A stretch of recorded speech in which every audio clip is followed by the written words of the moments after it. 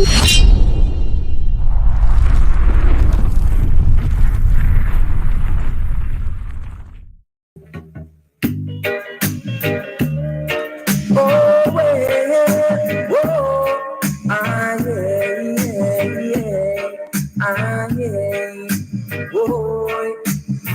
of them, when they preach slow, deep in their heart they don't know what is love. Some of them, when they preach slow, but deep in their heart they don't know what is love. And there's a fight, fight, fight, boy. And there's a fight, fight, fight, boy. And that's no right, no. And that's no right, no. If they see the brothers make one move in life, if they see the sisters make one move in life, then there's a fight, fight, fight, whoa. And that's no right, no. Then there's a fight, fight, fight, whoa. And that's no right, no. Oh no, no. Oh no, no. Oh no, no. Oh no, no. Some of them just a preach slow, but deep in their heart they don't know what is love. Some of them just a preach slow, but deep in their heart they don't know what is love. They just a fight, fight, fight. Whoa, they just a fight, fight, fight. Yes, and that's the right. No, and that's the right. No, oh no. Whoa, I know. I know.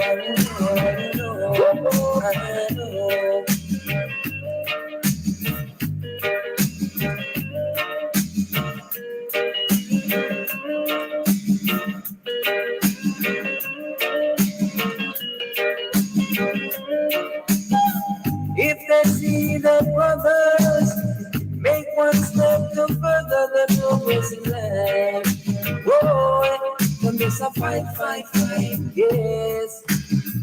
If they see the sisters make one step to further the progress in life, whoa, then there's a fight, yes. And that's the right, no. Then there's a fight, yes. Some of them, they just a preach slow. Deep in their heart, they don't know what is love. Some of them, they just a preach slow. Deep in their heart, they don't know what is love. They just a fight, boy. And that's the right, no. They just a fight, yes. And that's the right, no. Some of them, they just a preach love. Deep in their heart, they don't know what is love. Some of them, they just a preach love. Deep in their heart, they don't know what is love. No. I want right. Oh, right. I got the right. Oh, fight. Fight.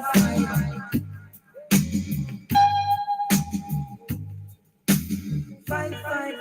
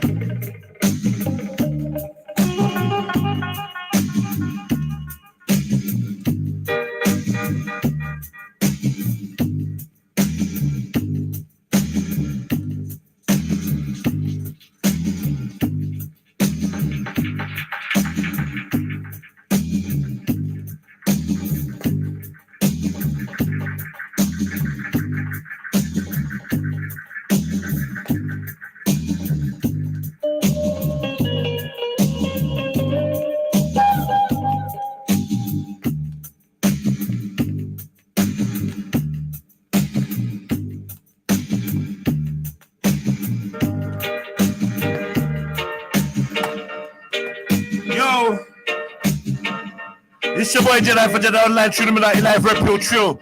Like, comment, subscribe, hit the notification bell so you know when we go live. And please put the number of your like in the chat. You know, like that. Don't forget to subscribe to Trilluminati Clips, man. Hey.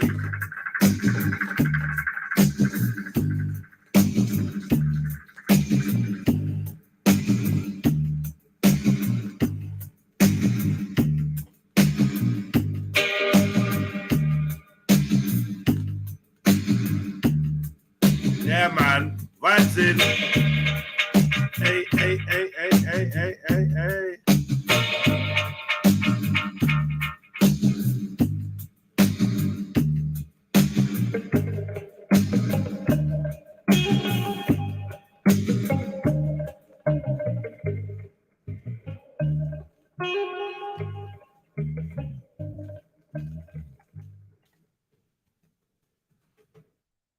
Yeah, man. And that, no, right. Oh, no. Let me play the next one.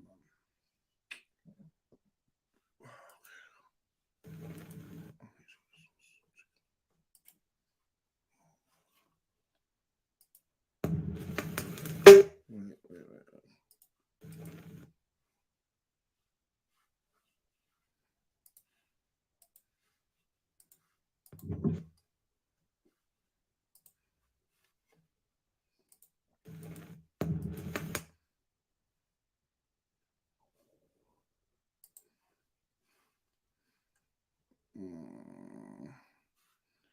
Hold on, 1 second, family.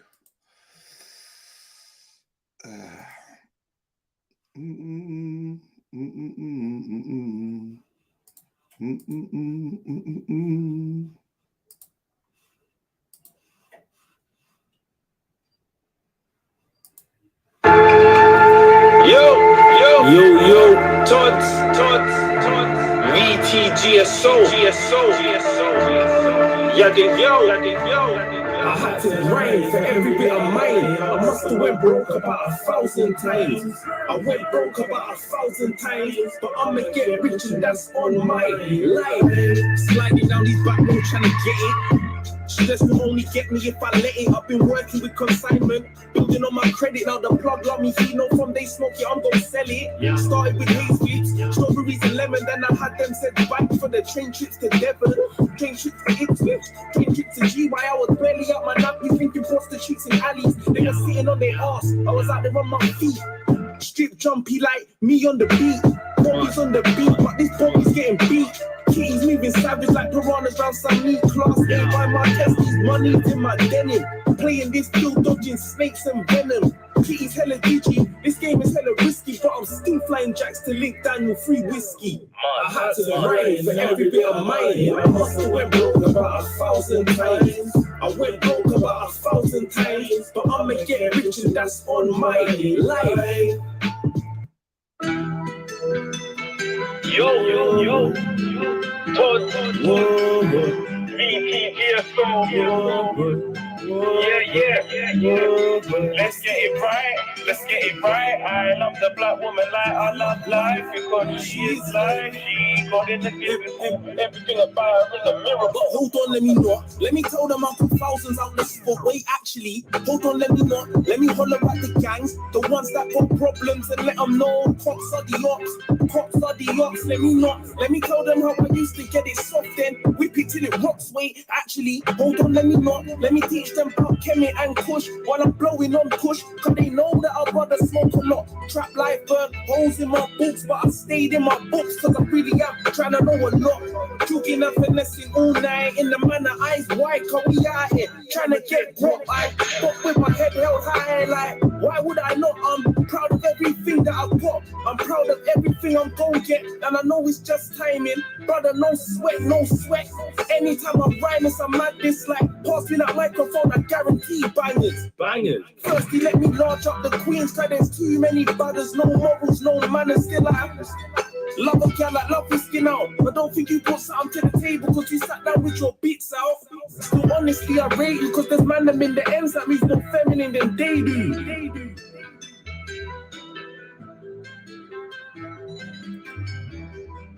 Still, honestly, I rate you, cause there's man them in the ends that moves more feminine than they do.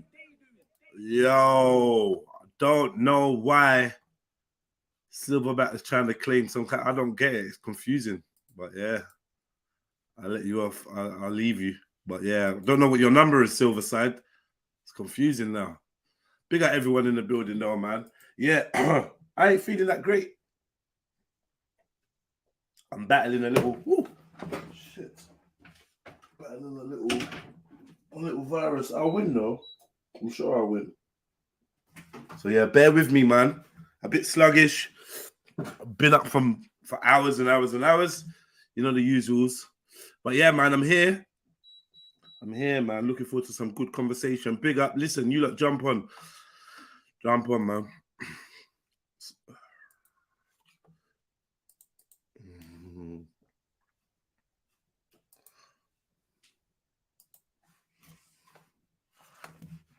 Well, actually, hold on, let me not. Hold on, let me not. I was going to play that, but hold on, let me not.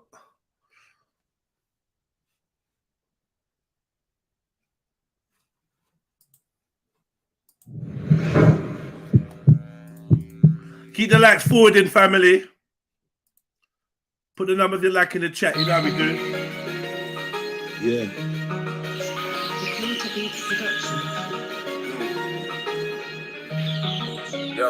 Yo, I'm a rude boy with manners, books and bandanas, a poet and a nerd, a crook and a gangbanger. I'm at home with the holy, I'm good with the grand slangers. Just because I got my head in the book, I'm never puss. With a bush, I could jump out a bush and get you smushed, better shush. I'm the wrong one to push, I get you whoops. If I give the young drillers the look, you're getting cooked. With a gang, who you smell in the air, it's hella push. You know the fam, stay ever prepared. We're never shook, connect with man. From everywhere, every hood, feds prang. They fill up a fair, cause we ain't hooked on their fool's narratives.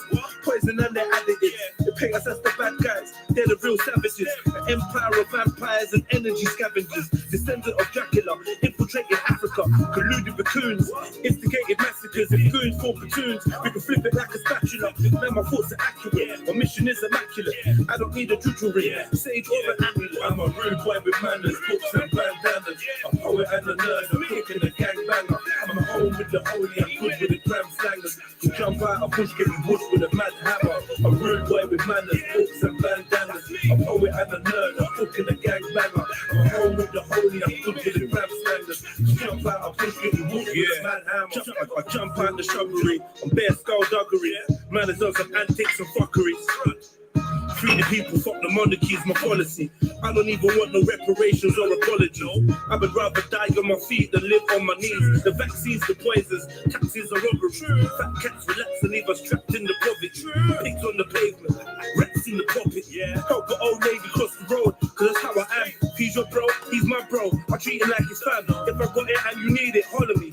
I'm the man, ever double cost me. I leave you bleeding where you stand, leave you bleeding where you sit, leave you bleeding where you lay. Know some greasy geezers that don't need a reason anyway. They be beating heaters any season. Man, I let it spray. Beating for my freedom, to the heathen. I will never change. I'm a rude boy with manners, books and bandanas. A poet and a nerd, a cook and a gangbanger. I'm at home with the holy, I'm good with the gram slangers. To jump out a bush, get me bush with a mad hammer. A rude boy with manners, books and bandanas. A poet and a nerd, a cook and a gangbanger. I'm at home with the holy, I'm good with the gram slangers. To jump out a bush, get me bush with a mad hammer. Dog, I'm good with these books and I'm good with the crooks. I smoke weed with shush and cow peas with shush. So if I lean to the side and I jump on my phone, it could be to get at my knowledge or getting hit with the whoosh. We don't part with them faggots cause they wuss. Never been hit with a package I couldn't push. If we couldn't make it then me and my toss. Come from a manner where you could dead overlook. Close my eyes and I see heaven. Trap house in years earned their key, dog. They put in more than the tenants. Tenants spend on smokes and tenants.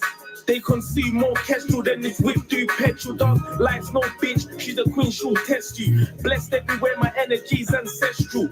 But my path, it might not be the best route, but I do what I do, couldn't care what the rest do. I'm a rude boy with manners, books and bandanas. A poet and a nerd, a cook and a gangbanger. I'm at home with the holy, I'm good with the gram slangers. To jump out a bush, get me bush with a mad hammer. A rude boy with manners, books and bandanas. A poet and a nerd, a cook and and a gangbanger. I'm home with the homie, I'm good with the gram slangers. You jump out a bush, get you whoosh with a man hammer. Hey. Look, books, bro. One. Mug. Yeah. No, man, pick up my books. I'll pick up my books, bro.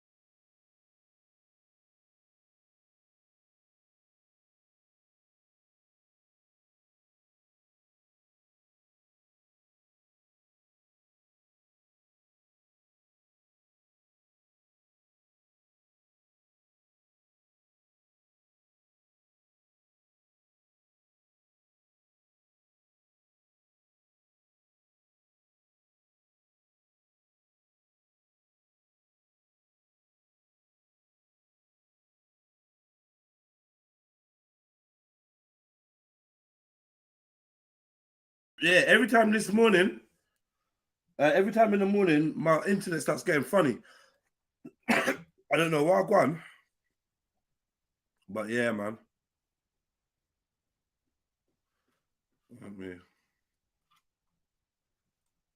Sorry about that, family. Sorry about that. Apologies. Let's reload.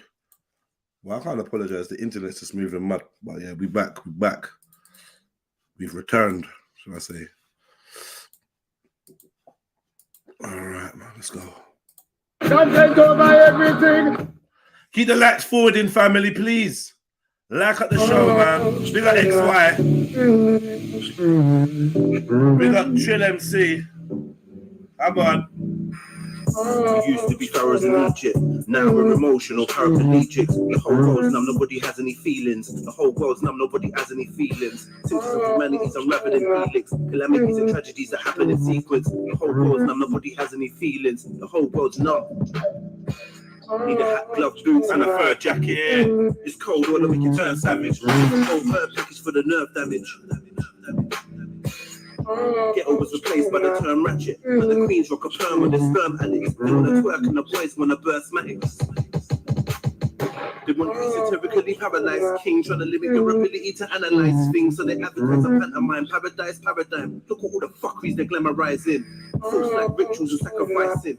Normal depravity and sodomite things. Geoengineering, the large hadron collider. They want a microchip under my skin. But when I look around, everybody's turning up. The buildings of the government are burning up. Nobody's fighting for the rights of a black man. A couple hashtags. Some cool t-shirts and a logo on a snapback.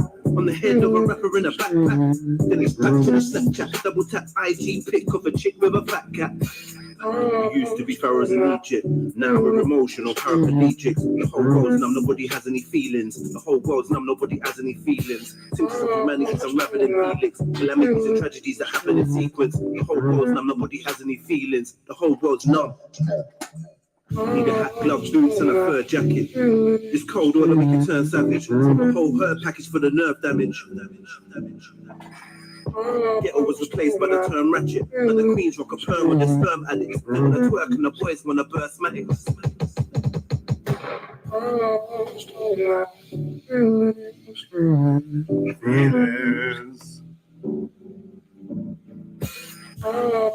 Feel the pain. All the day. I'm drawing the stars. Just standing in the mask in the dark. I need to heal again, heal again. I need to heal again, heal again. I need to heal again, heal again. I need to heal again, heal again. I can't feel my face, feel my face, feel my face. From Genesis to genocide. The revolution will be televised. I can't feel my face, feel my face, feel my face, feel my face. Head full of reach and a heart full of scars. I need to heal again. We used to be pharaohs in Egypt. Now we're emotional paraplegics. The whole world's numb, nobody has any feelings. Symptoms of humanity's unraveling helix. Calamities and tragedies that happen in sequence. The whole world's numb, nobody has any feelings. The whole world's numb. Need a hat, gloves, boots, and a fur jacket. It's cold weather make you turn savage. A whole hurt package for the nerve damage. Ghetto was replaced by the term ratchet. And the queens rock a perm with the sperm addicts. They wanna twerk and the boys wanna burst matics.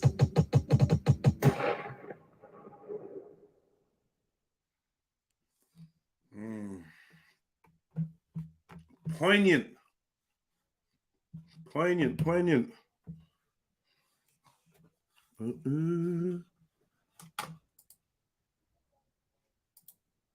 What I want people to know is that don't support the phonies, support the real. You know what I mean? How can these people be talking about how they... Man wanna trap, man wanna rap. Let's do this. Let's do this. Man wanna trap, man wanna rap. Do this. Man wanna trap, let's do this. Man wanna rap, let's do this. Man wanna get this knowledge to the youth, let's hit the ends and let's do this. I don't wanna hear excuses. No excuses. When I say yo, let's do this, all I wanna know is what the next move is. Yo, let's go, let's do this. Let's go, let's do this. Let's go, let's do this. Let's go, let's do this. Man wanna trap, let's do this. Man wanna rap, let's do this. Man wanna get this knowledge to the youth, let's hit the ends and let's do this. Yo, no excuses. No way. Baby, let's do this. You been talking the rudest. I packed off my clothes like I knew this. Like when I try and act prudish. She told me the pussy's exclusive, and I'm known for being elusive. Her panties are filling with juices, but she knows I'm gonna say gooses. Trying to find out what my next move is, cause I'm well connected and ruthless, and I get respect for them shooters. Extra blessed with them movers. Tell the next gen invest in their future. Don't just pick them up when they blow. Drop with them to represent sooner. Participate in that glow. I'm a big bro to all of my YGs, facilitating that growth. One for all of these gatekeepers. I think they're taking their oath. In space they pray to Satan and ghosts, but they can't stop us making these notes. Sipping my juice and hating that draw. All I'm saying is let's do this. Man wanna rap, let's do this. Man wanna get this knowledge to the youth, let's hit the ends and let's do this. I don't wanna hear excuses. No excuses. When I say yo, let's do this, all I wanna know is what the next move is. Yo, let's go, let's do this. Let's go, let's do this. Let's go, let's do this. Let's go, let's do this. Man wanna trap, let's do this. Yo, man wanna rap, let's do this. Man wanna get this knowledge to the youth, let's hit the ends and let's do this. Yo, no excuses, brother. I don't wanna hear not one. All I wanna know is what the next move is and how we gonna get that done. Man, let's stay live to the streets, so we have a dash way wrong. Man wanna find peace, but still have to stay by gun. Man wanna trap, got that done. Man wanna rap, got that done. Man wanna get this knowledge to the youth, so I was on the other side trying to get that done. Man wanna trap, got that done. Man wanna rap, got that done. on. Man wanna get this knowledge to the youth, I was on the other side trying to get that done. I can't rap with them and they're useless. Always full of excuses. All I know is let's go and do this. Link the scholars and the shooters. Trap hard in the trap house. Used to mix that soda with Yola. Now I rap about that realness. I'm a revolutionary soldier. Let's do this. Man wanna rap, let's do this. Man wanna get this knowledge to the youth. Let's hit the ends and let's do this. I don't wanna hear excuses. No excuses. When I say yo, let's do this, all I wanna know is what the next move is. Yo, let's go, let's do this. Let's go, let's do this. Let's go, let's do this. Let's go, let's do this. Man wanna trap, let's do this. Man wanna rap, let's do this. Man wanna get this knowledge for the youth. Let's hit the ends and let's do this. Yo, Baby, let's do this. no way. Baby, let's do this. Let's do this. Baby, let's do this. Man wanna rap, Baby, let's do this. let's do this. Yeah. Right, man. I'll play a couple more tunes and then we're gonna get into it. All right, just letting everyone shuffle in and that. You can hear my voice is kind of fucked. See the pain. See the pain. Hit the link, family. Jump on, man. SMS white thoughts, you get me. Break down, bust the sediment. I'm in my element. Gallivanting through the tenements like an elephant. So back to the bone, I'm 2'6" for my skeleton. Gotta wanna give you the pussy because I'm relevant. You make the yellow go celibate cause you're delicate. Effeminate. See this clip here? He's got telling it. We'll find a best head back. I'm putting shell in it. The way you screaming dirty boat, this other does a chilling. Right now, you make shit happen, there's no wishing. We play a game where the referee is missing. It came up off a pop, but it wasn't one to listen. She got a butt and swallow nut, there's no kissing. Of course, we got trust issues. Trust a drug, man, I'm dying over trust misuse. Yo, I don't need no tissue. Can't stay around the killies that keep large pistols. And they keep the clip full, forever ready to empty it. Clean heart brothers, but they stay about that devil. Yaga, yaga, yo. I was always good at playing my position. What you know about B-Wing, waking up in Brixton. I think I'm just a freedom fighter, playing up the system. I have the hood looking for you like cadence from Mitchell.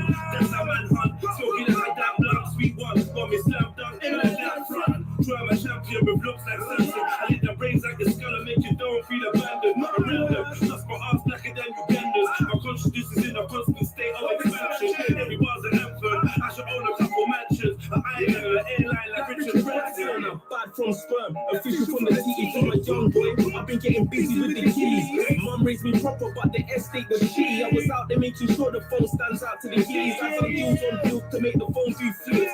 Keys raiding purses just to purchase bits. I was the fee push, being in veins and nearly died and make the line like, yo, it's only that you wanna buy. Money have to make, can't have to slide. If you're chatting to the pigs, then I pray that you fry. Loyal to the soil, to the feds, I'll always lie. I'ma keep it that to the day that I die.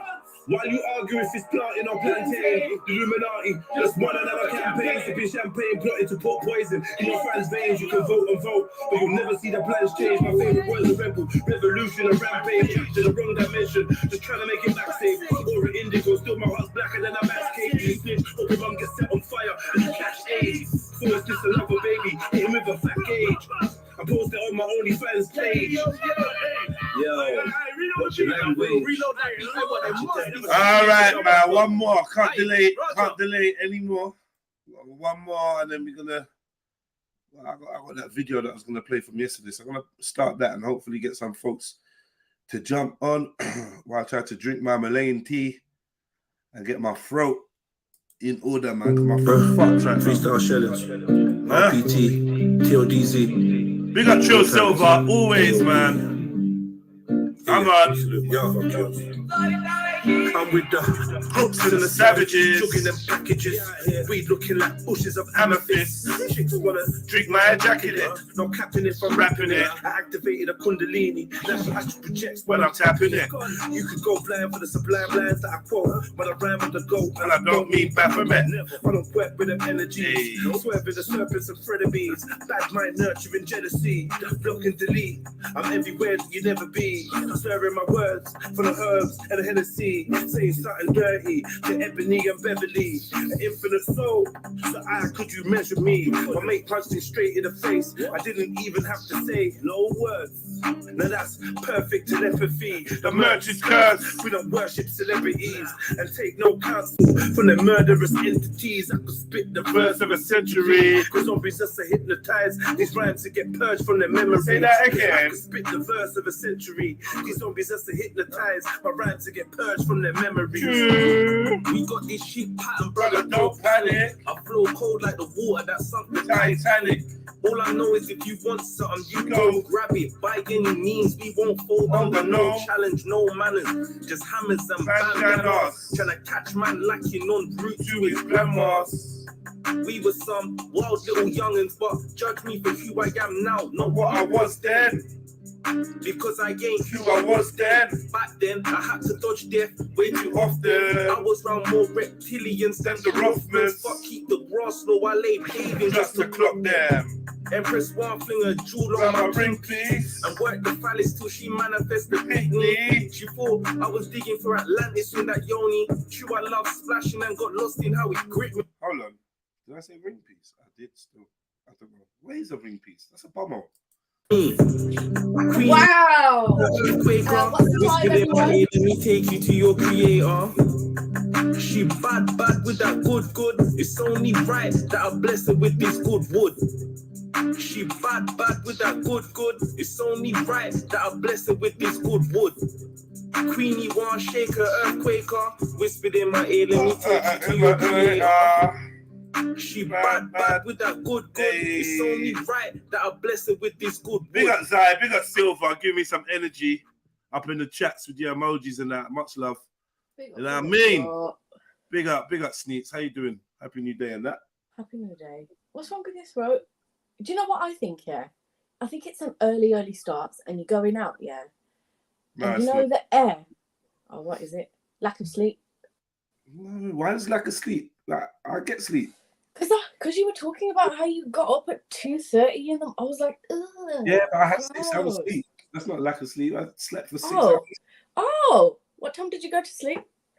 You do the maths. Okay, I can't. Right. But yeah, okay, cool. 6 hours. Yeah. I got 6 hours sleep, man. In my head, you went to sleep at like 10 or something, and then woke up at 2:30. I was like, gross. I went to sleep around roughly about 9. Oh, that's all right. That's not too bad. Yeah, but I'm confused because you're like on it. Like you take so much stuff. Like, if anything, shouldn't I be attacking you? Huh? I'm just confused. What are you confused about? These little things that are just flying around. They're so relentless. There's something going. Like they're poisoning us. It's not like secret. Come on, man. It's not secret. Yeah, I know. But every time I try and fight it off, and I'm like, yeah, I'm winning. It's not. Yeah. Comes to attack me again. Yeah, look, man. They're putting something in the water, in the air, in the food. This is my belief in it. So. Yeah. Yo, what's up, man? I can agree with that. You right, people, then? Yeah, big up. What's good? Good morning, man. Good. Oh, happy new day to everybody. Yeah, man. Big up. You right? Yeah, all right. Boy, this is the first time I've come in and Sneaky hasn't gone, oh my God, this guy again. So that's really cool. I did. You just didn't really do it. Okay.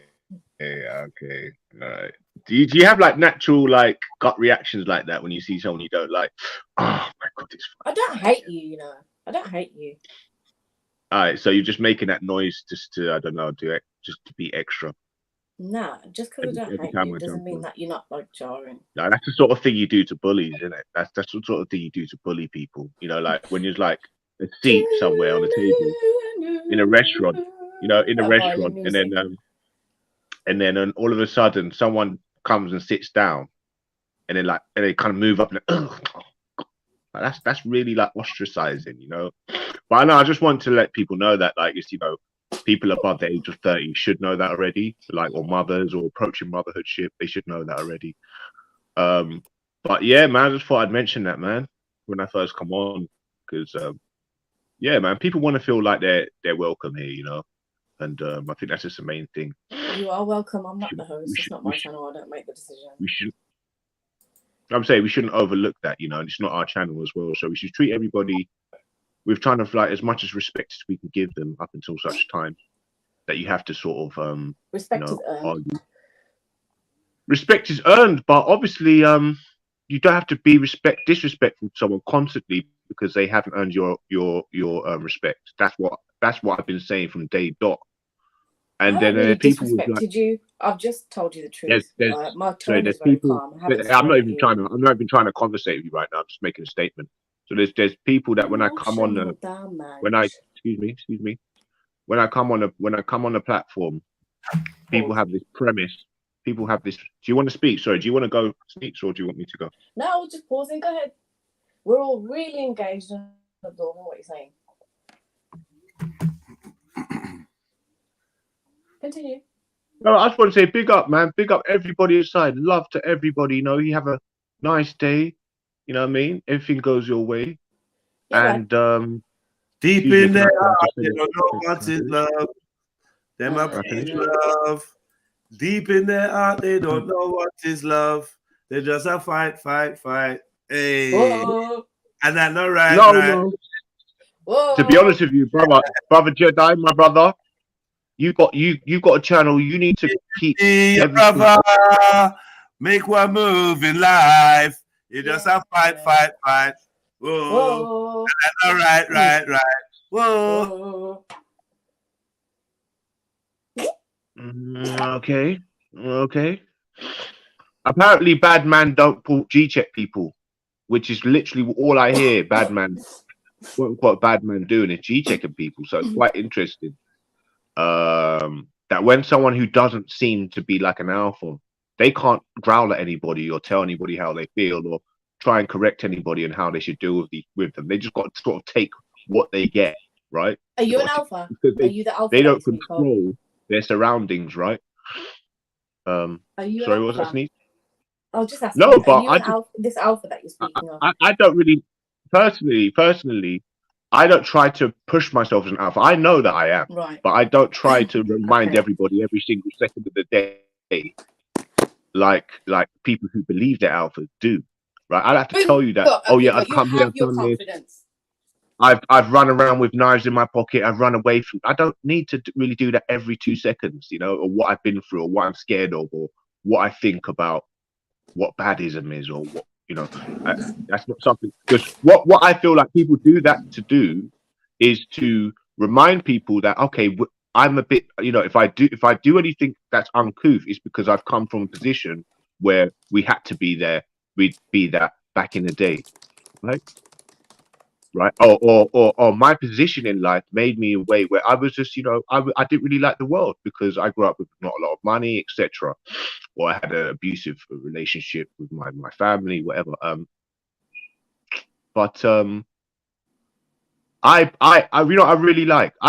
really appreciate someone who you can't really tell where they're from. You can't tell if they've come from a hard spot, this, that, whatever, and they've turned everything around. You're like, Rad, what, you used to do that?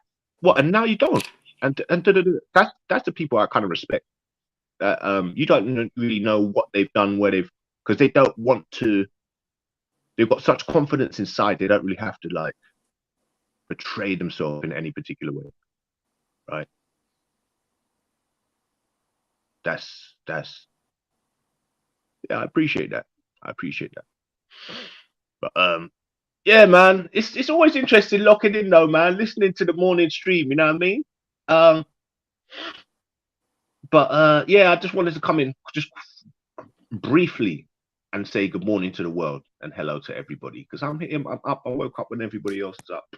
But what are you up to today, guys? What's the topic?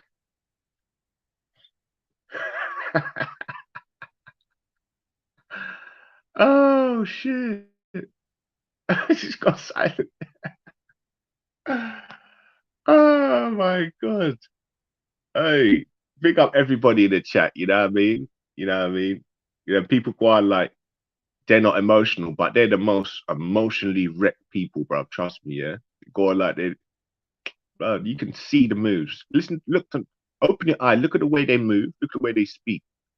They try to convince you that they're not emotional. Bruv, everybody's got their problems, right? Everybody's got their problems. So a lot of the time, people who make out that they're carefree, they always question themselves. Did I do that right today? Did I not? And if they don't, that means they're just not intelligent. They don't, you know. You know what I mean? But yeah, man, you know, the whole world stops when the disabled Kingo gets on. No one can speak because apparently everything I say is just like it's just so, I don't know. It's so relevant that it completely stops everybody's stream of thought. Have you seen this? Look, Sneaky don't know what to say. Jedi. It's not that I didn't know what to say. I just switched off in it when you were talking. But that's cool. That's fine. You're the type of person where there's no kind of communicating with you. Is there not? Well, why didn't you ask me how my day's been? Like I just did with you, to be honest. And you lot blanked me. That's fine. If you don't care, that's fine. But now the viewership, well, the viewership will be fine. Well, it always is. Have much airways, and you don't have to ask me anything personally. Have you hit the like button today? That's what I'm going to ask you. Yeah, that's good. Yeah. Have you hit the like button? What was your like number? The support for Trilluminati, I feel like just because that's right. You know, some of the people that come up on the all right, why don't you jump on Trillo Catcher instead of complaining, man? You lot like so powerless. You lot could jump on and change the vibe or you know what I'm saying? Like, he's the only one that fucking jumped on with Sleep. So I don't know what you want me to say. I've got tradesmen in the house doing some stuff quickly, so obviously I just had to go on mute and whatnot. I'll be back in a second. I'm literally by the computer, but I'm not sitting down or whatever. Cool. Yeah, family, but people know the same. Just jump on if you. Do you know what I mean? You know, yeah, family. I said clearly I needed people to jump on. I said clearly. Sneaks jumped on, and I could tell she's not really in the best mood. And now, fucking the Kingo's jumped on, which made us both like, well, because we just know. Oh, you know what? Yeah, when it starts filling up, I'll come off. I jump off. I just want it to be. I want it to be like. You know what I mean? Yeah, it's cool. Just what the hell, Born? What the hell? What is that profile picture? Why is it not showing on the screen? Yeah, I can't see nothing. What the fuck is that? What is that one? I can go. Yeah, that's I just think that sometimes we need to do that to certain people, man. Just shit. Yeah, was that chlorophyll in that? Yeah, man. Yeah. Just get them on out of here, man. Shit. Now that's facts. Get them on out of here, man. That's what like how they do with the Americans when they go past and just shoot them in the head or pulling them out. Yeah. You know what, Kingo? Do you want to tell us how things have been? You want to give us any updates? What? Somebody said something the other day, and I didn't know whether it was true or not. They said you said that because of your condition, the bone is growing outside of this. It's going through the skin in your leg or something like that. Is that true? It's trying to. Yeah, it's trying to. Yeah. So it's just you can imagine it builds itself around the original spine. So it's eventually, yeah. It's like there will be a time when it breaks through or something. But yeah, it's very.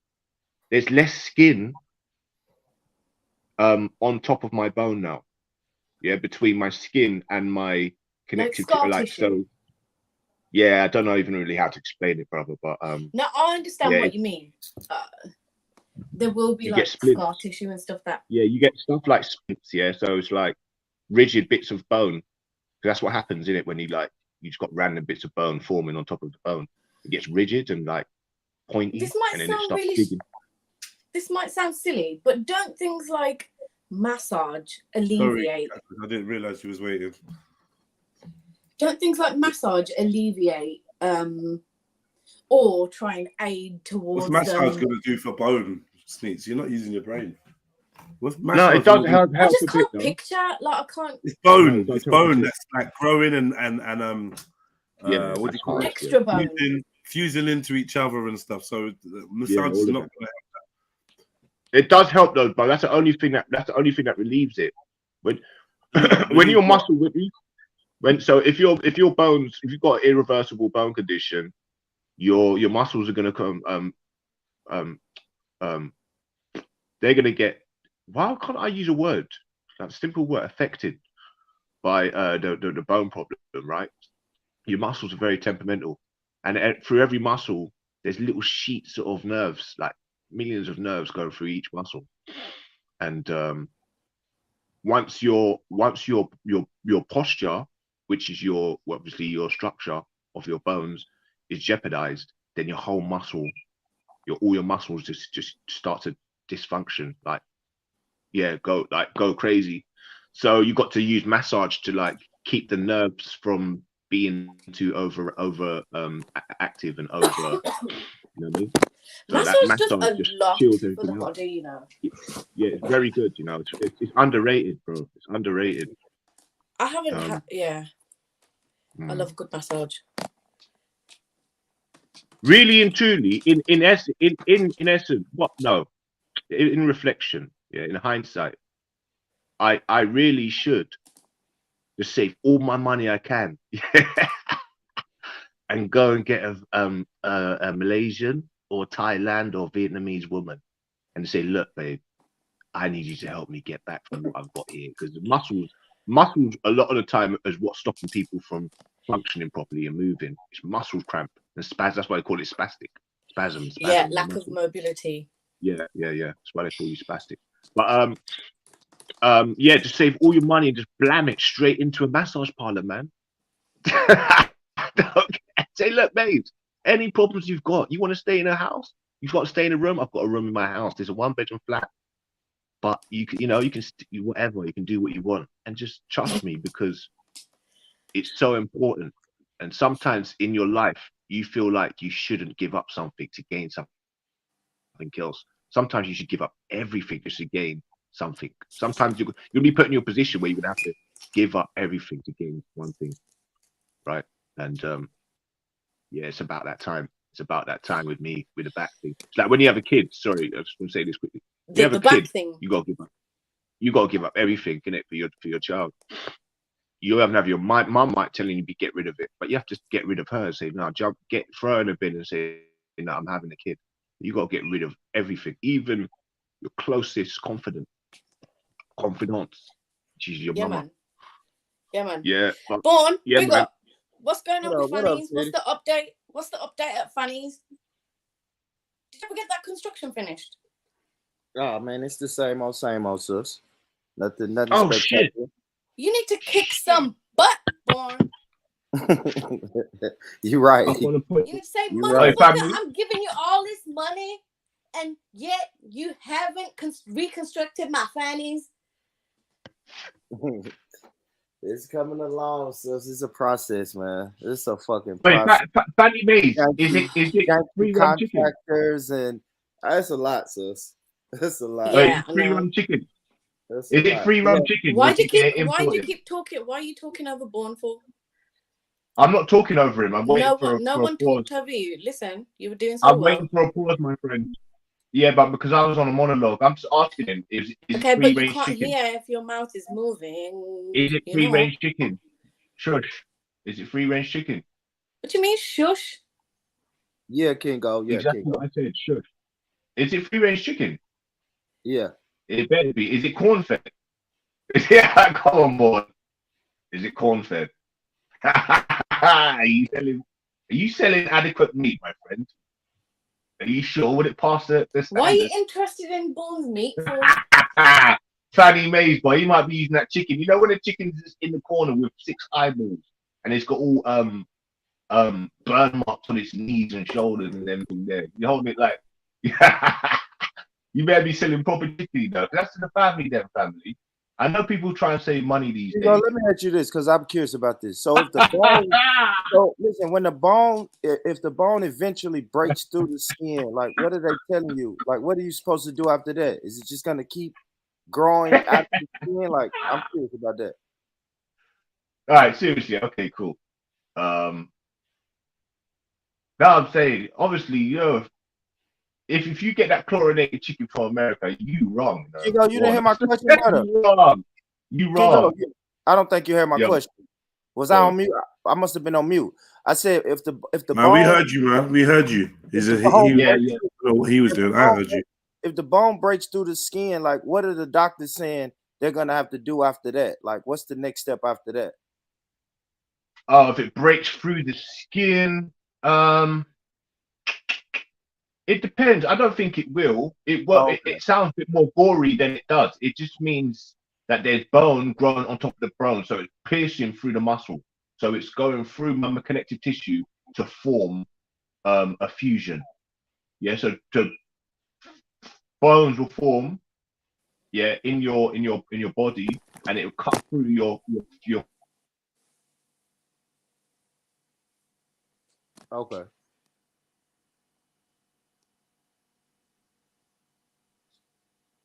But yeah, remember there's like 5 layers of skin that it needs to cut through. Okay, cool. I had it misunderstood. I was like, oh shit, bone gonna cut through the skin. Okay, all right. I had it misunderstood. So it's going through the going through your muscles. All right, Kingo. All right, brother. I think he got taken out. All right. So what's up, Sneaks? I'm just working. I've got a really busy week this week. Like, I don't know whether I'm coming or going. You know what? You know what I'm saying? One of them busy weeks. Sneaks. So I've seen you writing some stuff like you can't concentrate when people are talking and stuff like that. What's the cause of that? Do you know what? I think I kind of allow myself to just drift off. It takes a little bit of active kind of what subjects are you interested in, Sneaks? Like genuinely, what subjects are you interested in, if any? At the moment, just like the one that we were talking about last week, the one with the star signs and shit. I know it's just bollocks, but it's just easy. Star signs. Yeah, to talk about. To be honest, there's not really a whole lot that I like to talk about at the moment. No, that was an interesting conversation to just see how, like, people will be like, oh, I don't believe in all of that. But last week, when we started talking about it, it's like, it's one of those things that I've seen people type before, like, oh, I don't believe in all of this. And then all of a sudden, when there's a vibe that's created around a conversation and there's actual information being exchanged, like everyone was like involved. People actually wanted to talk about it and show that, oh, maybe they do have a bit of knowledge about it. Do you know what I mean? You find it an interesting subject. Is there any other subjects? Do you have an interest, like genuine interest? Do you know what? You know, when I'm more, this sounds really stupid, but it literally just depends on my mood. Sometimes, if I want to talk, do you have interest? I'll be interested in getting involved. Sneaks. Do you have interests? Is what I asked you. Yeah, my current interest is like delving into the self-improvement world at the moment. Which is what? Like, what is that? It's like going back to basics. Like you know me, yeah? If I'm honest with you, yeah? I reckon that's just a bag of like faffing about fucking overthinking. This is what I think that this self-improvement whole niche is. Overthinking, overcomplicating life, and just finding excuses not to live.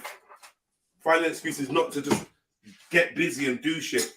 It's just like, oh, you know, all that health, that well-being and mental well-being. It's like, I just find it like the new nothing. It's like, it's literally, because anytime I've asked anyone to really explain it, I end up rolling my eyes like, oh, what are you not talking about? And yes, it's women. It's all women. This is what women are being sucked into. It's like a whole genre of just. What about the men that are involved in it? Are you saying that they're like feminine? Are they men? Are there lots of men involved in it? Yeah, I think they're feminine. Yeah, I do. There are men, you know. There's like like Wayne Dyer, but he does take more of like a spiritual approach. Wayne Dyer. So there's actually people. What does Wayne Dyer do? Tell me about Wayne Dyer. You ever heard of Wayne Dyer? Born? No, I never heard of. Never heard of. All right, teach me and Born about Wayne Dyer. We want to know. Well, Dr. Wayne Dyer. He's a doctor. Yeah. He started off like Dr. Wayne Dyer is a doctor, yeah? All right, well, good start. Go. He's a doctor, yeah. Oh, is that why it's called Dr. Wayne Dyer? Maybe. Huh? Maybe, yeah. How do you spell Dyer? D-I... No, D-Y. D-Y-E-R. I was watching this one talk where he was having a conversation with someone and he was talking about how his dad was like abusive and then he left him and whatever. And there was this pivotal moment that he talked about where he went to his dad's grave to kind of ask for forgiveness or whatever. Personally, I don't feel like I would be the type of person to do all of that. So I kind of struggled to wrap my head around it. But he was just like, there was this whole, like, it sounded like a movie. It was pouring down with rain. He went to speak to him to kind of, I don't know, maybe he was after some type of closure. And then his dad and then he got so angry he went. And then at some point he got a pull to go back. And then he forgave him. And he was talking about how in that moment, something switched for him. And his whole life kind of like did a 360. Because he let go of this one thing, like he released it. It was a big thing that was kind of troubling him and caused him trauma. And then his career kind of took off. He became successful. But he's worked in like... All right, pause. Sorry. Bun. Yeah. Ha, you're laughing because you already know. What did you get from what Sneaky said? The doctor, something in his life turned around. So I'm thinking his life turned around for the worse, right, Sneaky? Am I wrong by saying that? Yeah. So you saying he was a doctor first? Because I ain't gonna lie, I kind of tuned out and started reading the chat. He's like one of those in the self-help industry who he's kind of, a lot of these people who have kind of made it to the top have their own institutions where they kind of guide people in their own way. There's another guy called Bob Proctor, and Bob Proctor, well, he's passed away now. Do you know the people that you're fucking with? Like, do you know who Bob Proctor is? I realize now. So do you know about the spirit? Do you know about Abraham? Abram or whatever. This do you know spirit what's mad? Yeah. Do you know this spirit that they think they're getting information from, and these are the people that's kind of behind The Secret. You know the book, The Secret. Listen, but they don't tell you about this, the whole spiritual, basically judge side of what they're on. Yes. Let me tell you lot something, yeah, and like, I'm gonna tell you something, because I'm here for the people. You see the annoyance that I feel when people talk about these things. It's actually from a spiritual basis, right? It's a spiritual reaction to this shit because I can feel the energy coming off these type of people. Listen, in the last days there'll be many false prophets. I keep telling that the whole point of me interacting with you lot is telling you lot, lead your fucking selves. Stop listening to motherfuckers. Don't even listen to me. Listen to yourselves, learn for yourselves, and stop following these motherfuckers. They're leading you lot down paths that are frying your brain, making you depressed, making you lack confidence, making you, life is I'm anxious, I'm this, I'm afraid, I'm that, and I've seen so many women that basically, because they don't have a lot going on, this is not a personal attack, and I can literally push you to the side, Sneaks, yeah, and scream at people like stop following these motherfuckers. They are on some shit that you're not realizing. So what do you know about this Abraham thing? Abraham. Yeah, see, over the last couple of weeks, I've been listening to her. And then that particular talk. Listening to who? Abraham Hicks. What? Abraham Hicks. That's a woman. Yes. Her name is Esther. Listen. Her name is Esther, and she claims to be channeling Abraham. This is what I found out in the last couple of weeks. See, I didn't know this. So why are you listening to that? About her. Oh my God. Oh my God. Why? What? Tell me from the beginning how you got onto Esther. I'm trying. No, you're not. You didn't. You didn't start from the beginning. How That's can why I I, was all if you're confused. talking all Because over you me? said I was listening to Abraham, Oh, but you know it's Christ. Esther. Breathe. You said you no. Let me just. I will go quiet. You said you was listening to Abraham, right? But actually, it's Esther. So I don't think it's starting from the beginning. But I'm quiet, and you tell us. Just be punchy with it. Thank you. Thank you. Thank you. Thank you. Okay, so over the last couple of weeks, I've been listening to Abraham Hicks. I thought she's that woman whose voice that I like, and she speaks a little bit like she's telling a story from the law of attraction. So like on my YouTube feed, I just came across a video of hers, and then so I've been clicking them and listening to them in the background just before I go to sleep. And then I saw this one where she had a talk with Dr. Wayne Dyer, which is where he divulged that information about his dad and everything. Before they started to get into it, she was like, "Hi everyone, yeah, I'm Esther Hicks on blah blah blah," and then Wayne and her sit down, and then she takes a minute to breathe, and she's like, "Right, I'm gonna breathe," like, and then Abraham comes out, and then I was like, "Oh shit!"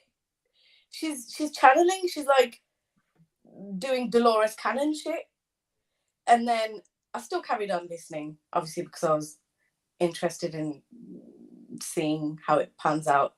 But yeah, I clocked that. From then, I've been kind of like thinking a lot back to other things and stuff with Bob Proctor, and I came to that realization that I should move away from it. I should start to come away from that. It's no fun though. It's like you have to just rely on yourself for everything. Yeah, well, you know what they say: if you don't guide yourself, you'll be guided. Yeah, and this is true. You strike me as someone that is sending out all the signals that, oh, please come to me, oh, please, and something's gonna come to you, and it ain't gonna be good. Pilot yourself. I'm not gonna lie. You're better off just going and studying Sikhi than this shit. Like, what are you on? Like, what are you looking for? Tell us. What do you want? You want the answers? You want some like white man or some white woman with an American accent to give you the answers to life and how to get over. No, I'll tell you how I get there. I'll be in some like thought pattern, and then I'm like, oh, I want to come out of it. So I need to feed my brain with something that is going to take me like off this way of thinking. So why don't you just control your thinking? Do you have uncontrollable thoughts? I feel like I need to sit there. I feel like I need to sit with myself. You feel like why do you feel like that? Why do you feel like that? Because otherwise it'll be like, oh, I've got this to do, I've got that to do. I need to focus. I need to get my brain right. And then because otherwise I won't get anything done, and I'll kind of just sit there and I'll just think. Think about what though? What are you thinking about? What is that? Whatever's on my mind, isn't it? At the time. Yeah, but what? Give us an example. What's on it's not. Oh, what am I going to eat later? Or oh, I can't wait to see my boo. So what is it that you're sitting there thinking? Like, all right. So I'm guessing that with the hesitation, it might be something too personal to share. Can you give us a roundabout kind of understanding of what type of things, what kind of thoughts you're having that you think, oh, let me just sit here and just think this, and then you won't get no work done. What kind of stuff? I don't, because I can't guess. So it's a little bit at a really broad level. It's like me constantly trying to control everything that's happening, like the good shit, the bad shit. I'm learning to kind of just like flow with things rather than like fight against the wave. Do you know what I mean? Yeah, I think. I feel like I think that I think. Let me just change that because I hate starting. It's better than I feel. No. Let me. I'm not saying I think or I feel. I know that aimless thinking and overthinking are the plague of these generations. not being not having motive and purpose leaves people like everyone, like it's like everyone is searching for something, and it's like, why don't you just get off your ass and do some shit? Why don't you get off your ass and create something?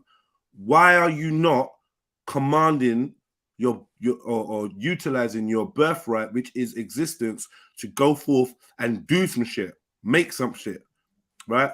Instead, we've been tricked into this thinking, overthinking, pondering, and then getting depressed by our thoughts, and then getting sick by our thoughts.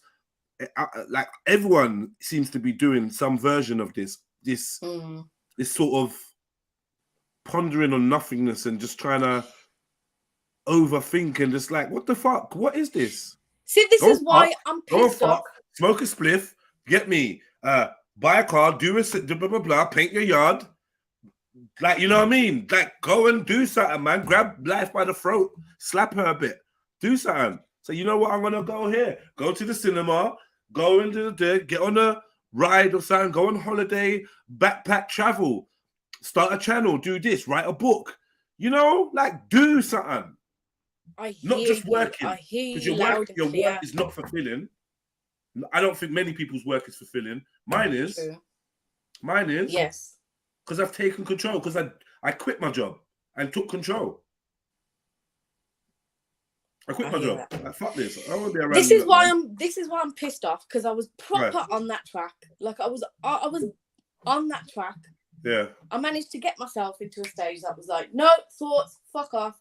I haven't got time to engage with you. I need to take action right now. Right. I got to that place where I was sick and tired of natter, and like lack of action. I was well on that path. Right, something came, and I'm a little bit ashamed of this. Something came like a bowling ball, some cunt, and I allowed it to knock me off my path. So this is why I'm. When you say a person, yes, let's just allow all of that though. A person knocked you off your path. Is this recent or in the past? Recent. So a person knocked you. Okay, so just some cunty shit. Explain to me why a person has power over you. What did you do? You granted them power. You gave them permission to have this control, because no one could have it without permission. So ultimately, this is true. Yeah. So now you're gonna blame them. They knocked you off your path. You couldn't have been on a strong enough path if they've come and knocked you off. That's right. You know, like when I start streaming and it's a good vibe, and then some fucker comes on, I'm like, yo, and I get all mad and I blame them, like, yeah, you fucker, you fucked up the vibe. Then I think to myself, surely my vibe should be stronger than this. Maybe I kind of wanted to go where they was taking me with their vibe, because I was a participant. Because if not, I would have said, nah, I'm not going there, piss off, and just not gone there. There is an incredible level. You say you want control. There's an incredible level of control that you have, that you can access over how you process experiences.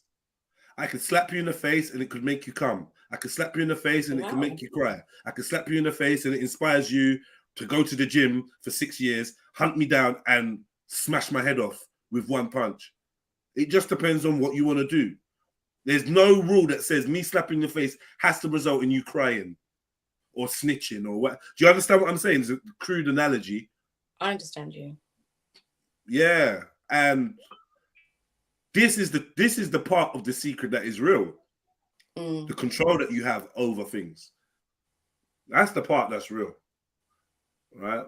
But yeah, I noticed this Esther thing. See, I'm so fucking... I looked at this woman's face, in 2002. I watched The Secret, maybe 2002, maybe 2003. I watched The Secret, and it was a big deal. I think S showed it to me, you know. It was a big fucking deal. Like, rah, this is sick. Laws of attraction. And I took what I wanted from it, and then I did further research, and I saw this. At the end of the DVD, there was an extra like chapter or an extra thing, and it was this Esther chick talking about the spirit of talking about Abraham, and then I went and researched that, and I realized, oh, this is a whole cult. Bob Proctor, all these men, they're Masons, they're Eastern Stars, they're witches, they're warlocks. They ain't gonna come out and tell you that shit. That's what they are. This is all about lesser magic. Yeah. The dream board, the vision board, it's part of reality, but they're leading you down a way. It's like if some fucker teaches you how to meditate, they're going to teach you how to do it in your way. Not to say to meditate is wrong, but that you're going to do it in their way, so you're going to get their results. Yeah. You know what I mean? It's like they're amalgamating another side that they're not being honest about with the actual teachings.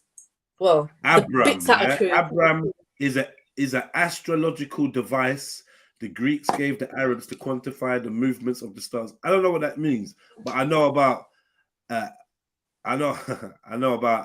Abraxas, I know about abracadabra, and so on and so forth. Abram, it's I don't know what's going on, but these that are working with some kind of consciousness that, you know, I'm calling it consciousness because if I call it a demon, you like ain't gonna fucking it's gonna go right over your head.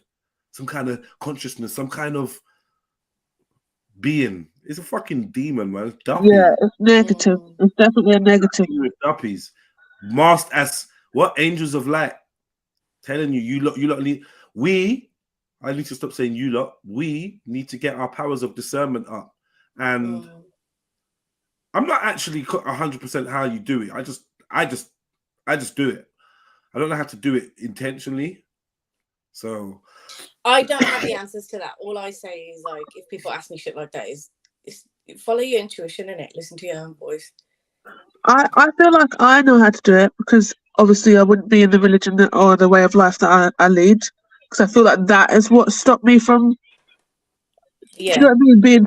Because I know what it's like to be before and what it's like to be kind of, I don't know, I don't want to say possessed, but an open vessel.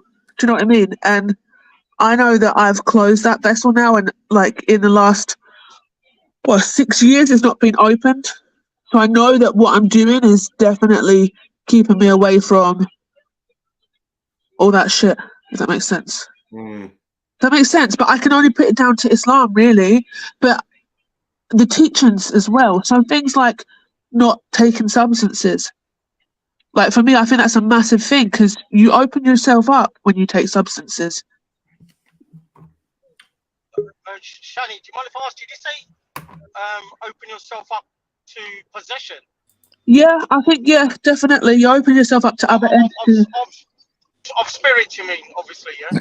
Yeah, Shalom, brothers. Shalom. Other entities, yeah, definitely. You do. Big up, Khan. Other entities, yeah, but what can you describe those other entities?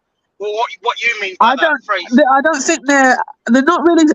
So I mean, like maybe uncontrollable emotions, anger.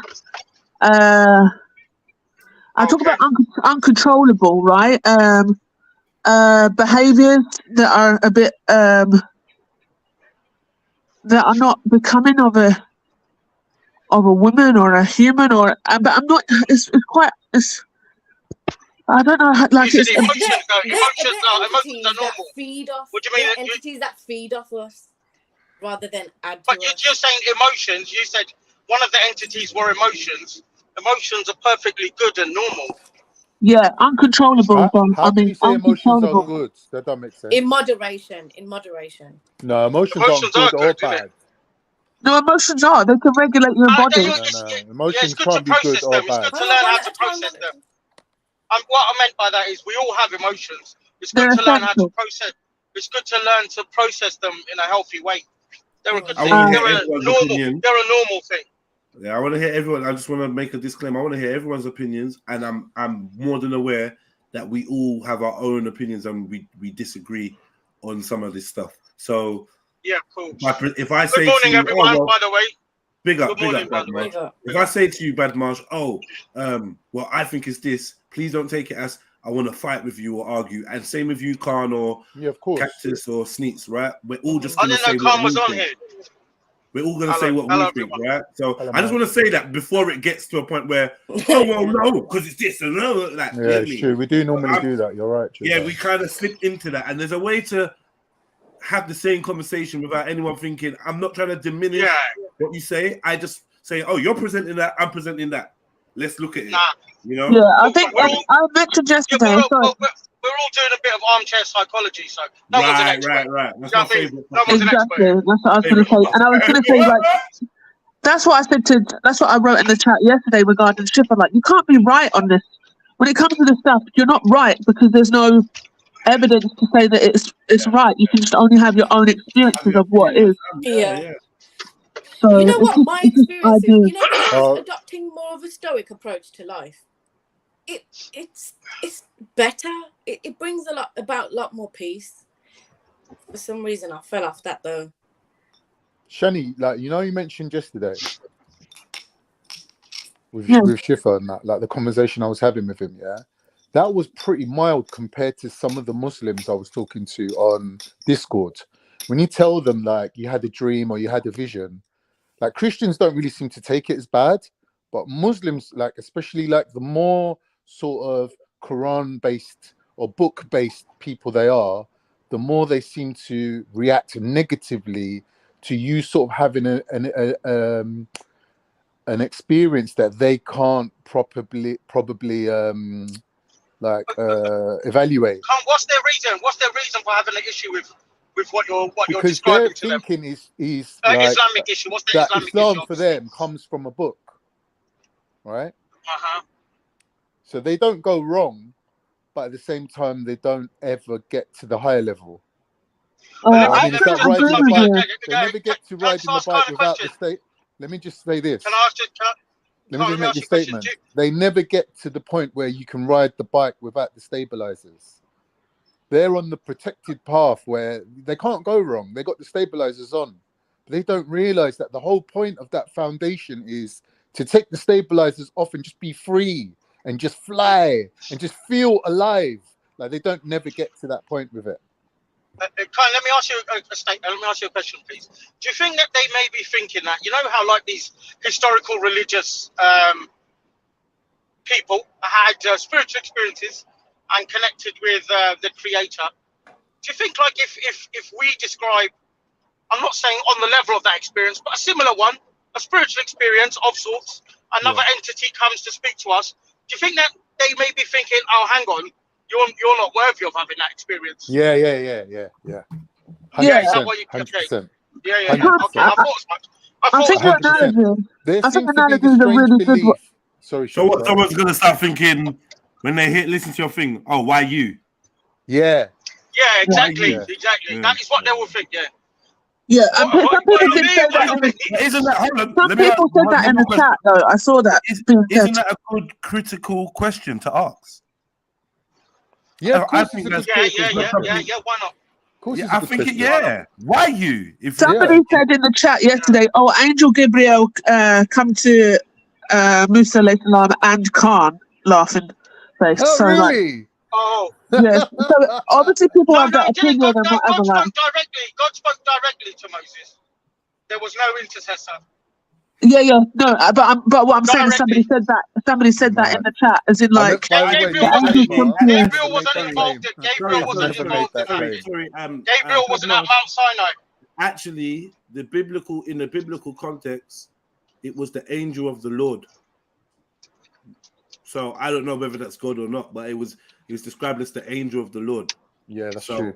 Zulu but says. It wasn't Gabriel, no? Zulu says the angel of the Lord or the word is Jesus or whatever. It gets very complicated. But he's complicated. Do you know what I mean? Trinity being. He's saying Zulu believes it's not God, and I think he's made good arguments to kind of. Yeah, of course, definitely. Zulu knows what he's talking about when it comes to this subject, and like what my point was, if you find yourself at the gates of heaven and you see an angel in a human form, right? There's only a few people it could be. Mainly Jesus would be one of them. I didn't even know about the existence of Enoch or any of these people. I didn't know about it at the time. So I had to go and investigate that. I had to go and relearn about it. And when I learned about it and I was speaking about it, I found out that Zulu already knew about it. So I know Zulu does know his shit. Oh, But I you didn't admitted arrive that? at that same point through the same route that he took, through like learning his scripture and whatever. I just learned it through a different route that I took through personal experience, right? Are you admitting that Jesus is an angel now? No, I'm saying if you met a spiritual person, like if you met something that you thought it was an angel, right? But it could have been Jesus, right? Because we as Muslims believe that Jesus was raised up to the level of heaven. Well, right? Jesus is higher than an angel. Jesus is You're higher getting than an angel. semantical He's again. the I'm not first. trying to split hairs Wait, with you about your beliefs, bro. wait. Shifa, preaching to me. Shifa, 1 second. Shifa, I think you're allowed to give your perspective, right? Yeah, but please give other people like the respect to share theirs, and it doesn't always have to be a I'm right, you're wrong. Just like, from my opinion, Jesus is more than an angel, because when you jump in and you've said 10 words and they seem like it seems like an opening for a fight rather than a discussion. So before you jumped on, I gave these lot the disclaimer. Yeah, but like, listen, bro, we're trying to own our energy and we want it to be constructive and fruitful. I'm gonna allow Khan today. I'm gonna allow Khan. I don't know if you know, I've been allowing everyone else. I've been allowing everyone else. Bruv. Listen, it's about allowing yourself, bruv, to share without the ego. So I'm saying, but people have to remember what they've said previously. They're trying to check our egos. Shifa's not a battle. Shifa's not a battle, man. Shifa. We're trying to check our egos at the door of this conversation so we can share openly. I sound like a fucking mediation. No, I don't have an ego. I have a grievance. I have a grievance.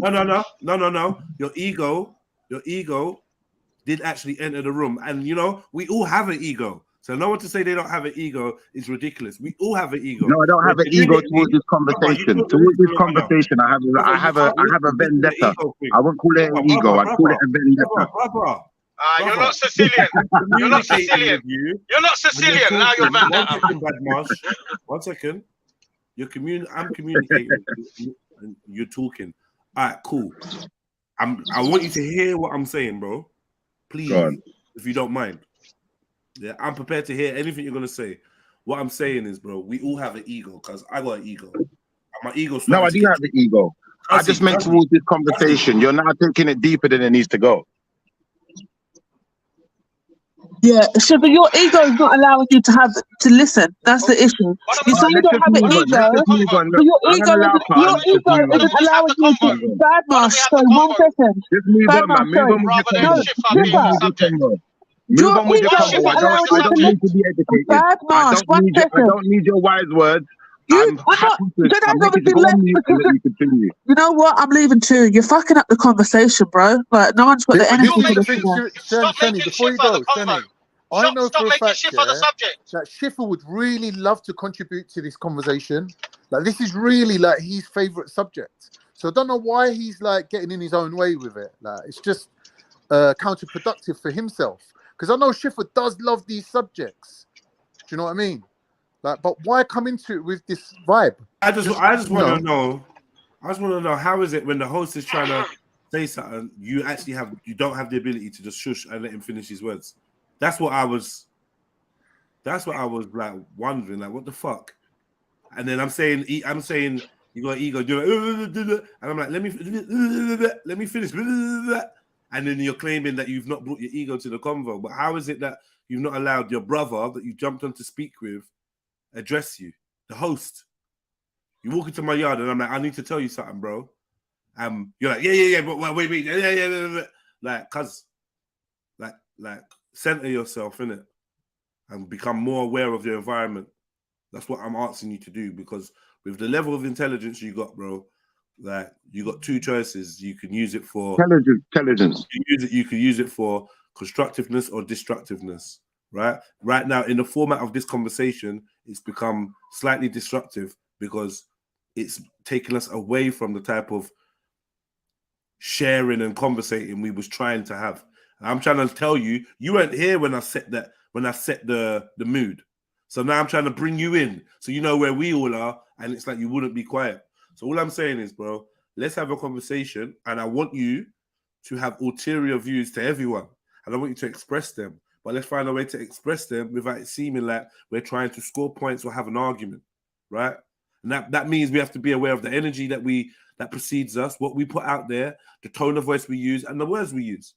It's about being mindful about what we are doing and the fact that there's 4 other human beings with their own background, their own history, and their own perception. And we have to try and find the middle ground. This is what I call social and emotional intelligence. This is what I run really high on.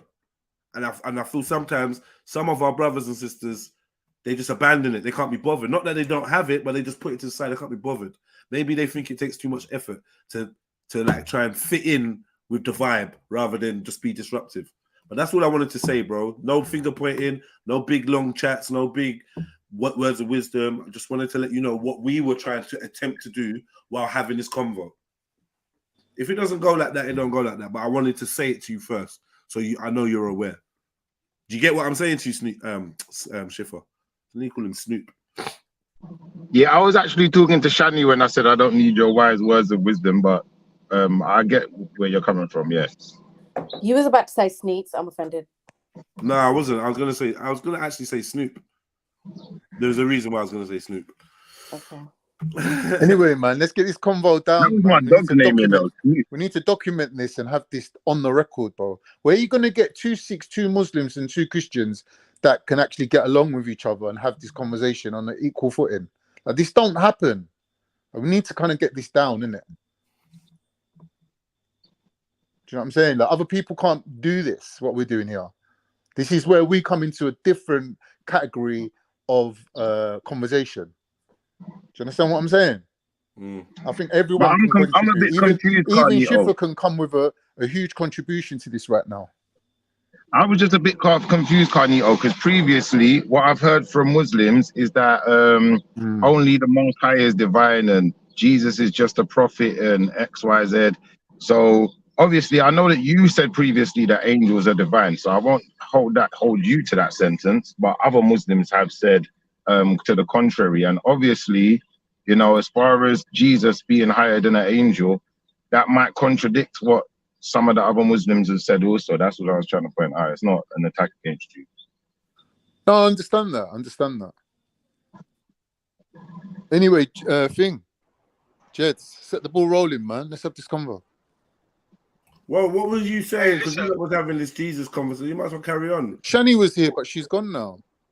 Yeah. Khan, what was Khan? Was yesterday's convo along the same topic or on the same topic?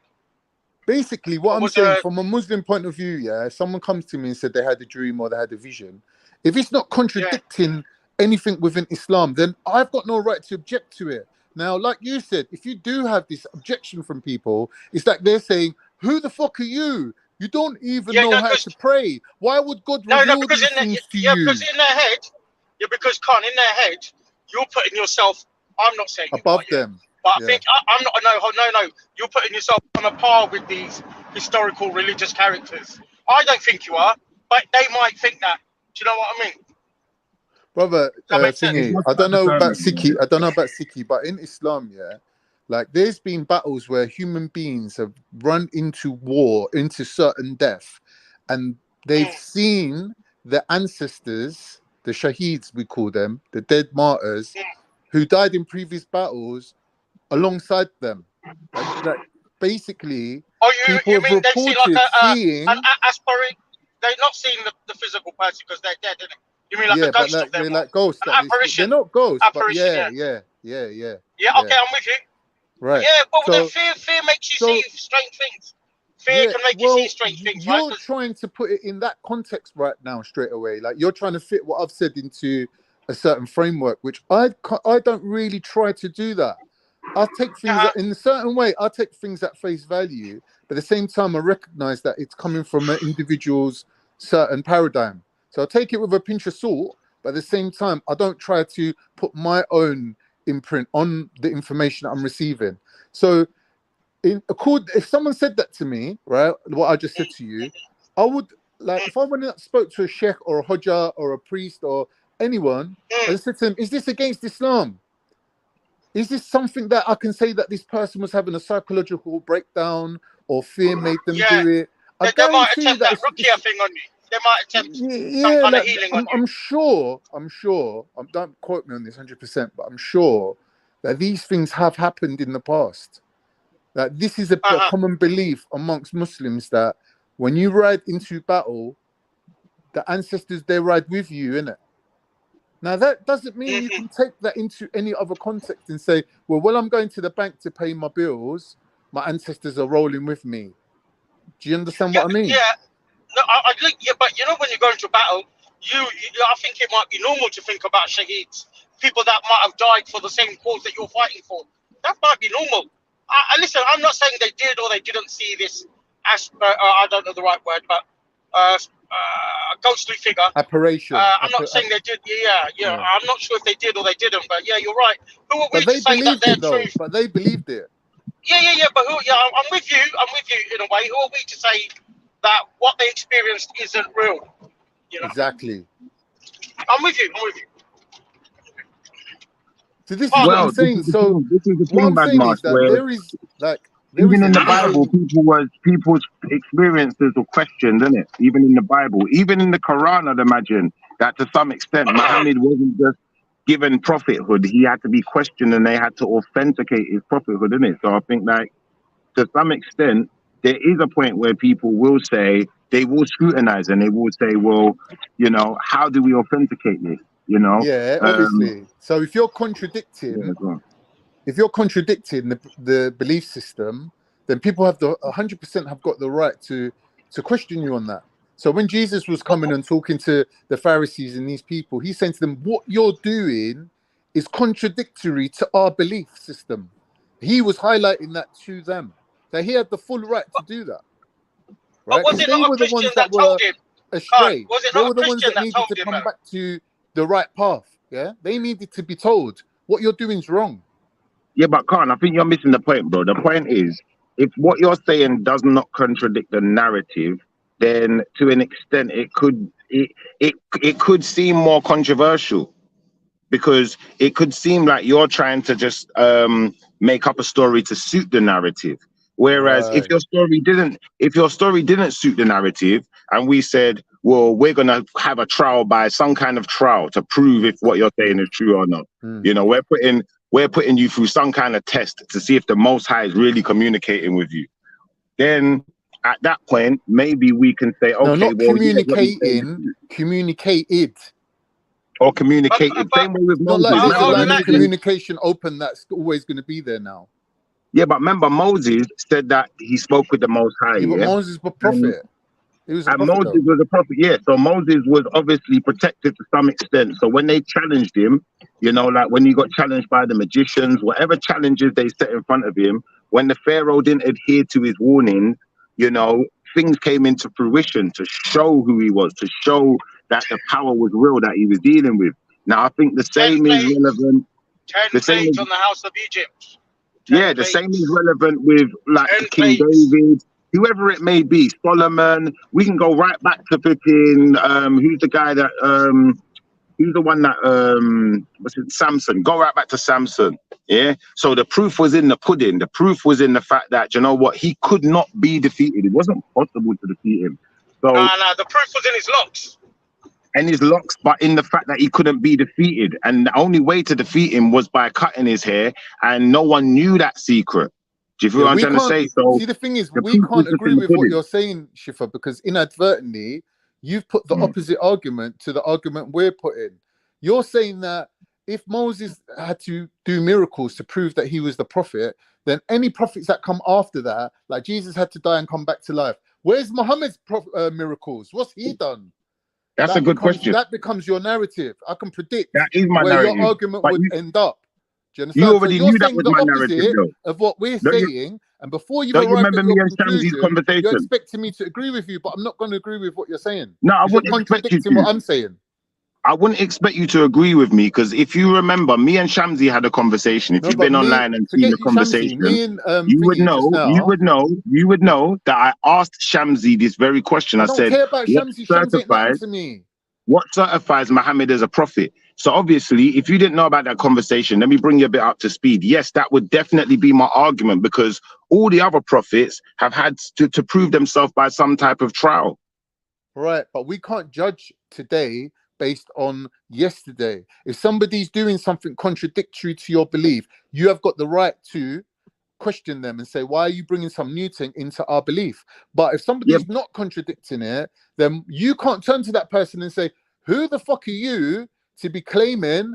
Because God chooses. We don't choose who the prophets are. God chooses Muhammad's the prophets. not today. Muhammad's No, not today. that's not what I'm saying. That's not what I'm saying. I'm saying in his time, if people were questioning him, saying, who the fuck are you that you should have this message, or that God should reveal things to you? Who the fuck are you? There's royalty here. There's these people here. There's rich people here. Like, when we compare each other on an earthly plane, it doesn't reflect our spiritual or our heavenly bodies. So in heaven, you could be a bigger person than me. Do you understand? But on earth, you might be a tramp. Do you understand? Yeah, but we would argue that he's telling the same story and giving the same message that was already given. You can't expect Muhammad to prove his prophethood by performing the miracles of Moses and performing the miracles of Jesus combined and going, well, I'm the new champion of God. Because God don't work like that. God gives you what you need. He don't give you anything more or anything less than what you need. No one expected him to perform the miracles of Jesus and Moses. Sorry, brother, one at a time. No one expects him to perform the miracles of Jesus and Moses, but we'd expect at least. Sorry, brother. We would expect at least, some type of relevant intervention. Like Noah's Ark, a relevant intervention where everyone's gonna dead, and not only Noah and his people are the only ones left. That will be a significant enough sign to see that the information that was given to him was divine in nature, because no one else was able to know this knowledge. No one else was able to obtain this type of information. This is what I'm saying. Whereas you're speaking. In your case, one second, I'll finish on this sentence. In your case, the message that the man's bringing isn't something that no one's ever spoke of before, which is a bit of an issue. It is a bit of an issue, though, in that regard. Him performing some kind of miracle. When you do what you're doing, like these comparing of prophets, it's a bit disrespectful, because it's like me comparing Sultan Suleiman the Magnificent to King Henry VIII.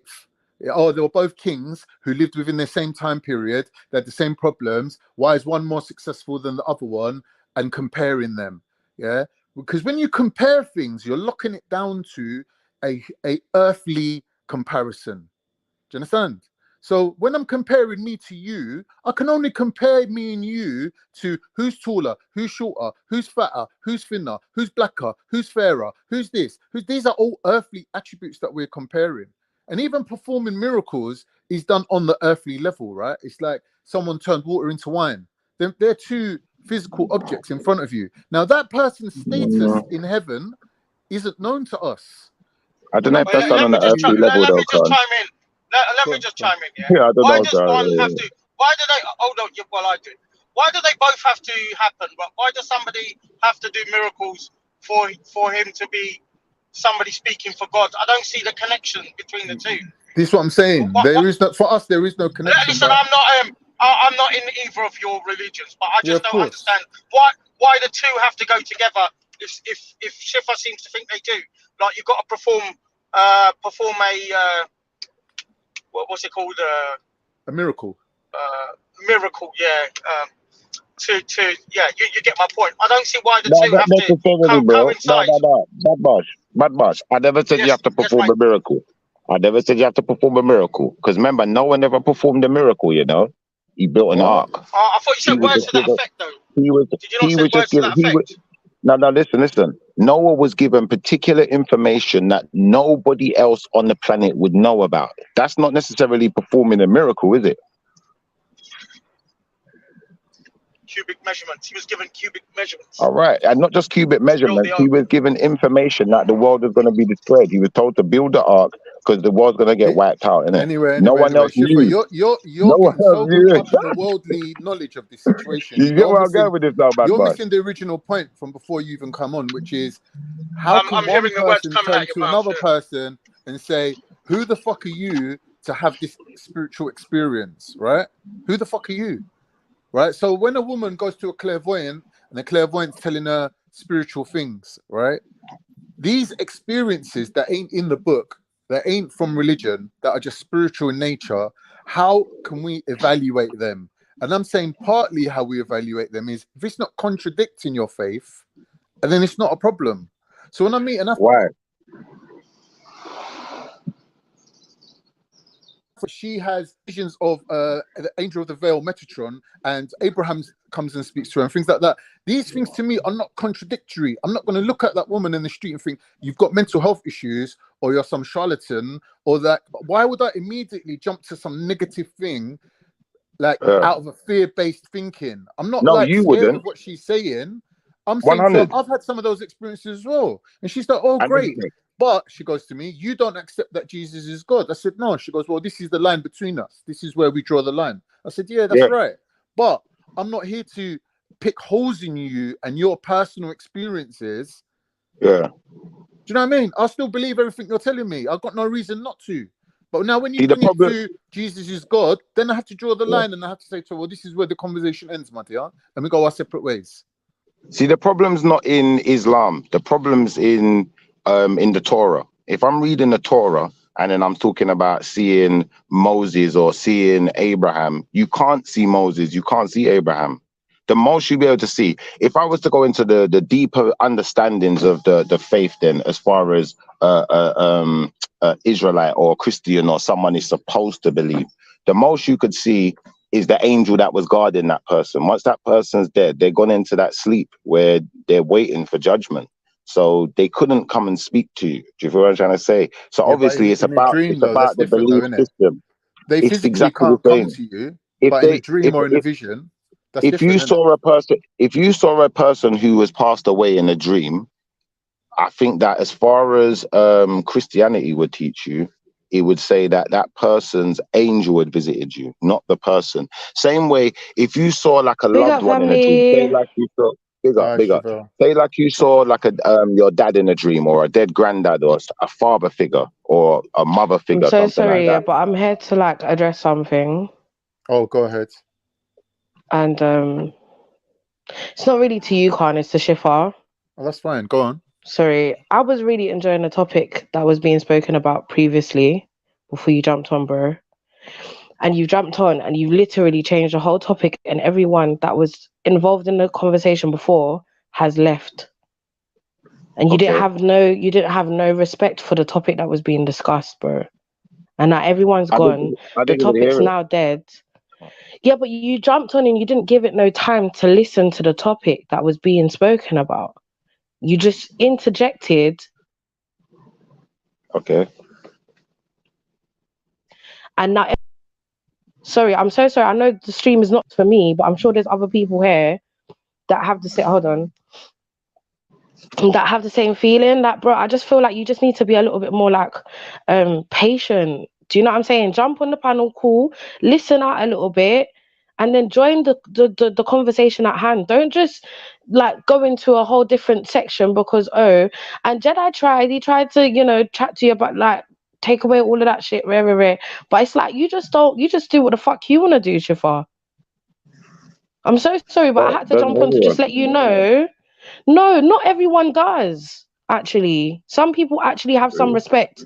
Yeah. If you realize everybody that was on the panel prior to you has now left, bro. And now you lot are talking about Islam and Christianity. What was the conversation about exactly?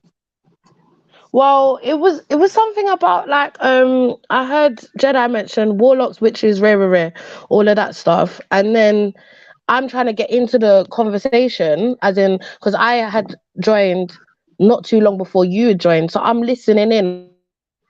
Okay. And I'm like, okay. So, and then you've jumped on, and then it's gone to Christianity versus Islam. Okay. And we've had this conversation so many times. When I arrived on the panel, it wasn't actually Christianity versus Islam. It was no, you turned it into that. You turned it into that. That's what I'm saying. He was already talking about some kind of interaction with religion before I started talking. To be fair, to be totally honest, I only addressed what he was saying because I was quite surprised that he made the statement he said. That's all I said. So I don't understand what the contention was, but obviously, No, you know, maybe people are just a bit apprehensive, isn't it? They're apprehensive. Listen, it's the fact that you didn't bring it back to the topic at hand, I think, and you didn't give it time. You didn't listen in to know what the topic was. I didn't even get time to figure out what the topic was about properly before you jumped on, and then boom, now we're on a whole different topic and now everyone's left. I just thought I'd address it because everybody else is leaving and not addressing it like actually addressing the situation. Sorry, I didn't even mean to like interrupt, but yeah, I'm not really interested in the topic you like are having right now because we've heard it so many times. However, there was a topic before that I was quite interested in and I was able to do some work to and listen to, and you know, boom, and I probably would have jumped on the panel to join in that discussion, but now I just feel like, yeah, we're on this topic now and boom, yeah, I just thought I'd have to say that. Sorry to interrupt, but yeah, take care guys, have a good show.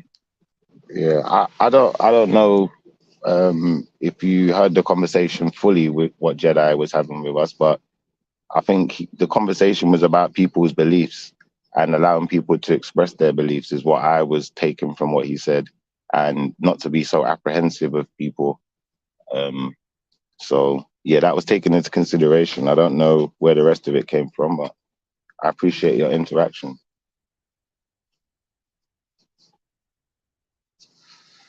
People are so flipping, I don't know, man. Don't be so soft, man. If you really had such a big subject going on, why didn't you not carry on then?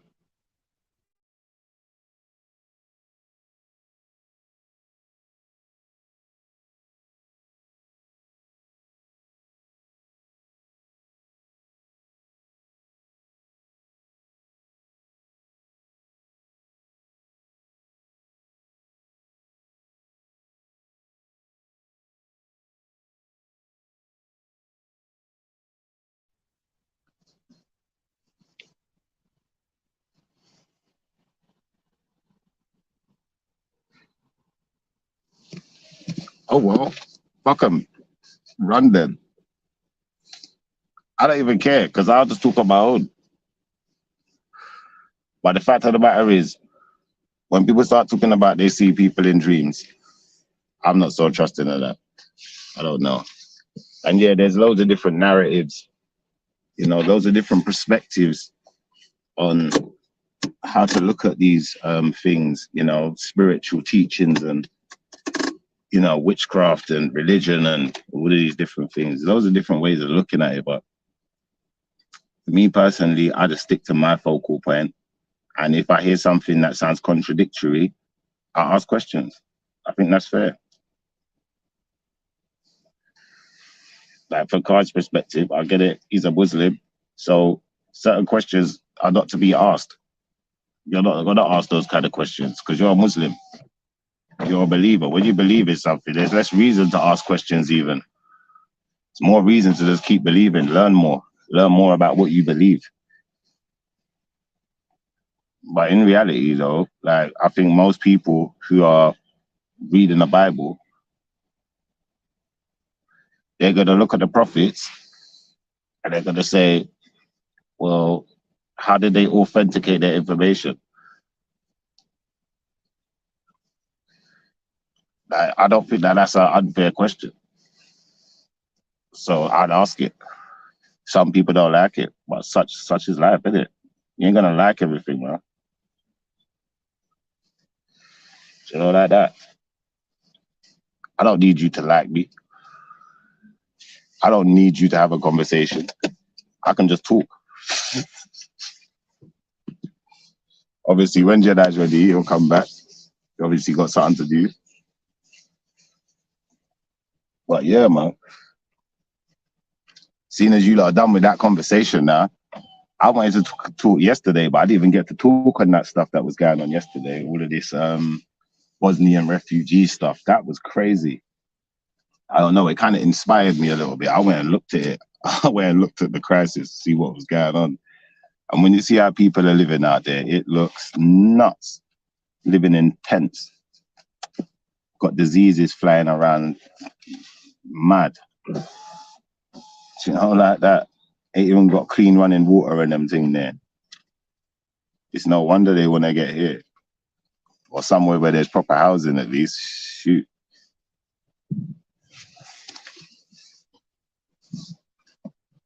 What I would say is I welcome Shebs's interjection, but now you've left too. So in a way, you've interrupted him and can't say what you don't need to understand about a stream is a lot of people have bright ideas about the type of conversations that they want to have, and they don't jump on. You said you was going to jump on, but you didn't.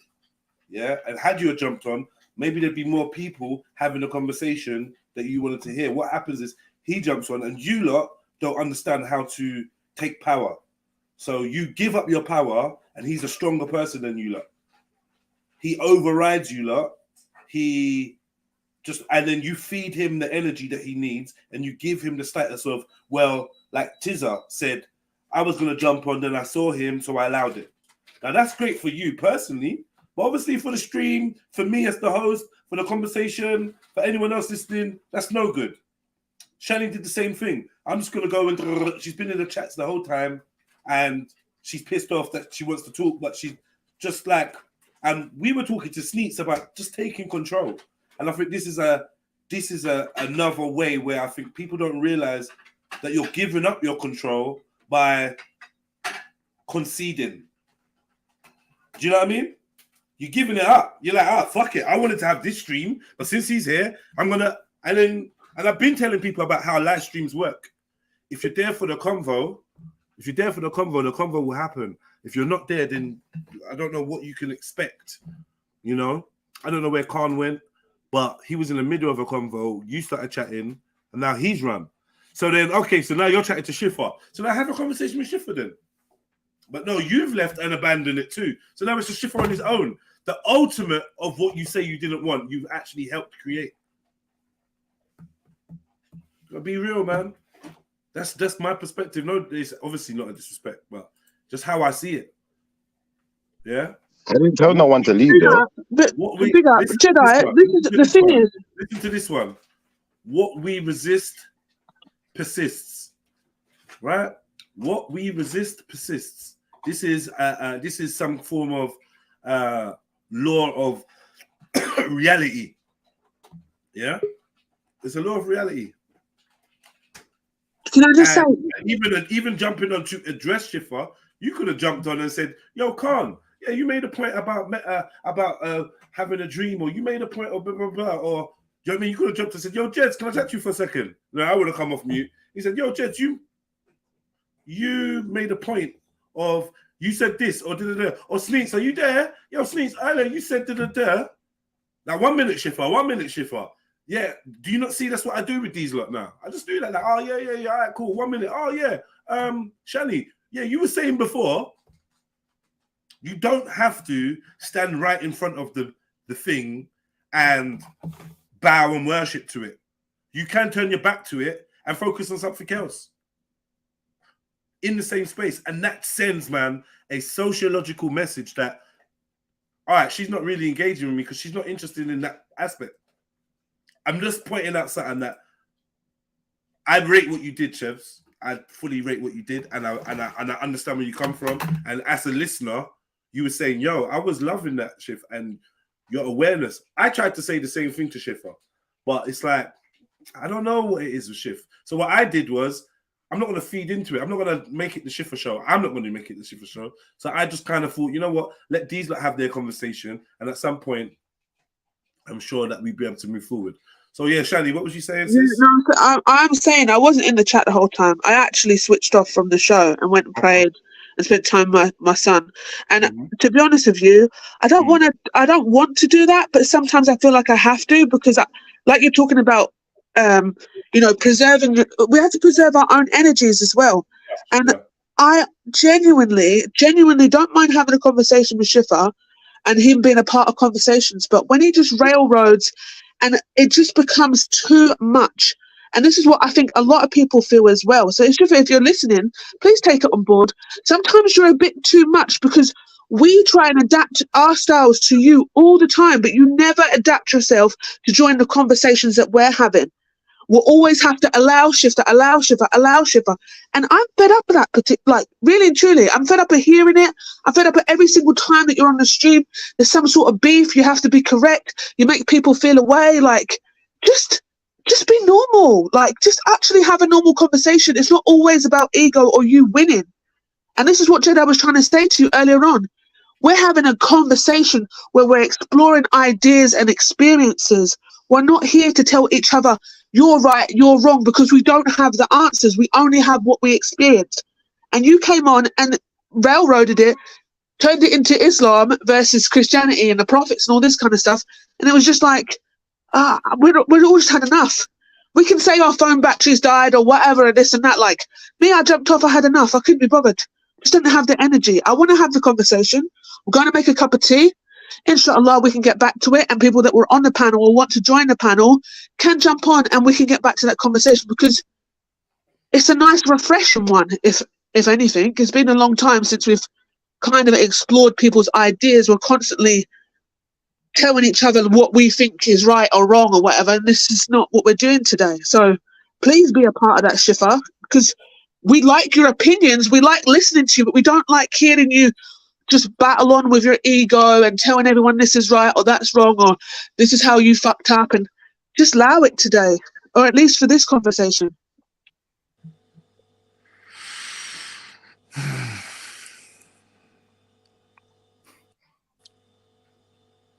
You want to bring me up to speed on the conversation we was having? I mean, Khan can, because Khan was literally, he was finishing, if you don't mind, Khan, you were finishing what you were saying about... It was really like continuation of what JEDI and Suniti started off talking about.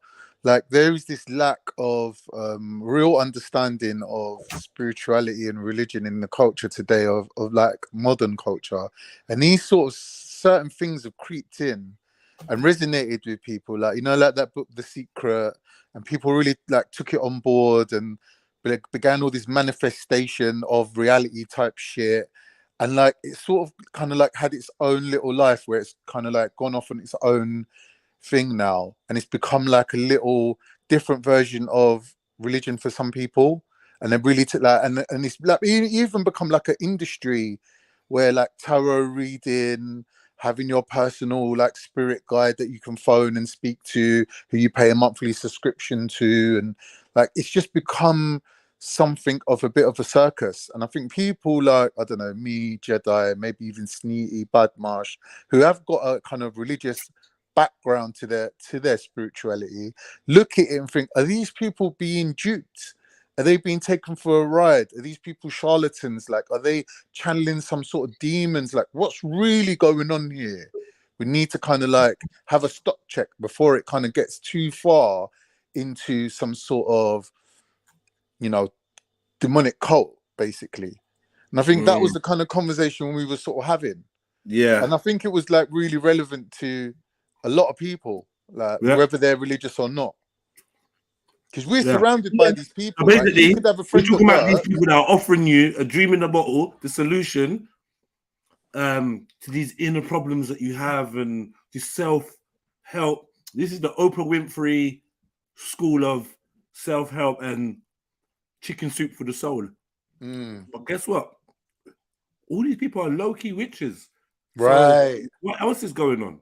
This is it. Because on the surface, it just looks like, okay, just make a like vision board and this and that and whatever.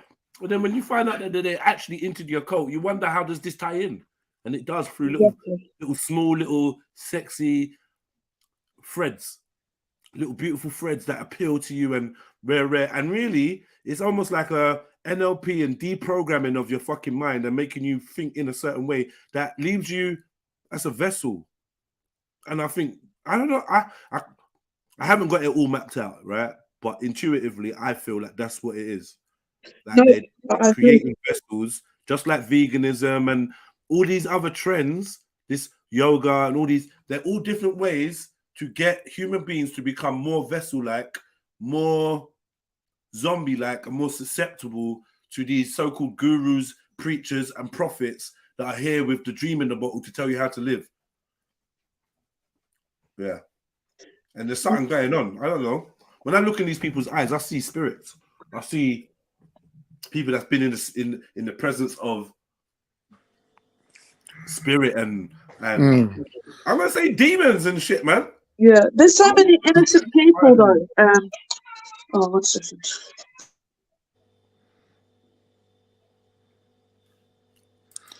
Yo, Breaking Harris, you should have stayed. Why didn't you speak?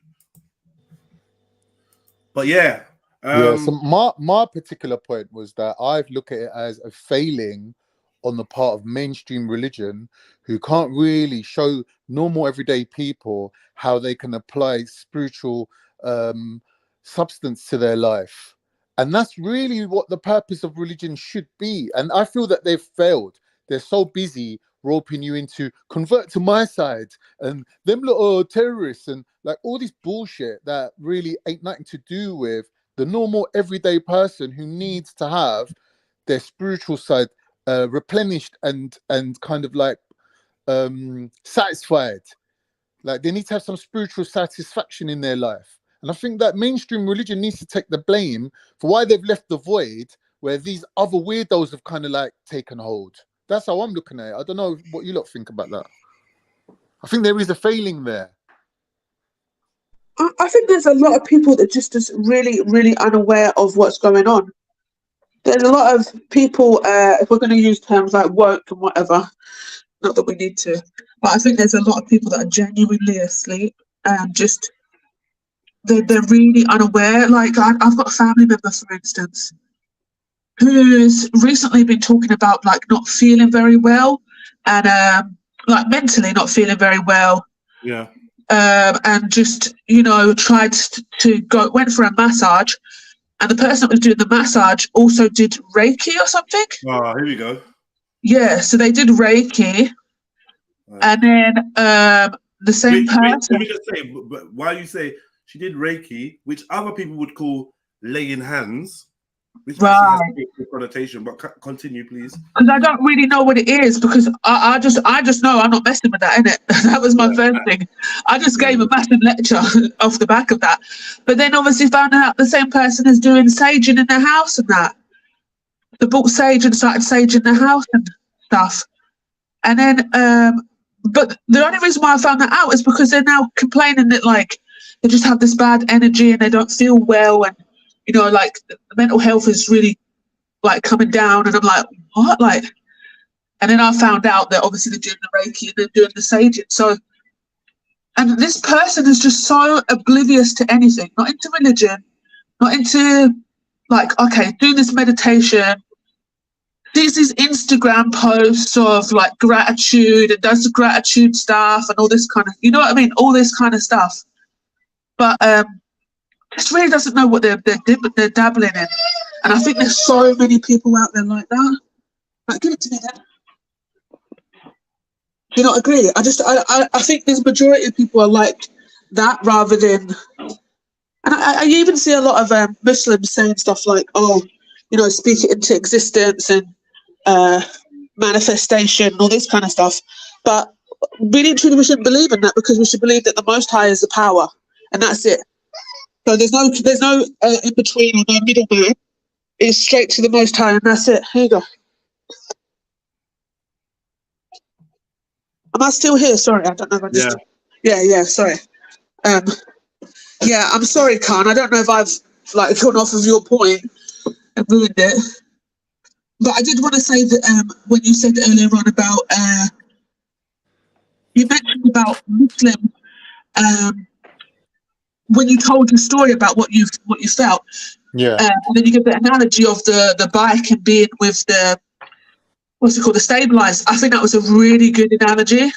Like it really is so good, and I feel like a lot of people are going to go through their lives with these stabilizers on and thinking that's it, that's what you're supposed to do, rather than actually exploring the world and having that freedom, like you said. How I look at it, sorry to cut you, but imagine you got a teacher who teaches at GCSE level, and then you got a professor who teaches at PhD level. How can we say one teacher is a better teacher than the other Because without the GCSE teacher getting everyone through that level, no one ain't getting to PhD. That teacher has to go through, even at a low level, has to come across more students and encourage more people into the beauty of education for there even to be people to make it to the PhD level. But how we judge it on an earthly level, not on a spiritual level, we judge it that, oh, the PhD teacher gets paid more money and he had to study for longer and he's got this higher status, so he's automatically a better teacher, right? But I remember my teachers from primary school, and I've never seen them in 30 years, and I still love them people. And I'm like, do you know what? They inspired me. They were like magical people. Do you know what I mean? That when you're young and then you come across a really talented teacher who can like awaken your imagination, right? I can't say that my PhD or my university level teacher was anywhere near as inspirational as that teacher.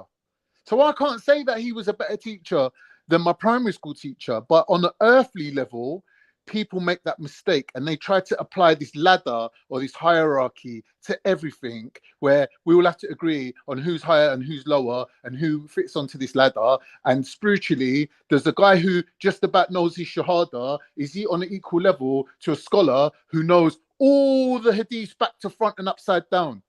Maybe he's got a photographic memory. Yeah, no, I hear you, can't actually. See what I mean? So this goes to the point that we say God chooses. We don't choose. You can devote your whole life to being a scholar because your dad was a scholar and it runs in your family, right? Like when we look at the Hindus and these people that have this caste system, they have this whole caste of people that are the religious order, right? But are those people really spiritually gifted? Are they choosing the spiritual life because it chose them? Do you get my point, Shani, what I'm trying to make? No, I do. I agree with you as well, because like it's about experience and life experience, isn't it? Really, it comes to that. I think it comes down to that life experience and putting things into practice as well. So you could, like you said, you could be a scholar, but it's about whether or not you're practicing what you've learned. And that's what changes you, being better than other people. Obviously, piety. It's just like your practices and your beliefs to the truth of the Most High.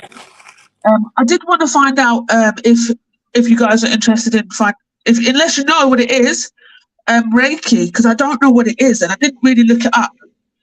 But anyone interested in exploring that, or we've already done it before, or? I've never done it, and I'm not interested in it. Of what it is, but you know what it is? I'm not particularly interested. I know a little bit about it through coming into contact with other people who told me some sort of passing some sort of a spiritual light through your hands onto other people. So it does seem to be rather intrusive, which I don't like, to be honest. Like, how do I know what's passing with that energy? It could be your illnesses. It could be, your sins. I don't want them. Why do I need your light, innit? Yeah, who ordained these people to be Reiki? Exactly that.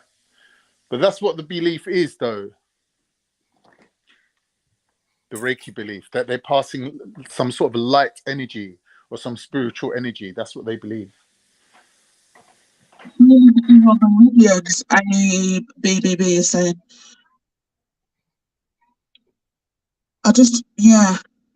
Oh, right, okay, well, I'll look it up myself, I think, then. Sorry, I'm just having another conversation trying to sort out some stuff. And I realised that, Shifa, like, it's like now you don't want to chat. You don't want to chat. I was waiting for it to finish, to be fair. Okay. Cool. Yeah, no, I'm finished. I'm just saying I'll probably look up Reiki myself then if not anyone's really that interested in it.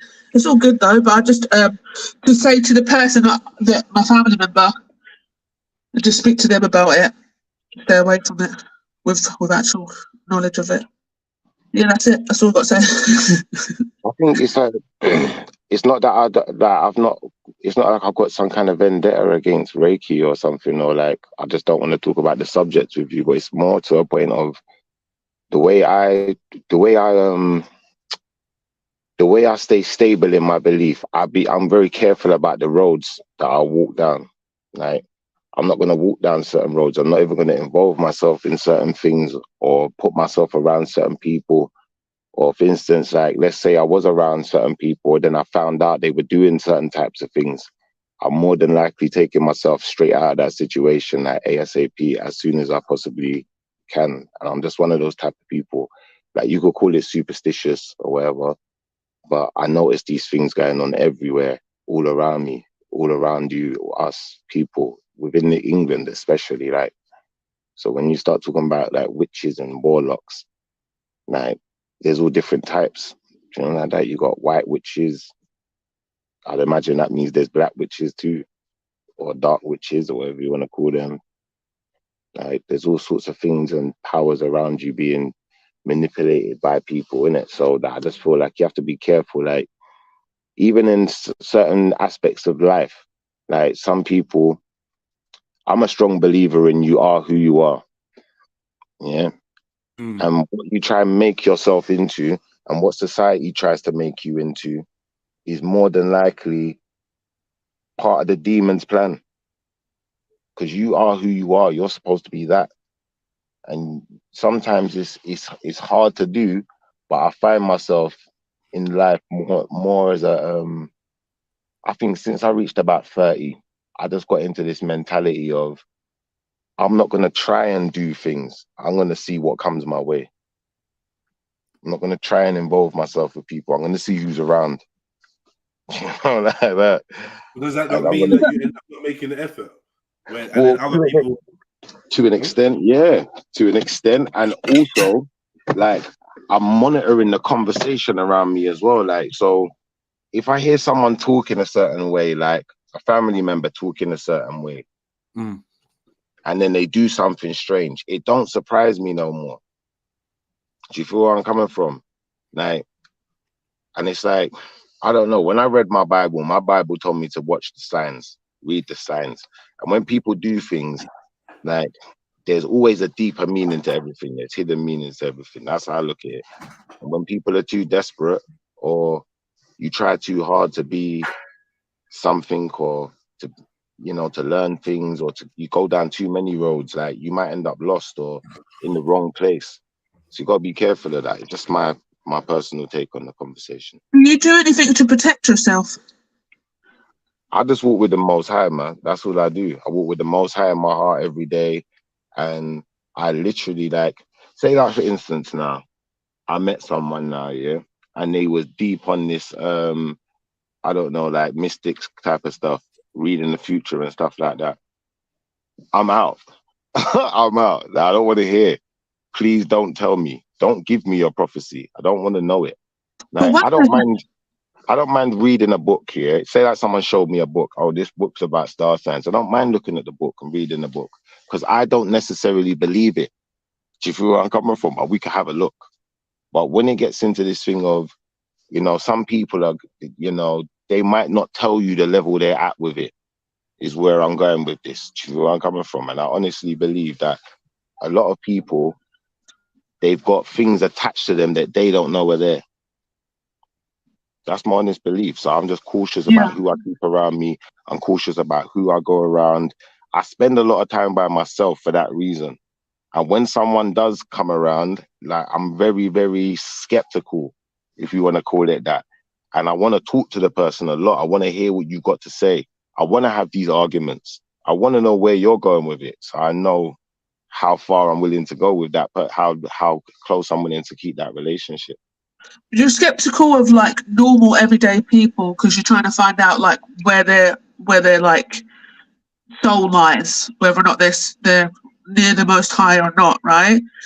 But do you, and I think that's good. Yeah, I think I do that as well. But and this is not a dig at all, Sheffer. Yeah, honestly, I'm not trying to mock or whatever. I genuinely have an interest in this because you've said previously that you've met somebody who is a prophet or has claimed prophecies that you believe to be true.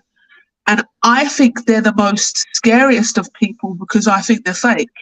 So when you're talking about having your guard up and all that kind of stuff, wouldn't that person have been someone you would instantly, being a man of God and having God in your heart, wouldn't you instantly be like, yo, this guy is not the one? Like, what made you think he's real?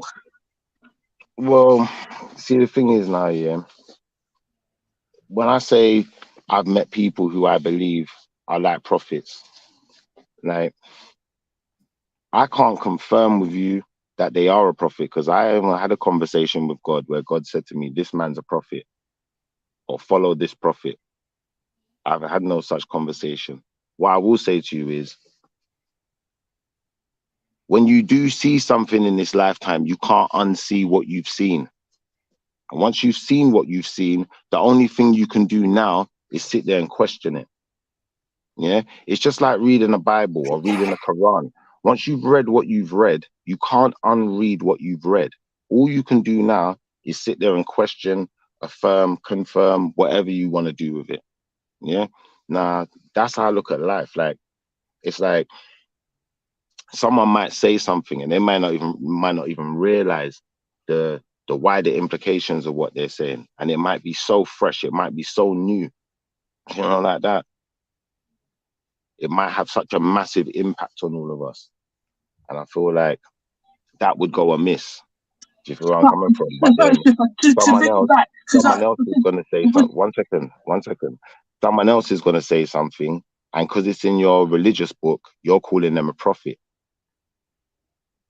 You know, like that. And sometimes, in some cases, they're not even saying something new. They're saying something that someone else already said. So, correct me if I'm wrong, you never said that you'd met a prophet. I couldn't confirm with you that I've met a prophet because I've not spoken to the Most High, and the Most High said to me, you know what, this man's a prophet and you should follow this man. But what I have confirmed with you is that I've met people who are definitely like prophets, and I've seen some inexplicable things where, like I said, once you've seen something, you can't unsee it. And not everything I've seen I'm going to share with you, because it's like, you see, the thing is now, yeah, in reality and online are two completely different things. And I feel like people are only gonna be really they're only gonna get it by seeing it. Does that make sense? But when you saw, okay, I did get it, and it's fine, you don't have to tell us what it was, right?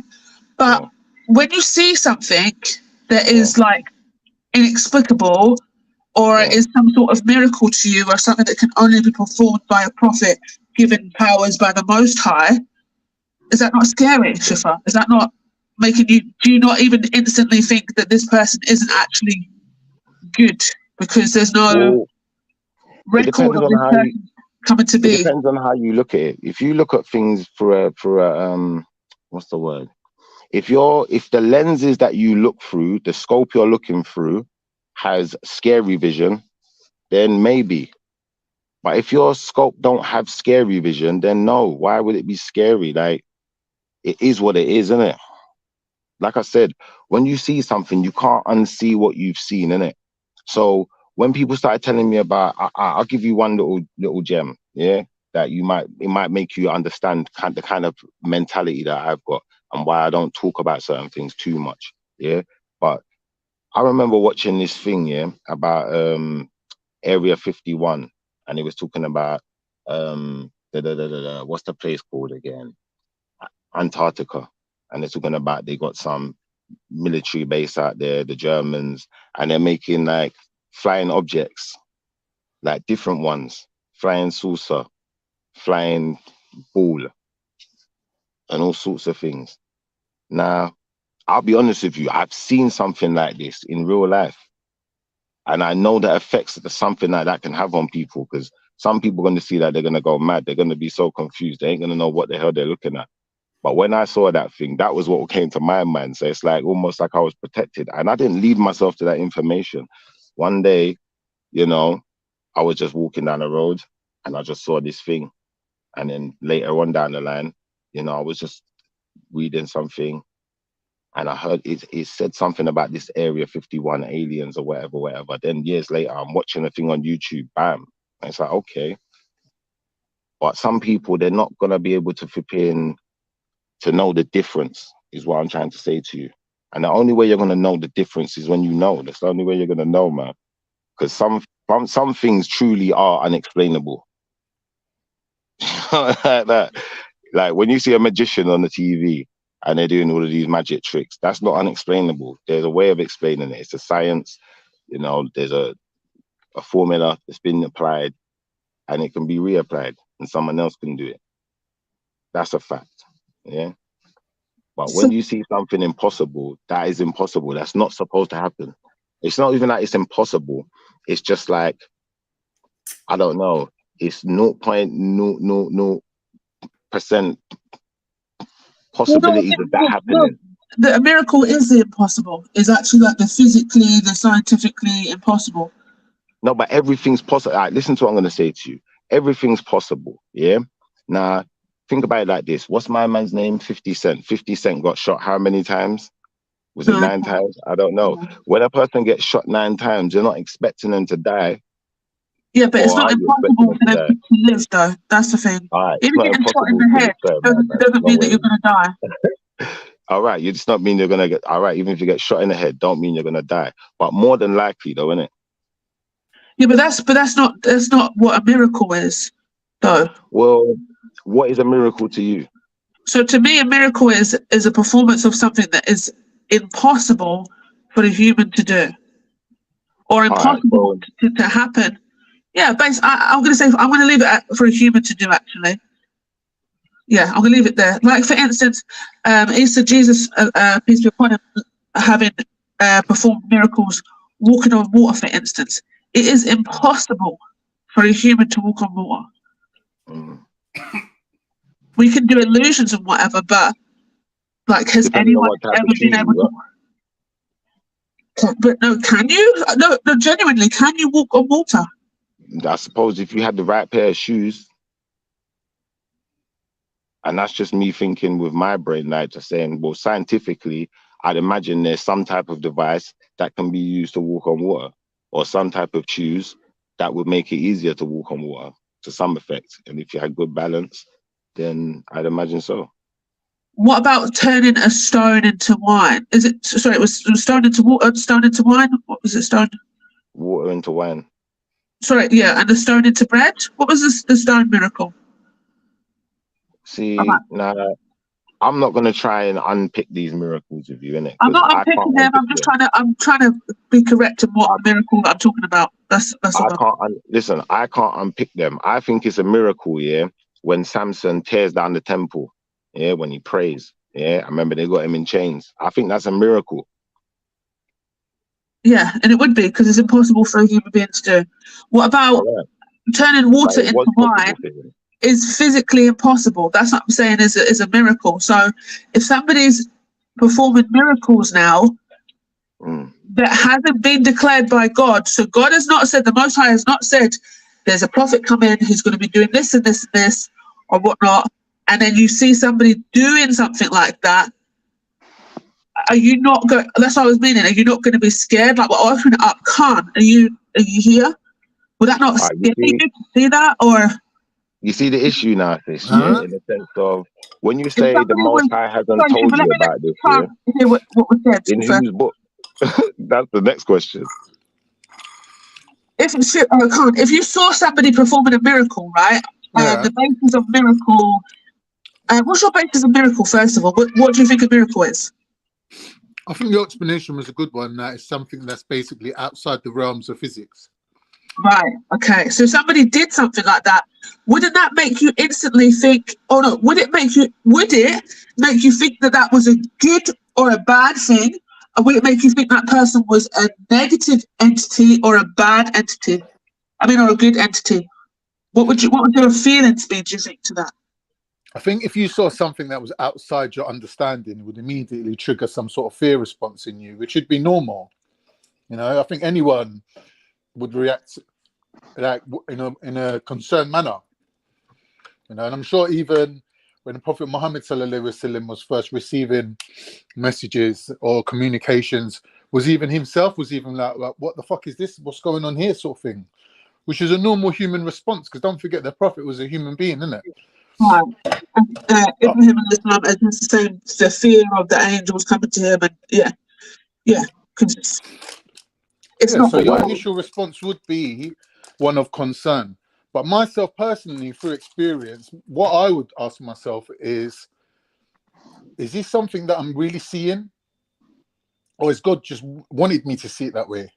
Because sometimes, like, you got to understand that God's in charge of your reality, the reality that you're living in. The things that you see are generally dictated by physics, right? But ultimately, our reality is dictated by God. So if God wants you to see something, you could be standing next to 10 other people. They might not see the moon split, but you saw it because God wanted you to see it. Now, if that does happen to you, you have to actually be a believer to be able to interpret it properly. Because otherwise, there's no other explanation for it. Like, how are you going to explain seeing something that the person standing next to you didn't see? Either you're a mental case, or it's a miracle that you've seen. But it might not be for other people to see. It might just be for you. Yeah, but I didn't. You see the thing that I have a bit of a contention with. Yeah, like if I look at, for instance, then like we use Jesus as an example before. Let's use Jesus again. You know, Jesus wasn't born and then just went around to everyone telling everyone, "I'm the prophet and I'm this and I'm that." Like they knew him by his work, by what he was doing. I'm sure you're mistaken. You know, like that. I'm sure that even when Jesus was born and Mary said he doesn't have a father, the miraculous birth was known by everyone. It wasn't Obviously, like he later revealed it and said, "Ta-da! By the way, I don't have a dad." I think obviously there's that part to it, but So according what to the he was Quran, he actually spoke doing as a baby as well. That was what the he first was miracle actually before. doing. Exactly. Was what makes him significant. It's what his actual doings are. No, What you're his looking at work it is. from a Christian perspective. According to Jews and Muslims, the miraculous birth was known before Jesus was even born. The miracle was already known because Mary wasn't his just name was supposed to be some woman that Emmanuel, was bro. walking through Bethlehem Bro, if you're that going by happened to that get prophecy, pregnant, which is his the part name was they don't supposed to tell be you in Emmanuel. Christianity. They If don't you tell didn't you know at that. school that Mary was actually the daughter of St. Anne, the niece of Zachariah, who was the high priest of the Jews. Mary wasn't just anybody. So her getting pregnant would have been a huge concern. They would have been like, how the fuck did this woman get pregnant? Do you understand? Even before Jesus would even set foot on the planet. So I think in that respect, Shifa, you're demonstrating not only do you not know your own scripture, no offense to you, bro, but you just like basically regurgitating. Brother, you're telling me I don't know my own scripture when I'm the one that just told you his name was supposed to be Emmanuel. You didn't know the scripture. So please don't question me. Don't question my intelligence again, please, brother. He was known as Emmanuel, but it doesn't mean his please name was don't, Emmanuel. brother. His mum Please never don't named him question, Emmanuel. brother. Don't Please lie. don't question my intelligence Don't again, because lie, I'm not brother. gonna. His mum did I not don't need name to him question you. Emmanuel. I don't need to question your intelligence. You just leave yours on the table. I leave mine on the table, and then we'll see who's intelligent and who's intelligent. Right, a bit later after this conversation, Shifa, we're also going to have a talk about intelligent and intelligent, yeah? I've been waiting. What do you believe in there, man? I've been waiting. No. I've been waiting for you with this one. Right, okay, let's not get too much into the religious aspect. But the reason why I even mentioned it in the first place is because I genuinely, like, I still don't think I've got my answer that I'm looking for, Shifa. And I'm not. It's not like I want a specific answer. It just seems like you're not answering the question that I'm asking. So I'm just saying, like, you've said that you see the way you're asking the question, yeah? The way you're asking your question is never going to be accurate enough because you'd have to get more information from me. So the most I could give you is this. I could say to you this, yeah? Not a person who I might believe to be a prophet or to have some type of prophecy, they might not themselves see themselves as a prophet. They might not see themselves in this light. They may not see what they're doing. They may not even know the ramifications of the things they've said or what they've done. They may not even know. They may be totally oblivious. And that's when I say to you that I honestly believe that. I believe some people, they're like prophets. Like, they say things and it just happens. Right, okay. So like that. And not only do they just say things, one second. Not only do they just say things and it just happens, sometimes impossible things happen around them. You know, like that. And that's when it gets to a point where it's like, okay, because you said impossible, innit? And I'm not going to go into all the impossibilities that I've seen in my lifetime, but I've seen some impossible stuff from my perspective anyway, from what I believe is impossible. I've seen Mission Impossible. And as far as I'm concerned, Mission Impossible is what it says on the tin. It's impossible, innit? So if I start seeing shit like that happening in real life, it's a bit mad then, isn't it? Yeah, and I don't know. I think if I saw something impossible, I don't think I'd be near the person that was doing that, to be honest with you. I hear you, but it depends on what they did that was impossible. But I think obviously it's my way of life, and the understanding that the Prophet Muhammad, peace upon him, is the last messenger. So for me, like, if anybody does anything that seems impossible, that's it. Jedi, can you let motion in, please? I think it's motion. Let me ask you a question. You spoke about Jesus, yeah? Jesus died and came back to life, right? Salute, family. Salute, fam. Salute. I don't believe he died and come back to life, but okay. We should go with that. But that's the narrative in the Christian Bible. Now, would you say that it's impossible for someone to die and come back to life? Yeah, completely. Oh, no, actually, it depends what you declare as being dead, right? Exactly. Because many people in hospitals have, like, been declared dead, but also been able to be resuscitated. So, all right.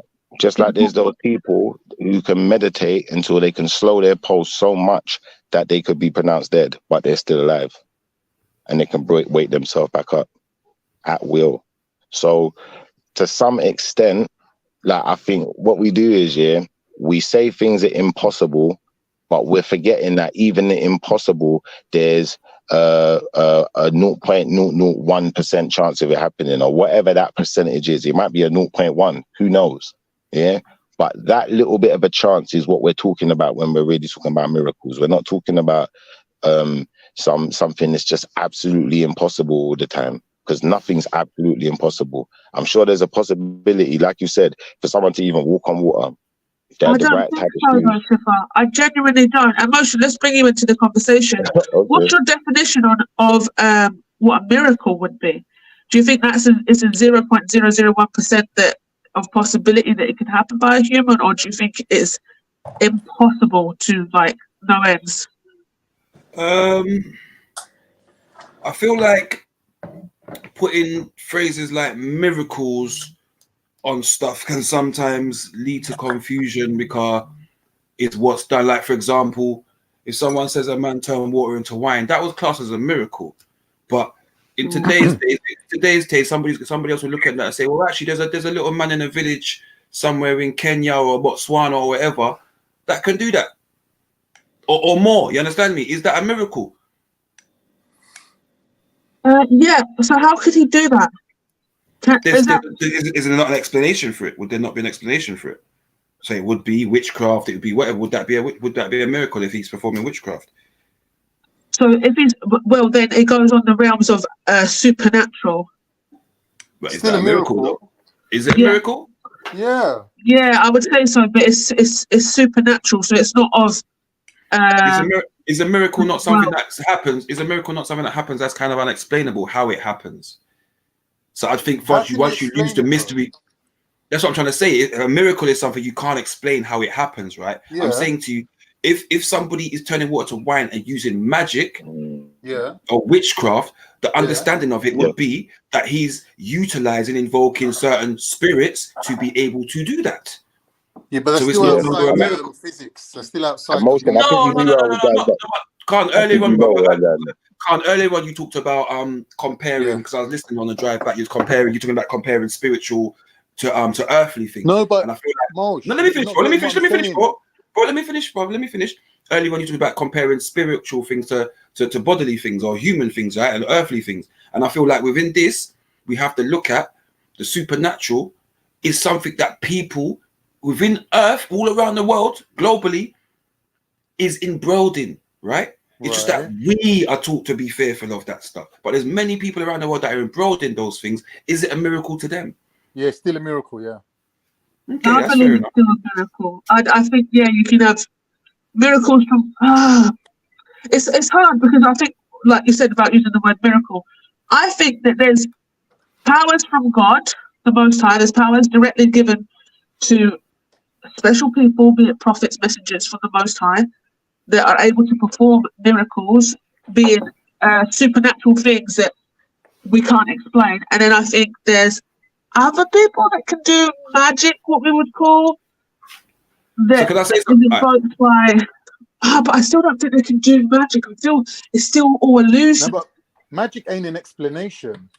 You can't. If someone says, "How did you do that?" and you said, "I've done it by magic," that's not an explanation. It's still a miracle. No, but God, that's the explanation we're given, that is magic. However, the people that are doing the magic and those around that know the magic, like for example, the card tricks we used to see when we was younger, and man pulling out this out a hat and out a sleeve randomly. I went to school with a youth that wanted to be a magician. I remember sitting in the school, right, and his brother done assembly, and he done a magic show, and we were all like, bro, we didn't understand it. To us, that was a miracle what the brother was doing. Little did we know, he's got tools and all kinds of things that he's using to help him do that kind of stuff, Mosh, right? I swear me and you had this conversation, Motion. I swear me and you. I don't think we have, bro. I don't think we have. I was saying to you that when Moses turned the staff into a snake, right? He done it in response to the Pharaoh's magicians who did it first, right? Right. Yeah.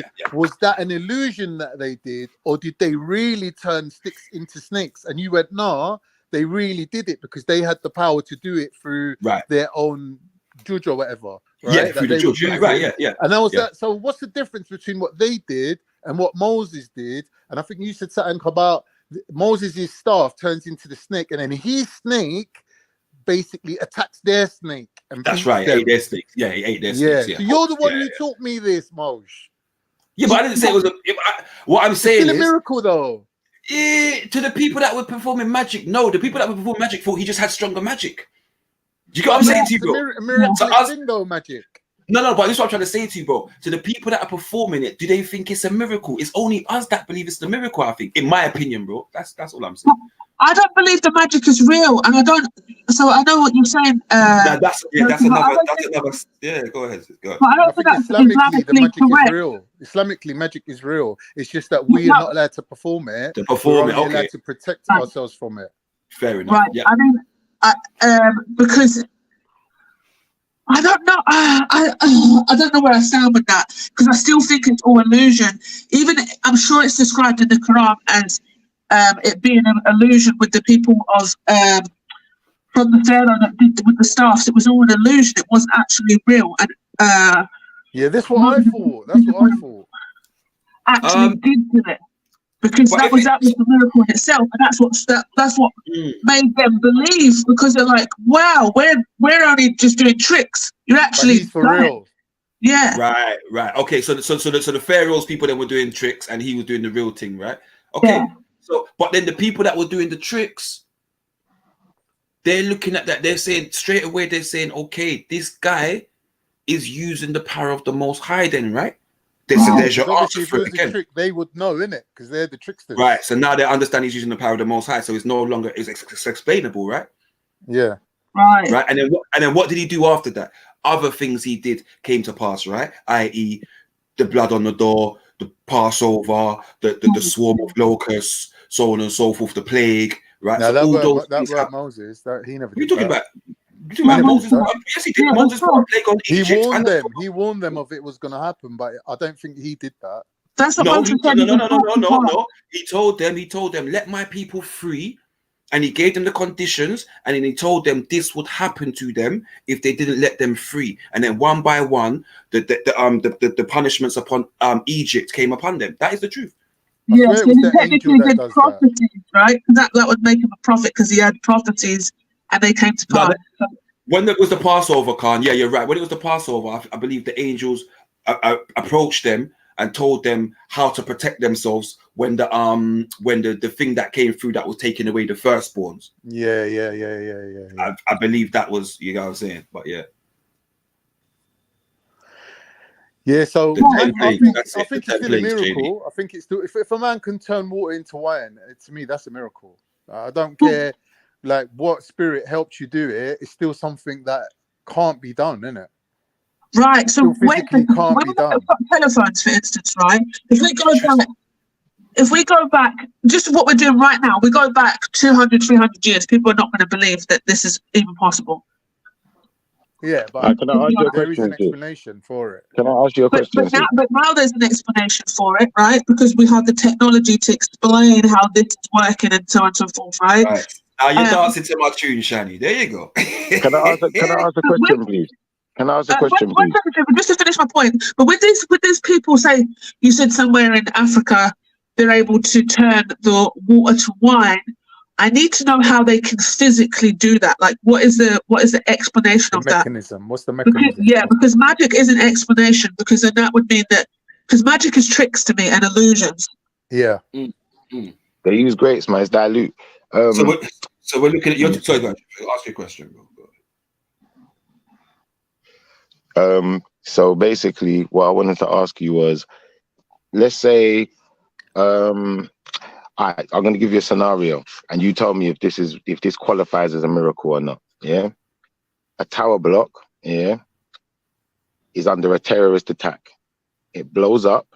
Yeah, random explosives are placed around on different floors of the building at random locations. The building starts collapsing. There's a baby in the bath with her mum while the building's collapsing. Yeah. Somehow the building collapses in a way where the whole top of the building, what is on top of them anyway, falls off. Yeah. And lands somewhere on someone else's building or wherever it lands in the basketball court. Yeah. The rest of the building slides down at a tilt, and the bathtub somehow breaks free, and the bathtub slides all the way down the side of the building, then into the same basketball court beside the other piece of collapsed building. Not a scratch on the woman or the baby. Is that a miracle? No, it's not. Because it's probability. Do you know what this is, Shani? Sorry to cut you. This is the same argument they have.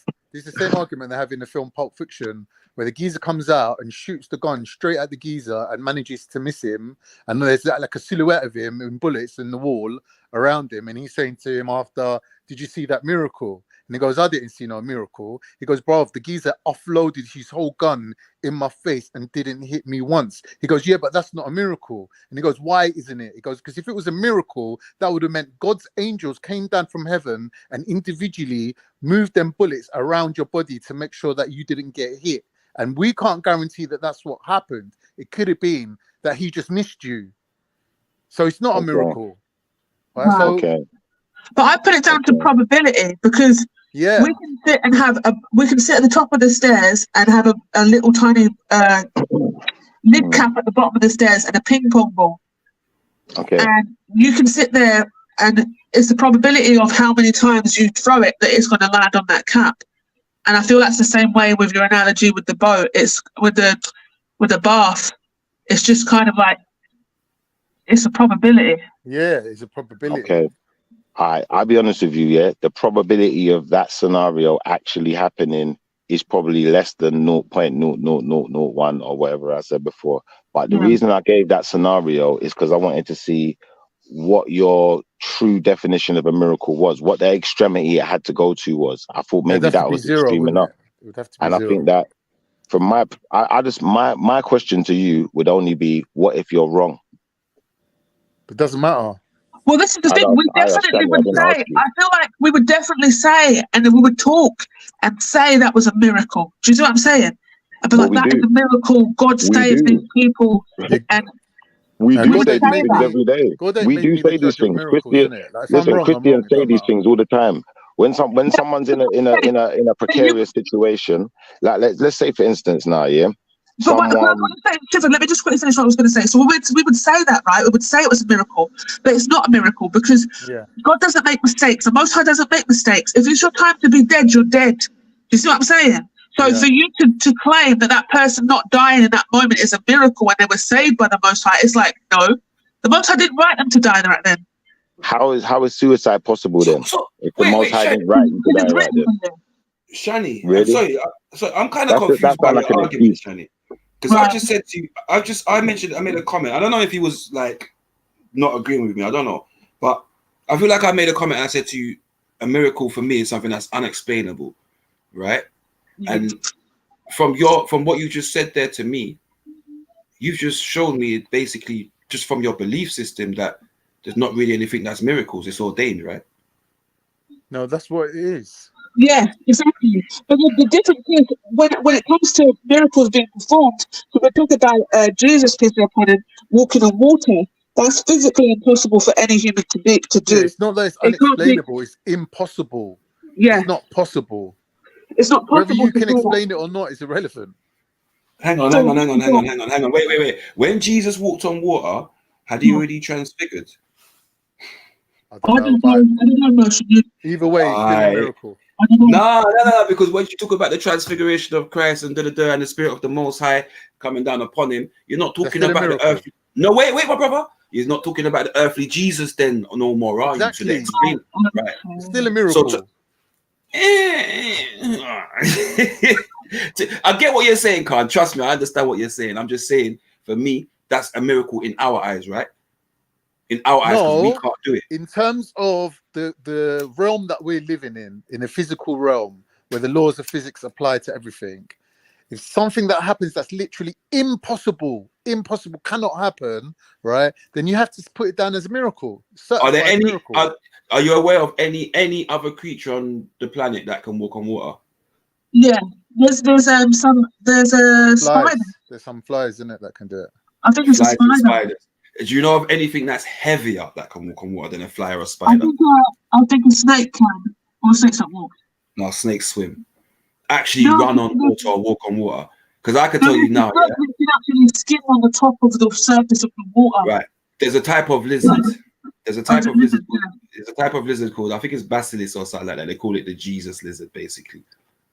That shit runs on water. All right, I've seen it. Yeah, I know exactly what. That's what I was thinking. Runs on water. Right. Okay. Is that a miracle? No. Why not? Because there's no other lizard that can do that. No, but 1 minute. You're saying there's a lizard that can walk on water. So if he can do it, then it's not a miracle. But a man can't walk on water. So if a man walks on water, there's no lizard that can walk on water either. That's a fallacy. They can run across. That's what I said. Run across water. They can run on water. They can't walk but on the fact water. that he can do it makes it no longer a miracle. They can run across. It's not a miracle. They can run across, and that's because the design of their feet, which spreads their weight across the surface of the water. They're not walking. And also the speed. Also the speed that and they the speed, yeah. So it's they run across the water really fast, yeah. Yeah. So there's a physical, scientific explanation how it can happen. So that's what I'm trying to say. For a human being, yeah, but sorry. No.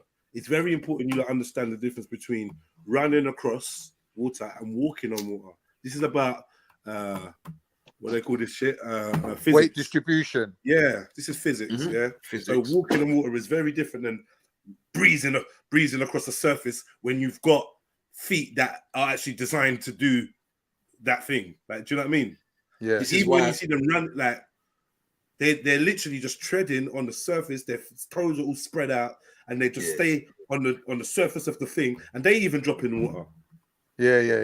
If they splashes and everything.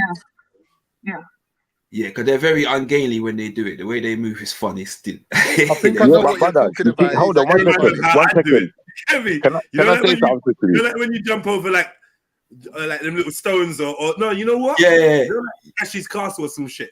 And they got like some foam in the water. Yeah, he does the sideways. Sideways. If you stay too long, you drop on it. It's gonna drop. It's gonna sink, or you're gonna fall off or wobble. So you got to keep that momentum and very lightly touch and keep it moving. Right, exactly. Yeah, That's exactly the same concept. I see a man online, with some big shoes on, some big boat shoes, and he was walking on the water, brother. Listen, what I'm saying is that's what I said that to you earlier, Shani. Although in the Bible, it don't mention what footwear Jesus was wearing. Yeah, we know that you could make a type of footwear where a man could be walking underwater. It's possible. I'm saying is I'm sorry, Shani. Let me just say this because this is why there's no evidence that Jesus even wore footwear. 1 second, He Carl, 1 knows second. that he didn't, No. There's no. Wait. Yeah, because he had his sandals taken off. Right, he got it. Thank you. He got his foot. Yeah, exactly. There you go. So there's the evidence that he wore footwear. And how big were those sandals? Shiffer, shush, man. What am to you? Anyway, what I'm saying is, this is why I asked the question about had the Messiah transfigured yet? Had he received the Spirit of the Most High upon him? Do you understand me? Because then that becomes an explanation. Now, do you understand this now? Those with belief at that time were looking for those signs because they knew of the miracle, what was classed as miracles beforehand, right? But knew that was the Most High.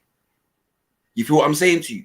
So now, those that are of the knowledge were waiting for the Messiah. He was predicted to arrive. Do you understand me? So I'm saying to you, the spiritual understanding of the people at the time would have just said, those are the acts of the Messiah. That is the person. He's going to perform these things that we were told that we're going to perform. To everybody else, that's a miracle. All the people that believe and of the understanding and of the spirit, that is the spirit they know and understand. To them, it's not a miracle, my brother. That's what I'm saying. The miracle to me is subjective to what we believe we can and can't do. Would it be a miracle if I sat here right now, thought something in my head, and Brother Jed turned around and said it? Would it be a miracle to you, lot? No. Well, yeah. Right, but that depends. If I say your thoughts through his mouth, then yeah, that's a miracle. No, that's different. And again, that depends on your spiritual understanding, in my opinion. That depends on your spiritual understanding, in my opinion. If you could think something and make it come out of his mouth from your room to his room where you are right now, you can't see each other, you're just literally on a panel, blah, blah, that would be a miracle. It's physically impossible. However, if you thought something and Jedi said the thing that you thought, that's just a probability. Because there's do you know what I mean? It boils down to being not a coincidence, a probability. Yeah, but miracles are kind of based on probability, though, Shani. Nah. Miracles are kind of based on probability. Being fair, like, I'm just being honest. They are, man. They're the opposite of probability. No, I disagree. Because think about it like this, yeah. Moses, yeah, when he led the people out of Egypt, yeah. The Nile splits, yeah. Nile, or whatever it is, whatever river they run through, yeah, it splits into two. The Nile does split, yeah, it does split. I don't know why he's saying the Nile, like he don't know the story, but it's not a river. Cool, whatever, man. Anyway, either way, whatever this water is that they walk through from one side to the other, yeah. If this was more of a coincidence, yeah, than him actually going there and splitting the waters himself, or it's something that happens at a particular time of the year, or some type of seasonal drift, or whatever it was, then what you're going to do is you're going to water down a miracle to a coincidence and to a statistic, but that's not what it is. It's actually a miracle. But the thing is, the record, the explanation is a miraculous one, because that's why Pharaoh ends up dying in the water. If it's some seasonal thing where the water's just not there for a couple of weeks of the year and they manage to get across, right? That would be explainable phenomenon. But the fact is, in the story, is said to be a miracle, because as soon as Pharaoh starts trying to cross, that's when the water comes back in and drowns him. Exactly. But that's the whole point. Maybe that was more to do with the timing of the Most High than anything, because that was going to happen anyway. But they just wasn't aware. They weren't ready, like for the planning. They hadn't planned well enough for it. And this is what I'm trying to say, in the sense of, how come we haven't seen anything like that since you? I'd go along with you saying probability if it happened since in other locations, but it doesn't happen, does it? Yeah, but again, that's also explainable, because the Most High then departs from them. I've turned my back on you for your sin, and so on and so forth. So again, that becomes explainable why it doesn't happen anymore. In the same way, we could ask, how comes they can't get to the moon anymore? Yeah, but motion. Do you get what I'm going with? There is cities that rise and fall out of the sea. That you can actually see that happening. There's ancient buildings that were below the level of the water and now are higher than the level of the water. That's fair, but you could then put things like volcanoes and that, like bulging. Yeah, one at a time, people. Yeah, but brother, you could then put Noah's Ark down to probability, bro, and just say, well, but no what was one the said that was a probability that he miracle. would have built the Ark in time? But What who's was the claiming it was a probability that he miracle? had all of the animals on there? What was the probability that What's he the was going to miracle even be part of able that? to Shifra, freaking survive Yo, for as Shifra, long as what's he the had to miracle survive? part of that? What is The the part miracle that you're part saying of is a it is the miracle? probability being so low. The miracle part is Of when the what? probability is so low. The Of what? probability Of of Noah actually survival, building an ark, or what? the What's the miracle probability part? of getting all of those animals into that boat in the amount of time that you don't know how much time you've got. You know, the probability of even building a strong enough boat. The probability of so many things that are tied to every situation. No matter what the situation is, there's probability tied to everything. So I I think don't that's think a there's any ridiculous way to miracles write things in off. the Noah story where he builds the ark because he's Huh? told to, and then the animals make their own way on there, and then they set sail. Like, I don't think that is a miracle. The miracle is that he knows it's going to happen, and he tells the people, and they ignore him, and it happens anyway. I think that's the miracle. That's a miracle that all the people died. I got you. I'm not gonna lie. I'd think it was a miracle if I saw all the animals go out of their regular thing to get into a man's boat, to go and walk to some place to go jump on some boat. You see it? Come on, man. I class that as a miracle, bro. What's wrong with this guy? Never been claimed, has it? The lions ain't killing the wildebeest. The buffalo ain't trying to beat up no lion. The hippos are just chilling. Like, bro, that's some The lions and the hippos are cool today, man. That's some miraculous shit, baby. So there's no way to find this because probability and miracle are opposite. They can't have the probability of a miracle. Exactly. You can have the probability of a miracle, actually. You can't, Chipper. That's the point. Yes, you can. A probability. Yes, you can. Okay, all right. You explain why, and I'll tell you why you can't. You explain why. Yeah. Use The the reason example you of can have turning the water into probability. wine. What's the probability of All water right, there you turning go. into What's wine? the probability? There's a probability involved in that, even though you Not might without not see it. not without putting yeast in the water and giving it time to ferment and create. Well, that's with the science that you know, my brother. That's with the science that you know. That's with Western science. That's how far you've got.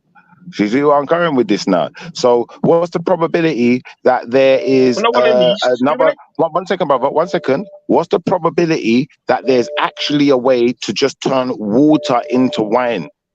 But there What's the isn't. probability that exists? In front of people's eyes. I didn't ask you if there was. I didn't ask you if it exists. I said, what is the probability? The probability is zero. Well, then it's higher than the probability of that woman who was in the building in the bath and the bath sliding down the side of the building as the building's exploding and the top of the building falling off perfectly. Yes, because that would be a 0. That would be a 0. Listen, that would be a 0.0001 or something like that. Whereas 0 would just be 0.000 to it. It's zero at the end of the day. It's still that zero. Would be a zero, man. Like, it wouldn't zero be by a zero. zero, it's still zero. Like 0 point what? 0 point what?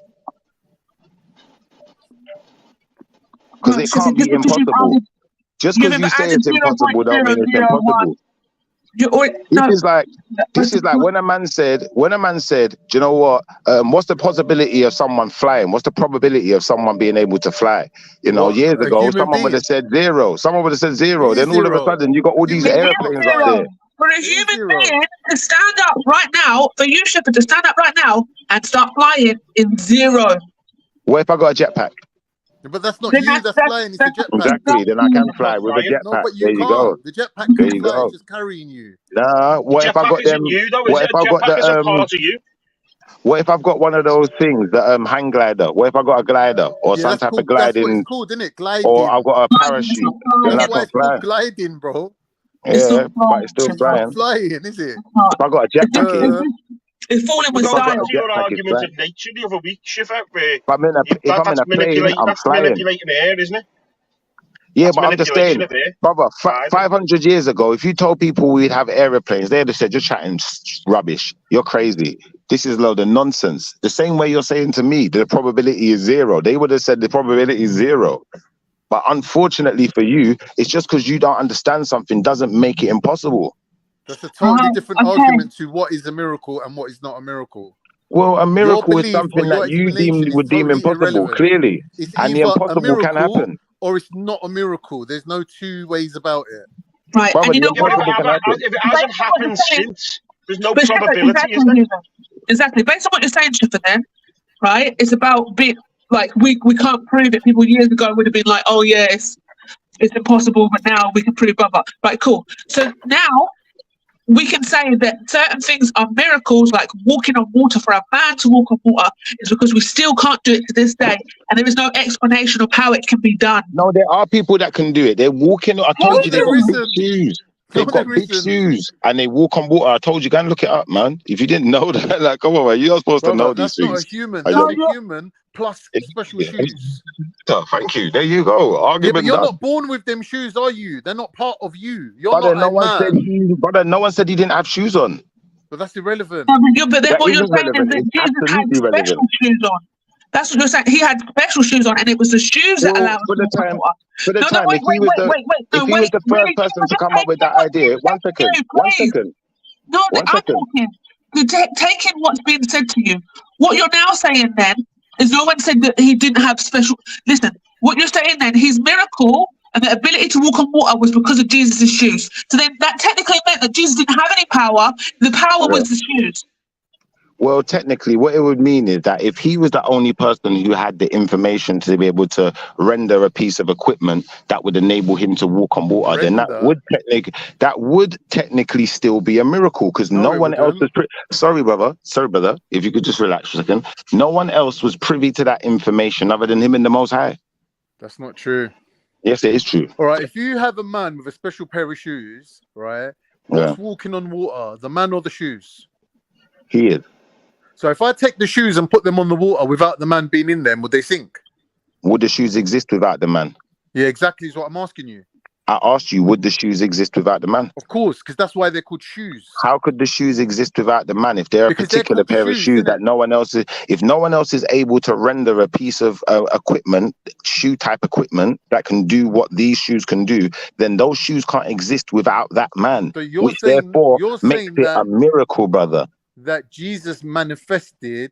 And I'm not saying he did. I'm just saying if he did, it would still be a miracle, brother. What I'm saying is, if he did, it would still be a miracle and classed as a miracle of the time, because the fact of the matter is, nobody else was able to do that, brother. The same way, if a man was able to listen, if a man was able to, for instance, back in them times there now, was able to create futuristic devices, that no one had ever been even thought of these ideas before, right? Then that would have been, I would see that as a miracle too, especially if it made a significant change to the environment for the better. I'm pretty sure people would be calling it a miracle, brother.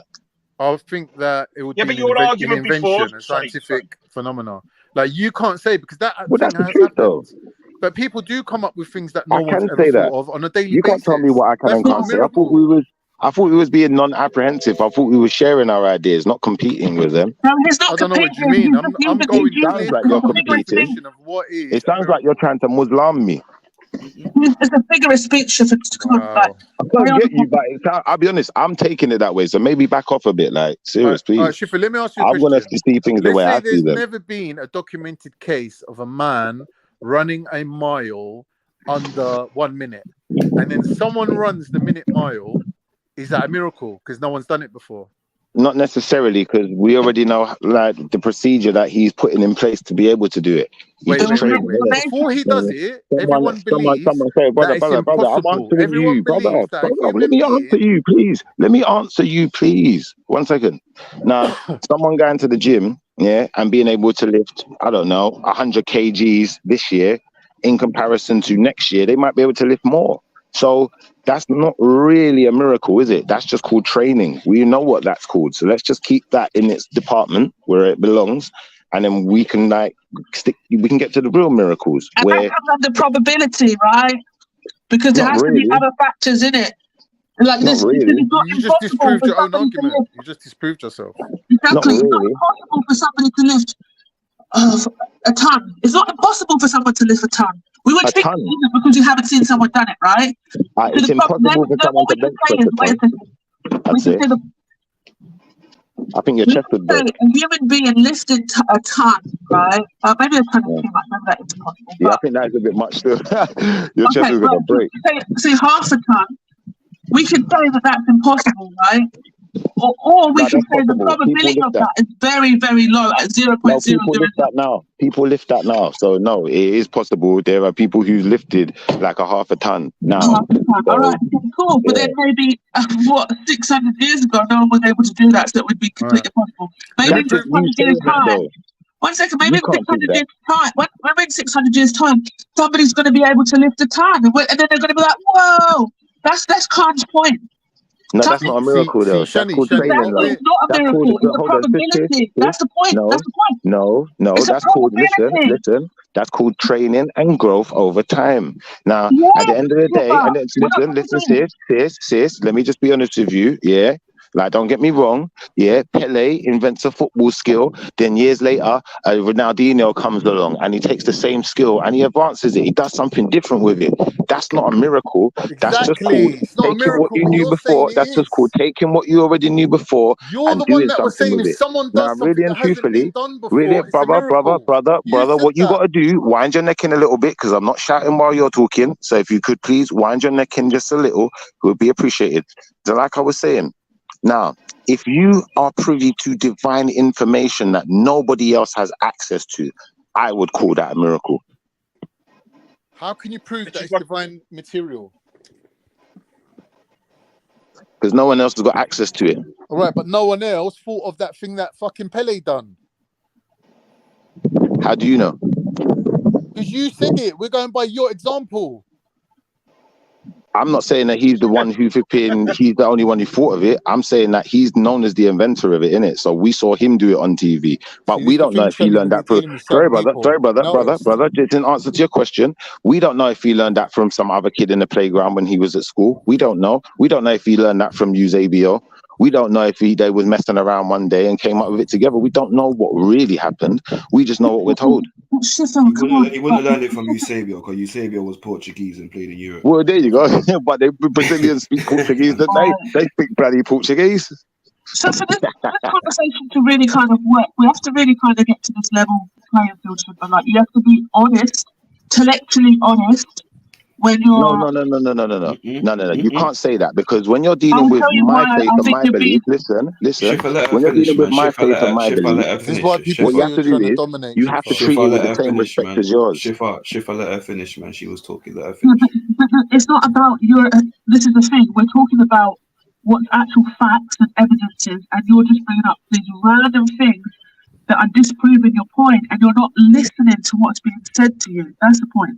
You might have heard us, but you're not listening, you're not taking it in, because as soon as the point's been finished, you're coming up with another example. So it's just kind of like, well, you didn't listen then, because you would have just sat on that whole medi and went, right, okay, I get it. But you're not seeming to get it. We're saying these things are a probability. They're not a miracle. And you're saying the same thing. So a miracle means that it has to have 0 probability for it to be a miracle. Yeah. All right, sis, that's obvious, I like, understand fully what you're saying, and what I'm trying to get through to your brain is that sometimes you need to think outside of the box. If you put things into boxes, then you may miss a trick, because something may not really go in that box, but you've put it over there. That's what I'm saying to you. The way you're trying to be organized is not the way things actually work. And you know why that's nature's so not funny? organized like that, sis. That's just so funny, because everything you just said just does not make sense at all. Brother, it's not supposed to make sense. Do you know what think outside the box means? Do you know what that means? So, Shifa, right, if somebody jumps off a miracle defies the laws of nature. Exactly. There you go. So you've got to think outside. That's so the whole point in the miracle, isn't it? So going back to turning water into wine. No, just wait there. Shifa, let me talk, lad. Fucking hell.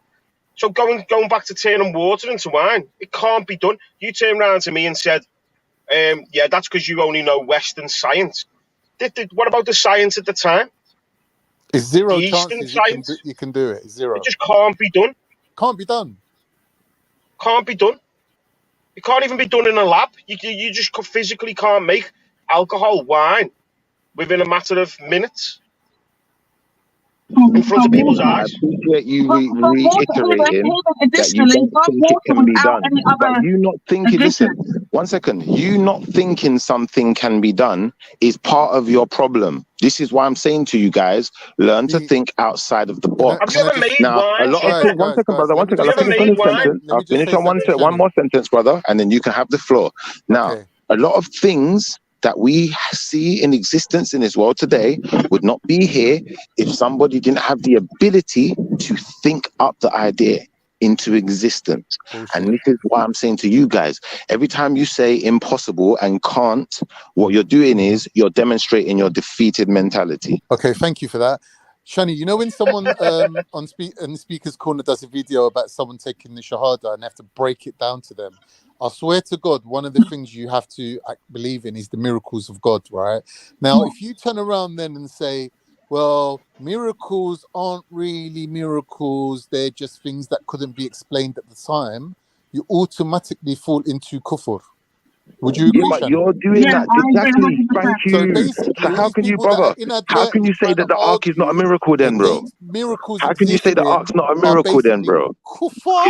Is that kuffar, bro? Are you a kuffar then, bro? Because you said that the ark's not a miracle. And You're a remember, kuff, the brother. ark is a schematic that was You're a given to kuff. Noah for him to build and construct something.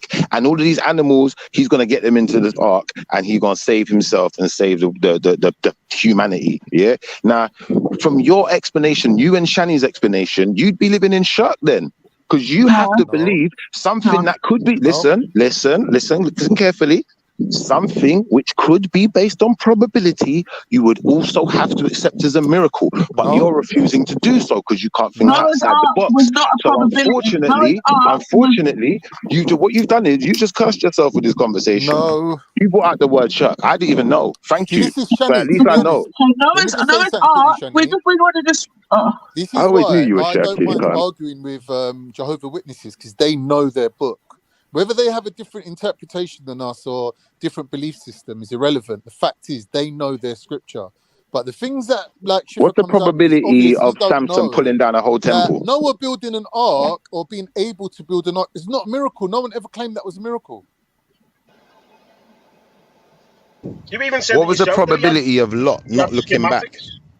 You know, like that. What's the probability of Lot not looking back? Think about that one. I just what I'm saying. Just You lot say because, some silly look, things, and then it's just like, because something oh my happens, gosh, I'm gonna. Yo, in your oil for a second. just Think because about something it. happens by the will of the Lord or by the will of Allah doesn't make it a miracle.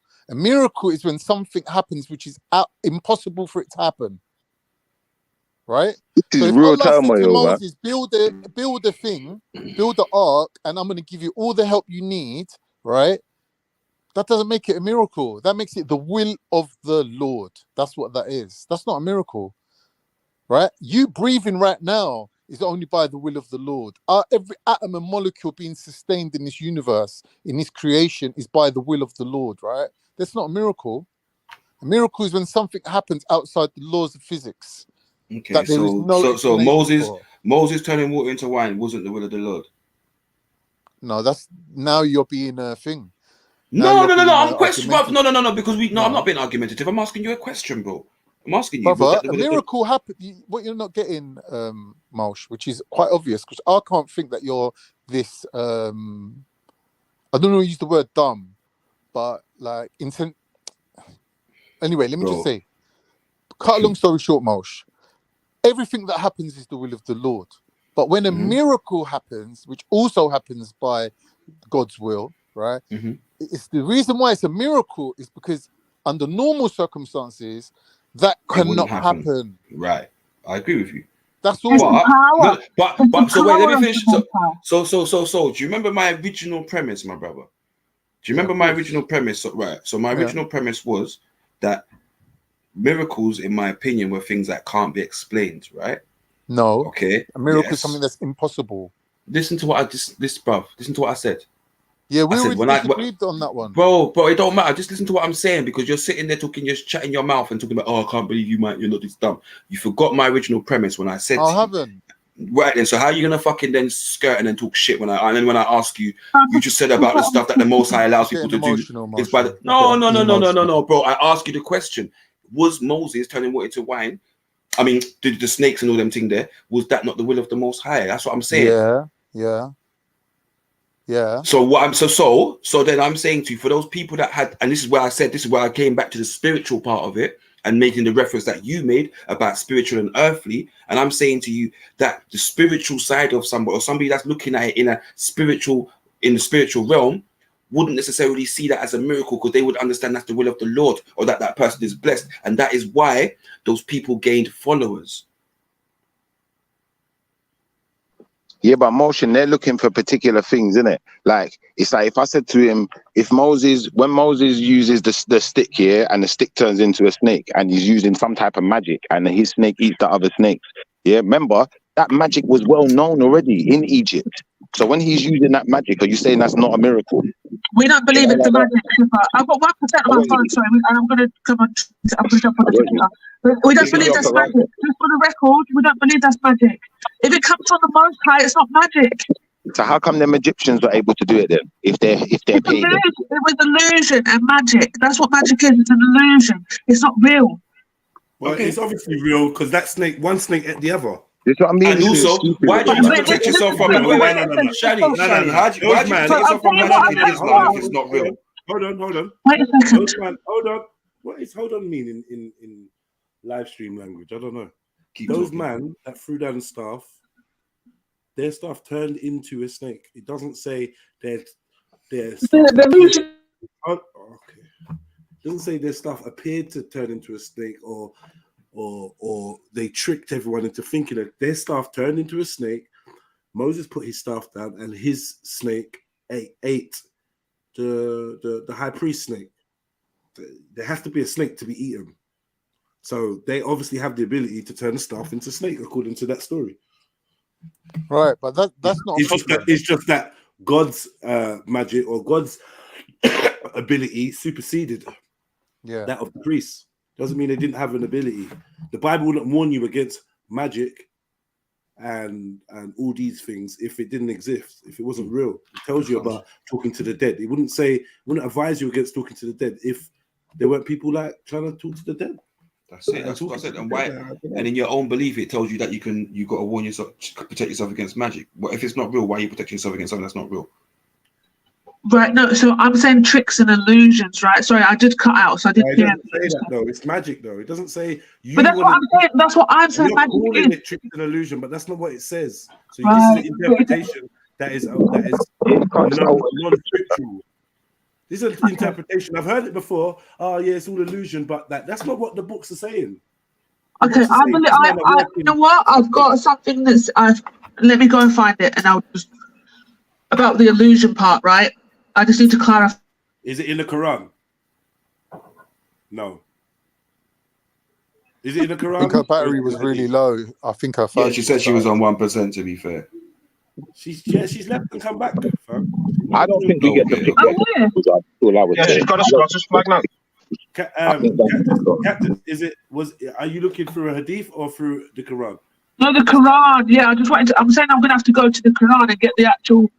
Because from my memory, I'm reading. I'm thinking it says illusion, but let me find the actual before I confirm that. Yeah, but I just wanted to say, with the staff, with what my understanding is, right, and obviously it's my understanding because I need to prove this now, is that even if the snake was physical, the Bible.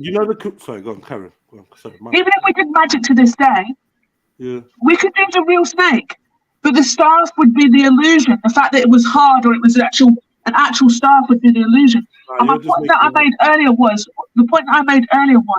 the reason why these magicians actually came to the Most High and believed that Moses was the true prophet is because they knew what they were doing was false and what he did was real. That was the point. Well, it doesn't say that. It doesn't say that. That's an interpretation. No, Moses said that. God, no, Moses. You sound like you're innovating. Because listen. Hold on. The Quran speaks about Juj and Majuj teaching the people black magic, teaching them magic. I'm not Correct me if I'm wrong. Juj and Majuj came and taught the people the dark arts. Yeah, Right. I'm not denying magic. Trickery, That's my point. not illusion, but magic. So I Right. don't know. You're not going to find a scripture in the Quran saying magic isn't real. It's going to say don't fuck with it. Right. Exactly. Okay. It was said that was said earlier on. I don't disbelieve that. I'm saying we shouldn't mess with magic. I'm saying that if it is magic, it's not from the Most High, so it's not good. Everything's from the Obviously. Most High. Nothing can be done outside the Most High's will. Everything's from the Most High. Everything's granted by the Most High. So you're in a catch-22. Like I find that the Islamic point of view paints itself into a corner where God is responsible for everything. Like for instance, let me give you an example now, right? According to, I don't know whether this is Quranic or Hadith, right? And it's a difference to me. But according to some people, in order for me to be harmed, an angel has to go and seek permission from God, and God's got to grant it or deny it. Therefore, any magical act committed against another person, judging, would have to be granted by the Most High. Okay. Do you mean even the high priest, Jedi? Is that what you're trying to say? Even the high priest, that for him to turn the staff into a snake? Like I said, I can't be harmed without the Most High's permission. Do you know that? Yeah. Right? According to Islam, you got three angels, two on your shoulder and one something like that. Yeah. Before you're harmed, that angel will go and basically communicate that. See whether it's okayed. And no one can be harmed unless that's okayed by the Most High himself. Okay. Right? So that means, sorry to be crude now, the Most High, like I said this in Speaker's Corner, the Most High has to agree for a child to be abused before a child can be abused. The Most High has to agree for me to be bewitched before I can be bewitched. Okay. Right. So like all this, it's not from the Most High and blah, blah, blah. It is. It's only by the Most High's decree. Only by Allah's will that anything happens. Okay. So then with that, you're saying that magic itself, the judge, the evil of that is from the Most High. I'm saying that he gives that permission. He gives permission for it to be But effective. the permission is different. But the permission is different. No. But listen, if it affects people, if it harms people, then without it wouldn't be able to harm or affect anybody if the Most High didn't give it permission. So therefore, it's powerless. And we understand that all power is created by the Most High. The Most High created evil. You think he didn't create magic? Right. You think he didn't create the fabric of reality, which therefore has a code which you can tap in and do what is called magic. He just forbade it. Right, and we can protect ourselves from it. Anyway, and yes, the Most High created it. There's nothing that exists that the Most High did not create. And if there is, you're bordering on. If you say there is, it's bordering on shirk. Of course, and I'm not not denying that at all. I'm not even scared of it. I'm just saying that if we go by that premise, right, and we look at it kind of this, we're trying to have so the thing is with this conversation about people having illusions. So I want to go back to this point because these people were performing magic, which they recognized that was not the same as what Musa was doing, what Moses was doing. They recognized that. Hence why they came to the Most High after they saw him performing this miracle, because they weren't performing miracles, they were doing magic. So we need to kind of read up on they came to the Most High, and then we start making they came to the Most High, and then turned their back on him again. Right, 1 second. Let me go and get the card. Let me go prove what I'm saying, or even prove what I'm saying to myself or to you guys. Like, so Shani, what you're confusing is those people of Egypt were doing and performing magic. They were able to perform different rituals and do different things at different times. That is the fact of it. However, what was classed as fake was the gods. That was what was classed as fake. The gods were fake, right? So the Most High of Israel said that those gods were fake. They worship fake gods and keep up fuckery practices. Okay, one of them being the magic. Right. In which case, the spirits that he created were teaching those Egyptians those magics. The same magics he forbade, which is why he hated those people. Because the entities that he was at war with were classing themselves as gods and were worshipped by those other peoples. He mentions biblically, he mentions other entities as being enemies and those that are worshipped by other nations. Right. So I'm specifically talking about when I'm talking about they came to the Most High, like they believed in the Most High from that point. I'm talking about the magicians, the Pharaoh's magicians, those people. Not like a whole bunch of people. Are you saying that after that? Are you saying that after that the Pharaoh's magicians abandoned him? Yeah. And Some of them. They said that they believe in the Most High. Yeah, that's what it says. But what did right? So, yes, get the passage. Yeah, get the passage. And biblically, they said, surely the God of Moses is real. Right? Because their magic was working. They never believed Moses' God was real. So they said, surely the God of Moses is real and all powerful, more powerful than mine. That what they were doing wasn't real. Come on, man. You got to stop twist up the thing now, man. Yeah. And then come tell man back. They thought Moses was chatting shit. He's like, oh, right, you could do what I do. Cool. Furthermore, your snake devoured ours. So exactly. Clearly a stronger thing you're working with. That's cool.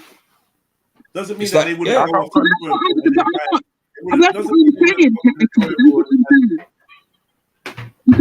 What I'm saying is I'm comparing it to, I'm saying that the miracle comes from the Most High. The miracle doesn't come from people being able to do something. Magic. That's explainable. Yeah, that's what I'm saying. I genuinely think that the staff of the magicians could be explained through tricks and illusions, right? Well, so could the Most Highs. No, that's the point. I don't think it could be. Why? If it's from the Most High, it's not. But that's what I'm saying. If it's from the Most High, it's not. And I think that's. It's not. But you're not giving any reason why it's not. It's just from the Most High. My reason is because we don't even know if the God that Moses was dealing with is the God of everything. In the Bible, it says the angel of God that he actually made contact with. Right? So we don't even know if it was actually the Most High that did this. It could have been but I believe it's the Most High that did it. That's the Bible. Excuse me? The Bible's better than the Quran, so I think you should kind of go back to the original a little bit. The original stories put one way, innit?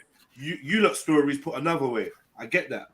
But we can't take away from the fact that it's an original story, bro. Like, I don't know. I know you want me to, but but the prophet came and clarified and all of this takes a lot in a human being. But that's what makes me a Muslim, though, is what the point is that I'm going to obviously believe what the Quran is saying. It's not enough to state as like, okay, this is a fact. So you got to remember, you're coming from a Muslim opinion. When you're talking to definitely, of course. So I could be like, yo, well, you're not just telling someone else's story. If Moses is God, then why don't you go worship the same God as Moses? Moses was dealing with. We do that. Moses weren't dealing with Allah. But Moses weren't a Jew, bro, or a Christian. Moses was not dealing with Allah. Yeah, he was. Yeah, but the Egyptians didn't start worshipping Moses or the Most High. No, Moses' God had a name. Yeah. And it wasn't Allah. Stop that, But man. Moses didn't speak Allah our is language. also the title, it's not the Moses' God had a name. Yeah, but I don't speak Arabic, and I'm calling the Muslim God Allah. You can call him Allah. But the Christian Muslims are calling God Allah. And everyone can be happy with that, yeah? Right, but the Christian Arabs. Allah. And no one's going to challenge me, no? The Christian Arabs, yeah, they're going to believe that Moses was following Allah, right? Because it's their language. That's now. All right, is it then? When this shit was recorded in Aramaic, yeah, were they saying Allah? Don't do that. No, they weren't, but they were saying Allah. That's like you going to another country and saying, "Oh, actually, your name is Denga." in my language, Jedi is Dengar. It's like, no, Yeah, but my you're name's arguing Jedi. over grammatical differences, Jedi. No, The word itself, the no. root word, is the same Oh, word. your whole religion's based on that. Your Yeah, whole but there's religion nothing is wrong based with that, on, though. no, wait, please. Your whole religion is based on it having to be in Arabic. So don't now tell me about, oh, you're playing that. It's like it's semantics or words and like literally your God speaks to these people in a specific language. Right. That's it. And if you want to get the most out of learning about the universe and God and who created us and why we're here, you have to learn a certain people's language. And it's like, so Right. no, Agreed. you're not gonna be able to say that to me. About, oh, it's just grammatical. That no, Bro, but you have to do. But one second, you have to do that. Actually, let's be more correct. Let's be more correct. Moses didn't speak Arabic, so you not trying to say Right. he Allah. That's just like you're forcing it.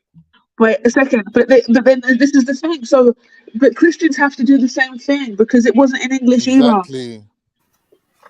Yeah, but they know the name. They got names for their God, innit? Yeah, but they also have different ones. Why? Hence why Shiva obviously argues with. No. They got names for their God. Right. So do we. So they go with. You're gonna have to go with the name that was in the text that you're quoting from, right? But where's the denial though? There's no denial of having other names. In Yahawashah or Yahweh or the Tetragrammaton or anything like that, when you're not even on that line and you just pick and it's just Allah, then yeah, you're going against what Moses done. So I think no, we're not going against Moses. I don't accept if you're educated enough within Islam, one second. I'm saying if you're a scholar. I know you want to say our God is their God, rare, but whenever we get into this religious debate, it becomes very clear that you're not worshipping the same God. Right, I would deny that, and I would say that perhaps I can explain it to you, but I do think if you're a scholar and you're somebody who's studied. Are any of you willing to accept the name Yahweh? If I can prove that there's the right God that I'm talking about, yeah, then yeah, I would. Of course I would. But that's my point that I'm making. So I don't know, man. It's like the point is, I would have to know more about Christianity. Faith allows you to forget that the Kowalski brothers copied Terminator and the Matrix from Martha. What's her name? Martha Stewart? No. Martha Stewart. Huh? No, she was not Martha Stewart. Martha Jackson, Martha Stewart, whatever. Right? That's you're talking about, isn't it? Right. Yes, everyone knows what I'm saying. We're gonna pretend that we don't know that there was an original story, and because ambiguously in your new updated text you say, the old stuff is all contaminated and rare, but still telling you to go to the Injil, but then saying so where's the Injil? You ain't got it, have you? Same way you ain't got the books of Abraham either. No. Because these are the words of God. You're saying that God allowed his word to be corrupted. This is another thing that I find very shirky. Yeah?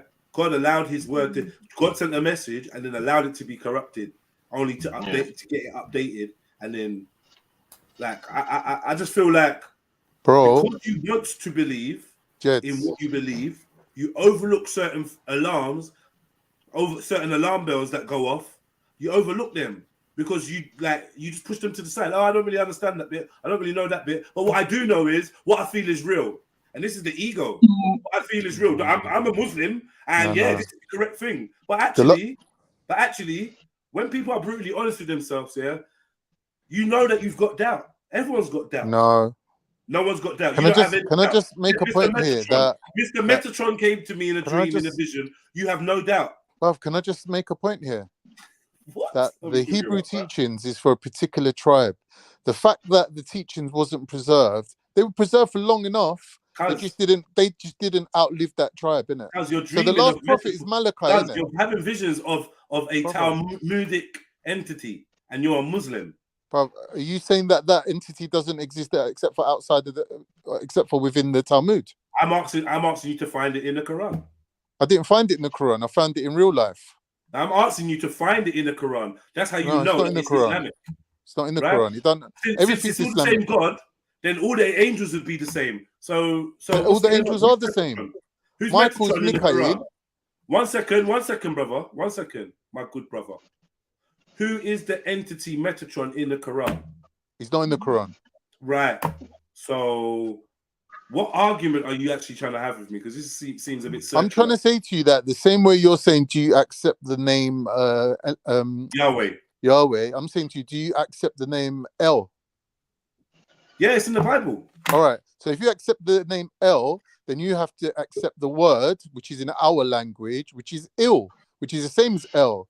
And Allah comes from Il, which comes from El. Allah So comes from Allah Il. is El. Proof. Now, because as far as I'm concerned, 1 second, let me just say this.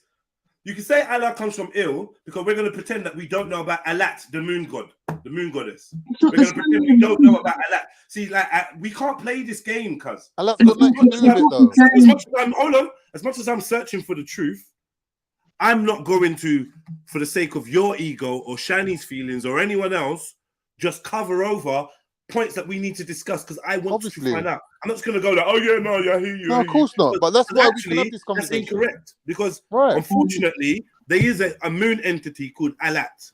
Right. So if you're telling me Allah, word, Allah, excuse me, it's a variation of one letter. Yes, but it's not the same though. That's like saying Jedi is the same. Il is the same as Allah. 1 second. No, he's saying Ilah is. 1 second. You stood by while he said Il and derived. No, I'm waiting to speak. Hold on. You said, you stood by while Khan said Il and Allah is derived from Il. Yeah? I just waiting to speak. I didn't stand it by. I'm going to say what I'm going to say, regardless of your feelings. We don't need to speak over each other. Let Jedi say No one's. his thing, I am talking, and she keeps interjecting because I'm stepping on her toe because I'm actually making sense. When Khan said Allah derives from Il, you was okay with that. When I'm saying Allah derives from or could derive or has a more similarity with Alat, a moon goddess that was present in the Kaba, now all of a sudden they're just not the same, but they're more similar than Il and Allah. Or Can I answer or do you want Chinese answer? Who's older? It's up to you. Who's older? Who's older in history? The reference of Alat or the reference of Allah? Right. Can I speak? You're saying I'm standing by, but I'm not. I wasn't cutting anybody. This is the thing. You're saying I'm standing by, listening to him say that, but then I was trying not to cut anyone. Not standing by. I'm letting him talk and have his opinion, and then I was going to say mine. You agree? Don't worry about that. You shouldn't make assumptions like that, Jez. Like it was unnecessary. Shani, do you agree or not? No. Wait, listen. Sorry. So we just know what's going on with my StreamYard. Is Jedi's thing keeps going around, so I don't know if he's spoken. He just asked you a question. Do you agree? But I didn't hear. That's what I'm saying. I didn't hear. I don't know. I'm reiterating for you. I'm reiterating for you. Let me jump out and jump in again. It's my StreamYard. It's not trying to. Oh, she can't hear you at all. She's saying. Okay. What my sort of contention with going back to Did I talk now? Yeah. No. Can you hear me now, Shani? I can hear you now. Okay. So, do you agree that Allah is derived from Il? Which is derived from El? Yes. Ilah. Yes. Ilah. Yes. So, do you think that Ilah is more similar to Allah than Alat is to Allah? So I can see where you're saying with those are being both very similar because Allah means the God and God is Ilah, right? And God in the Hebrew or whatever is El, and so on and so forth. So I see the similarity in the language there. Allah. Sorry. What language is Ilah? Arabic. Ilah is Arabic. Why would you change it to Allah then? Because it went from God to the God. Sorry? The God. Allah, like that. Allah. Like that's how I'm explaining it, right? But it's not. What? You need to be a link. Ilah means what? Means God. God, just God on its own, and then you've It added vert to it, right? God. Right. So you guys are adding to a name that already exists and changing it. It's just a grammatical. So from El, you've gone to Il, and then from Il, you've gone to Ilah, and then from Ilah, you've gone to Allah. So if you say Ilah in Arabic, one second, if you say Ilah, now, that's a transgression. That's a innovation from the original. We've changed it now. You know what? To be honest with you, it'd be better if there was an Arabic speaker and somebody that was a linguist with an Arabic to explain this better. But from my explanation, my understanding, you can say Ilah, and that means God, right? It doesn't mean Allah, though. Allah is the title of the God, the only one. He's not the same. Ilah and Allah are not the same. Yeah, but it's not the title of the only. That's why. Wait. And that's why. One second. That is why the contention is not the same God, because those people that were of understanding of Israel knew that the Most High had a name, and you must call on Him by His name. Wow. Right, and to the point, even to the way of point, there's a commandment that says, "Do not take my name in vain." Name. So people knew His name, right?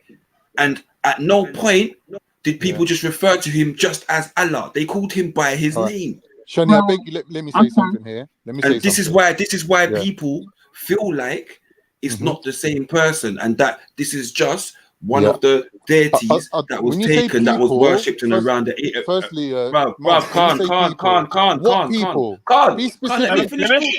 Let me finish talking, bro. What people? Bruv, let me finish talking, bro. What's the matter with you? Yeah, Khan. That's right.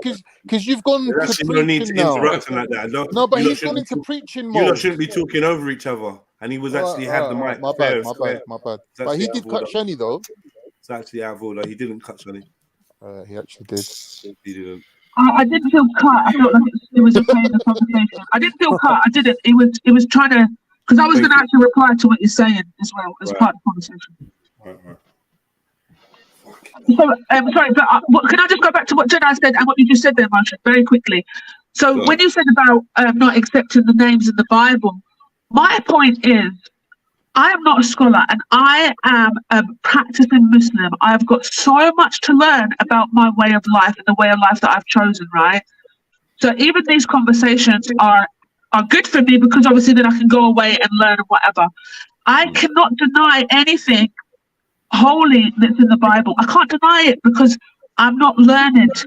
So I still need to, my faults of being a Muslim, my genuine faults of being a Muslim, and I've had arguments with other Muslims about this and disagreement. They don't believe that you need to go to the Torah or the Injil or Bible or whatever to get any sort of information regarding Islam. I believe that you do. I believe to have a whole understanding. Huh? The Quran says that. Well, that's what I'm saying. That's what I'm saying. But I've had arguments with people about it, saying that the Quran is the be all, the end all, and everything you need to know is in the Quran, right? And I'm like, well, it's not true though. What alak means? Listen.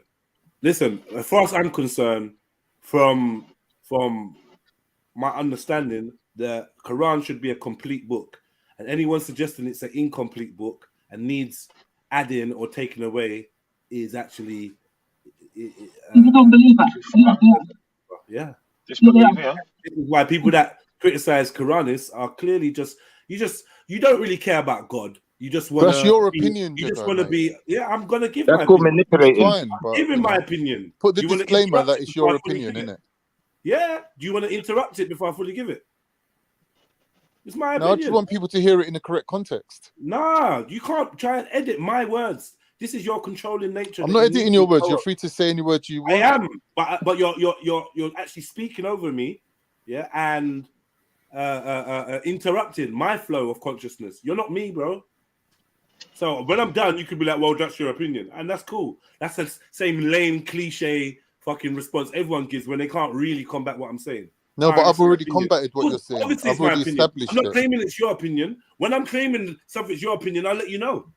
No, I'm not giving you my opinion. I've established my point. You want to stand back while I give my opinion? You're still catching up to me now, right now. You want to stand back while I give my opinion? Go on. All right, cool. So my opinion is, when people say what they say, and they act like the Quran needs any additives or like it needs anything taken away or added to it, I believe that they're not actually following, practicing, or respecting their religion on an individual basis. And what they've done is they've mistaken their religion, their way of life, for some kind of group exercise, some group think thing where somebody else can determine to you exactly what the Most High is trying to communicate. This is where we fall into the realm of scholarism and that, right? Which I think is extremely dangerous, knowing the smartness of Shaitan, Iblis. I know that the people that's most likely to be the most corrupted are who? The scholars, because they're the people that the people listen to and turn to for advice, and they lean on for understanding.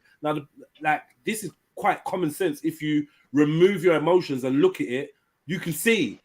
Yeah, you can't just anyone can't just become a scholar. Yeah, they're most likely to be Shriners and Islamic Masons.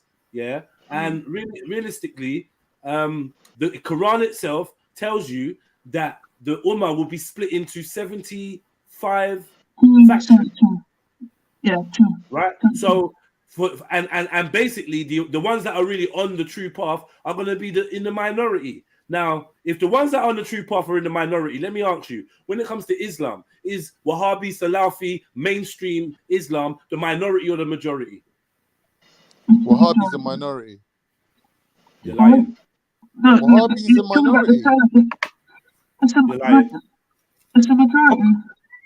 But God wills all this, though, doesn't it? God not will that. Islam for a reason. Mainstream Islam, Islam that Sunni, what did I say? Sunni Islam, right? Yeah, Sunni, yeah. Sunni Islam is the majority. Yeah. All right, Sunni Islam is the majority. This is what you all follow, right? Now, within Sunni Islam, there's two sects that I'm aware of, right? Salafi. Now, it's stated in the Quran that Prophet Muhammad was Salafi. I've read it. You've read it. We all read it. But I digress. I don't think that's true. Yeah? Well, no, it does. It He's right, but it's not being explained properly. But yeah, that's the point. No, it was explained. No, it was explained beautifully. Yeah. No, it's not because he wasn't a Salafi. The Salafi are the people of the old. His mates are the Salafi. No. You can pull up the hold on. You can pull up the scripture and show us in it. Like, don't just quote off your own thing. Cool. If you say they're not that he wasn't a Salafi. No, cool. what I'm kind of telling you, I read. He was. Okay, he was. Oh my God, let me talk. I read the verse where he blatantly says he was a Salafi. So you lot are just chatting shit, right? It says he was Salafi. But anyway, let's move on. That was the sect it says he is, right? But let's move on. Sunniism, Sunni Islam, the Islam that you lot follow is the mainstream, the majority, right? Yes or no? Right, yeah. Now, does the Quran say that the true sect of Islam is going to be the majority? No. Right, so tell me why you're Sunni then. We're a Sunni because we follow the Sunnah, and the Sunnah is the teachings of the Prophet, right? This isn't within the context of the Quran itself, but the life and the times of the Prophet, which was documented, which he told people to do. He said to them, write down the things that I do, right?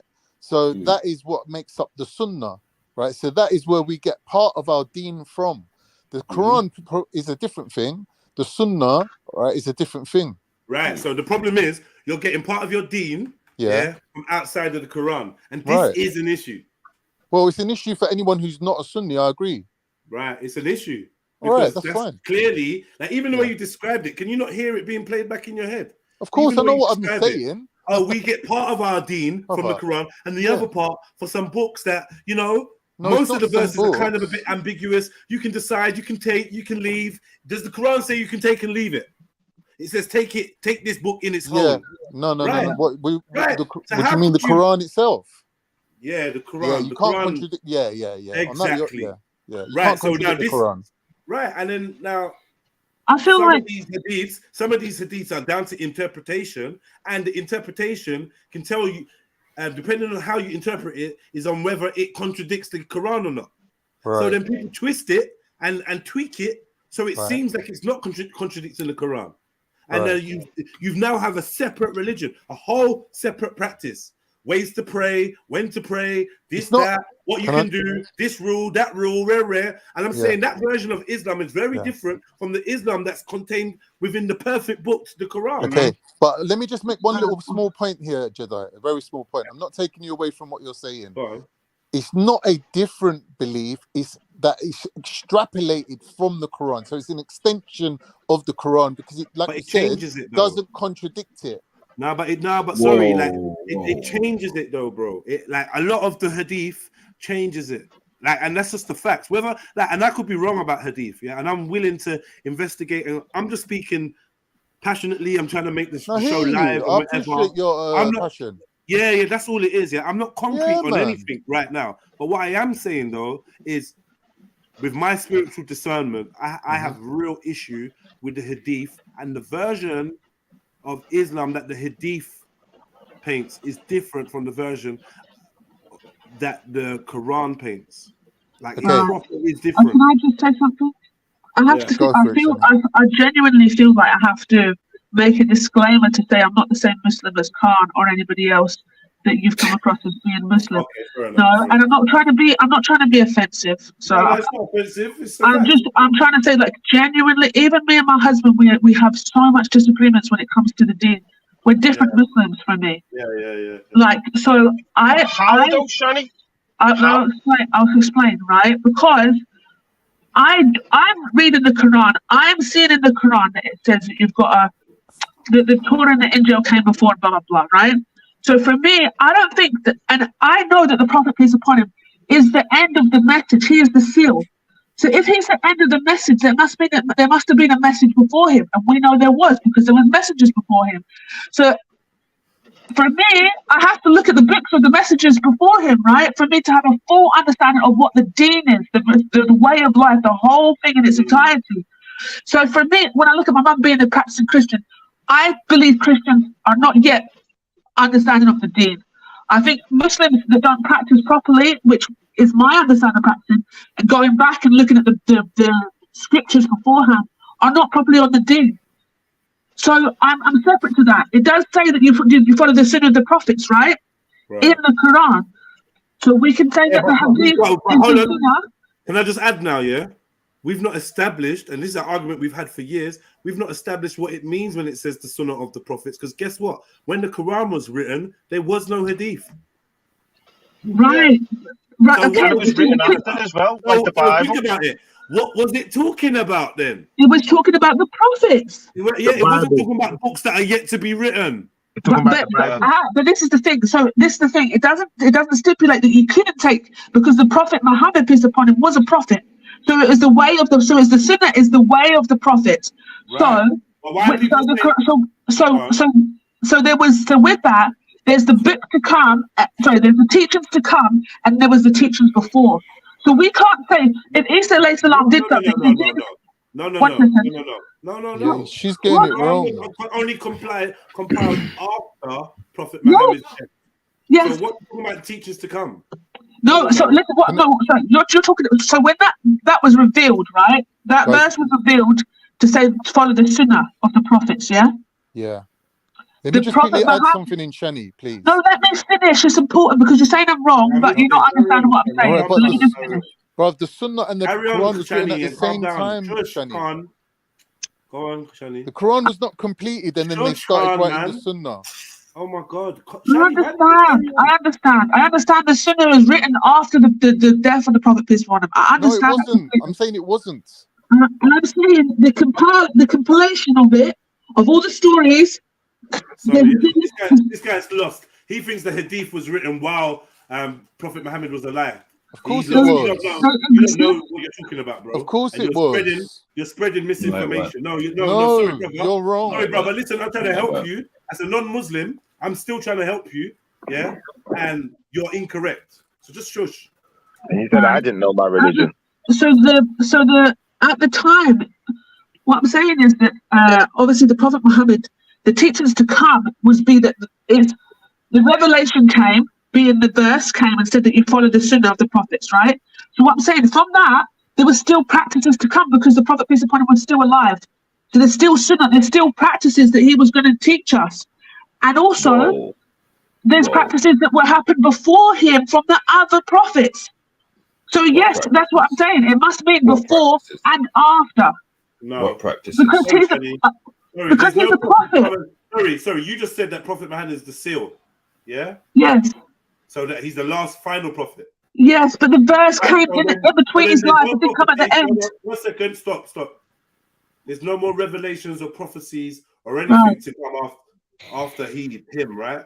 True. And I'm saying when he died, anything you read about him in his death was posthumous. He was talking about he was given a revelation saying, "Follow my ways." That means while he's alive, follow what he was doing, right? Yeah. Now, there's got to be either one way to do it or another way to interpret that, because it can't mean wait 200 years for a book for books that are going to be compiled when I die. Right. And that's what it is. The earliest hadith is a minimum of 200 years after his death, and Islamic scholars agree to this. So this doesn't make sense. But the hadith in itself, his teachings were passed down verbally, right? So it was taught verbally, and this is what Muslim and Bukhari had to do. They had to go and look at what people had been saying. Bukhari isn't a prophet. One second, he's not. No, he's not. This is where you lot go wrong. He's not a prophet.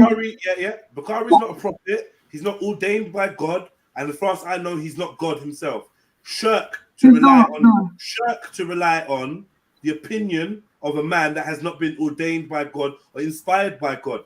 Like, that is mad. So now the whole religion is relying on what Bukhari deemed to be correct.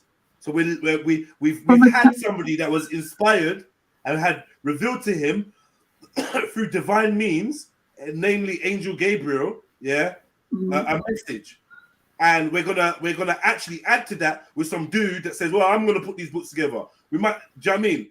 That basically could have been Webster's or Collins or Oxford's. This doesn't make sense. No, but you know what? It's interesting that did Prophet Muhammad say who was allowed to compile his thing? Who gave Bukhari the right? So the thing is, this is the thing: the information that's being said that the Prophet did, so the ways of the Prophet, peace be upon him, the things that he said, these are all informations that are claimed to be done by the people that was close to him, right? So his Sahaba, his wives, and so on and so forth, right? These are the people that have the narrations of what. None of them were perfect, though. None of them were. It's not about them being perfect. It is. No, it has to be. It has to be. It has to be, because we need to know whether they were corruptible. I can't trust them. True. I can't trust them. I can't trust Bukhari. I can only trust Prophet Muhammad because God appointed him as the last messenger. Okay. He is the messenger, not Bukhari, not Muhammad's wife, not Muhammad's brother or friend. So therefore, because look, we had Sahaba that turned bad. We had Sahaba that turned killers and turned bad, and even forgive me if I'm wrong. Did any of the Sahaba turn against Prophet Muhammad, or have I made that up? No, I don't believe none of them did.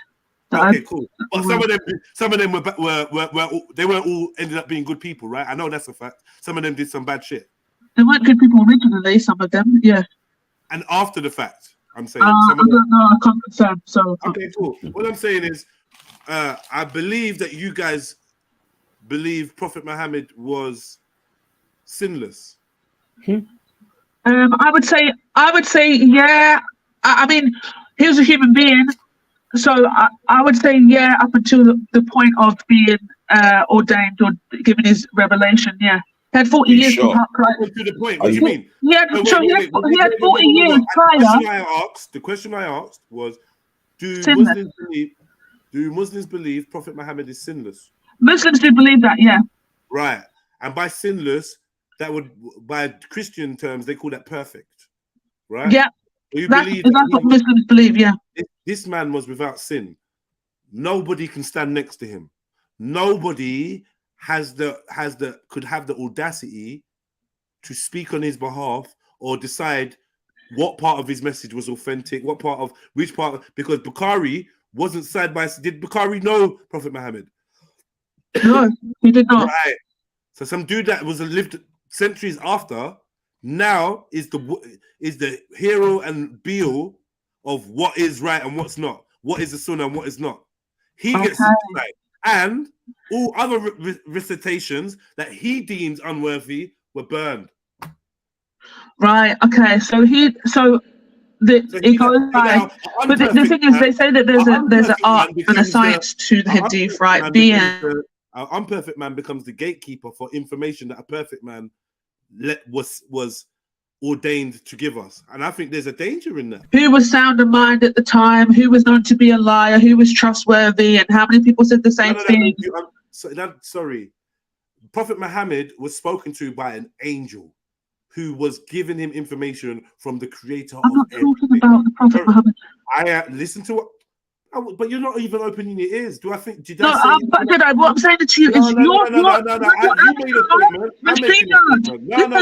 No. You just interrupted me to say you're not talking about Prophet Muhammad. Oh, yes, because I heard you, but just before that. Let me finish my point then. Please understand, it's not about the point. It's not about the conversation. I'm making my point. It's the communication I'm saying. I'm trying to explain to you that you keep cutting out. No one else has been cutting out apart from you. So if you're saying something, I might have missed the point. Okay. Fair enough. My bad. Okay. I hear you now. I apologize, Johnny. That's what I'm trying to say. It's not the conversation. So if you can make your point again. All right. I apologize, Johnny. Yeah. One more time.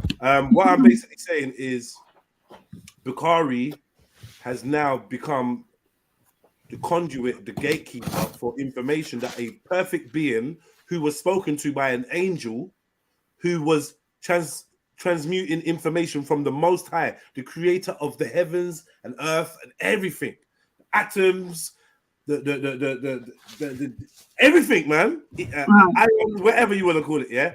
He created that, yeah, and he has chosen an angel to speak to a man who you believe is perfect, and then 200 years after he dies, some other dude becomes the gatekeeper to what's right, what's wrong, what's sahih, what's unreliable, who's sound of mind, who's known to be a liar. And I'm saying that I get that you guys are being told to trust in that, right? But if you can't tell me that Bukhari is perfect or any of those people are perfect, they could still be errors based on them. But Muhammad, there can be no errors because, like you said, he was perfect and he was divinely inspired. It's what makes him a prophet. So we're supposed to be listening to the prophets. If you're dealing with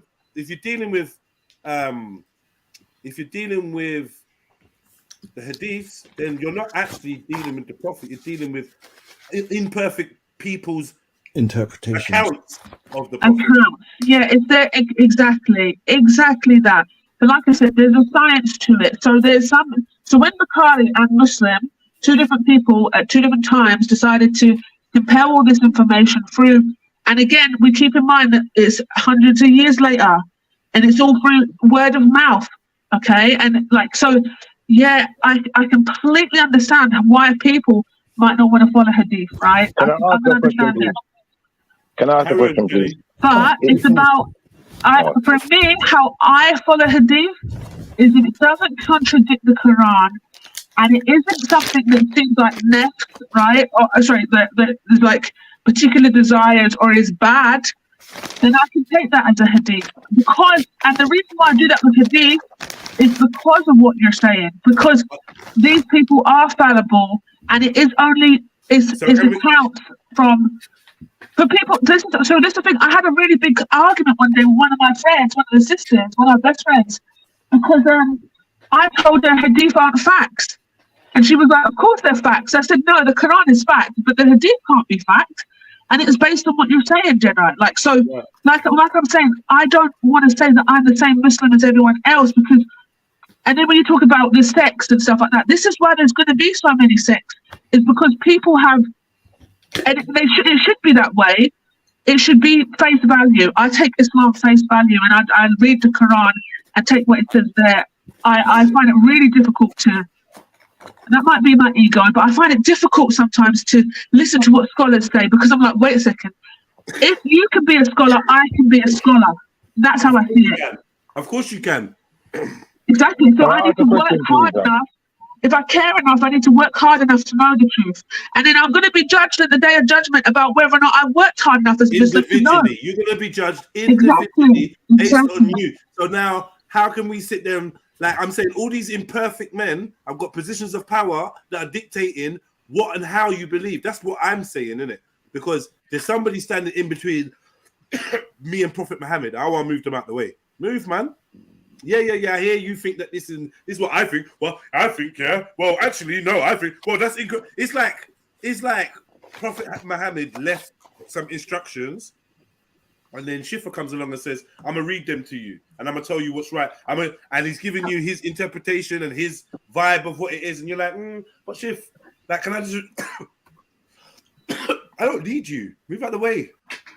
The book is there, bruv. I don't need you. You know how to read. I get that. Way, do you know what I mean? Can I ask a question though, please, brother? Because I think what you're saying is compounded in the fact that she said, I'm going to tell you, she said Muhammad is perfect. She believes Muhammad is perfect. And a lot of Muslims believe Muhammad to be perfect. Now, I would like to know by what standard is he perfect? Does that make all of the prophets perfect? Does that make King David perfect?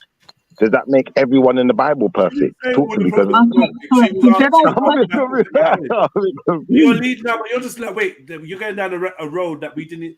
She was asked about the prophet that she is concerned with, the last prophet, the seal, the prophet of Islam, Prophet Muhammad, peace be upon him. That's what she's talking about, and she believes that he is perfect, right, sinless. By what standard is what I wanted to know? What do you mean by what standard? Because, for instance, she believes that Prophet Muhammad never committed a sin. Like, what do you not get about sinless?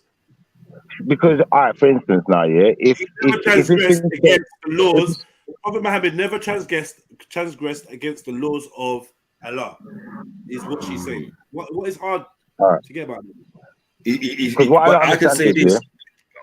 From what I know about Muhammad, from what I've heard people say, Muslims say themselves, Muhammad kept slaves.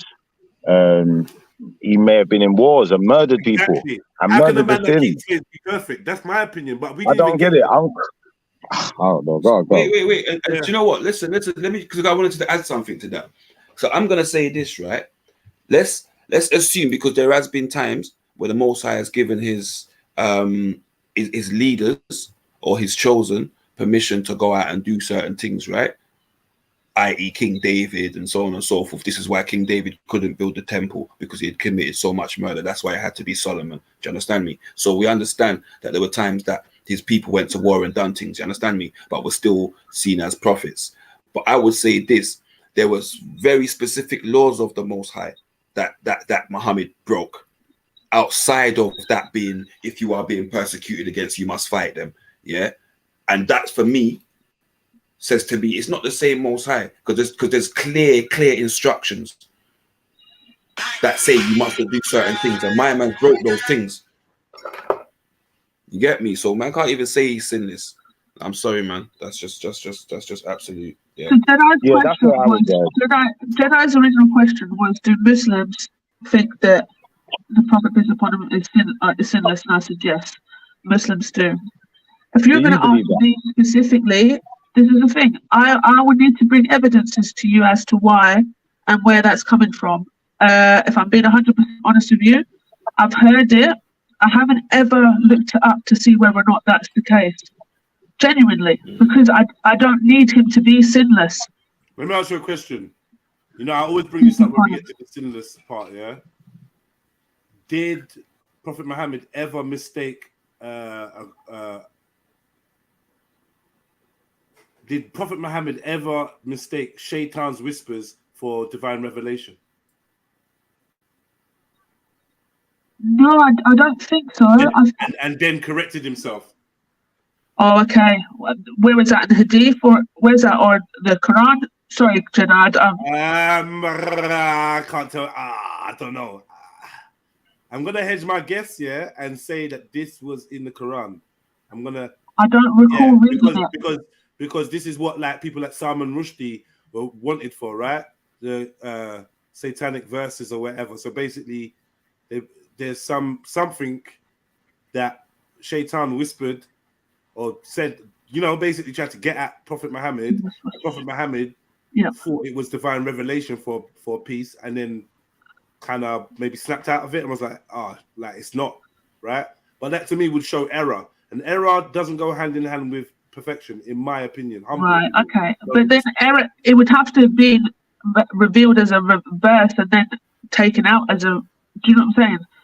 For it to be an error, just to have a mistake. Him just believing, him just thinking that it was divine for a split second would would be less than a perfect man would do. A perfect man would not mistake the revelations of God or the revelations of shade or vice versa, whatever. I don't know. Let me explore that because I can't even say. But I think what that verse attempts to do is show Prophet Muhammad as a man who battled temptation and battled things himself, which would mean that he was. I don't know, man. I don't know. I'm kind of. Let me find that in the Quran. Because he's saying, Kimo's saying that's in the Quran. If you can find that, Kimo, that would be really helpful because otherwise I've got to go. Sorry, say that again. Kimo's saying that is in the Quran, right? What you're saying. So I've got to find that because I don't recall reading that. I'm going to the microphone properly because you're kind of distorting a bit. People are saying it's in the Quran. Who's the people though? Anyone you trust? Who? Oh, it's so shit. Kimo is saying that it's in the Quran, so I'm just asking him if he could find that or tell me where it is. Let me have a look. So I don't recall reading. He's gonna go get it. He's gonna go get it. He reckons. All right, okay, big up. But yeah, I can't really discuss it. Like I said, to me, I don't need. If this was actually in the Quran, if this was actually in the Quran, what was the? I know you don't know the answer to this, but why did they want to lick off Salman Rushdie's head then? If it actually was in the Quran, then what was it that he's supposed to have done wrong by pointing that out? I don't even know who that guy is you're talking about. Sorry. Yeah.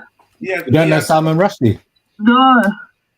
Not heard of him or nothing? No, I really don't know who he is. Who is it? He wrote a book, man. He wrote a book that went. He wrote a book and he ended up with a whole fatwa against him. Peak. He wrote a mad book. Yeah, Salman Rushdie. Where did he get? I don't even know where he got refuge, but yeah, it was a mad thing. But yeah, bro, listen. It's half and half classes. You got to stop this whole. Yeah, you got to stop this whole sinless rubbish. You get me? And last prophet. The last prophet comes back again. You get me? Is my microphone low? Is my microphone actually low? No, it's calm. No, okay, cool. So I'm having StreamYard issues with you, Jedi. Everyone else seems to be fine. It's going to black screen and then a little like loading thing. You know what? Let me leave and return and see if that helps. To be fair, it's 3 o'clock, so I don't think I can stay too much longer. Alright, then I'll stay. I won't leave bothered. Yeah, I'm just saying, you hear the scream in the background, like, pay attention to me. Yeah. But, yeah, if you can find it, I'll pay for it, but. You know what? Give me about an hour, right? Let me just sort out my life, and I can come back. If it's still in the conversation, but I want to look up what. I like the way that Khan, you're a proper funny guy, bro. You start saying stuff when I tell you you're wrong, then you just run off. Like I find that weird. You didn't run off for nothing else. I have that effect. Like you be telling people that the hadiths were written in the time of Prophet Muhammad. Like fucking hell, man. Fucking hell. And I have the cheek to tell a big man like me, but I don't know if you're. I don't really think you're that dumb. Are you stupid, bro? Why shouldn't we calling on shirt? Don't call on shirt, man. Can I just quickly say, yeah, I genuinely do have a hospital appointment for diabetic eye screening, which I've missed 3 times in a row. Alright, big up yourself, bro. But I'll be back in it. You know, I'll be back. I hope that that it goes well, bro. Cheers, brother. Thank you. Good luck, man. Good luck. Yeah? Good luck. All right, yeah, good luck, just man. a standard test that they do, man. It ain't no big deal. Okay. Don't worry, I'll pray for you, man. Hope it's good news, man. Hope it's good news. Hope it's good news. Cheers. All right. Anyway, I'll be back in remission or whatever. I don't know what they say. Yeah. Good news, man. Yeah. Big up. Like, where's the diabetes gone? It's not even there. Where's it gone? Yeah, it could be, like it could be that. I think all this fasting's been helping as well. All right, man. Yeah, man. Speak to you later. Yeah. All right, there you go. I do want to big up Shani though, because she does come on and she says what she thinks and all of that. Man. And I'll tell you something. Shani battles with her with her emotional side as well. So it's more of a task for her than the average person. And I think she does well and she does better each time. Do you know what I mean? So big up Shani. That's my sister for life, regardless. Big up, man. Big up. Have you ever thought about Alat and Aluza? I'm emotional. I'm gonna say the same thing still. So have you ever thought about Alat and Aluza and about the third deity, Al-Manak? Shall you have the male issues and he the female issues? That is indeed an unfair division. These are nothing but names that you and your forefathers have invented, for which Allah has sent down no authority. They are merely following their conjectures and their carnal desires, although guidance has come to them from their Lord. I don't really get what I didn't get it at all. So that is, you regard the teachings being given to you by Muhammad, peace be upon him, as erroneous and falsehood, whereas he is being given the knowledge by Allah, and Allah has made him see. Move away, man. Made him see with his own eyes the verities to which he is testifying before you. Now consider it. What is this? What am I reading, bro? Kaba. Yeah, I don't understand what that passage was saying. He gave more verses. I want a blood clot. All these points are all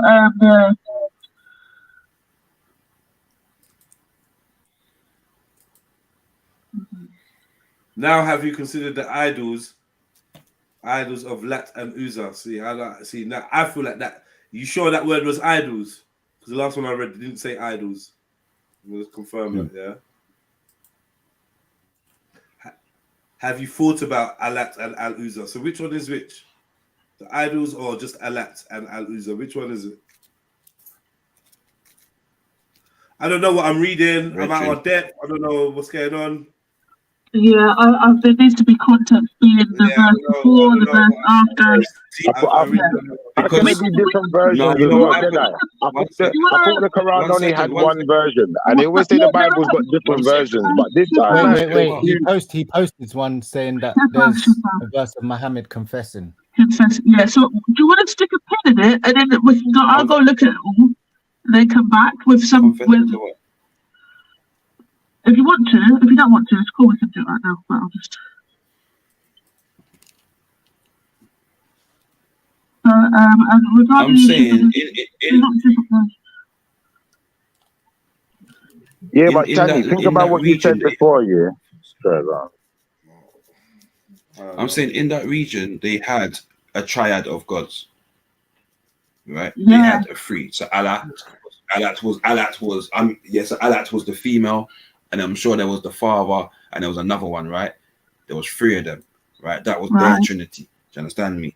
So you have to understand when people are saying, it's from the same thing, Actually, the Most High of Israel said his people will be called by his name, which was El, for those in Israel, and then the other people were spelled with Yah. You understand me? Okay. So it was El or Yah. There was no Al. Do you understand me? So I don't. Anyway. The Al is there. It's there. Al is there. You know, like you could say. But motion. Al hard or something like that. That's there. You see what you said there? Okay, so basically, Satan threw in a misunderstanding. Yeah, but Allah abolished it. Yeah, Allah abolished it, but that means that Prophet Muhammad was susceptible to Satan throwing in misunderstandings. He's susceptible to that. Is that perfection? And we did not have the point. Like he's vulnerable to the attack of Shaitan, which therefore would say, I don't know if being perfect means that you're not vulnerable. I don't know, but.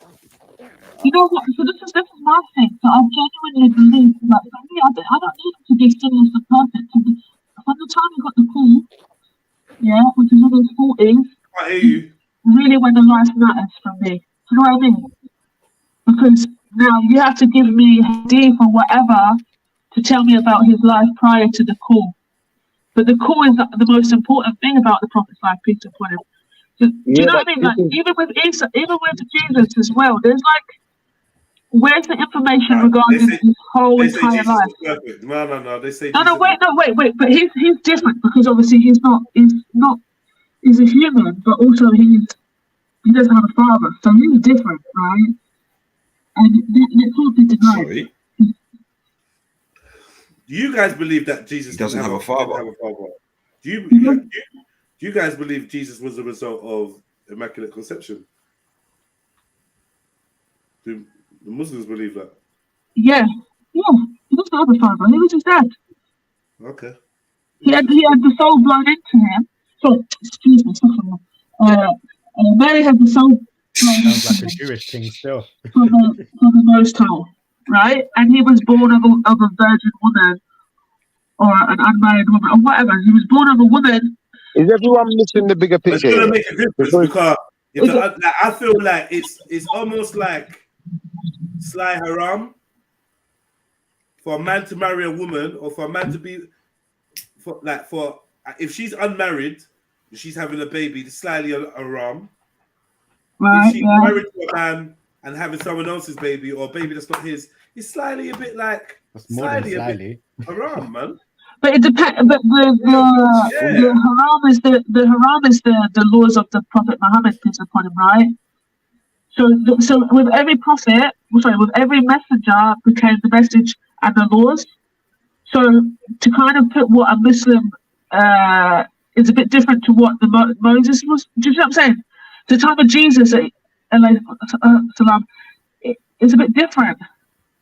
I get it. I get what you're saying, but I don't know if you put it by the Sharia. Does that make sense? Is anyone hearing me? Sorry, I didn't get a reply. Yeah, we hear you. Yeah, I get what you mean. This is called the miracle of reinterpretation. That's what this is called. It's called literally the miracle of reinterpretation. So every time you get pulled up on something, you just reinterpret it as something else. No, that's not what I'm doing at all. What are you talking about? Just finish, Shani. Don't even watch that going. It's like you got 5 different Qurans you're reading from. I'm not even lying. I'm just being honest. That's an honest observation. You tried to make that point, and now you're trying to make that point on me. You tried to make that point because you saw that JEDI had 2 different English translations, yeah? But you got to remember these are English translation of Arabic. So this is the person, the scholar who's translated into English, who's giving you the closest definition of these words in English. They're going to change slightly. Of course they are, because it's somebody's understanding of the translation. It's very simple.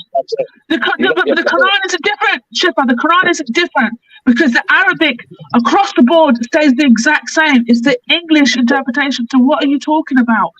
Okay, listen. Sorry, I understand the word coming out of your mouth, but you're not getting where I'm coming from at all. Yeah, so please don't try and guess what my point is. If that's okay. Can you still hear me? Yes. Yeah, man. I think I might have cut out. Yeah, so that's what I was saying. Depending on who's reading the Quran, and depending if you're going by Bukhari or who you're going by and whose hadiths you're authenticating it with, you could get a completely different interpretation to someone who's just using a Quran. Therefore, rendering it to have more than one interpretation, therefore having more than one version, depending on how you're reading it. So that's the same if there's 5 Arab speakers reading the Quran. They're going to interpret it differently because they're different human beings. Shani, Chemo says that the Arabic is different too. He needs to bring that. He will need to bring the different Arabic. Yeah, I was just listening to what you said. I'm being honest. That's what you said. You said that by the way you're interpreting it depends on what you're coming up with. So therefore, if you're not interpreting it by Bukhari's interpretations, then you're coming up with something different. No, you're mentioning something. Bukhari is the person that compiled Hadith. It's got nothing to do with the Quran. Yeah, but you're using Hadith with your Quran. Secondly, Shifa, you're kind of living an example of how people interpret things being different. So we're all speaking English, but sometimes you just interpret the conversation completely different to others. So my point is, and we're not even interpret it translating it into a different language.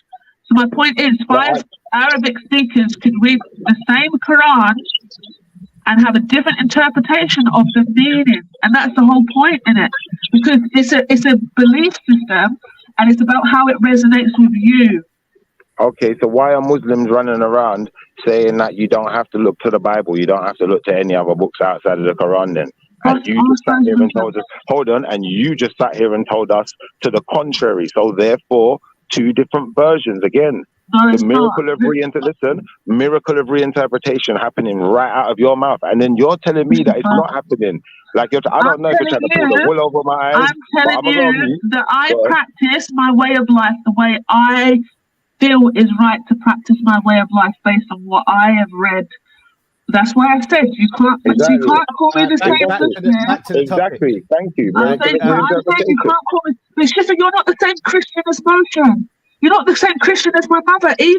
So you want to call yourself? I am. Okay, but you get what I'm saying. You're not the same. You can go to the Bible and read the Bible, but you're not the same people with the same beliefs. If we read the Bible, listen. If we read the Bible, we're all going to agree on what it says. So why do you argue so much about the Septuagint and the Pentateuch? Why argue with him so much if you guys are on the same thing? Now, that's bullshit because people interpret the books differently. But Kimo says the Arabic, the Quran in Mecca is different to the one in Egypt and different to the one in West Africa. So he's saying they're all in Arabic. Brand new information. I think if you have low-level Bible intellect, then you could be making misinterpretations of it. But once you have a certain level of intellect with your Bible, then you're going to be able to interpret it the same as it should have been interpreted. Unless you're copying someone or someone's, inserting things or propagating ideas in your reading, i.e., some type of religious leader. Because what I find is me and my brothers, we do actually agree. Once we come to a consensus, we do agree on the stories. It's like, I remember me and Mackie having an argument about, I think it was Abraham lying in the Bible and why he lied and X, Y, Z, and is his wife his sister? And yeah, we do have our little debates, but it's more of a reasoning.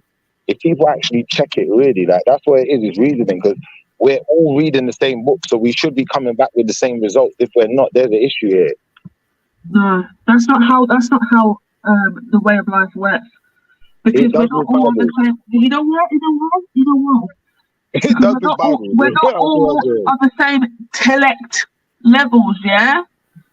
Well, we are with Bible. We're not all the same. Not even that. You got different so-called scholars within what you'd call Christian or Catholic or whatever scholars that disagree, and they're all of the same quote-unquote intellect or intellectual levels and shit like that, and they disagree on shit. Like, it's just what happens. But I'm not talking about the institutionalized. I'm not talking about the institutionalized minds. I'm saying someone who's actually intellectual with their Bible, not someone who's being led with their Bible. Someone who's actually intellectual with their Bible. What you'll find is we do have a general.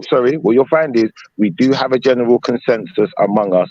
And once something is pointed out, some people do make mistakes, but once a mistake can be easily pointed out and rectified within the community quite easily. Now, what I'm saying to you is, it sounds like you're interpreting your Quran different to how other Muslims are interpreting their Quran. Well, the beauty of the Quran is, and I can't say for the Bible, so I read the Bible when I was younger, yeah? I haven't read the whole Bible, but I've had a Bible, learned about it and whatnot. I couldn't debate the Bible at all, because I don't know that much from what I've learned or remember.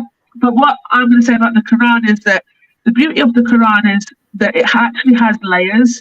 The Bible might be the same, and I would go to emotional Zulu to maybe have that understanding and get the answer to that if that's the case. Because with the Quran, it has layers, so I can read that as a layman, as an uneducated person. The first time I read the Quran, it can mean, and I can interpret it one way. The more educated I become in the deen, the meaning slightly changes, or my understanding gets deeper.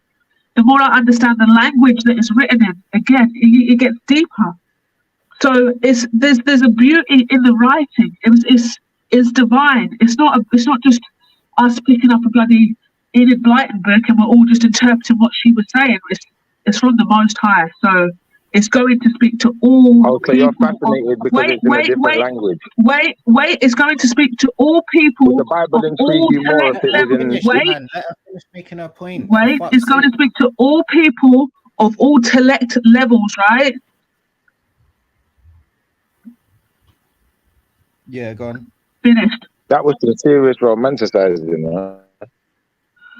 So you think the Most High is going to give you the Bible, but if you're low IQ, you're not going to understand it? Or do you think the Bible can be understood by someone that's low IQ? I never said anything about IQ. I never brought that into the conversation. We're talking about intellect, right? If we're being intellectual, listen, if we're being intellectual, we're just being simple. We're keeping it nice and simple and plain. You know, we don't need to be all confusing and try and act smart. We don't need to do that with the Bible. Obviously, if you need to do that with the Quran, that's entirely up to you. But I can't tell you what to do with your book. All I can say to you is, it seems to me, from what you have said, that the people who are reading from this book are interpreting based on what someone else is telling them. And the ones who ain't interpreting based on what someone else is telling them are interpreting something different. That's not what I said, but cool. I'm gonna go now. Big up. It doesn't matter what you said. That's what. Listen, that is what you said. It doesn't matter what words you use. You don't have to use the exact. You didn't use those exact words, but in effect, it's too late. Interpretation, yeah. How can I unhear what I heard? It was your interpretation and your understanding of what I said. But it's not what I said. I'm going to tell you your exact words. You said. This is what you said.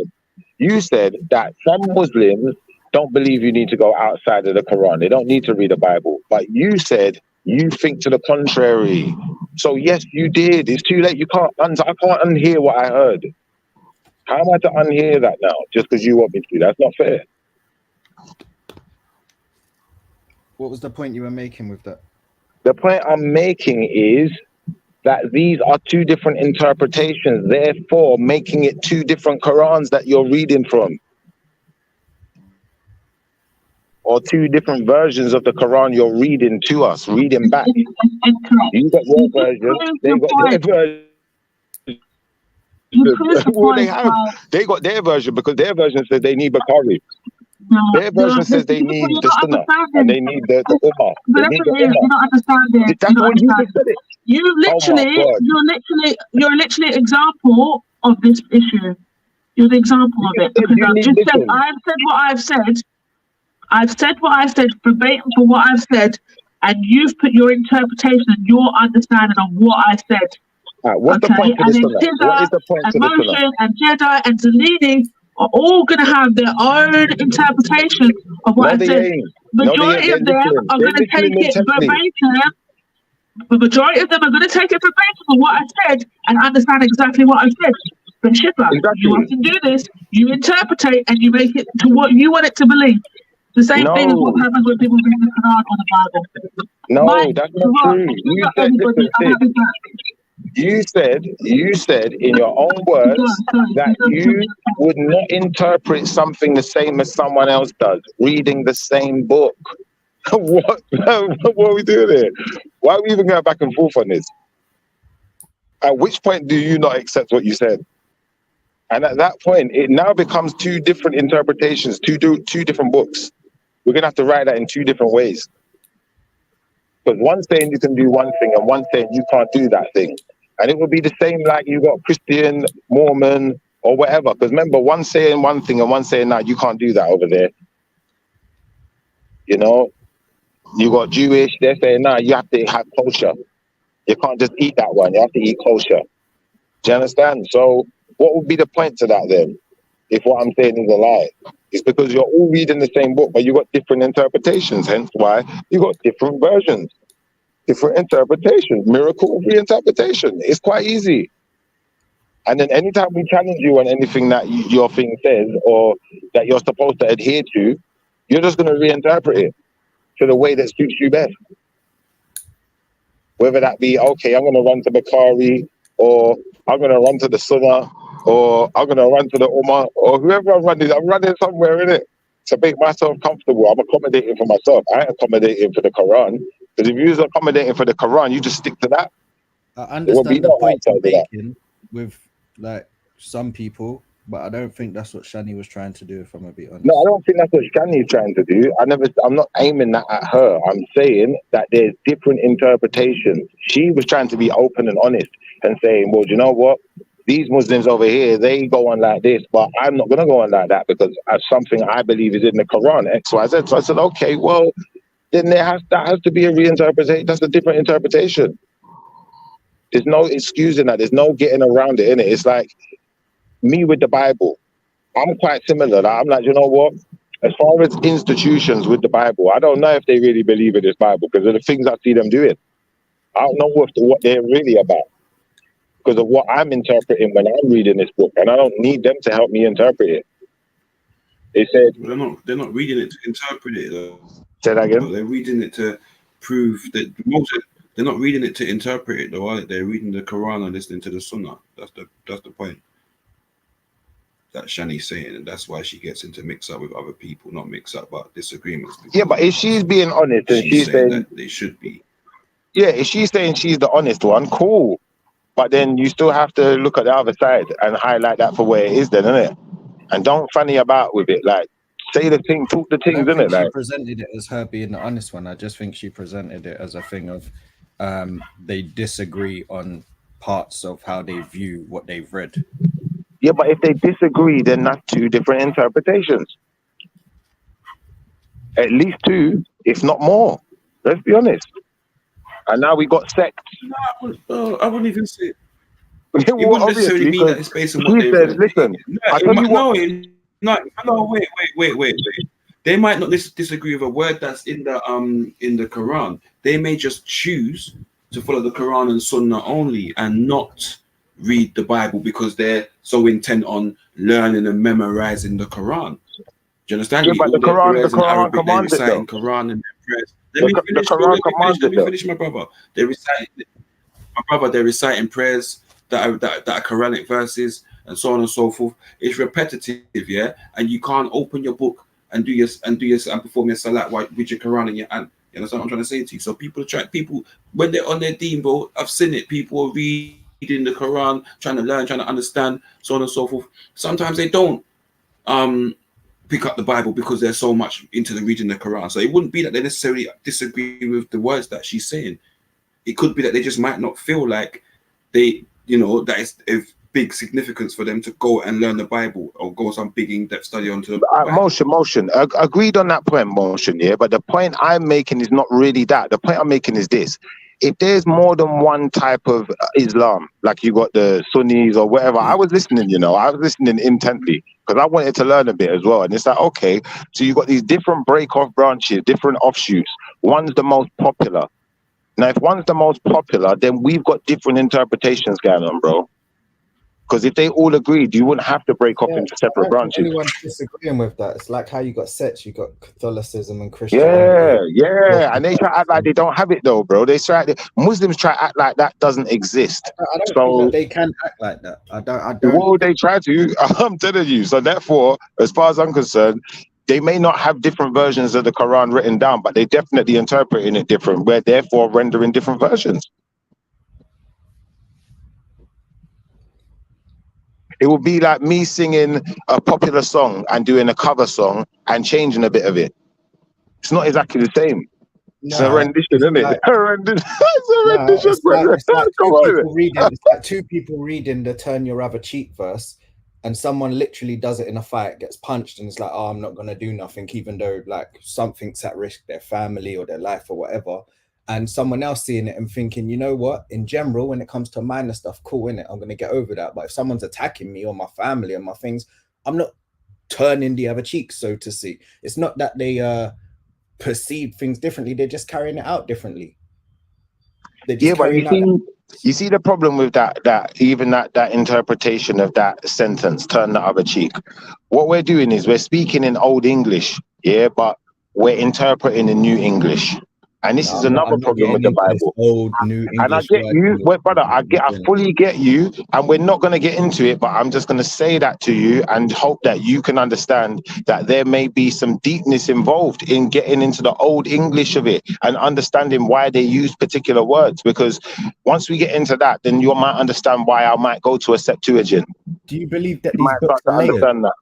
Do you Huh? believe these books are layered? So depending on the level of maybe experience, consciousness, whatever you choose to term it, you take in the information on a different level type thing. Do you think so? Do you I think these think books are this is layered? what I think. When you say layered, I think it's layered like this. You got first edition.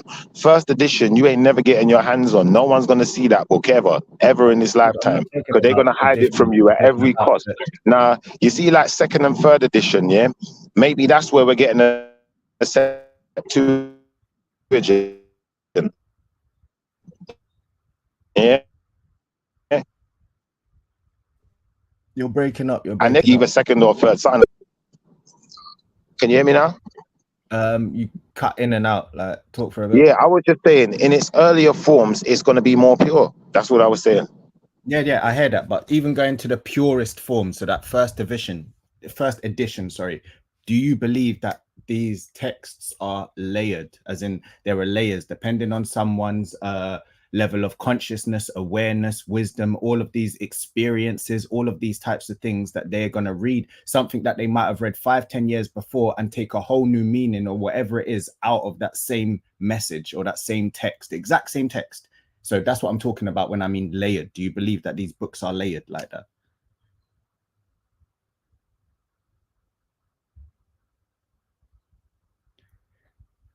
Silence. No answer. Say no more. Hello, can you hear me? Yo. All right, yeah, sorry, my signal was cutting out. I was saying that the words could be easily misinterpreted, because when you say layers, I'm just going to say you have to go back through layers of language to understand the true meaning and get to the true meaning of the emphasis that they was using with particular words. And then, like I said, when you're using I gave a specific example, something, the same text, exact same text you read 10 years ago or 5 years ago now means something a little more or something a little different to you based on your level of growth and wisdom and experience in life. I don't think it's necessarily that. I think it's that people try to be complex. They try to think things in a complex, complicated way, and then you don't get the true meaning. The true meaning is the simplest. Do you know, like that? The Most High is not complicated. We're complicated.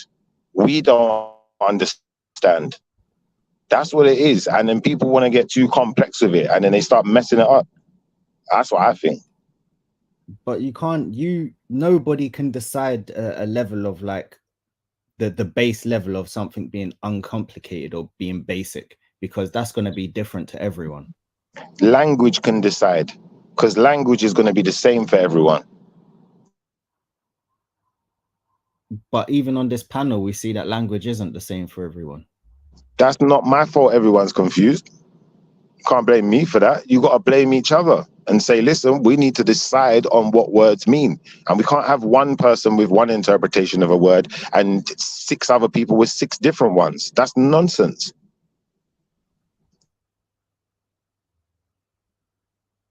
All right, but what if we just claim we're using dictionary definitions? If we're just going to go by dictionary definitions, then nobody shouldn't be getting confused in the first place. So it was a point, it was a waste of a point then. No, okay. So then you don't believe that books are layered in the sense that I'm talking about? I believe that some books maybe, but the Bible isn't. The Bible is very simple. It's put together so simple for the simplest of minds to be able to get a grasp and understand how they're supposed to be able Did you ever read the Bible as a child? Yeah, of course. And it meant the exact same thing to you then as it means to you today, because your mind was less corrupted when you was a child, so you were more pure, and the interpretations or the meanings that you took from the Bible, they mean the exact same to you as you today. I'll be honest with you. As a child, I would have the Bible read to me more than I was the one reading it.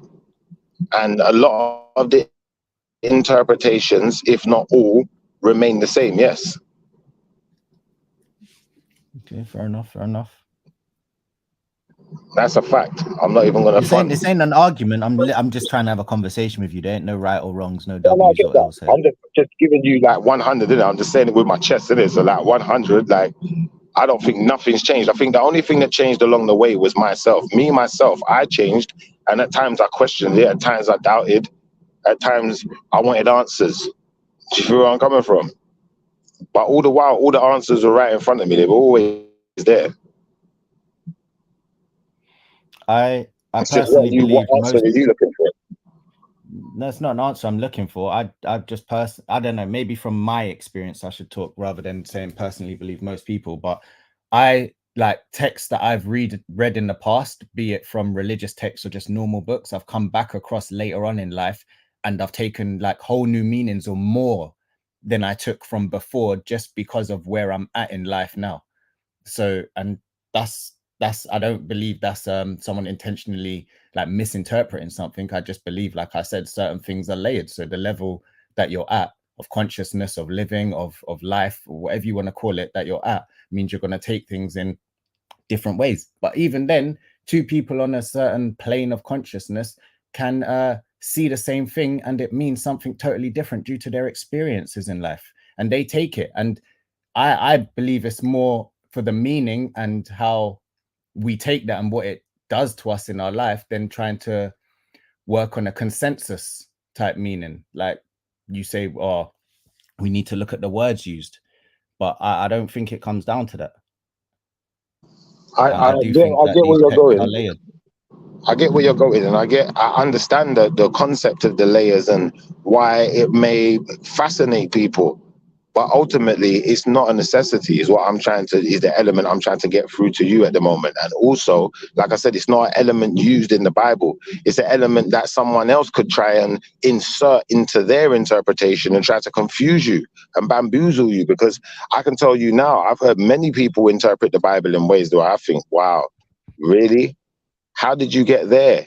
And they will get one verse and conflate one verse from one part of the Bible with another verse from another part of the Bible and throw that together and turn that into something. It's like, wow, like that's another miracle of reinterpretation. Because I just thought you just supposed to just read it streamlined. You just read that straight through, don't you?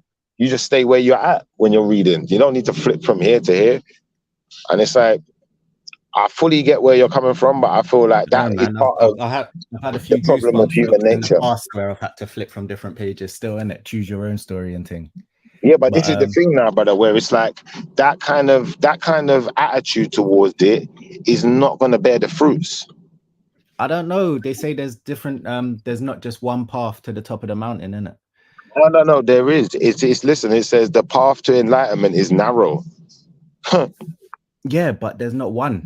There may be many narrow paths. I don't know about that one, cuz. No. Listen. Quickly, in the Bible, just I want to just address that in Marley D. Like, if you think shots are being thrown or something like that, and you seem like you think you've got a bit of knowledge on the Quran, how about you jump on in it? Like, I ain't heard no shots between when I've jumped on type thing being thrown, or maybe a couple slight ones, but still. But yeah, jump on in it. You see what I was trying to say though, yeah? When you're dealing with the Bible, you're dealing with Yeshua, yeah?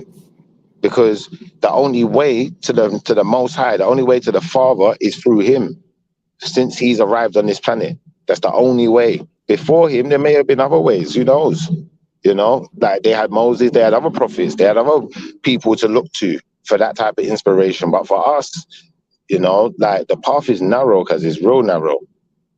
Like, I don't know, man. That's how I look at it anyway. I don't look at it as like, you know, you're just gonna get away with everything you do in this lifetime. I feel like to some extent, there's gonna be some grace for living in a place full of evil, then full of torment, evil, and sin. Yeah, for living in a place like that, there's gonna be some grace, but it's gonna be minimal still. You know, there's still certain things you just can't do in it, like. And then even when you look at Yeshua, the way he dealt with people, like he said, he didn't come to abolish the law. He just showed them how to deal with each other, how to be civil with each other. That don't mean you're getting away with it. How he became like that. with the missing years of his life. He just showed back up, and he had all this information to be able to deal with people in these ways that you're talking. I think he had the information the whole time. That's Just my honest waited opinion. until he was 33 to use it. Well, when you say waiting until he was 33 to use it, he waited until the time was the time was upon him. That was all it was, bro. Like, there was only so long he could run for, innit? Like, remember, he was a man who was being hunted down from the day of his birth. So you don't think that there's any part to him that built up all of these attributes, as in a life journey that helped build up those attributes? You think from birth he just had all of that shit, was just waiting? I think, yeah, I think that he was like, you know, like a superhero with dormant powers. One sec. Marley D, you might not have mentioned me, yeah, but you're chatting about the panel and people on the panel or whatever it is. And if you want to come and say that you feel like there's shots being thrown, then come and jump on and chat about it, innit? So that's what I'm talking about. So don't get all triggered. And, well, in a way, he is right, though. There was a shot fired. The shot fired is this: miracles of reinterpretation. Because when you got one set of Muslims reading the Quran and getting one take, and then another set of Muslims reading the Quran and getting another take, now we got two versions, and they would never admit that there's two versions. He said he's worried about misinformation being spread. So I just told him to jump on and put a stop to this misinformation being spread, innit? Well, if it is misinformation, please clear that up for us, because, you know, someone has clearly said that. I didn't say it. I'm just listening to what was said, and I've made my observations. Obviously, if you think I'm wrong, and if you're telling me there's only one type of Muslim and everyone interprets the Quran exactly the same, then please clear that up for us, because it's not sounding that way from where I was sitting. I was being honest. You know, I'm not trying to be I said there's one type of Muslim. Well, how does that work? Sorry, I was reading something on my phone. Did you say, I just come back to the end, did you say that I said that that there's one type of Muslim? No, I didn't say that. Oh, seen. All right, cool. No, I said, sorry, no, how can there be? I just saw something on my phone. I was saying to the you in the chat, jump on and tell us if there's one type of Muslim, explain why there's only one type of Muslim, and explain why these misinterpretations don't matter, because they seem to be out there. I definitely heard something contrary to what the general consensus was, according to the person saying it. You know, like that. And that's enough for me. That's enough to constitute another version. Just one word. You change one word, you know, that's another version. But don't change 5 words. Like has been mentioned here. What if these people are reading from different versions? Because I think we've been able to at least come to some type of consensus within the chat and the panel that there's different versions of the Quran, be it in English or Arabic, that are written slightly differently, that have, like, you might say, the differences between the certain editions of Bibles and shit.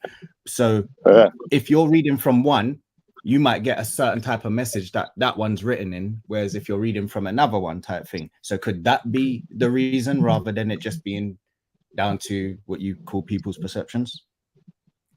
Well, but brother, that don't make sense anyway, because if Allah's word is perfect, why can't it be translated perfectly then? Hey, I'm not saying that it's not. I'm just saying that we've established that there are different, for whatever reason, there are different versions in it. So we got to get, we don't know why. Right now we're talking about, I believe that there are different ones. I think he thinks there's not different versions, but he needs to come and affirm that, innit? And you need to show us why that Arabic can translate perfectly into English, and we ain't got no discrepancy. Chemo said that the one they use in Mecca is different to the one that's used in Egypt, and these are all the Arabic versions, is different to the one that's used in West Africa, which I'm sure is probably different to one that I might pick up online or something like that. So they got different Qurans out there. Apparently so. I'm just going back to some stuff I've learned today. So could that be? Yeah, you might need to come put some clothes in this argument, man. Islam's naked out here right now. Come and put some clothes, man. Hope you understand, right? Anyways, yeah, and I think until like a Muslim jumps on or something, I don't think it's kind of fair to even be having this conversation right now, because I don't know one to be feeling away without having their side spoken for, innit? Because I'm not on any side, so well, this is not religious. I'm not going anywhere. This is like standing out in the cold naked, man. You want to put clothes on in that situation, please? I think Shani was brave enough to jump on, and Khan as well, to be fair to him. Hope his outing goes well. But yeah, like, get some people to jump on if they feel like something's wrong or they feel that something needs to be corrected, in it. Like, even if you jump on for 20 seconds to make your point, and then we can carry on like the conversation or something. But yeah, I think that would be more beneficial. But anyways, you said that yesterday, the immigrant thing, you were listening to that. Yeah, that immigrant thing's a madness. So I went and looked at them. Still, it don't look good. So what do you think of all the... Have you looked at them? Looked at the what? Have you seen the immigrants, how they're living in Bosnia? Nah, I ain't seen nothing. I did see though, it's funny because I see something today that said that was how online scammers have ruined Albania, and like criminal organizations there have been like kidnapping people and forcing them to work, and online scammers and enough madness like that. So when I thought it was just funny because Dupes was trying to say it's all hunky-dory in Albania and thing, in it, but I just thought it's funny that popped up on my timeline today. Yeah, no, it's mad still. When you look at how they're living, bro, it's turmoil. It's the best way to describe it, man. Maku's favorite word, turmoil. It's horrible, bro. And I don't like, I'll be honest with you, like, I don't think it's fair to illegal immigration. Well, I think if you're living in those circumstances, go and look at it like it's like concentration camps. They're in tents. They're living in tents, brother. Yeah. So if they're trying to get to England, not that. I'm talking like here. Do you think there's an issue with illegal immigration? So I get the reasons why people might want to leave. In fact, fuck it. I don't think anyone really needs a reason to move around this plane or this earth that we're on. Like, they can have whatever fucking reason they want to move, as far as I'm concerned, because I don't like this whole border shit anyways. But do you think that as this so-called country, there's a problem with illegal immigration, as in like there's a massive influx, or it's causing issues for us or shit like that? Like, do you think there's a problem? I think technically that one is legal immigration. Do you see me? Can you hear me? The legal part. Yeah, go on. No, I think the immigration that you lot was talking about yesterday, I think that's perfectly legal. I don't think that one's illegal. I think that they want to talk about illegal immigrants to upset people because they know they got to let these people in. You can't not let them in. When you've gone and mash up Afghanistan and them places there, yeah, some of these people, they're not Muslim, innit? And maybe they supported your cause. Enough of them have to leave their homes now because they got run out of town, innit? What are we going to do? They got run out, innit? Like, so they need somewhere to go, and Bosnia can't house all of them. So what are we gonna do? Leave them in tent with no running water and diseases? Excessive numbers reaching these shores. No, I don't think you can call it excessive numbers. I think if you create a problem, you gotta clean up your mess, innit? You know, if I come to your house here and I take out the hot chocolate and the bag of sugar and the flour, and I'll just start throwing it all over the place, you're gonna hand me the vacuum. You're gonna say, clean that shit up. Do you know? Like, come on, bro. Like, that's fair. I don't think that we could really call that illegal. What they're doing by coming here is saying, okay, you and the Americans, you created the problem. We can't get to America, so we're coming to you. Oh, we're coming to you. Like, come on, brother. Tell me that's not fair. Why do you think that they do come here? Because like, in England we got certain laws in it that protect them. Okay.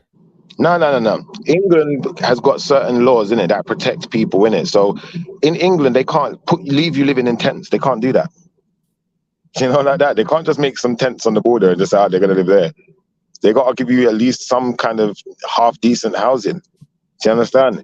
If you get to certain other countries, they can have you in turmoil, bro, for a long time, for long periods of time. Some of these Eastern European countries, especially. So, you know, when Jupiter's saying, well, they're not in a third world country, they've reached Bosnia and whatever. Nah, love. Nah. Bosnia got them in camps, like tented communities, brother. Now, I don't know if you've ever slept outdoors or slept in a tent before, but come on, bro. It's not going to be summer all year round, neither. They're in Bosnia, okay? I have slept in tent outside a couple of weeks in the winter still. You see it? That's mad. And there's kids. Come on, bro. Yeah. They need to come. They got to come. There's no way around it. They got to arrive. If they get to flipping Italy or somewhere and they can get housed properly, they're probably jam where they're at. But if you can't get no housing and you're still in a similar type of situation, or they're sending you into some kind of camp, or I don't know. Yeah, other countries do take far more than that come here. Yeah, it's a bit mad. And but then in the same respect though, yeah, it's like I was listening to what Sister Sarah was saying. Yeah, and what she was saying, yeah, it don't matter what country they landed in first. I totally agree with that. Because if you land in a country that's not giving you no help whatsoever, and you land on your face, and then, you know, they're not even giving you no kind of benefits, no help, no education to even learn the language, no, like they're just starving you basically, got you living in tents and just trying to get rid of you. Like, I feel like there's a point where you should be able to move on. I don't feel like you should be stuck there in that situation. That's not normal. Like, come on, man. Yo, Reggie, like, I beg you jump on, Reggie.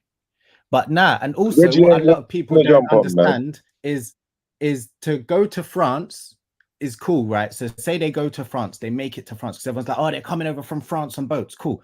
They get to France. They can buy a boat in France. That's legal. They can get to the shores of England, and from there, they claim asylum. That's legal. So all of this illegal and this, that, and the other, do you not understand how the system works? And I think that's the point Miss Sarah was trying to make yesterday as well. I think that obviously there is a double-edged sword here, innit? Because Sepid, I don't do politics. Jupiter like, I don't did make one point that I have to say it wasn't totally. Make one point that wasn't completely dumbfounded. Hold on, can you hear me now? Yeah, go on. Can you hear me now? Yeah. Jupiter did make one point that wasn't completely dumbfounded, because refugees could be anyone. They could be criminals. They could be murderers, all sorts of weirdos. Who knows who they are? But at some point, you know, we've gone into that place and destroyed that place, innit? So everyone needs somewhere to live, innit? Like, if the sun didn't shine for everyone, then we wouldn't have no sun. It's that simple, innit? So we can't say, well, you can't let them in because some of them are rapists or murderers or whatever the hell you want to say, innit? They're still people. So just like your people have to be given a shot, you have to give them a shot. My thing with that rhetoric is why, like, the amount of like rapists and murderers and all, sorry, the amount of grapes and murderers and all of that type of stuff, they're like very, very, very minimal. Like, are we like tarnishing everyone with that brush? And like, that's my thing, isn't it? Because you can say it dehumanizes people. It dehumanizes them, definitely. Yeah, nah. This whole enough is enough. We want to be safe. Yeah, like it's a very interesting stance, because that energy isn't given to a hell of a lot of other problems or issues that this country faces. That energy is not given at all. But as soon as you're given someone that's not white, because the Ukrainians, you were cool with them coming in with it, innit? But as soon as you're given someone that's not white or looking like you, that as soon as you're given that to look down on and shit, your energy shifts to there, not to the actual people that are creating the conditions that make them want to come here, allow them to come here and fuck you over all at the same time anyways, as in they fuck you over on a daily, with or without them, but that you don't hold that same energy for them people. But and that's another thing, isn't it? You said like, oh, my politics is left. Number one, I don't even know what left or right is, because I refuse to look into them, because I don't give a fuck. I just find it funny when people are called, oh, you're far left, you're far right. So I don't give a fuck of that shit. Obviously, I got kind of a thing, but to even place me on that, yeah, exactly. That's the whole thing. Like, It's mad. You just don't want the That's the conversation. cookout, bro, on the biggest level, because at the end of the day, like I said, if you come into my house and you start fucking the place up, I'm gonna tell you to like sort your shit out, put my stuff back how you found it, innit? Now, let's say you came into my house and you burnt the house down, yeah? Now, obviously, that's why we got insurance, innit? The insurance is gonna cover me because it's your fault, innit? So now, ultimately, you know, if insurance wasn't in place, I'd be expecting you, now you got to put my family up, innit? What are we doing? Because you burnt my house down. I didn't do it. You did it. So now we're going to live in your house. We're sharing now. It's our house now. Get used to that shit. I just find it funny, man. I find it funny. I sit back and I watch you lot all getting vexed and angry. Oh, there's too many of them. They're coming to our shores. We want this place to be safe for our sons, for our daughters. We don't want them getting this, that, and the other. But you're not looking at the real perpetrators of all the bullshit in this world that doesn't make it safe. But it's calm, innit? Exactly. But this is why they got to hold their L. At the end of the day, she said she agrees that her government is protecting her and that its actions, you know, they're doing the best they can for their people, right? So when they went and mashed up Afghanistan, yeah, and displaced all of these people, they were doing the best for their people, right?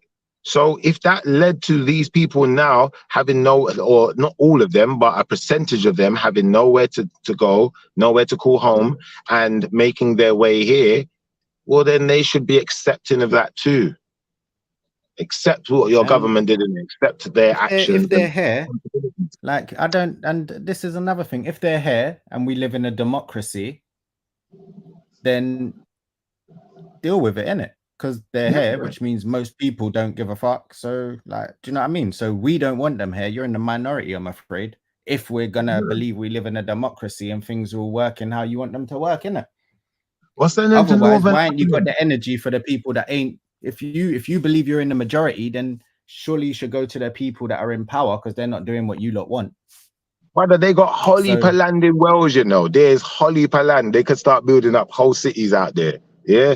Send them to Northern Ireland and then there's Holly land, go build up some new cities, yes, and make the place thrive again. You see it? And let the people eat some food. What happened to them? They're just selfish, brother. That's what it is. The English people are selfish. You know, they just like looking at the countryside.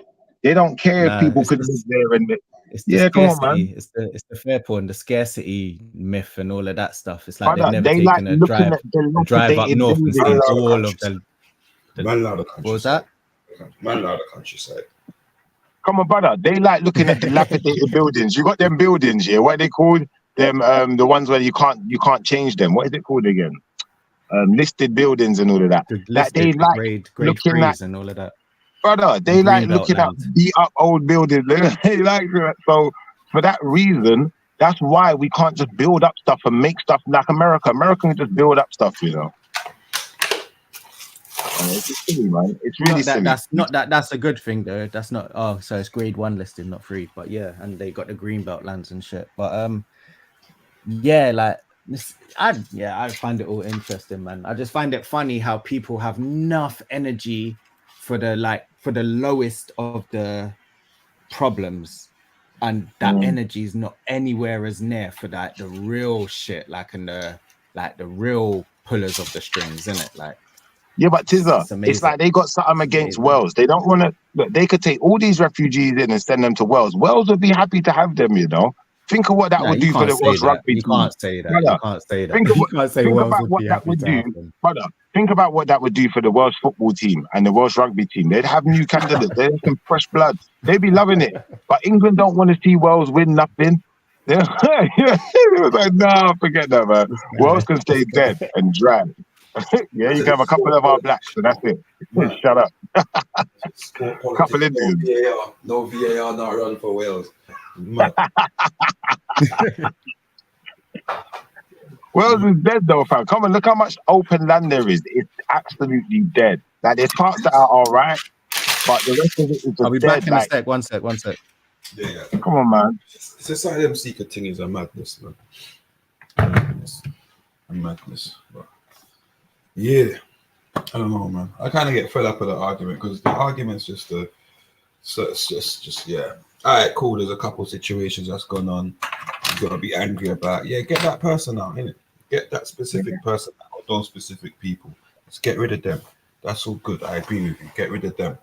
Same time though, y'all are still wearing your football shirts of the clubs that had pedophiles molesting little boys. Exactly.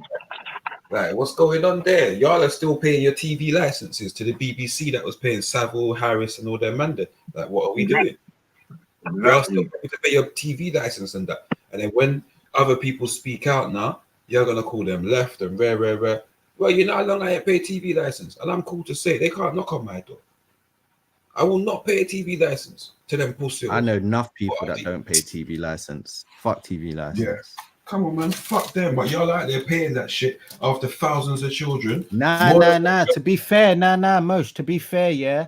Enough people, I think, I can't remember what year it was, but in the last couple of years, enough people refused and stopped paying for their TV license. I think it was to do with the increase for old people and stuff like it. But yeah, and then it all the information about why you don't have to and why you can. 2 years ago, it all come 2 out. years ago. Yeah. I remember. I commented I commented on social media. You know why? I commented on social media because I was like, oh, so y'all are worried, y'all are pissed off because the old people have got to pay a little piece more. But y'all weren't cancelling the TV license when you found out that thousands of children were being touched up by your people. Yeah. Do you understand what I'm trying to say to you? That's what I'm saying. So it's all good. Yeah, cool. Be outraged at that also. But I'm hearing all this for the kids. But when the kids were really getting troubled, y'all are still paying the corporations that were getting them, that they were getting troubled in, and turning a blind eye and hushing it. Like, it's a mad thing, man. I can't hear you. I can't hear you lot when you talk like that.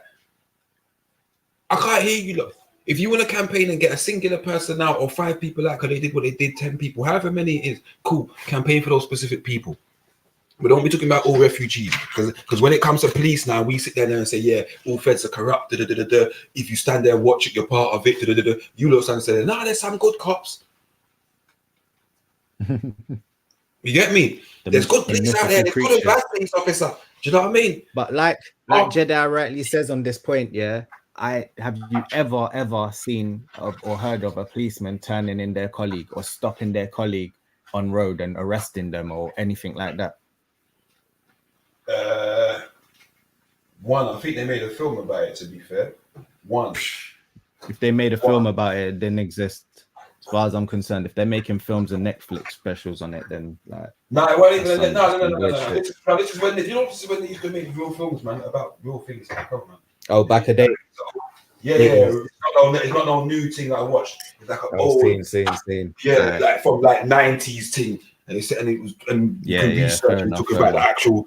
You know, at the end of it, they show the actual people and I can't remember. You know what? I will revise that, because I've heard of people that have made complaints and shit, and then they either get desk jobs or they get ostracized and have to leave and shit like that. But those are the good ones. The good ones are either working desk or have left. Like those are the good ones. So I'll take that back. There are some. And this is the worst thing. Yeah, those people don't do it right. And imagine. There's more laws to protect whistleblowers today than there was back then, right? And the people still ain't chatting up. In fact, there's a bigger wall of silence. You understand me? And then they want to talk about the black community and say there's a wall of silence in the black community. But your police officers, a Ross Clark, having a wall of silence to their Peter Pan. They're all doing And thank you. All WhatsApp groups and thing like that. It's meant to be rife throughout the force. Enough people know about it, and this, that, and the other, and they're all joking and bantering about it. It's just one of the things, isn't it? Like, yeah, but the worst part of it is, you see the worst thing. I was just gonna say that's all come out. That's all come out now, so no one can even deny this shit. Like now we know for a fact this is there. The evidence is there. But we shouldn't get rid of the police force, though. Don't get rid of the police force. We shouldn't get rid of the police force, though, because it's not all of them all bad. You see the worst thing though, Motion, yeah? It's not about getting rid of the police force. No, just keep the same energy for the refugees. That's all I'm saying. No, but brother, you see the whole. Don't get rid of all of them. Just get rid of the ones that are bad. You find out which ones are bad. Kick him out. I don't care if you want to give him a village beating too. Give him a village beating too. Trust me. That will done the police force though. Still, if you do that, that would done it. Like you'll be left with them. Motion. The whole problem is though, Motion, yeah. They're the ones who created the refugee crisis in the first place. It was their hands was in it. So at the end of the day, you know, It's like they're beating a dead horse. It's your problem. You've got to deal with it. You can't tell them no. You can't have people living in dilapidated buildings and tents and it's your fault and don't do nothing about it. That don't make no sense, brother. Yeah, no, that's what I called it, a nice karmic cycle, because when you've instigated shit that have destabilized countries, then all of a sudden, years later or however long later, people from these countries are now coming to your country. I don't really think you can say too much, really. It just is what it is, isn't it? You just gotta take it on the chin. But they have to take this is the thing now, yeah. This is a humanitarian crisis or whatever it is, yeah. So it's one of them things where they can't say no because they know they're at fault. If they say no, then there could be charges brought against you, innit? Because that's some kind of like, that's some next level evil where you've created the problem. It's your fault, but you're not going to remedy the problem. No, that's not going to work. Put it this way. Say there's like, I don't know, 2 swimming pools, and you go and you help like fuck up one of the swimming pools to the point where it gets shut down and that. You can't now complain when the people that used to frequent that swimming pool now start coming to the swimming pool you go to. Exactly, bro. It's natural cause and effect. All right, some might go to others, but you're gonna get people that come to yours, innit? Now don't start complaining. Well, technically, they should be coming to yours because, like we know, it was America and England that got together and decided that Afghanistan and these places was a problem, innit? So, you know, maybe the rest of the European countries too, yeah, I get you. But at the end of the day, if they choose to come to England and they like England, they can go to whatever one they like. Like that. They might not like France. Like they might be all right if they go Sweden, Switzerland. They might be like, cool, I'm all right. But if I don't get to a good one, why am I saying it? Why am I going to stay in France and they're being racist to me? Forget that. Why am I going to stay in Holland and they got black Pete in it now? I'm going to England. I can't really use that because they're racist to them over here still. But BFM 21, you're right, man. That NICOLA bully case is mad. They like anyone that don't know about that, I suggest you look into that to see what the police are up to, innit? See what their people in charge of protecting you are up to. Brother, or us, I should say. There's one that lives up the road. Yeah, I didn't even know. It's one of the neighbors. Them must have said to me, "Yeah, this brother, the one with the caravan outside his house, he's one of them. He's an ex-policeman, and there's bare of them. There's bare ex-police that's on this F-Crease, bro. It's not no small numbers. It's big numbers. Absolutely sickening." I think we'd be surprised if they did a big thing on them. They probably find out loads of, like, when these kids are going missing, police are probably involved.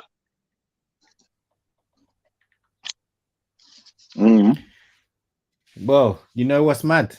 I got a friend who's adamant. Now, I don't know, man. He's a doctor, but I remember in high school, he told, and he to this day he maintains, when he was younger, about 9-10 years old, he was he got lost, and then the policewoman took him in the car back to the station and whatnot.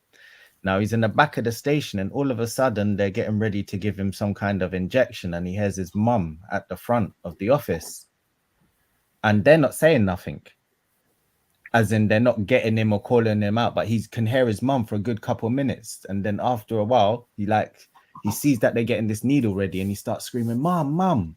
And then all of a sudden, like, he gets taken out to the front and whatnot. But he swears they were gonna inject him with some shit, and he would have been gone. Like, Nigerian brother as well, man. He's a funny guy, but like I wouldn't be surprised if that was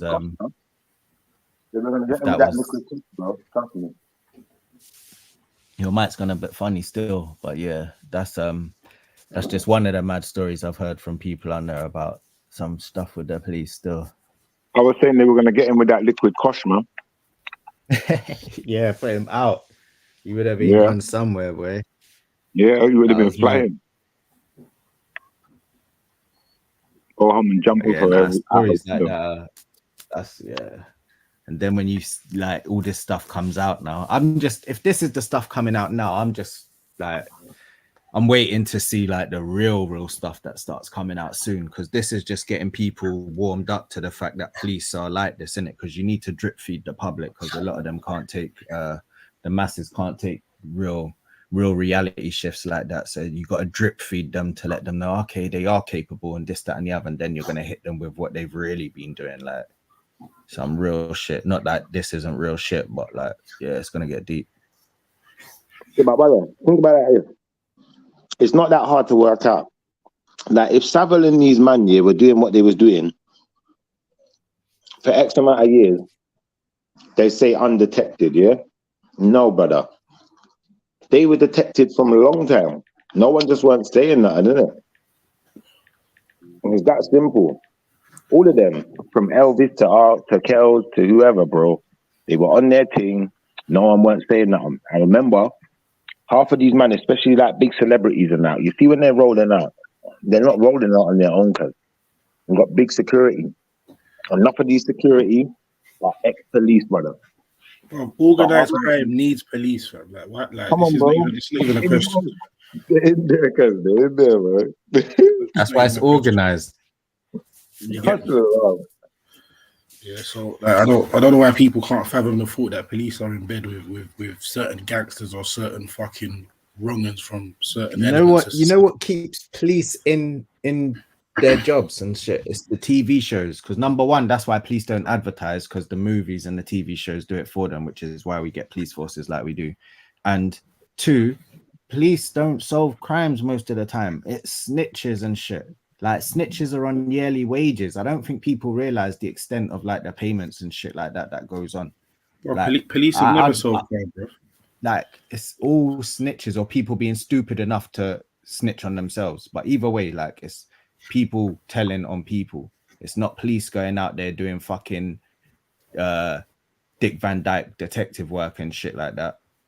Like ain't none of that going in. No CSIs going in. None of that. No law and order. Like it don't. Is roll it like Colombo? That. Nah, fam. Colombo. Just not one more question. Man, fuck that. No shit, Charlotte. And I ain't talking about shit. Fucking Colombo. But yeah, no, this is right though, man. It's just like most elements in society, bro. You get me? I clocked this from I was about 9-10 years old, bro, when I used to see certain EastEnders or whatever, and everyone's gathered around the TV, and the storyline is man's doing a madness with his sister-in-law, and it's just obviously these elements may not directly apply to somebody's life currently at that time, but that fuckery filters down into people's psyche, bro. Oh, yeah, we know it happens. Remember lockdown? They start carrying report out your and neighbor. acting the way that, yeah, bro. Yeah. Say that again. Lockdown, £100 to report your neighbor or £70 or whatever it was, if they got people around and shit like that. Basically, yeah. Snitching gets you rich. Gang. Snitching get rich or whatever it was. Mad. £80 the amount of people I knew that had the feds and shit called on them because they had people around through lockdown. Not that anything was ever done, but like literally they'd get a knock at the door either a day later or some shit like that. Oh, did you have people around and blah blah, like all of that shit. I didn't even know if it was feds. It was like them compliancy officer shit that was all going around back then.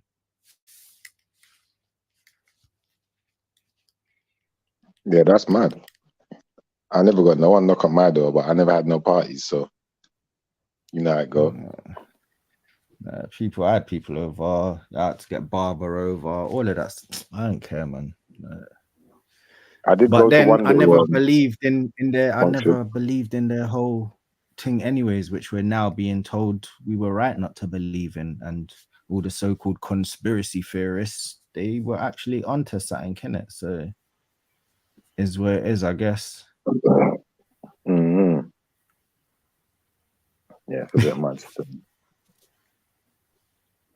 I heard, I don't know if this is true. I should look it up, to be fair, but I heard that if you have a Ring doorbell, like it can be, what's it, summoned, or you can get like a legal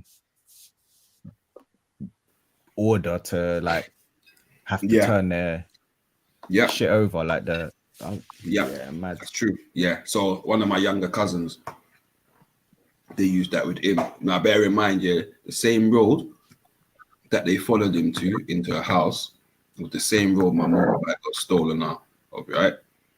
And the question was asked, anyone with footage, Yeah, facing the yard. Blood, there was no footage. Fast forward 7 months later, they want to nick my little cousin on something. Them find footage. You get me? Yeah, they got footage, blood. I said, all right, cool, you fuckers. It probably says that in the terms and conditions of the Ross lot when you fucking buy the shit or you fuck up. I heard that with Ring, but Nest doesn't. But that's why they kind of like, I don't know if they bought out Nest or if it just kind of faded. But yeah, I heard some madness like that. They got an agreement, so if they get ordered by police or some shit like that, it's mad. I got a 10 cam. I just put that out. You get me, facing the exit entrance. It's not even a Ring doorbell. It's a 10 cam. Yo, vibe. Wagwan. What you saying, brother? You good? Everything calm. Big up, man. Big up. Big up everyone on the panel, man. Salute, man. Salute. Wagwan, you good? Everyone, yeah, everything's cool, man. What's the subject? There's reason, man. About feds and corruption and shit like that. Bro, I'm not gonna lie, bro. I wanted to talk about the Bible, bro, because like recently I was reading it and whatnot, and I was reading the Revelation, and bro, like the whole thing is just a bit scary, bro. But like I'm that's like scared of the truth or whatnot, but like, bro, are you religious? I don't know. Are you religious? Necessarily, but like, do you belong to a religious sect? Don't really belong to a religious sect, but like I was reading it because obviously like I've had a good relationship. Like, when I say good, I've had a good relationship with like God in it, like since young. So obviously like certain people around me was like enforcing me to like look into the to the word. So I started reading the word, and they prescribed me to like read into the Revelation. So like I started reading into it and whatnot, and I was reading the word, and I was like, wow, this a lot of the stuff in here is really, really how can I say, dark. Is that your real picture, bro? What do you mean? The picture you put up, your avatar. To be honest with you, I'm using a account of somebody that I know. Okay, say no. Yeah. But why anyway? I don't know. I was just asking, man. You sound quite young. The person in the picture look young to you? Yeah. So it could be me, right? I was thinking that still. Well, what kind of age group are you in? 20s, teens? Around there, yeah. Young. I thought as much still. All right, cool. But anyway, what do you think about the what was you? That's why I asked what you guys were speaking about before I interjected, because I didn't really want to bring up something that was not to do with the subject.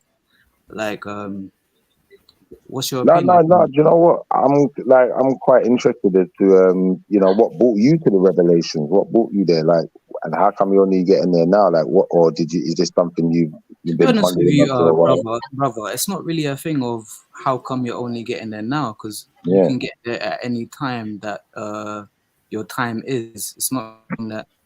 I don't think he meant it like a slight. I think Not he a more slight, meant it yeah. as a like, what made why you now? like, what led you to this now? Like, as in now Yeah, times, what why? got you How there? come not 5 years ago or 10 years ago? Like, what happened that kind of brought you to Revelation? Yeah. That's how I What think was he meant. what was it that got you reading again? What was it that got you there? Talk to us.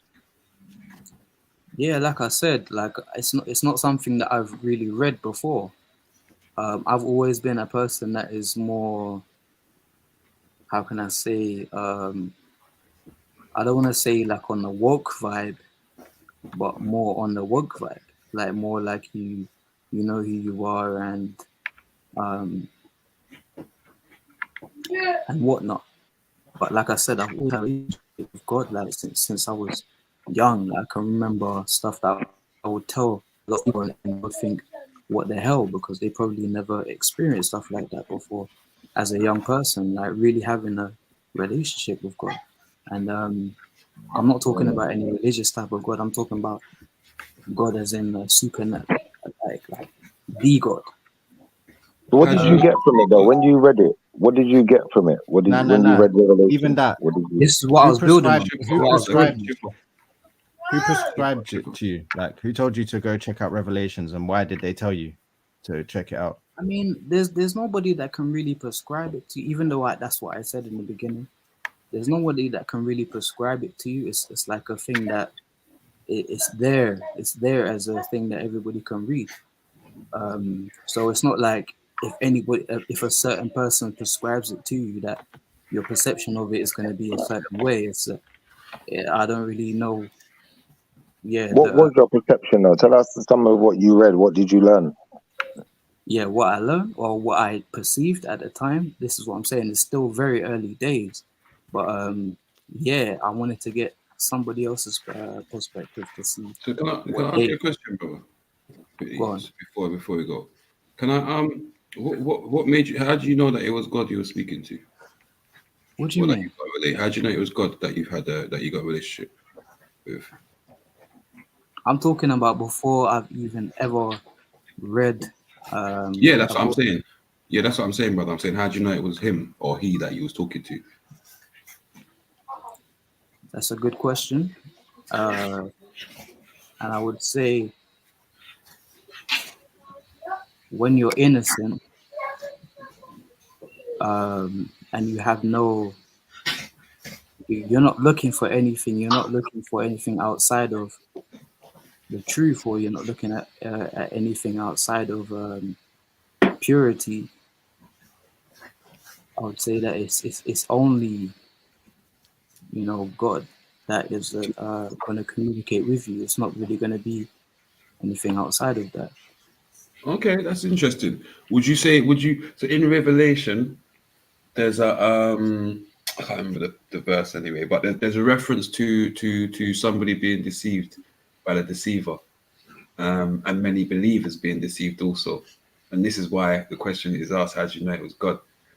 Because if you've been conversing with someone or having a conversation with someone or whatever it is that you say over time, before you even read his book to understand his book, I'm saying you can't be certain that it was God. Now, maybe you might read this book and then say, you know what, it is God, right? And that might confirm that. But you may also read that book and read the book entirely. I'd say start from the beginning and read through, and then maybe you might understand. So you're basically saying that without anybody reading anything, that there's no chance or possibility. No, that's not what you said. No. That's not what I'm saying, brother. That's not what I'm saying. That's not what I'm saying. I'm saying before you attribute the relationship you had with an entity as being the God, I'd say understand the God of the book that you are now exploring, because obviously that's led you to, right? And then you could confirm that, because there may have been, and I hear what you're saying, you're in search of purity and so on and so forth, right? So there may be that you've been guided by that way. But understand this: when you understand that book, you will also see that many people were also sent to be tempted by a different spirit. Do you feel what I'm saying to you?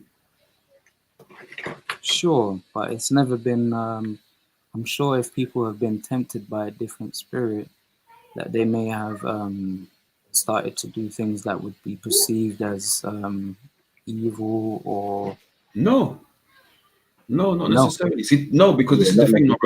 So this is the thing, right? So see, in your search for purity, right? I would say to you, you would face more tribulations and more trials and tests of your search for purity than the man that doesn't care about purity. Do you get what I'm saying to you? Now, what you have to then discern is, are those tests from the Most High God, or are those tests from the devil? You feel what I'm saying to you? And how do you discern if those tests are and are not? Discernment's personal, through experience, through trial and error, through intuition, all of that. Through intuition. So if a certain tribulation is from a different source, or and usually for me, in my experience, those tests usually bring forth reward. in my opinion, they bring forth reward. Tests from the Most High bring forth reward that maybe is balanced, or one of the tests may be something that might affect me in a way where I might not be able to do something that I want to do. However, at that time, I'm looking at that test and it's kind of like a bad thing. However, in the future, I can say that many. Let me finish, brother. Let me finish. No. Let me finish, brother. At the same time, that same test has put me in a position, right, to be better off for the next situation that's going forward. You understand me? That's for me. That's how you can discern whether that's a test from the Most High or a test from the devil. Because the test from the devil will only end up like the better thought that's coming for the next. Right. So sometimes you have to take the L. You understand me? Or what you think is the L. But stepping forward 2 days later, 3 days later, even 2 weeks, a month, you start to figure out, right, actually, if that didn't happen, you know, I wouldn't even be here right now to do that. And you understand what I'm trying to say to you? That's how you discern what your tests are.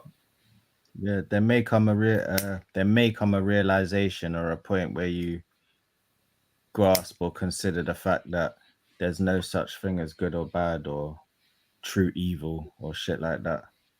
Oh, believe me, like I've come to that perception already that, you know, how can I say, like just exactly what you just said, you know, there's no good or bad. Like it's a perception, how you perceive something. No, but I mean it in the terms of what Moshe was just saying. Sometimes you have to take what seems like an L, but it's not an L, innit? Like it's just getting you ready or clearing the way for whatever's to come next. But isn't that what I just said? Like it's a perception. It's how you view the situation that you're going through. Isn't that what I just said? So then why are you why are you worried about revelation? Bro. Isn't that what I just said? If you say so.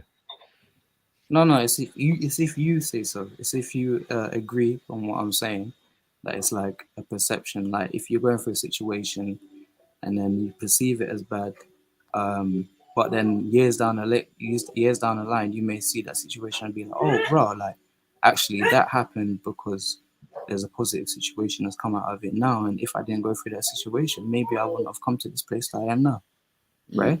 So that's like different. you just said, That's different to not perceiving the situation as bad anymore, though. You still might perceive it as bad. Yeah, the situation might not have been a good situation, but it might have been something that you had to go through. You feel what I'm saying? To be able to get through, to move forward to that better position. You understand? Yeah. So, but I think the brother's saying it in more or less. Yeah. I wasn't even disputing that.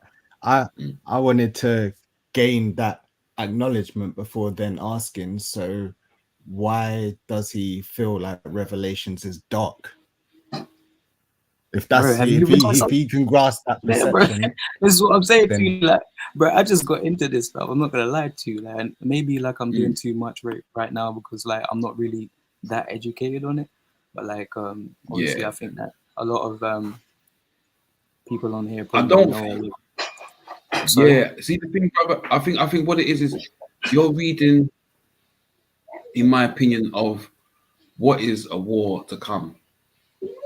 Or a future war, or something that's predicted to happen, that's going to be a lot of trial and tribulation and bloodshed and so on and so forth. Maybe it's already here. Or maybe it's already here in different guises, right? However, I feel like you'd need to go back to the original and understand why and what the purpose of is what is happening now, or what is that scary thing that you're seeing that you're like, wow.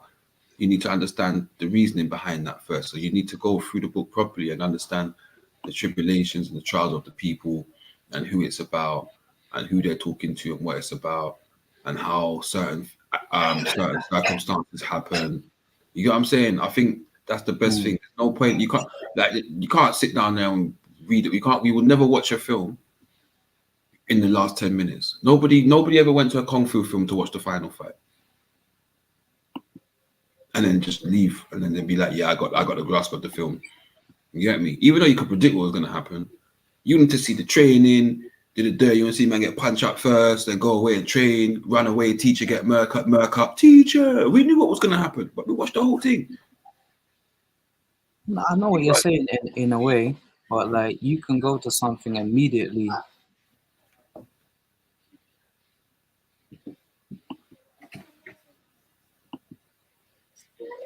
No, I'd say go through the book first. So you have to you can only understand Revelations if you read the book first properly.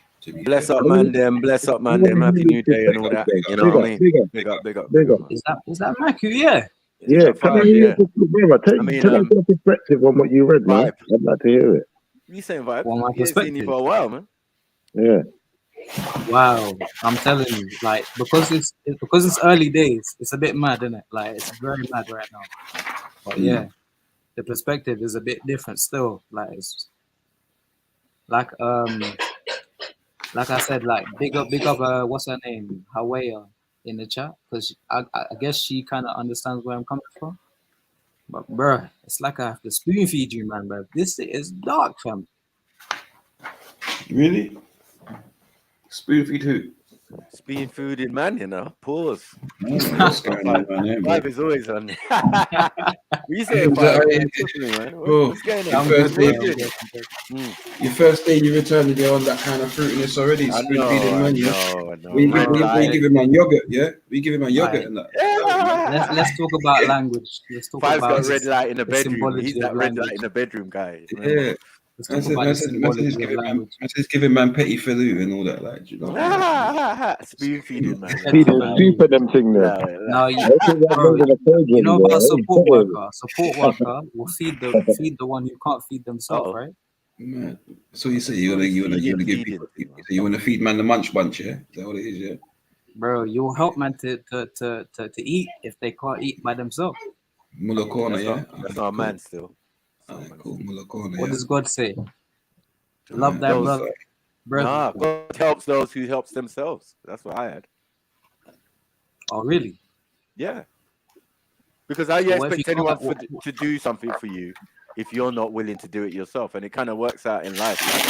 You know what I mean? I go down the road with my brother, yeah, and a guy wants to fight him. I'm looking at him like, bro, you better fight that guy.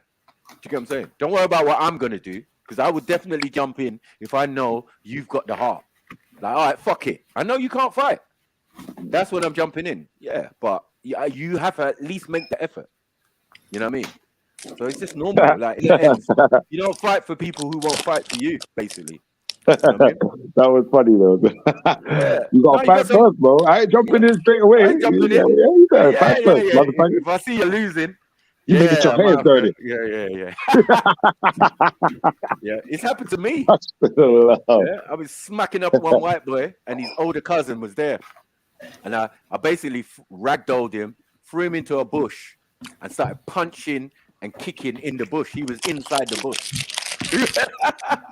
There was nothing, just his legs and hands and that. I was just licking him up. Then I got a tap on the shoulder, and the man tried sucker punch me. Butting. You get me? Fucking straight him, you know. Fuck's sake. Fuck's off, man. Fuckery. It's fuckery going up. But yeah. You're right, man. You're too bad anyway, Matthew. I was, I ain't gonna lie to you. And it started with my girl cousin, innit? It's like my girl cousin and the neighbor's sister. So they were friends. You get me?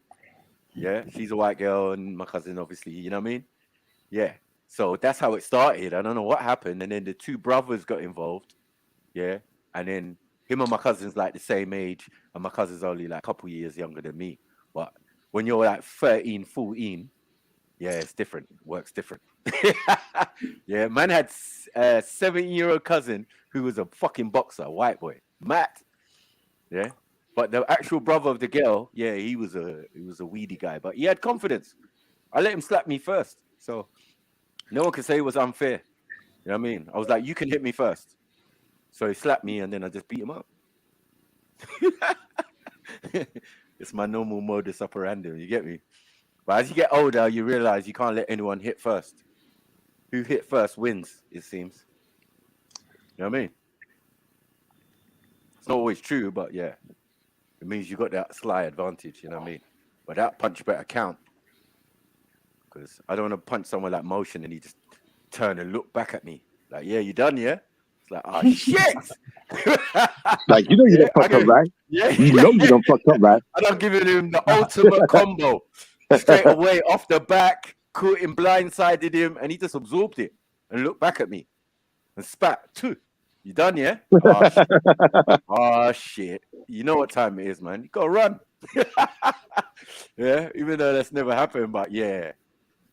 Yeah, as I said, that can happen with Cousin Tunde, because Cousin Tunde is a neek, but he's an Olympic neek. He's always in training just for that day when the top guy, which is on his list, you know what I mean? He's done all the logistics, statistics, you know what I mean? Physical attributes and because he's a neek, isn't it? He's a neek. You know what I mean? So he knows all about things. He's like, yeah, man, he could probably beat up the toughest guy and rah, rah, rah. But you, cuz, what are you saying? You don't want no smoke until there's smoke. You know what I mean? And then you see him put his fist up and you're like, this one look like he can box a little bit. Anyway, let me try it. And then you just end up looking at the sky, looking at the clouds and that. Thinking about, how did I get here? Oh, that cloud looks like a cumulonimbus. Ayo, can I ask you a question, Maku? Yes, family. What do you think about, have you ever seen that show, the Pineapple Show? Pineapple? Yeah. No, sorry. Oh, I'm telling you, bro. Bro, Yeah. a pineapple emotion. Yeah, this conversation is getting a bit palsy, man. And I don't mean cerebral. I don't mean cerebral. I'm not done. Emotion. Pineapple is literally a fruit. So what are you telling me?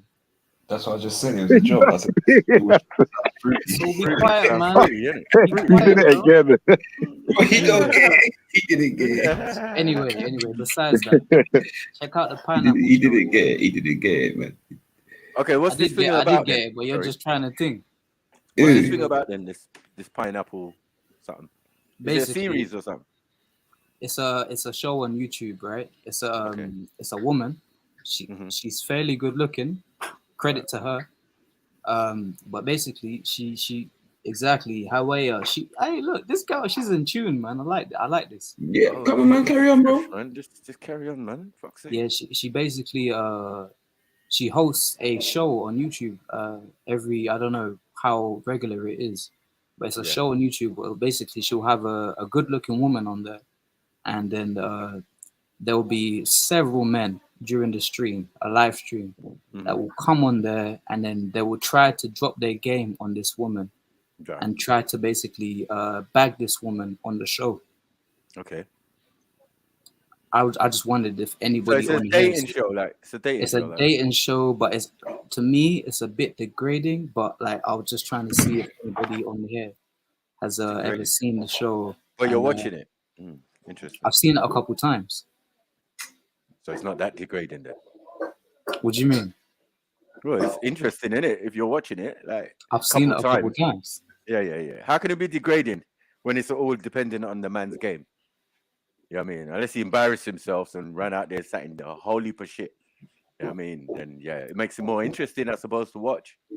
But we've seen a few. We've definitely, like, there was some big fluffy chick, comedian or whatever. She was doing it during the pandemic or whatever, lockdown. You know what I mean? There was a few people doing it. There was one guy who looked like Pogba, Paul Pogba. He was doing it. You know what I mean? He was doing a dating thing. People come on, they say about themselves. It's interesting, man. It's good. Not new though. That's all. Not new. So yeah, this pineapple thing, then it sounds along the same line kind of thing. Yeah, I mean, there's a ton of people that do it, but I think that the thing with this person in particular is that she'll get one woman. Yeah. And then 5 men got to choose. One woman be on there. They'll be like, throughout the whole show, she'll be on there for maybe an hour or two. And then there'll be like 20 or 30 men that will come on there trying to spit game to this woman. Right. And they're not very successful. Okay. Why? Is it because where they're from? Who knows? No, because I mean, people are from around the world. It's gonna be different, isn't it? I've seen some of my Nige brothers on some of these shows, bruv. They got lyrics. Yeah. Lyrics. But them lyrics is dead food where I'm from. Yeah, but from where they're from, it's thinking, you're so beautiful, you know. I'm looking for a woman who is going to be nice to me. I can take her out. I take her to party. Like, shut the hell up. You know what I mean? You're letting the side down with your bushness, but it works. Some women are definitely interested in that type of person. So, just for confirmation, just for elaboration, it's an American show. It's not in, I don't know, Uganda or something like that. So I'm just I'm saying it's an American show and it's on YouTube. It's on YouTube. Yeah, it's on it's YouTube. International. It's gonna be from everybody around the world, right? Can just sign in, or you know what I mean? Like we do, like here. This is not a UK based part of YouTube. It's international, right? It's worldwide, right? We get people from all over the gap. So yeah, 100%. So it might be based in America, the person who's doing it, but yeah, they're gonna get people from all over, and even all over America is a lot. If it was just America, you know, it'd be a lot, man. Yeah, no, I just wanted to see man's perspective on, you know, like, You're gonna have to give us a link. 100 men trying to like chat her up and that. Like, yeah, but I don't know. Yeah, you man don't seem to be on it, so it's cool. No, there's no need, man. Men are grown men. Men have been past that stage, really, to be honest. You know what I mean? It sounded like she had a lot of opportunities, man. That's what it sounded like to me. I feel like Vibes trying to learn some game. You know what I mean? Like, yeah, what to do and what not to do. It's cool, man. But when you get to big age, it's not really relevant again. You know what I mean? How do you know how to talk to someone? Mikey, female, you know how male, to twist, or innit? You know how to twist. You know Huh? how to twist. You know how to twist the subject at hand. Yeah, my point of view. You say Mikey twisting up, yeah? Yeah, I don't know what's going on. Twisting up, man. What's going on? Twisting his own narrative. I'm scared, bro. I'm scared. He's just twisting. What? Pause. What? But anyway, nah, you man are weird.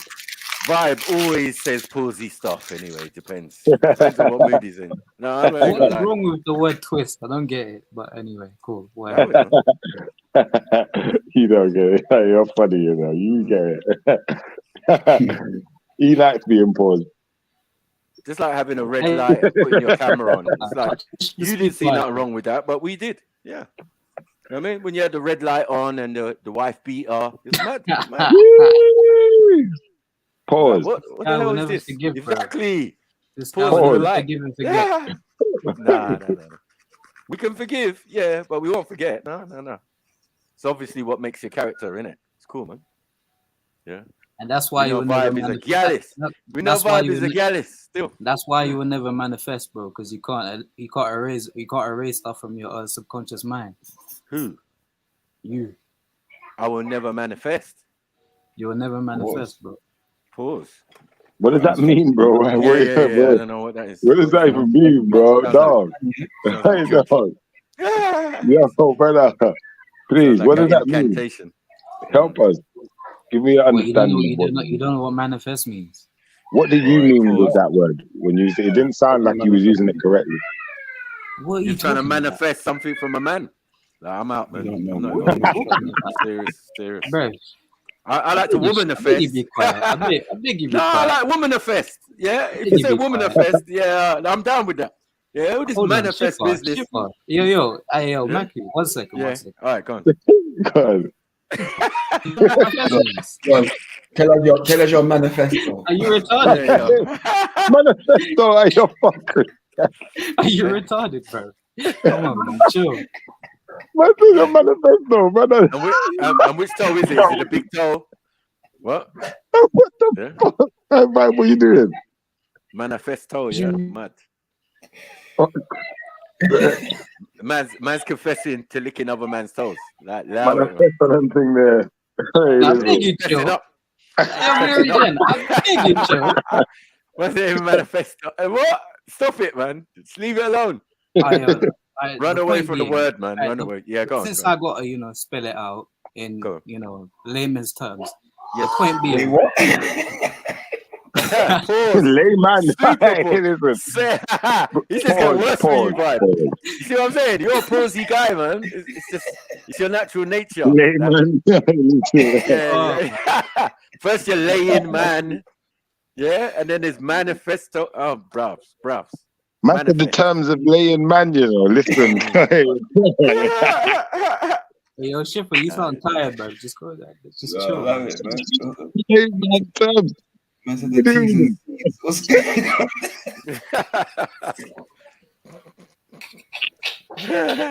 Man on fire. Man on fire.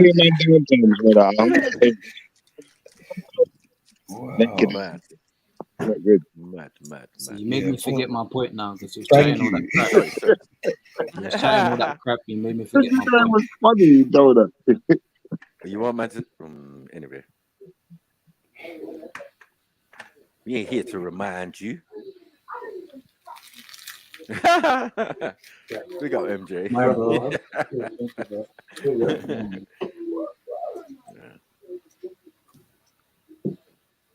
Vibe is a gallus anyway, still. Respect, bro. He gets 1 or 2 still. You know what I mean? Young man game, innit? Like, respect that though. He's got young man game. Big up family. Big up MJ. Big up Big up Vibe, long time. Hey, Mary Jane, I ain't really happy with you. I ain't gonna lie. Yeah, I heard you got. He's saying. What? What? Why are you you not happy happy with MJ? Yeah. What did she put in the chat? What did she say? Manifest. Yeah. Yeah. So what are you saying, bro? Are you looking to go on one of these dating shows?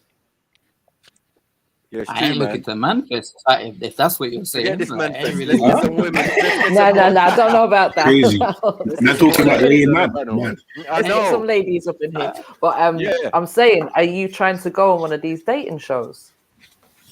To look for a Where did that woman, question obviously. come from? I don't know. That came from. Do you think I need to do that? I don't know. I'm asking. I don't know if you're single, if you're taken, I don't know what your situation is, or you're just looking to see what your options are.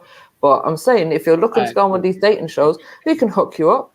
We can, get some ladies up in here and see what kind of game you've actually got before you go on there. Get a bit of practice, basically, you want to do a tutorial. Basically, MJ saying, motion chill. If you try and move to MJ, yeah, motion fall back. No, I'm trying to. Hey, MJ, I'm trying to hook you up here, sister, man. No, not me. I see what she's trying to do. Speak on my behalf or what? She's trying to help. She was trying to get that Kale question again. If there was, if it was the end of the world, huh? What you gonna do, Kel? What you gonna do? So, Vibe, tell us what kind of woman are you looking for? I'm looking for an Asian woman. Oh wow. I'm looking for an Asian girl tonight. It might seem wrong, but I'll make it right. Yeah.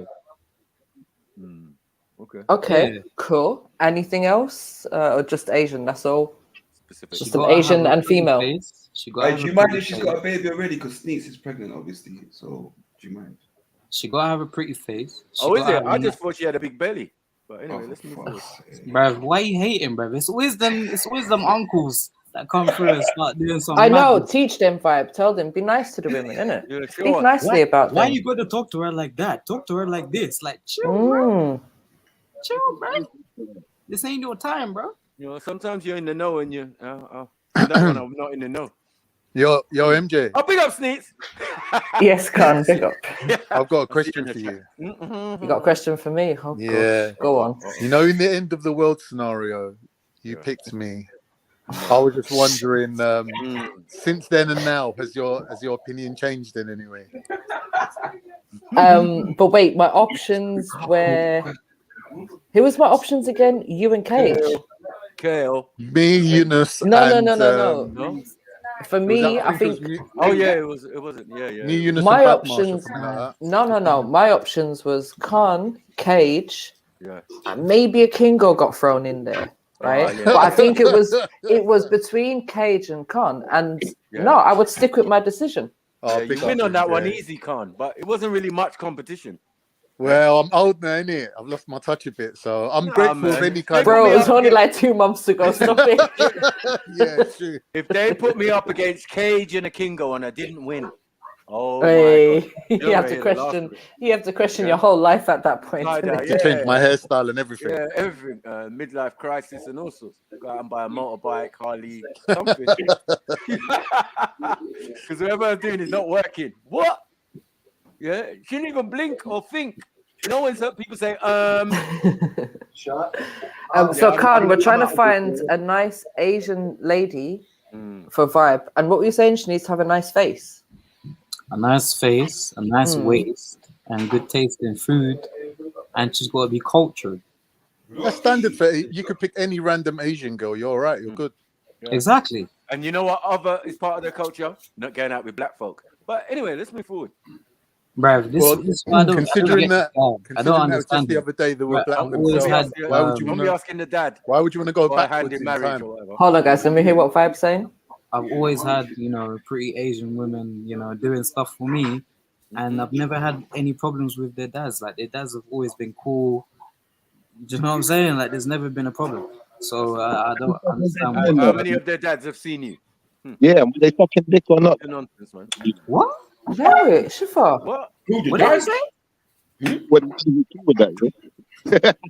See, even your mic is not respecting you. It's not trying to pick up your vocal cords. Like, this is wow. No, but brother, like you're saying, you had these Asian girls doing stuff for you. What kind of stuff? Because if she was sucking dick, I doubt her dad was happy with that. Are you a fanboy? Are you trying to know what I'm doing over here? No, I'm just saying. You said their dads were happy with it. You said their dads were fine with that. They were cool with that.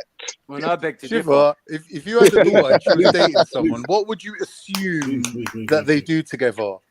Brother, I don't want to know about nothing to do with no dating. So why is their dad any different? No, so who said anyone was cool with it? Sorry, Khan. I had a friend who was dealing with an Asian girl, and I told you, he got hit in the head. The dad was hiding behind the front door. Jeez. With a hammer. Gang. No, mate, it's not no joke. The guy had a stammer and a thing for about 6 months, but he got about 10 grand compensation. So he bought a brand new white BMW at the time. So Vibe, you're saying that you've been welcomed by the families, by the dads. You've not had any problems with them whatsoever. Have you been in relationships with these girls? What I'm gonna say is, I think it's a myth that these Asian men don't like dark-skinned men, or black or African, whatever you want to call it. Yeah, we've established that already. It's definitely a thing. Yeah, I don't know about the women. The women definitely love us, but because of the parameters of their culture, it's frowned upon. So if they're doing no, this is what I'm saying. And this is where your error must end. No, he's saying the opposite. This is where your error must die. So look. Error must die. What was that, bro? Oh, I get you. I get what you're saying. The era this is where your error must die. When the parents are like that, they're very no, cool. man. Some people, you just asking for a girl who's traditional though, who's very in thing in her culture. You just ask for a girl who's traditional, so an Asian girl who is in her culture, and I'm saying part of their culture doesn't have you in it. Who said that? I'm just saying. I said that. I know that. Sorry. Are you Asian? I said I know that.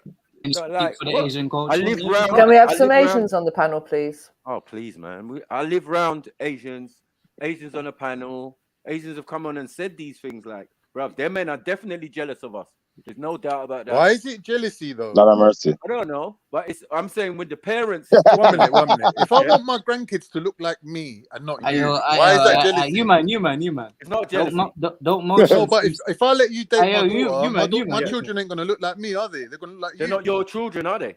Well, they're my grandchildren. Yeah, they're my inheritors, isn't it?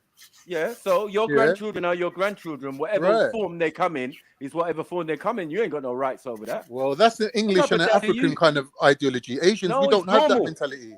Okay, cool. You're not Asian. You're European, you donut. Yeah, fucking Cypriot. You're European, brother. What are you doing? I'm Mesopotamian, which is in Asia. All right. Anyways, let's not get into all of that. Vibe, you was going to say something? Thank you. You're gone for it. Yeah, I was gonna say, don't motion seem salty though. Like he's very salty. Man was waiting a good 3 minutes to say that. Wait, hold that. But why didn't you pause yourself before you even said that? Yeah, why are you saying man salty, bro? Like, that's very What part of pausey. him salty, bro? How do you know? But why didn't you pause yourself before? But you had 3 minutes. This is what I mean to actually mull over that sentence. To people like you guys. You That really was have not to an spell accident. stuff out. You really have to just, take the English language to the common denominator. You really have No, to but say, brother, what you said makes it sound like he salty, tastes blood. salty. You saying a man's salty like you can taste something. It's like, bro, like what are you tasting? How about we let What him are you explain tasting, it? bro? Go on, explain it. exactly. See if he can clean it up a little. Yeah, why am I upset? Why am I upset? Thank you, MJ. So guys in the panel, so whoever have you ever heard somebody describe somebody who's emotionally unstable as salty before? Huh? Is that what it means? I never knew that. I never knew that. Have you never heard? I can't. We've heard it, but it doesn't I've apply heard to... salty, but no one explained to me what it means, though. It doesn't apply to motion. I don't know. So... So why did you use that? call somebody Alright, salty? forget that. Can you emotionally qualify? Can you qualify the point that you made, please? Can you qualify it? Bruv, you're in the chat doing a madness, bro. Yeah. What? Let me just There's scroll an up one. Asian sister. There's an Asian sister. She's looking a stepdaddy to her unborn child. She's riding. Everybody knows in here. You're the one that thinks you got with the gal. You're the one that thinks you got with the gal. But obviously, like, man steps in the building, and for some reason, you just want to be like, oh, you're gonna go with him, yeah? Oh, you want to be with him, yeah? Like, bro, What? Are you dumb? Are you stupid, bro? Is your comprehension off, bro? Oh boy. 5. Don't do it to you. Bro, do you want your skinny neck to be broken before I have to go to work? Bro, behave yourself, man. Behave yourself. Don't do this, bro. Don't do this to yourself. It's your first day back, bro. Please, oh, just you want chill. to be with him, yeah? Oh, Please, bro. No, there was nothing that said that. There was nothing said there, bro. Nothing like that. I said, Vibe gonna be the daddy for your unborn child. Yeah, that's what I said. I said, Sneaky, you've pulled, love, get your coat. But what are you talking about? What's upset about that, bro? Yeah. Bro, behave yourself, bruv, man. Grow up, bruv, before you chat to big man, bruv. Because you will get a virtual slap, bruv, and your neck spinning. You'll get but whiplash. Mosh, you are known for being a bit of a cockblock around here, mate. Bro, it can't shut your mouth, bruv. Now you got a reputation. You have got a reputation. Yeah, can't stop begging Asia, man. Stop begging Asia. There is some sort of jealousy going on around here. Jealousy, bro. I got a woman, bruv. Where's yours, bruv? Shut up. No, I've noticed that you specifically don't like fat guys. A woman. You've got an issue with fat people. You've got an issue with fat people. Vibe is not that. Vibe is not should not fat people. That's how he makes his money. If we look at the exactly. numerology, money. If we look at the numerology, A means 1. Big up motion, man. You know I'm joking, innit? I can't tell with you, man. You're too snaky. But anyway, big up yourself. Luciferian and shit like that. Yeah, vibe, man. Yeah, vibe. He's your guy, yeah? All right, cool. Big up you and Khan, innit? Khan and vibe. Sitting in the tree. I'll put him on front line to destroy you, nigga. I don't know what's going on. Nothing to me. All right, what you putting Khan on front line, yeah? All right. We're going to destroy you. There's something but did he just say he's going to destroy a man? Pause, please. Allow this pause the conversation, though. Yeah, let's just but you're not destroying no man. So destroy a girl. No, please don't sing. Please can't allow it. That was mad. That was mad.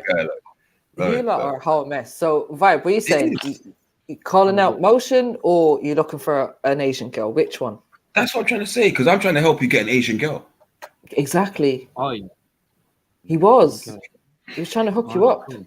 Well, on that front, I will say I'm sorry for my behavior. I mean, she's Asian. She's not good looking. She ain't got to find a way. So 1 out of 3. Oh, violation. No, that's how I know he's sorted. How you gonna? Man said she's a Blasian, a bloated Asian. Don't have that, fam. Don't have that. I'm out. That's crazy. Type him out, please. Like what? All right, sweetie, don't have that, fam. Don't have that. You call you a bloated fam. I'm not one of them guys you could just like throw some trash to, bro. It's not that. You say it needs his trash. Don't do that to her, man. Nah, you know saying that, bro. Don't tell her her achy breaky heart. Don't do that, bro. Bro, you sound like an incubator baby, bro. So what really? we're saying, you're interested in Sneet, but not if she's pregnant. Who sounds more like an incubator baby out of me and you, bro? Really, let's really talk about it, bro. Let's really talk about it. You're really gonna compare my voice to your little bitch voice, bro? Are you dumb? Where you're unable to comprehend anything voice, bro? Are you dumb, bro? It's just a statement. Are you dumb, bruv? That's what you said. Look, bro, look. Sneaky is not completely. She's not unattractive, man. She's got half a head of hair. The other half is attached to her forehead. It kind of makes a bit of an extra forehead. Shifa, what's wrong with you? I'm only joking. She's got half a head of the head, the other half's down her back. And her arms. Wow, why are you not doing that, man? Werewolf arms. Yo, fuck. No, bro. Yo, Sneets, don't have this. Like, just jump on here and slap them all up one time. You know the worst thing about being an Asian chick is though you can't even imac your top lip. Oh wow! White girls, they could bleach that hair, innit? If I take the letters out of Sneaks, yeah, guess what it spells? Teens, yeah, because she's Teens Wolf. Wow. Right. Oh, fuck. Right, I'm more interested in speaking to MJ right now. So what was you saying? Okay. Go ahead, MJ. No, I'm only joking. Okay, you told us what you're looking for in a woman. What have you got to offer a woman? Yeah. That's a damn thing. Tumbleweed. I don't know. It depends on what she sees in me. Like whatever she sees in me, I'll get to offer me. Oh, you slacking, bro. You slacking. What do you see in yourself? Ask me, what have you got to offer? Sell yourself. This is your opportunity. Put your best foot forward, man. Bro, you know how many shots. MD's moving like a Romanian pimp, cuz. Which was you're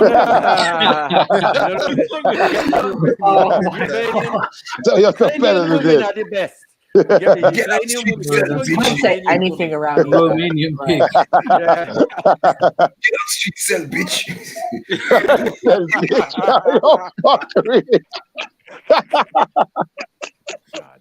Stand pussy, bitch. MJ, I'm not really. Right, so back to what I originally said. What have you got to offer a woman? Well, I've got, like, to be honest with you, I think it's something that a woman would like feel like when she's around me. You know, like she's not gonna feel like that with much other people.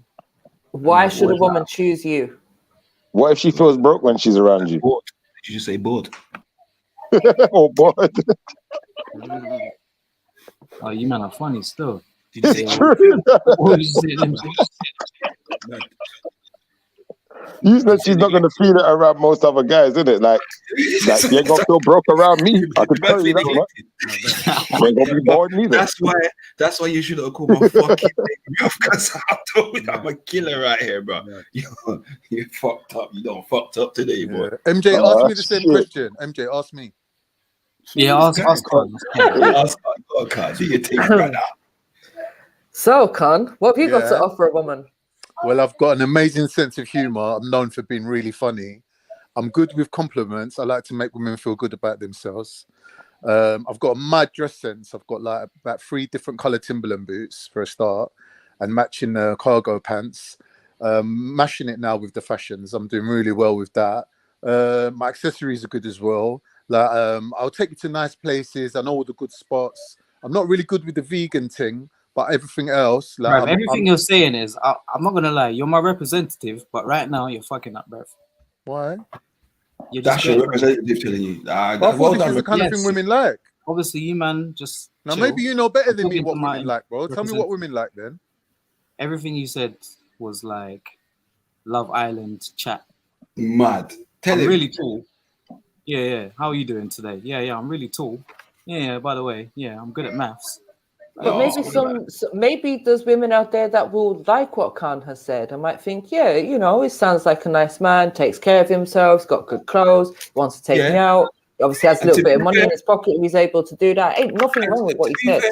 To be fair, bro, I'm not rolling with the same Air Max from 1992, you know. And to be fair, it's 357% more than what you offered. Yeah, he said something. Bro, you're going on like everything that a woman does. You offered boredom. You're going on like everything that a woman does. Man offered emotional neglect to that. No, man. You're basically you lot are going on like everything that a woman does for you isn't based on. Brother, tell us half a sentence about you. Come on, bro. Half a sentence. You can do that much. Come on, man. What? I'm gonna say I'm an amazing nigga, bro. I'm gonna just say that. Amazing as in what? Like special needs? So do you I mean, the thing is, though, I can't really like. Let's say now, if Motion or Shiffer's to say to me, so what's so great about this guy? I can't say what you just said. Exactly. What, you pick more cotton than the rest of us, fool? All right, bro, get your mind out of the slave. Well, you said it, bro. Like, get your mind out. Shoot, I never used that word. So, what do you actually have to offer? Let's be serious about it. Just think seriously. He didn't like my answer. Maybe Schiffer, you give him your CV. Now, if someone asked you, Schiffer, what do you bring to the table? What's your answer going to be? What do I bring? I bring everything to the table. Right. I add all the value. I add all the value. You know, I got money. I'm ambitious. I'm attractive. I'm young. I got energy. You got the Chris Tucker laugh as well. Yeah, I like a laugh. I like to go out sometimes, not all the time, because you know I like to plan for my future as well. So, you know, is that something you like in quite stable. I like the confidence, you know. I like that. These are just vague words, to be honest with you. Like if somebody says, I'm confident, I'm passionate, I love to go out, I do things every day. Like I'm a good worker, I'm a hard worker. These are very vague statements. Like when have you heard the saying that let them read between the lines a little bit? That's how romance is built, the mystery, the mystique. You know what I'm saying? That's what it's about. I might say I like music. I'm a bit of an artist. You know, I like to draw. Yeah, it's a bit early for the dick pic just yet. Do you know what I mean? I'm not lazy. I like getting out my bed in the morning. Can't stand laziness. I like a clean ass. Yeah, I like a clean toilet. My toilet's like a throne. Right. My toilet is like my throne. That is my throne. When I sit on that throne, I got to feel comfy. When I go shopping, there for a while. I'll buy all the different colours of domestos. I like the pink one, the yellow one, and the blue one, right? I want to mix them all up, babe. That's fucking proper clean. I'll tell you, be honest. Yeah, the thing that I like to do the most is travel. So I like to go to different countries. I like to go to different countries. I like to spend time in different places around the world. Where have you been? Where have I been? Okay, since you wanna know, I'm gonna take this as a how can I say? Genuine question. Genuine, yeah, a genuine interest in where I've been. It don't have to be genuine, bro. As long as it's convincing.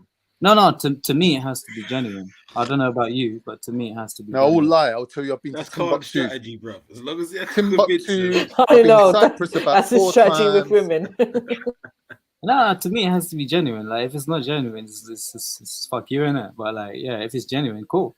But like, yeah. So where I've been to Peru. I've been to Japan. I've been to Spain. I've been to Jamaica. I've been to America. Where else have I been? I haven't been many other places. I'll tell you. Where was your favorite? Where was your favorite out of the ones you said so far? I don't know. Like, shit, uncross your fingers, bro. What's wrong with you? Allow it, man. Yeah, uncross my fingers. Why? Yeah, like, where have you been? Where have you been? I've been to Jamaica. I've been to Spain. I've been to most of the places you said, other than Peru. I haven't been to Peru. Other than Japan. You've been and Japan. I haven't been Japan. No, I've not been Japan. Okay, that's cool. That's cool. But yeah, I've been to a few places, but I'm not really interested in going to every country in the world. It's just because there's nothing for me to do there. Like if I'm going somewhere, I need to be doing something there. But one of the things I really love about Japan is the geisha girls. Their onsens. If you know what onsen is, it's a spa, but it's a spa that has like basically it's a natural environment. So it has like a lot of rocks, a lot of trees, a lot of how can I say nature. A lot of nature. There's a lot of beautiful, serene landscapes around, and you can be in a. I beg you, stop hating, bro. Chill, bro. What's wrong with you? Fucking raw. No, I hear man coughing and like sneezing and whatnot. Nah, But anyway, bro, if someone's got a cough, they got a cough. It's a normal bodily like function, bro. no, I'm joking, bro. I'm joking. Sorry, Ems. Sorry, Ems. But yeah, quickly though, you see when you went to Japan, how did you find the interaction with the people over there? Very good. I even had like no one was touching your hair or no. asking you to do a sprint or nothing. No. I even had a lot of Japanese couples, older couples, younger couples that was really happy to see me. They was smiling. They was, What? One of them.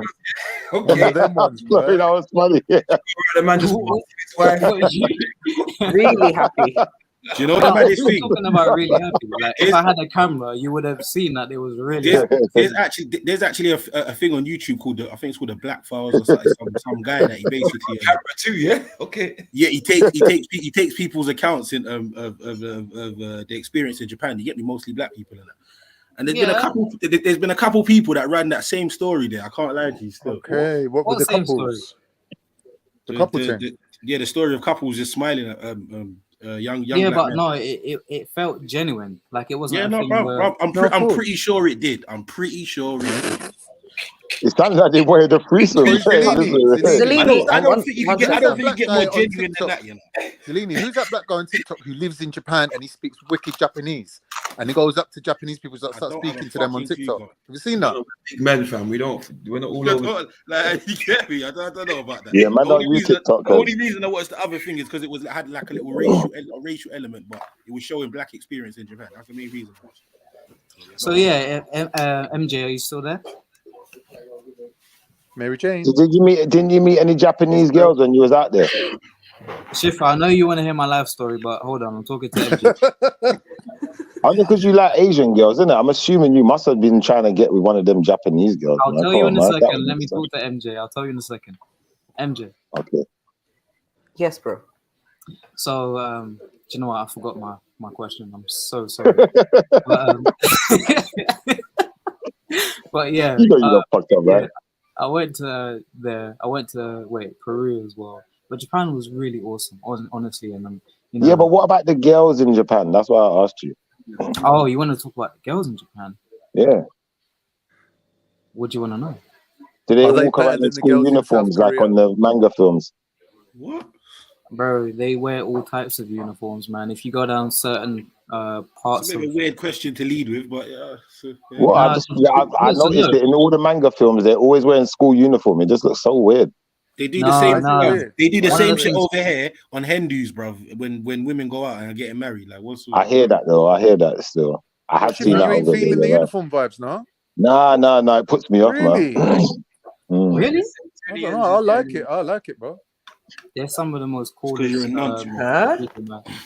But anyway, yeah, man, there's all sorts of good stuff to see. But I go there specifically for relaxation purposes. I go there specifically for relaxation purposes. It's not really to talk to any random Japanese person. Like, I don't speak the language. I'm not really there to try and make friends. But I'm there specifically to relax. Do you know what I'm saying? When you say relax, what does that entail? Like being in nature. It means doing whatever I like to do whilst I'm in an environment that I'm in. What kind of things do you like to do? That's like a personal thing, so it's not really something I.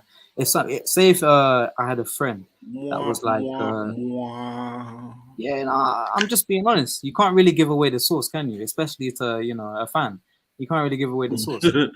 I hear you, still. I hear you. But obviously, if you're saying that you don't like to get your dick sucked, then cool. Like that's fine by me. But I didn't say that. I didn't say that at all. Well, I'm sure some of them Japanese girls would have been happy to oblige. I'm sure some of them would have been, man. Come on, man. You must have spoke to some girls out there, man. You went to a bar in Japan. Come on, man. Tell us about it. You did the Jean-Claude Van Damme in the bar, innit, in Japan.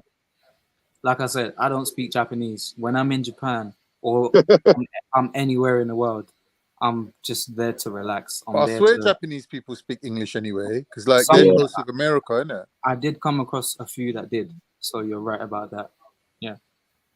Same as I think South Korea as well. They speak a lot of.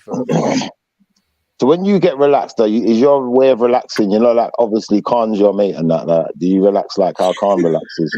You know, you go and find yourself BJs from 3 different Romanians at the same time. Find yourself a little Shifa. Yo, little ensemble. Flying, yeah, I'm off to work, man. Big up yourself. Big up, man. Big up. Don't run them into the ground, yeah? Don't kill them. People, have some mercy on fat people are human too, you know. Who's BFM21? I beg you, listen, bro. Don't make me cuss bad word in here, you know. I'm trying to be peaceful. I'm trying to be peaceful, bro. You must have found yourself a Japanese ensemble or two. You just don't want to tell us about it. Bro, I'm gonna be honest. Like I said, man, I wasn't really there for that purposes. I was there specifically for a couple things. I wasn't really there. Was it a short journey or like a week or something? 3 weeks, bro. You know what I'm saying? You said you went over there to join the Yakuza, yeah? Sorry? From the Yakuza. You went over there to join the Yakuza, yeah? Oh. The Yakuza? Yeah, the Yakuza, yeah. Hey, you're not pronouncing it correctly, bro. Because I pronounce things like I want you, big man. I don't know if you know who the fuck I am, but yeah. You went over there to spend 3 weeks with no pum pum. Like that's good that you got a break, though. You got a break. I hope your missus is listening to this, Shifa. Do you When you know got what, missus brother? for 3 weeks. Brother, listen, if I went on holiday for 3 weeks, yeah, I'm not leaving without my missus. She's got to come. That's part of the package, man. Because like, what am I doing over there? That's gonna be boring after a while. Like, you know, I ain't gonna do a hand job. So she's gonna have to tag along, isn't she? And he hasn't got a missus. So, well, it doesn't sound like he's got a missus. So he's free game when he's in Japan to talk to all the dirty flirts. But it sounds like he just wasn't on it. Mad. What Japanese? So you don't really know what the Japanese girls are like, then? You haven't really got to know them like that. No, they're cool. They're cool. They're real cool. Like I said, I spoke to some, but like not all of them speak English, bro. Are they freaks? When I was at uni, I can guarantee that they are. I had a They're few Japanese definitely girlfriends at uni, Oh, and shit. South Koreans as well. They ain't racist at all. Like maybe they are at home around their family, but when they are abroad, like they're ready to mingle, man. Japanese girls are nice. They're nice girls, man. But didn't you just say that they're freaks? He said they're freaks. He was eating the some of them sushi, are, man. though. Some of them are. He was eating the sushi. Look, he probably has sushi every night. Yeah, why not though? Raw catfish. But yeah, I tell you, women were more treated in Peru, like it's near Colombia, bro. These women there, they were off the Colombia, chain. you say? They was approaching man like nothing I've ever seen before. Yeah, but that's like, not cool though. I don't like that, bro. What do you mean? Like when women are coming up So to you you in the do street like that? asking you, I don't like that really. Hey, brother, listen, these women are on their game, You don't bro. like, They you just don't need to like get paid. when women compliment you? They just need to Yeah, get it's paid. like it seems a little bit ulterior. Yeah, they're trying to get But like paid. they want your money or something. Yeah, you don't mind Yeah. spending a few bucks for a few, you know. Just don't seem natural. Like women walking up to men going, yeah, like, what are you doing here in this country? Oh, yeah, I'm staying at blah, blah, blah hotel. Like, what are you telling me for? Yeah, remember I that, want to talk to you. that thing that we watched on here, Khan, where the women were like finding these men on Tinder and that, and then they'd be like drugging them up and bro. yeah, and then rob them and that. Oh man, you're no stranger to spending a good buck for a good, you know what? Sorry? Kanye is no stranger to spending a good buck for a good, you know what?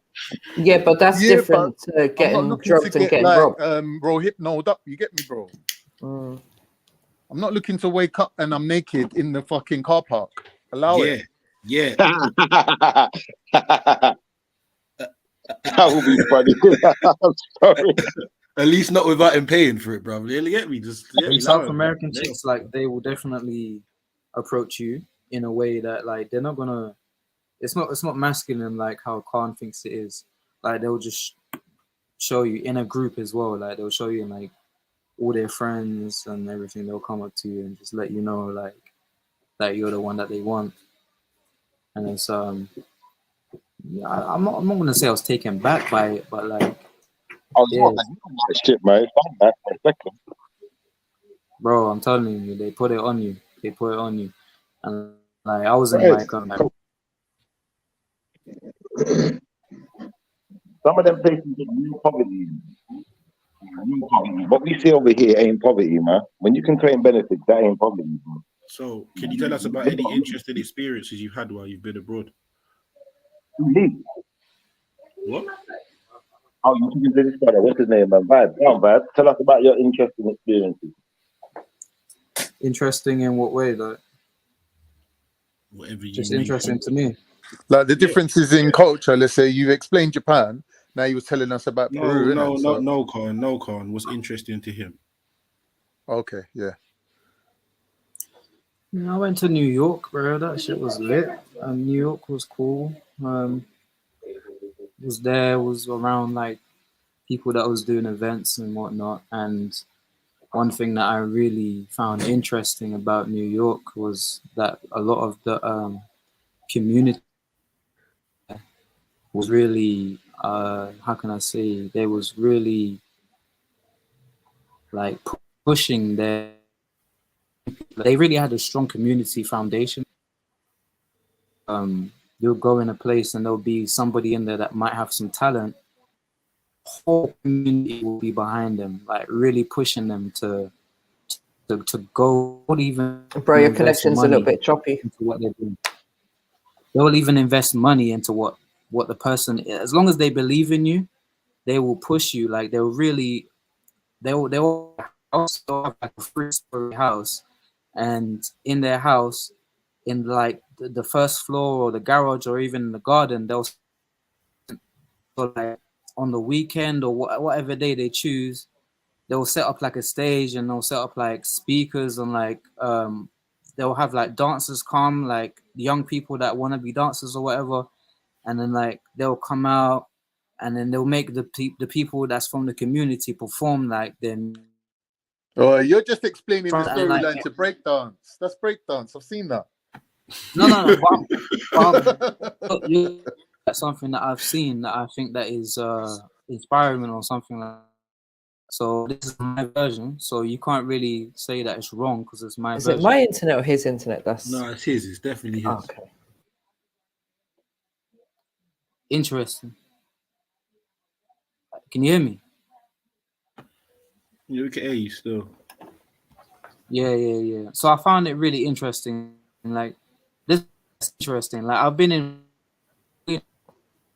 Nah, your connection is just terrible now. Maybe you need to refresh or something. Leave and then return.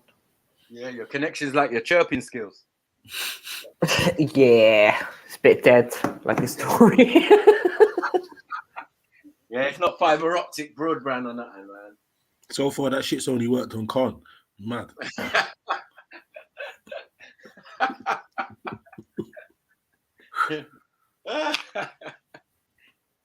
So he says Schiffer anyway. Well, go on. Well, Schiffer sounded like. They are, man. They are. I was just listening. I was letting them ramble, man. Letting them ramble. So what he was saying about the women in South America, is that true? Schiffer, was that true? I think South America is a place that's got a lot of poverty. Anywhere you go, there's got a lot of poverty. You're gonna find a lot of promiscuous women. You're gonna find a lot of that. And they want their money. They ain't playing. They will rob you if you don't pay. They will find another way. They're not stupid neither, like, you know. And when you live in a place that's full of gunman and gun woman, and you know they got gun in the baby bag, like things are gonna go bad. Hold on, that's the last place you should get a wife. Yes, I got you. Well, you could end up in that scene in Scarface where they got you chained up in their fucking shower with the chainsaw on your forehead. All of that, man. You got to know how to navigate them kind of situations when you go there. Don't trust them people, bro. They're hungry. No, not all of them. I wouldn't say don't trust them people. I would just say that there's people everywhere that you can't trust in it. And certain parts of South America have got a lot of poverty. So, you know, there's a lot of more people that are in situations that are quite dire where they might do something terrible. So you have to be a bit careful around some of them, not all of them. I'd never blanket statement all of any people, but yeah, man, it could get treacherous, bro. You could get your head blown off. From that film City of God, you know what them man are on. You could get your head blown off in Colombia. It's not a joke. Yeah, exactly. That's not a Even joke. them El Salvadorians, bro. Them El Salvadorians, they turned New York upside down. They took over. You can get your head blown off pretty much anywhere on the planet, to be fair, but yeah, some of them places it can get a bit dark still. So be careful. So, Vibe, what was your favorite place? I think he's gone silent. Yeah, I'm just listening, man. I'm with my favorite place. I don't know, man. I don't know. And when you find your Asian wife, where are you going on honeymoon?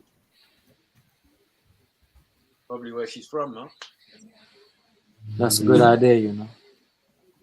Go Singapore or somewhere.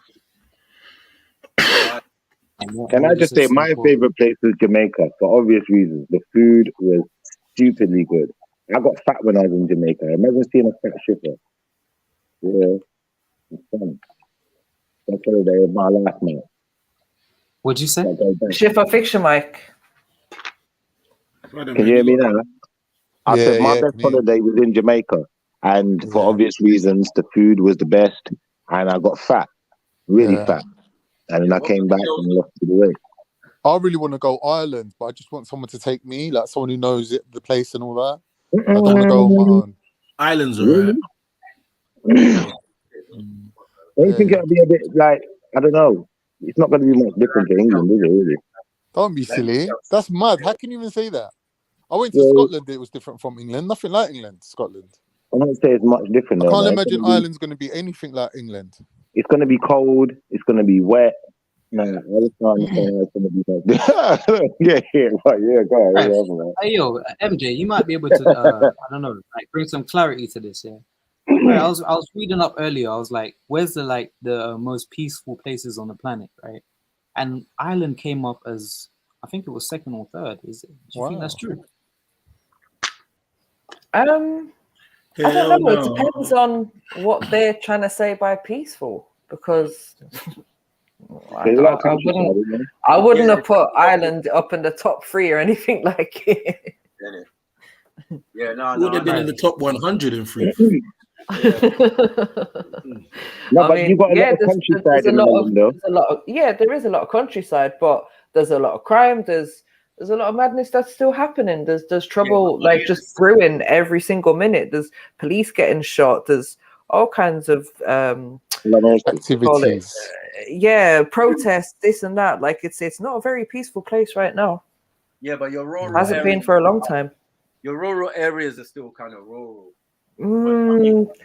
Yeah, I mean, if you go somewhere remote, yes. But as I was saying the other day, there's a lot of these remote places that are now being filled with the immigrants that are going over. So I don't know. They're few and far between, I suppose. No, but I feel that the ones that I saw, they were in the major city, in the major cities, and in these holiday inns and you know what I mean, travel lodges. Yeah. I hear what you're saying. I suppose it's just like over here. If you go out to the countryside, it's going to be more peaceful than living in the city or even in a town. Yeah. Exactly. Because as long as the town's not that big like Birmingham or Liverpool. Yeah. And I'm sure Ireland's got a few that are more, especially in the south. Yeah, it's more rural. Of course, even Belfast probably the size of like Doncaster or something like that. It's small, man. Yeah. But yeah, surprising to hear it was top 3 or whatever it was. Yeah, definitely top 3. I was surprised myself. The other day I was fighting for my life for Ireland. Yeah. Talking about Irish slaves. I had Zulu and someone else. Nate. They was trying Okay. You're a bit far from the mic, Maki. Yeah, they was trying it. I said, no, I'm not having it. Yeah, I played a video that I played before proving that Irish people were slaves and indentured servants. Wait, how did you prove that? Oh, hold on a second. Wait, where was you when I needed that, Maki? Where was you when I needed that against Shiffer? You better learn about Maki, you know. You better learn. Yeah, that was a while. No, I'm just saying. Yeah, I don't know if that one's provable, man. We have to see the info, man. We got to verify that shit. All right. This is what I like to hear. I did it already, and we all looked it up, and you know, you've been slaves for longer than your interaction with the British. Yeah, 100. Yeah, even before then, yeah. Right. Many invaders have come to Ireland and kidnapped you. Oh, I remember you guys were watching it. The barbers and that. Oh no, man. Man like Dublin ain't been seen in God knows how long. Look at it, it's pops out of nowhere. Mad. But then when Land of Celts came, talking about no, we're racist in Ireland. Yeah. Do you know what? I need to watch back the show from last night because I didn't actually hear what he was saying. But yeah, I need to play that back later. Land of Celts is funny. After I've been fighting all weekend against these lot. You know what I mean? Well, you know but Matthew, remember, come on. Remember you played the other video the other week, right? With the mixed race guy, the half Irish, half Nigerian. Oh yeah, that guy. Right. And as I said, it's like over here, yeah. People are not gonna, like, as I said, my personal experience growing up was that there wasn't black people around. Therefore, there was no need for that element of race. I'm not saying it's a need, but you know what I mean? Like, it's not going to happen. It wasn't noticeable. It wasn't noticeable. It's not that it's not noticeable. It's not happening because there's no one for you to be racist to. Do you know what I mean? So it's happening somewhere else, though. Yeah. But then it's like now, because obviously the climate has changed in terms of the demographics are changing over there. So obviously, as you're getting different races in, racism is going to be a thing. And it's not to say like, oh, it's prevalent in the whole of Ireland and every Irish person is racist, but you're always going to have stupid, ignorant people that are just going to be dumb and racist and ignorant. Yeah. So can't deny that. I'd never say that, racism doesn't exist in Ireland. It definitely exists. Yes. And I'm pretty sure in the next couple of decades or whatever to come, we're going to see institutional racism and reports of all of this coming out. As I said, as the more people that move over there, these things are going to become more prevalent. These are idiots, though, man. Do you know what could possibly happen, MJ? It's the personality. Once these immigrants get settled in, and that the country starts picking up, it's possible that a lot of English people, like British people, even the foreigners that are here, could move to Ireland, you know. Not in a bad way. What are you talking about? Are they not doing that already? No, I'm saying like the British foreigners that are living in Britain that know the system, once they move over to Ireland, you're not just going to see like white people, white Irish people in the government and local authority, and the foreigners just being like dumb and needing about 50 years to catch up on the run-ins of the country. You could get a bunch of people from England move over there who sort of fit in somewhere in the middle between those two groups and kind of bridge the gap. So what I'm saying, like the country could pick up real quick. It could like become like even ahead of England, really, to a certain extent. I think it's got the potential. Well, it's doing it now. I'm just saying, like, you're talking about, is it? Is that what you're saying? They've got an excellent economy. You know what I'm saying? Like, everything is working well for Irish. But the problem is, you just can't be bringing fucking Ukrainians. Yeah. In our they're going to need a few years to get on their feet, I reckon. They're going to have to work their way up. Someone's spoiling their little progression and development. You know what I mean? By bringing... Yeah, but just like the conversation yesterday, it's the government that's allowing this to happen because they're wrapped up in the EU. They're part of the EU, so they got to play their part now and take in these people, innit? I knew it was a trap. It was like, no, that was a bit too easy. Yeah, we're opting out. We don't care about no Brexit. All right, cool. And then there's a war in Ukraine, and then all of a sudden, Ireland's involved. It's like, raw. But they can't say nothing because Europe has given them so much. Yeah, but look at it as well, Matthew. Like Britain's now left the EU, but we're still taking Ukrainian refugees over here and paying people to take them in. Remember, so like, what does it really matter if you're in or out of the EU? It's like your government can still snake you and make deals or do whatever they want to do. You know what I mean? If it suits them and it suits their agenda, they're going to do it. But the fact is, immigration is good for your country.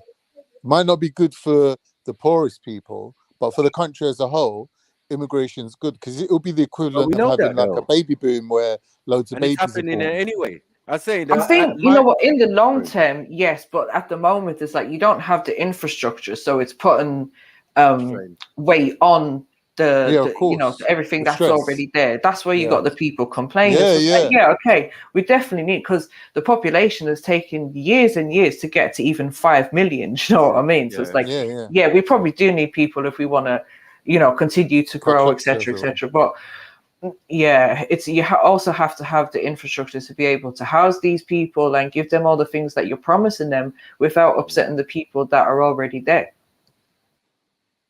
That's the way it goes, though, isn't it? It's the name of the game.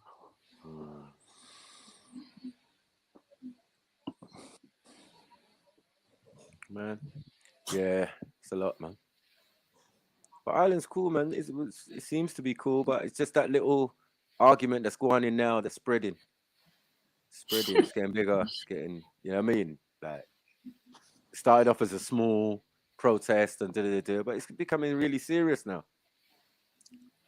I mean, other countries are paying attention. Like, oh, listen, how can we allow this to happen? Can you imagine in 100 years they're protesting, make Ireland green again?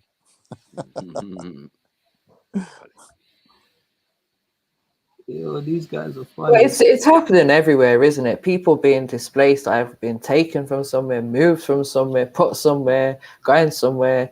Like, it's always been happening, and it's always going to continue to happen. Sorry, who's funny? 5? What's going on? 5. So you took it to us, or you took it to someone else? The chat is funny. Oh, you're just having your own conversation with yourself. Yeah, man. Mad. Yeah, sooner or later, the West and Russia was going to come face to face with each other. Do you know what I mean? They're just growing in different areas, trying to avoid this confrontation, but they just run out of space. They just ended up just running headfirst into each other's faces. So this was bound to happen. You know? Now we're seeing the end of expansionism in the West. That, like, they've got no other countries to rape and pillage and rob. Is that like how you avoided the confrontation earlier? You ducked so fast earlier, man. That was smart still. I had a doctor's appointment. What happened? Yeah, so, you know, You all arrived this back kind at a of very downturn, inconvenient economic time. downturn is all part of the fact that there ain't no more expansionism, right? So the elites, where they're going to get the money from, they're just going to put the squeeze on their own people more than before. That's all it is. Council taxes going up, water's going up, electric's going up, gas is going up, petrol's going up, everything's going up. They're putting the squeeze on us, innit? That's all it is. That's where their money's going to come from now. They're doing it on purpose as well, because if we're poorer, we're not really going to have energy to protest about how they're fucking shit up. You know, and now they're slowly like taking away people's rights. Your right to protest, your right to assemble a group of people in a certain place. They're just hemming you in on all sides, really. You know, even the COVID thing was a little operation on how to keep people locked in their houses.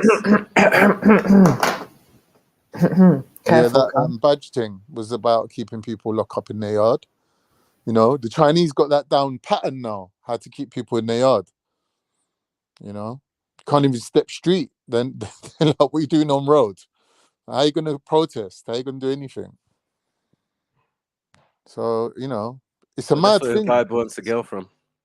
A mad life. He wants a little Wuhan chick. You hear me? Get your little Wuhan on. It's just the way it's been from the start, man. We might have to like start thinking about exodusing out of here, bro. Moving to some next country.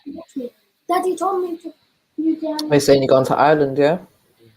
Ireland, Turkey, Romania, Bulgaria, like anywhere where there's some sort of growth. Nah, mate. You know what I mean? Not Romania.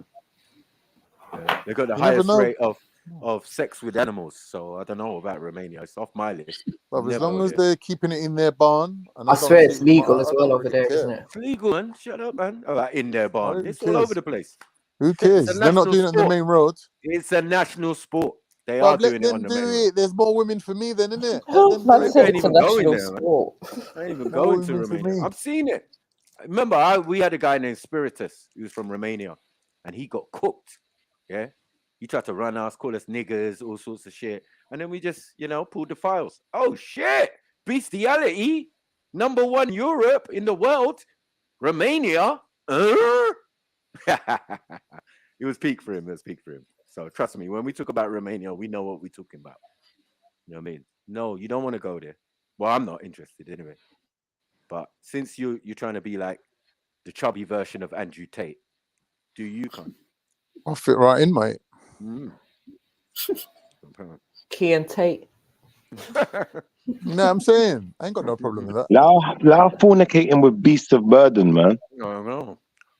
Yeah. Someone should look it up. I'm sure. I hope they're not number one still, because that's a horrible number one to have. You know what I mean? Number one for. Nah, let them keep it. We don't want it to be like just Let them keep Obviously, it. like Romanians are Indo-European, innit? So they got the Indian, horse love going on. That's what you want to do. But yet, the most animals abused is dogs. Yeah, but they're just an easy target, isn't it? I can't. I know it's like you're Asian 1 minute, the next minute you're the Asian bashing. I said Indian. Man. Them man are Indian. Confusion. I'm not Indian, am I? Hey, Jupiter said that yesterday, so something like that. What horse love? No, she said, "Oh, you want to be white today, dear?" Yeah. British. I heard that. British. I heard that. Yeah. Come on, man. But she says that to her children as well. Nah. Fuck you know. Yeah. All this grease why she's not about. You know she's I know it was crickets when she was there yesterday. Yeah, she'll fuck your shit up.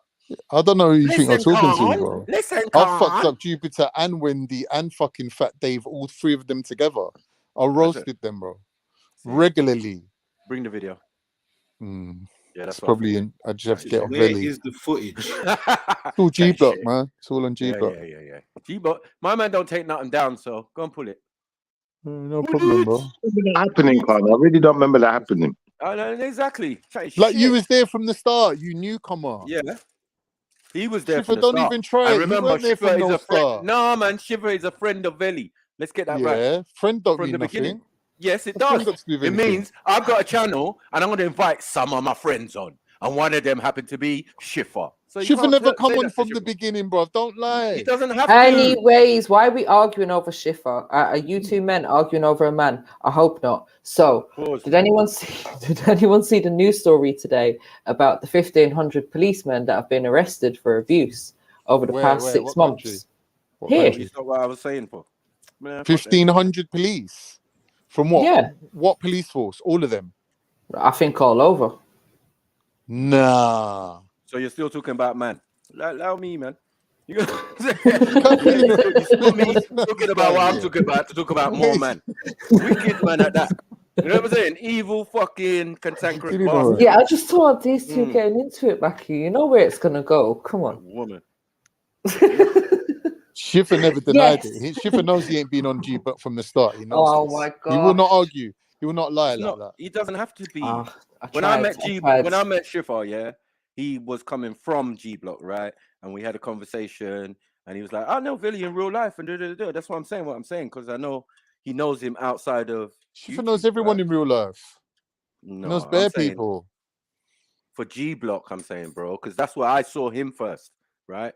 And when I had a conversation with him, we was talking about Veli and blah blah blah. But he knows G Block was running for at least over 2 years before Shiver even showed his face. Brother, it's not like he even come at the middle. You come towards the end. In all the years I've heard you talking, I've never heard you roast nobody ever. All right. Exactly. All right, bro. Yeah, I've heard you try. Anyway, stop chatting. Anyway, just bring the evidence. I like to watch that. It's interesting.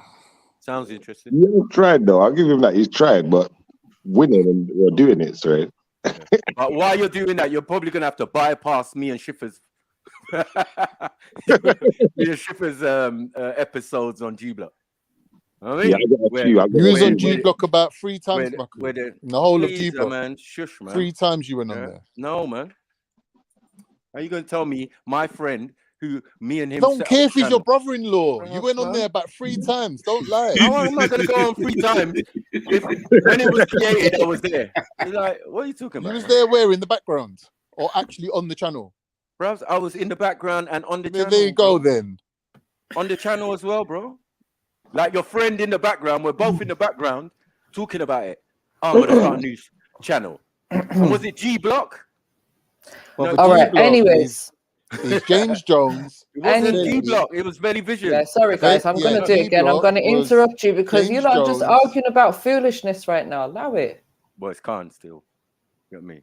Like a guy who just came on So, the scene. Can't be talking Mackie, about. let me just quickly make my point about this, right, before I forget. I think it's really interesting that this story came out today after the conversation with Jupiter yesterday. What story?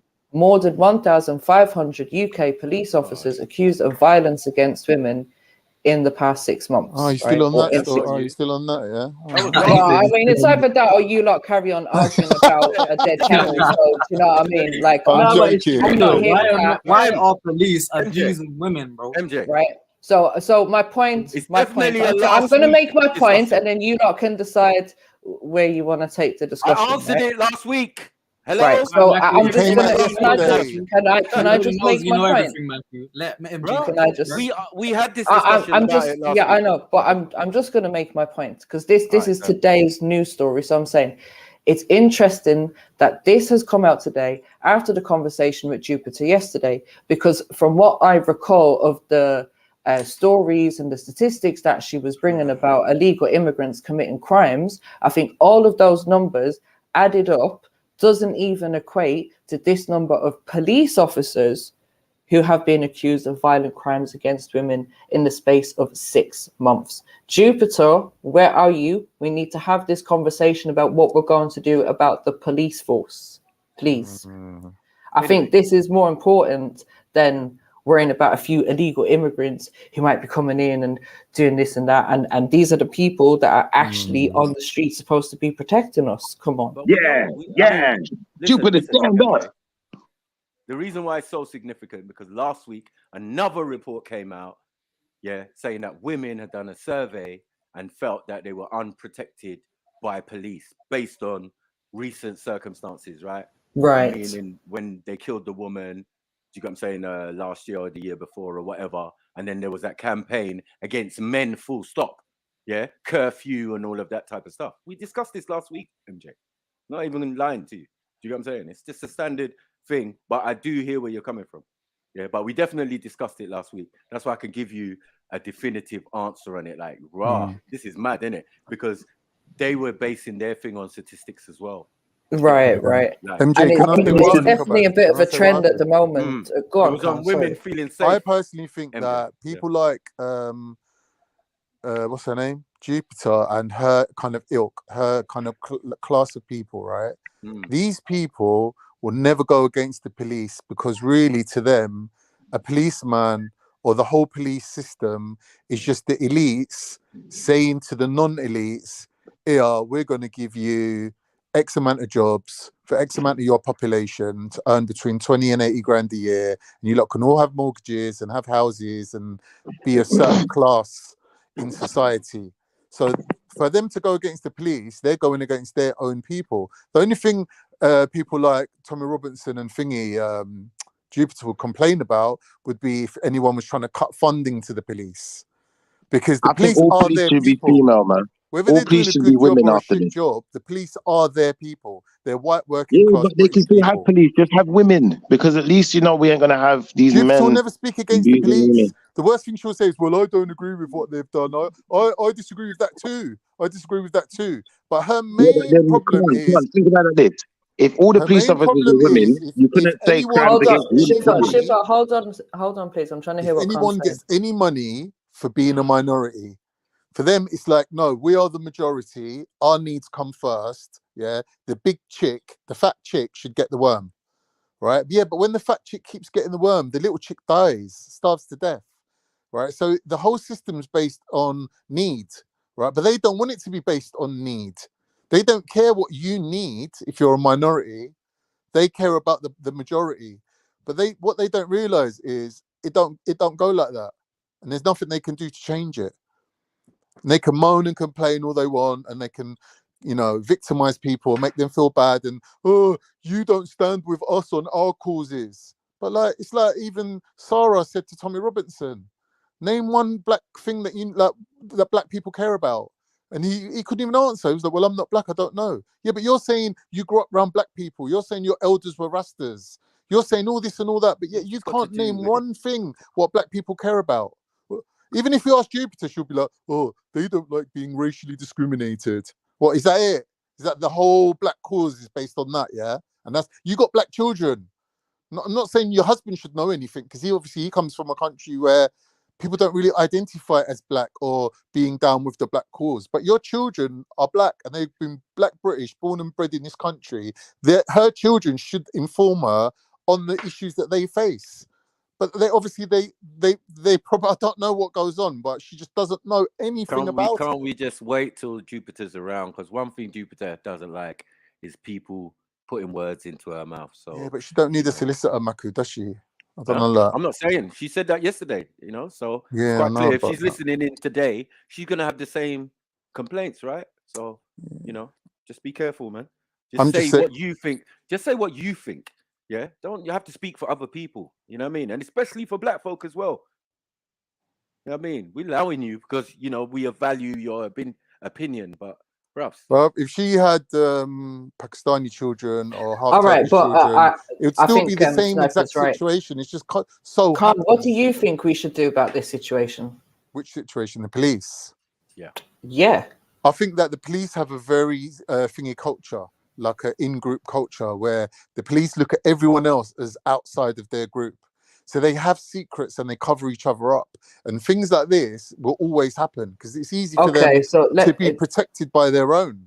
Right. So just because you said that, let me read the article. Let me read the last paragraph here, which says just over half the cases, so 653 cases, 55%, where conduct matters, which are usually raised by a colleague within the force. The remaining cases, 524, were complaints from the public. That means over half of these cases here were actually raised by someone within the force. Yeah, that means half of them weren't. So how important is their code of conduct to them then, if only 50% of it gets raised? Do you get my point? But if only 50% knew about, or if only 50% of the cases were known about by someone in the, like, we don't know how many are not speaking up. Do you know what I mean? We just we know do. that It's 50% are not speaking up. It's 50%, isn't it? No, it's saying 55% were raised by within the force, and the other 45 were raised by members of the public. Right. Right. So the 45% that were raised by members of the public, we don't actually know if someone else within the force knew about that particular accusation. Okay. They may have. So may. you're right. I'm not saying that, oh, the police are not speaking up. Do you know what I mean? But I'm saying we can't really tell how many of those cases that were reported by the public were also known about by another member of the police. Well, whether it was known or not, they didn't report it. It was left to someone else to do. Okay, but your point about, like, obviously, you know, they protect each other, etc., etc. I do agree with that. However, from what we see, from what they're telling us here, there is a lot of them that are reporting each other as well. I wouldn't say 50% is a lot. I wouldn't say that's a lot. I wouldn't say that's a lot. 653 cases were reported within the force. I wouldn't say that's a lot. I would say that's, let's say on average it's 50%. That means but it's 55% of these cases. Right, I would say that 55% of these cases. That's the majority. Like it's definitely more than the public has raised. Yeah, only slightly more. Right, but there's more public than there is police, right? Yeah.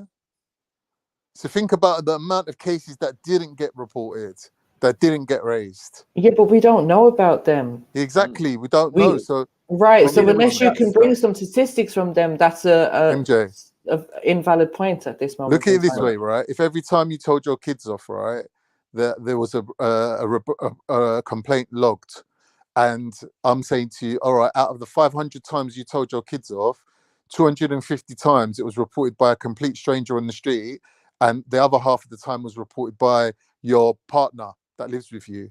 Would you say that your partner's rate of reporting was good? Your analogies just confused me. I think I should just go back to the question of what should we as the public do about it? Instead of complaining about the police and say, oh, the police have this culture, etc., what should we do about it? Where they don't have the culture of grassing each other up. They cover each other up. So these things, when they come to light, will always be shocking. It will always be like, oh, look what the police have been up to. Oh, there's 400 cases of this, or there's 2,000 cases of that. It will always be like that because they're very secretive. When it comes out, it all comes out like one big story. Do you know what I mean? So that's but the problem. The most recent ones has been in the problem public. is you've got to ask yourself, what comes first, the chicken or the egg? Is it the fact that they are secretive that allows the abusive people to feel confident that they can abuse people and get away with it, knowing that their colleagues ain't going to grass them up? Because at work, at normal jobs, me and you, we can't do nothing without thinking, oh shit, like if someone grasses me, like you'd expect anyone at work to grass you up for anything. Like you can't even fucking nick a biro off Do you the know what, counter Con? I actually think you're and stick right. it in your pocket, right? But at police, yeah, there you go then.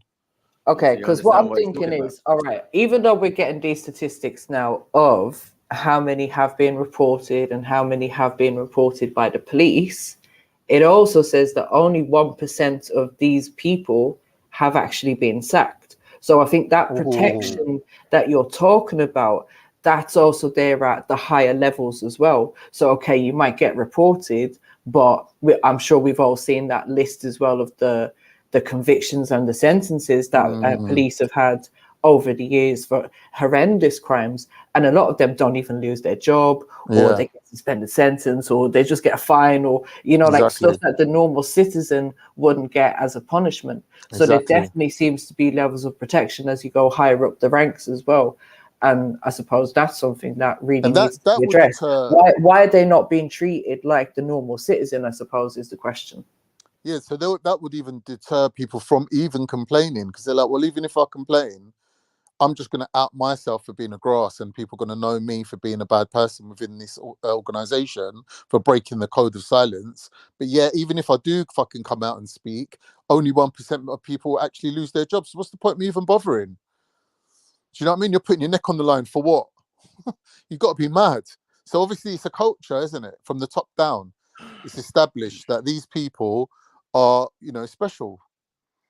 They're getting special treatment, and like people like Jupiter, they will never or her class of people, including Wendy, including Dave, like no matter how much they all, even Tommy Robinson, who moans about the police all the time, yeah, these people, they don't go against the police. They don't. Like, they want more police. They want more brutalized policing. They want more police cracking down on these immigrants who don't know British culture and might fuck up and do things that they shouldn't do. They want the police to be ones. They're like, why should we have to put these people into line? It should be the police doing it. I hear you. Realistically, though, where do we think this is going to go? Because obviously this is a big thing right now. There's all these stories, statistics, etc. coming out. Like, Mackie, where do you think it's actually going to go? What they're going to make I think it's in the right direction. Silly legislation or something, change a few laws maybe? As long as it's been moved away from the general men in our society and this idea of that we're scaring the women, we need to be on curfew, and every single event that happens lately has been some man being accused of rape or something, deviant. Do you get what I'm saying? So now can we, like we said in the beginning, when that first situation happened with the police officer killing the woman, God rest her soul, why is it not directed at police officers? Why should not police officers be put on curfew? Because it seems within the police force, there's all this deviant action. Do you get what I'm saying? And it's been happening for a long time. People are shooting people from where I'm from and getting away with it, and still end up back in a job, even after the public inquiry and all of that type of shit. So we're used to that. Yeah. But yeah, when it comes to the most deviant, it's the policeman. As you said, as we know, MJ. Right. And people want to forget about them and concentrate on illegal immigrants. Yeah, that's mad. Mad. Emzalini, Tizza, Shifa, what are you not saying? No, I just agree, man. There's nothing I can say in contention to what you're saying. I think, this is absolutely abhorrent. It's disgusting. I feel like I'm not safe to walk down the streets because I could be attacked by a sexually deviant police officer. So I'm gonna guard myself. I'm gonna stay vigilant. And if they approach me and I react in the wrong way, this will be my excuse.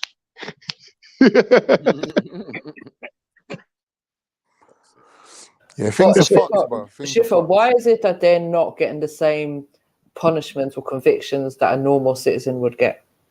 Because it's it comes with the territory, doesn't it, man? Let's be honest. You can't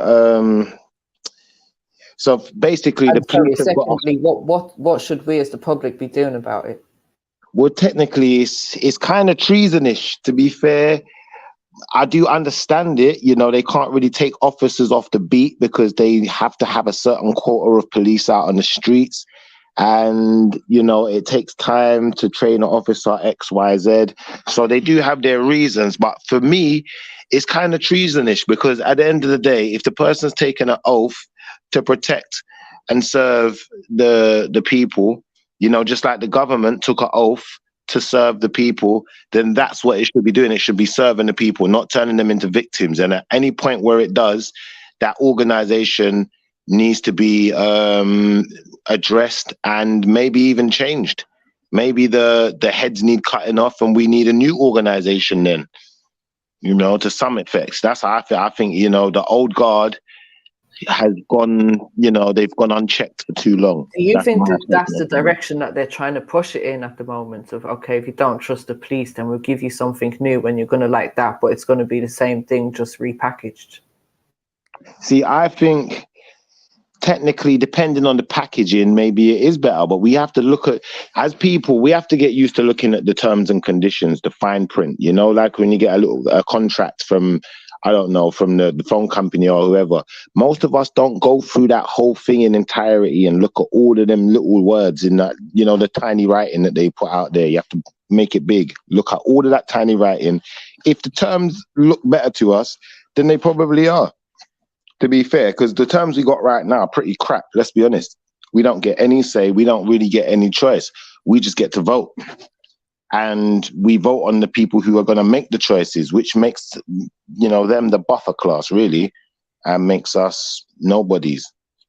So, yeah, I think, yeah, definitely, it should change. I think the police is a redundant, you know, old system that needs, it needs some innovating new ideas to make it more useful. Because what's the use in having police if it doesn't actually serve the people, the purpose? If it's not fit for purpose, it needs to go, innit? Got how much people are locked up for stupid reasons, you know, jails and stuff. Like even jails, they're not fit for purpose. They're redundant. Maybe like for murderers, like Yeah, maybe he's for right. I certain agree with you, serious bro. types of crimes. Why not Yeah, put it's people on tag and necessary. leave them in their own house? Let them And use their even own that, electricity. even that, what's the point in putting them on tag? Why we got to pay for all of these probation? We don't need all I'm these saying rather probation than putting them in monitoring prison, people. let them be imprisoned in their own house Yeah, with their no, own but family. Connie, how about this? How about this? If a man went out and thieved something, yeah, and then he gets caught, yeah, you got found out. All right, we know you thieved it now. All right, we're not going to do probation. You're going to go and do a job, and you're going to earn back the money that it costs to replace or to repair the damage that you caused.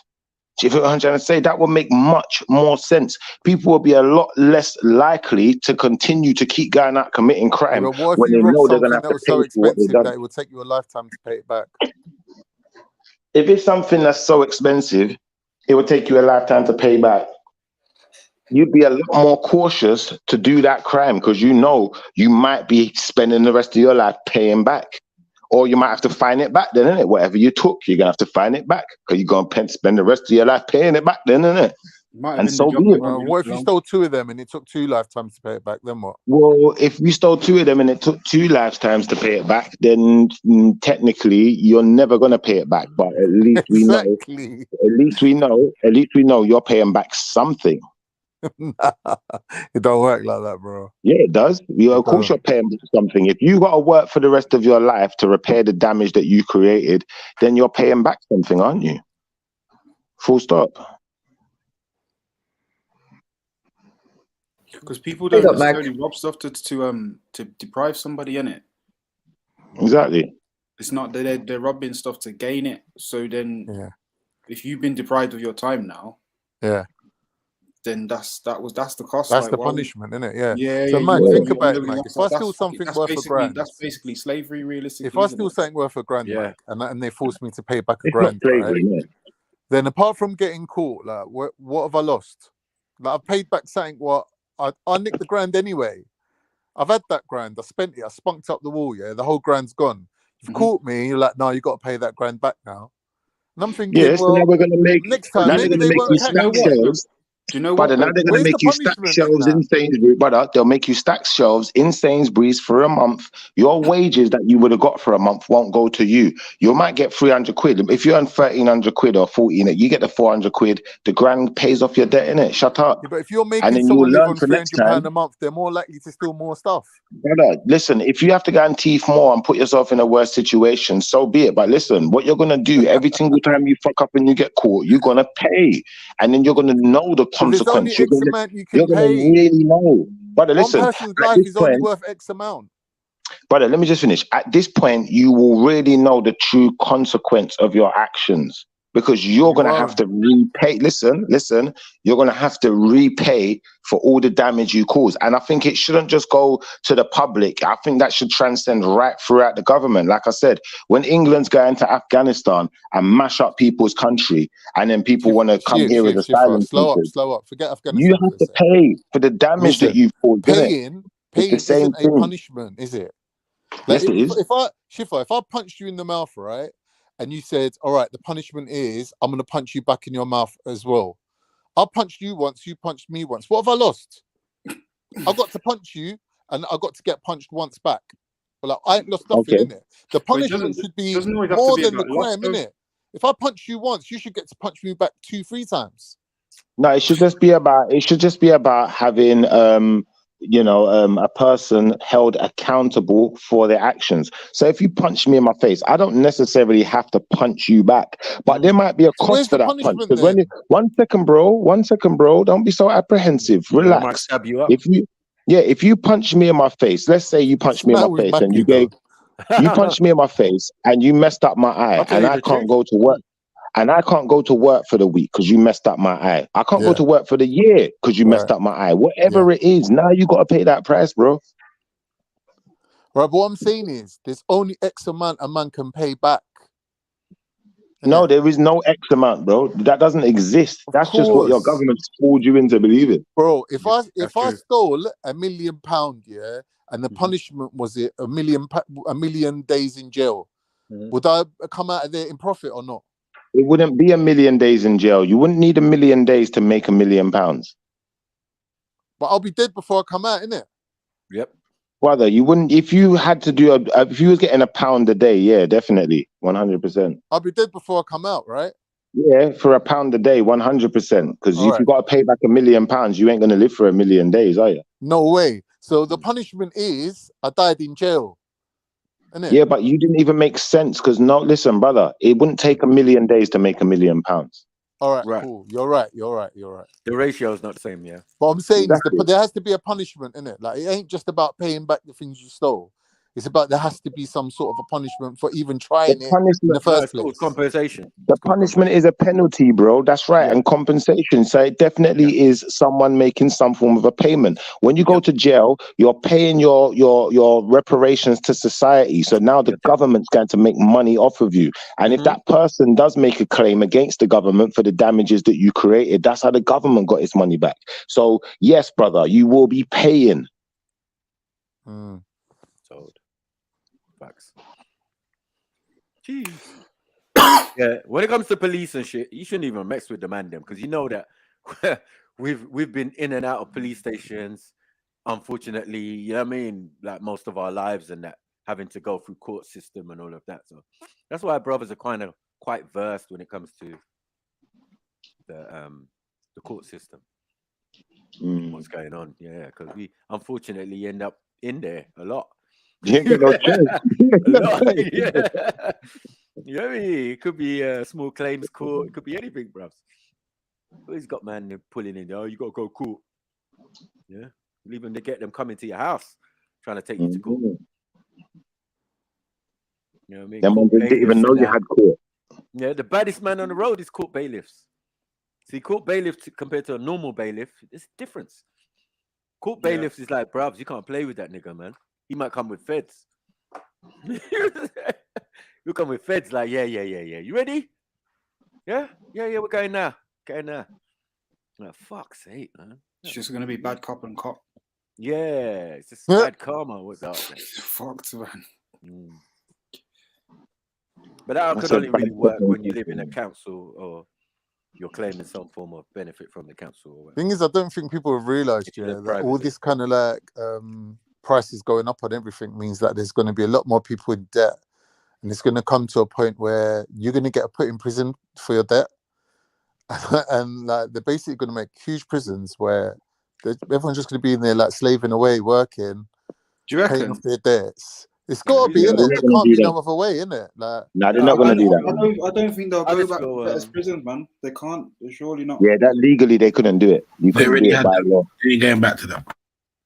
I think it could. I think there'll be ways of keeping people on lockdown if they people like Khan have already submitted.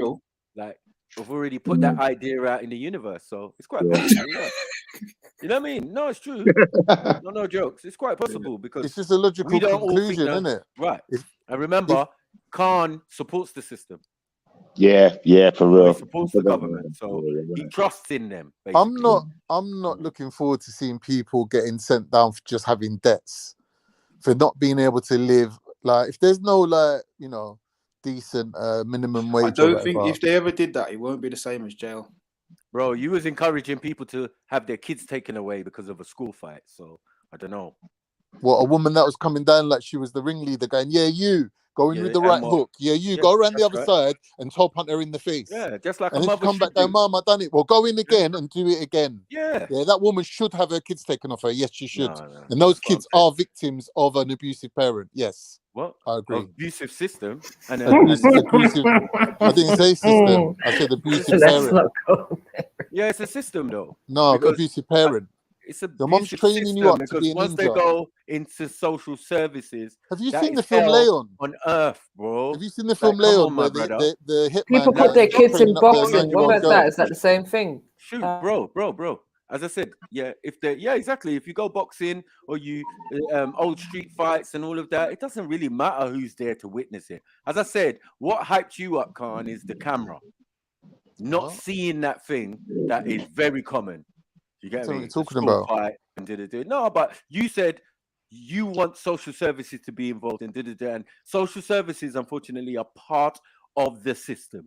But I was right though, because the next day we found out that the kid went to social services. My brother. So I was right. Support the system though. Doesn't mean they're staying there. Well, what do you mean? Of course I do. I just don't support an abuse of the system. What? Who's abusing the system or the system abusing us?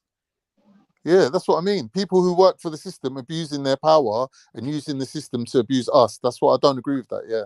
So policemen. Doesn't even make sense. How many cases was it, MJ? You're caping for them, and their next minute 1,500. I don't agree with that. 1,500 policemen abusing their power to abuse women. I don't agree with that. But that doesn't mean I'm saying get rid of police, does it? No. What about policemen? By the way, just to clarify, it was women and girls. Some of them were young girls that was abused by police officers. See, this is the thing, MJ. This hasn't been mentioned before, which is like despicable, really. That in all these cases where people are complaining about, my daughter was being abused in a block of flats, and I went to the police, and the police didn't do anything about it. Yeah, because they're looking at you thinking your daughters are scared. And the policemen have, the police do have this mentality of not really caring about those types of people, and I don't agree with it. I don't agree. How can you judge if someone's a scared? What are you talking about? And police don't use words like scared. So please, man, fix up, man. Let me finish my point. Let me finish my point. Terrible. Like, you're abusing your own I kind of hear what Khan's saying. You're ruining someone else's show when it's not even your show. Just relax and let me make my point. Yeah. Suck your mum, you dickhead. Bruv, yeah, I'll suck your mum. You fat cunt. Yeah, I'll suck your mum. Your mum's a fat cunt as well. No, so she fucking ain't. Shut up and You're go on mute. Spastic. Yeah, your mum's like 90 years old and you can't even have a conversation. You senile old fuck. Your mum's senile. Yeah, gone. You ain't even meant to be in the house with her. You fucking big for nothing, useless. Look at this bastard. weirdo. Yeah? You're a weirdo. Shut up, man. You're showing yourself up right now. Shut up. All right, Khan, I'm let's listening. get back to the Like you're a conversation. bitch. Yeah, so throughout this whole thing about grooming gangs, the police's attitude towards those girls was never really questioned. And I think that them having this negative attitude towards these type of working class girls that grow up on road and get up to shenanigans and that, and they're not prepared to actually put in extra work to protect these type of people, even though they're tax-paying people. They're not an underclass of people. They're not like urchins, street urchins like Oliver Twist and that. They are normal people. But I don't think police care about them people enough. And it's just that police are a very male-orientated culture, and they do look down on these type of women, which I don't agree with. I think that everyone should get the same cover. The police should treat everyone the same. Like, the police are not in a position to decide who gets covered and who don't get covered by their protection. And I just think it was disgusting how the police treated all those people. And it was never even once raised, not by Tommy Robinson, not by Jupiter, but nobody raised it. Except for, I think, Ginger Darren at the park raised it. He was the only one. And that's because he's a Muslim and he's English. He can get away with having that position. No one else had that position. Interesting. That's the thing with police, bruv. Police don't care about prostitutes. They don't care about these type of women that they think are less than. And it's just because the police are a very male-orientated, macho kind of establishment. And they don't have no sympathy for these type of women. They should be out there doing their jobs that they get paid for, protecting these types of people. Maybe they don't agree with their lifestyle, but they ain't for them to judge. You make the police sound like a bunch of Ted Bundys, man. It's not for them to be creating more victims. I personally think if police commits any crime, they should lose their job straight away. It should be a straight sacking. Yeah, I agreed. Definitely. Indeed. But you support the system, though, Khan. This is why that's what I'm saying, man. It's a racist institution. Yes, brother. It's a racist institution, and we know that. That's what the. Who's that? But MJ, big up Ginge. Your favorite? My favorite. Come on. Yeah, man. Oh, we got bros. So what we talking about? Who's part of the system? Who's not? What's going on? No, I'm saying that Khan supports the system, innit? But it's like, it's kind of a 60-40 relationship, I would say, because obviously he disagrees with their actions and when they're doing something wrong to people, supposedly. But then, in the other hand, he don't mind them, abusing people. I just don't get it. He don't care. What do you mean he don't mind? He don't care when what are we talking about, the police? Yeah, we're talking about We're talking about the 1500 UK police officers who have abused women and girls in the space of 6 months. Yeah, you don't agree with that. He's like, yeah, well, it's minor. Is that what's he saying? No, he's saying they don't. Yeah, you don't agree No, with that. let them speak first, innit? I'm here. I feel that he doesn't agree with that. But as I explained to him, when you're talking about school fights and calling in social services and the police, yeah, that's okay. And I'm saying it's a bit contradictory. Like, either we're not with the system or we are with the system. And for me, you are definitely with the system. Yeah, social service. No, you're not. Social service and police should not be involved in a simple school fight. What he's conflating is someone who's against the abuse of the system and someone like him who's for demolishing or abolishing the entire system, which is an anarchist. He's saying there should be no police, there should be no social services, everyone should be running free and wild. And he's criticizing me for being in favor of a system. And when I criticize the system for saying, no, they shouldn't be abusing women and children and blah, blah, blah, which is the thing that MJ brought, he's going to me, oh, but that's a contradiction because you're for the system. I'm saying, yeah, I'm for the system, but I'm not for the abuse of power within that system. He's going, oh, but that's a contradiction. I'm like, how is it? And he's like, oh, go suck your mom. It's a well-known fact. We didn't invent this, yeah? Absolute power corrupts. Man, ask me, innit? I'm telling you. Absolute power corrupts absolutely. So I feel like the nature of the system is an abusive nature. It is abusive. Like, it, put it this way, yeah? It's a touch when we're not being abused. Because the nature of the system is to disempower the individual strip away our individual rights and make us all suckle from the teat of the jackal. This is their analogy. Romulus, Remus. This is the analogy of the state fattening up the kids, drinking from the jackal, getting fattened up, and then guess what happens when we're all nice and fat and plump? We get eaten. Basically, the question, Jedi, was why don't people like Jupiter complain about these sort of things happening when it's the police doing it? But I forget exactly what MJ said, but she complains about illegal immigrants and things like that. And my answer to that was that the whole entire police force is basically the elites paying a bunch of white working class people to have jobs, right, and have like 20 to 80 grand jobs, have mortgages, have a certain strata of society where they are like the elite almost of the lower working class people. They're like if you worked in a factory, they'd be the foreman. They wouldn't be the manager level, but they'd be like the highest worker.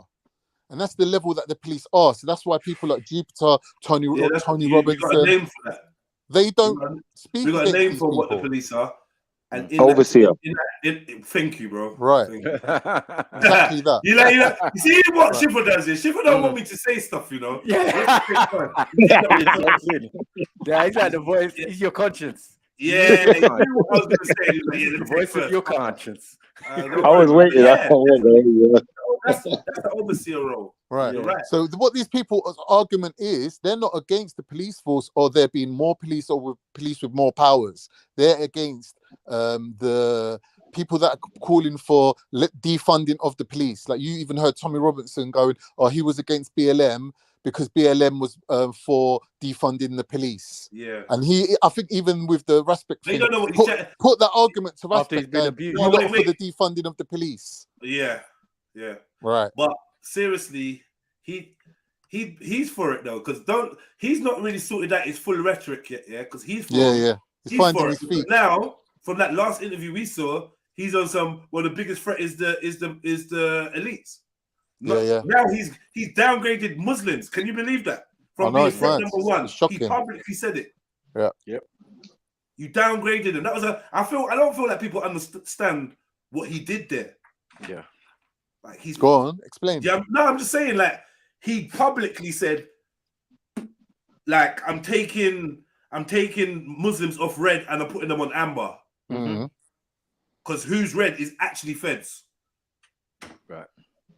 Or actually the system, actually the elites. Right. The elites, which he knows the working arm of the elites can't be elite without feds. He knows that. Without feds, yes, an army. That's right.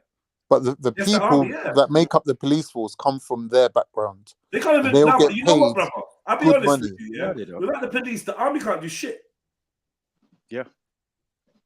You don't want the army to come and kill everyone and kill loads of people, but they can't kill everybody. And they like the problem is why they don't like to deploy the army is because the optics of the army trigger off survival instincts in alpha. Well, I don't like not alpha men, but men.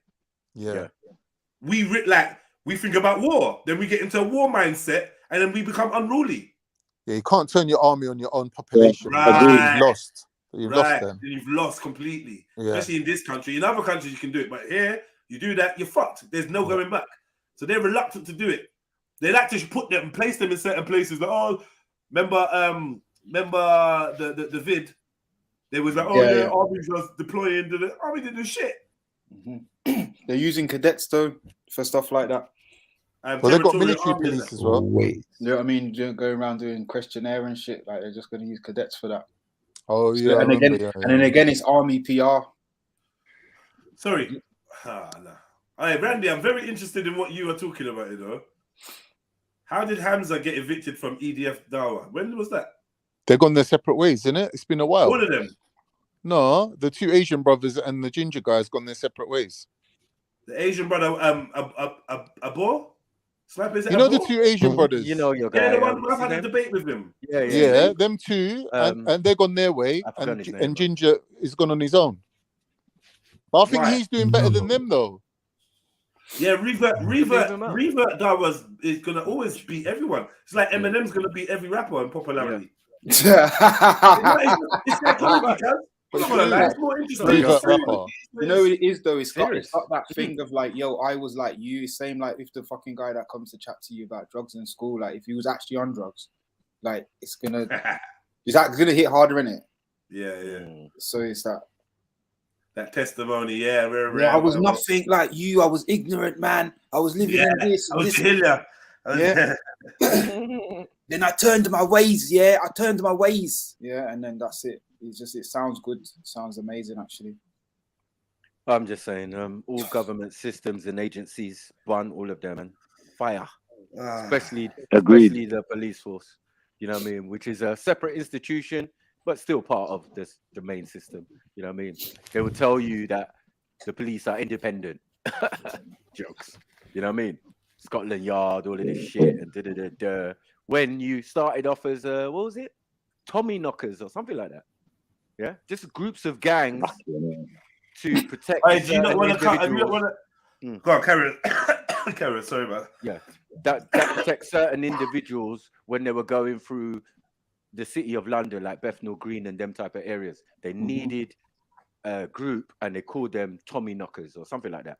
Yeah, were the first Bobby on the beat or first former police officer, and that wasn't that long ago. So, you know what I mean?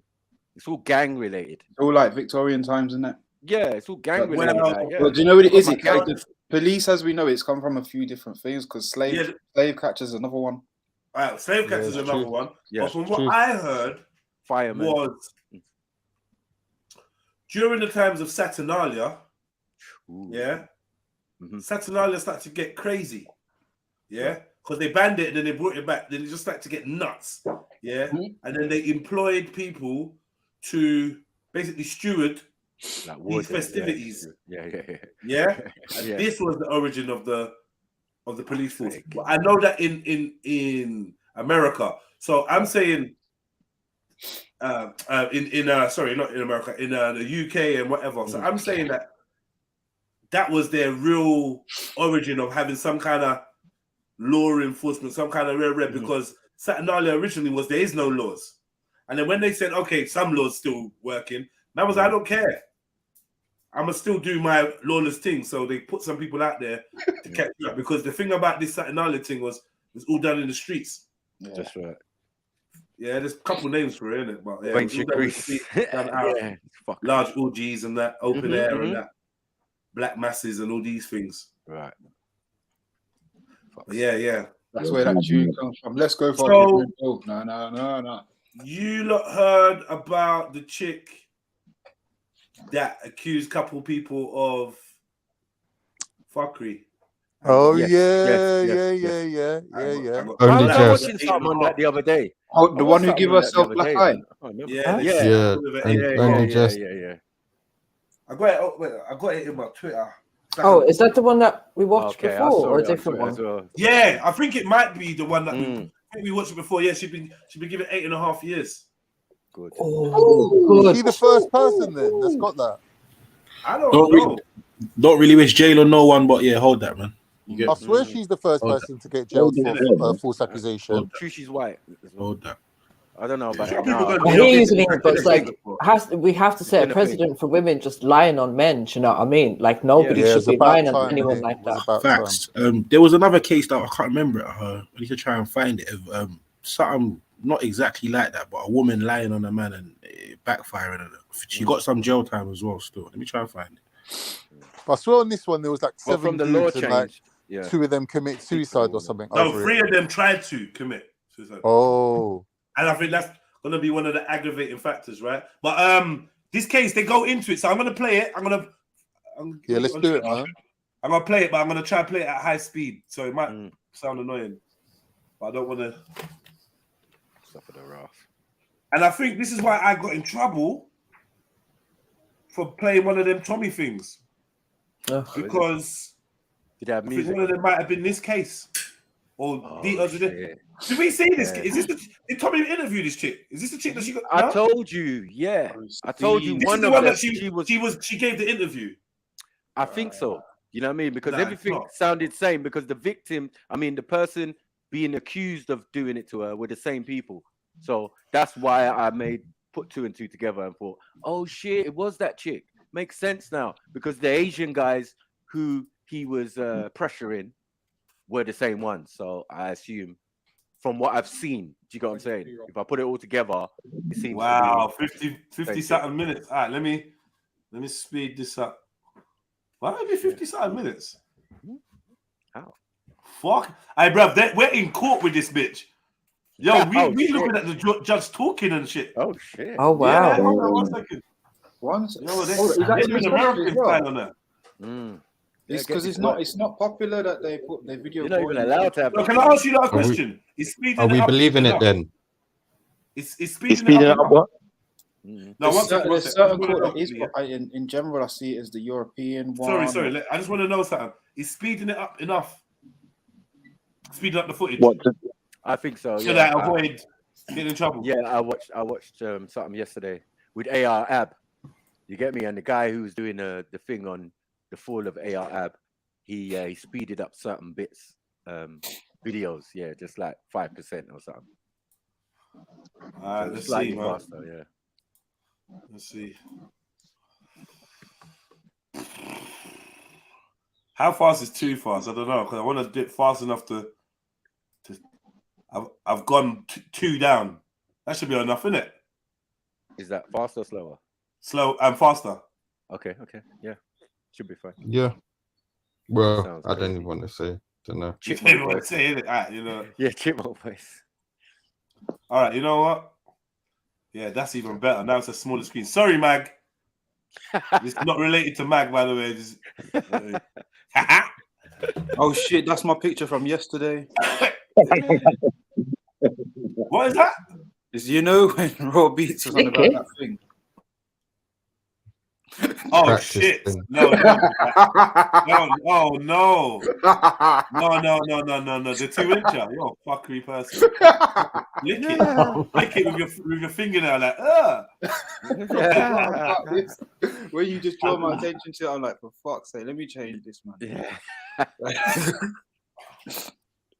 Bro, I don't need that for 2 days. Allegations which rocked her hometown of Barrow-in-Furness in Cumbria. Eleanor Williams alleged she had been the victim of an Asian grooming gang in a post on Facebook in May 2020. Allegations which led to 3 men trying to take their own lives. A warning, we're now going to go to the live feed of the sentencing, and due to the nature of this case, there could be language used that some... And because of hundreds of pages of evidence that has been served specifically for the sentencing hearing, I've also heard evidence during the course of the sentence hearing.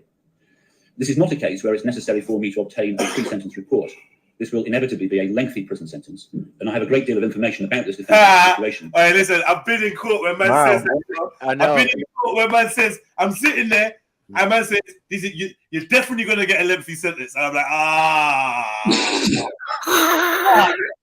yeah? Might as well just... Sort out your affairs, son. Yeah, might as well just uncross my fingers now. Yeah, fuck this. I'll cross my toes. Yeah. This shit ain't working. Yeah, Stop mumbling, Bismillah, Bismillah, Bismillah. all the gods, everyone. Yeah, so every offense is a defense, man. Adonai, Elohim, all sorts, man. You get me?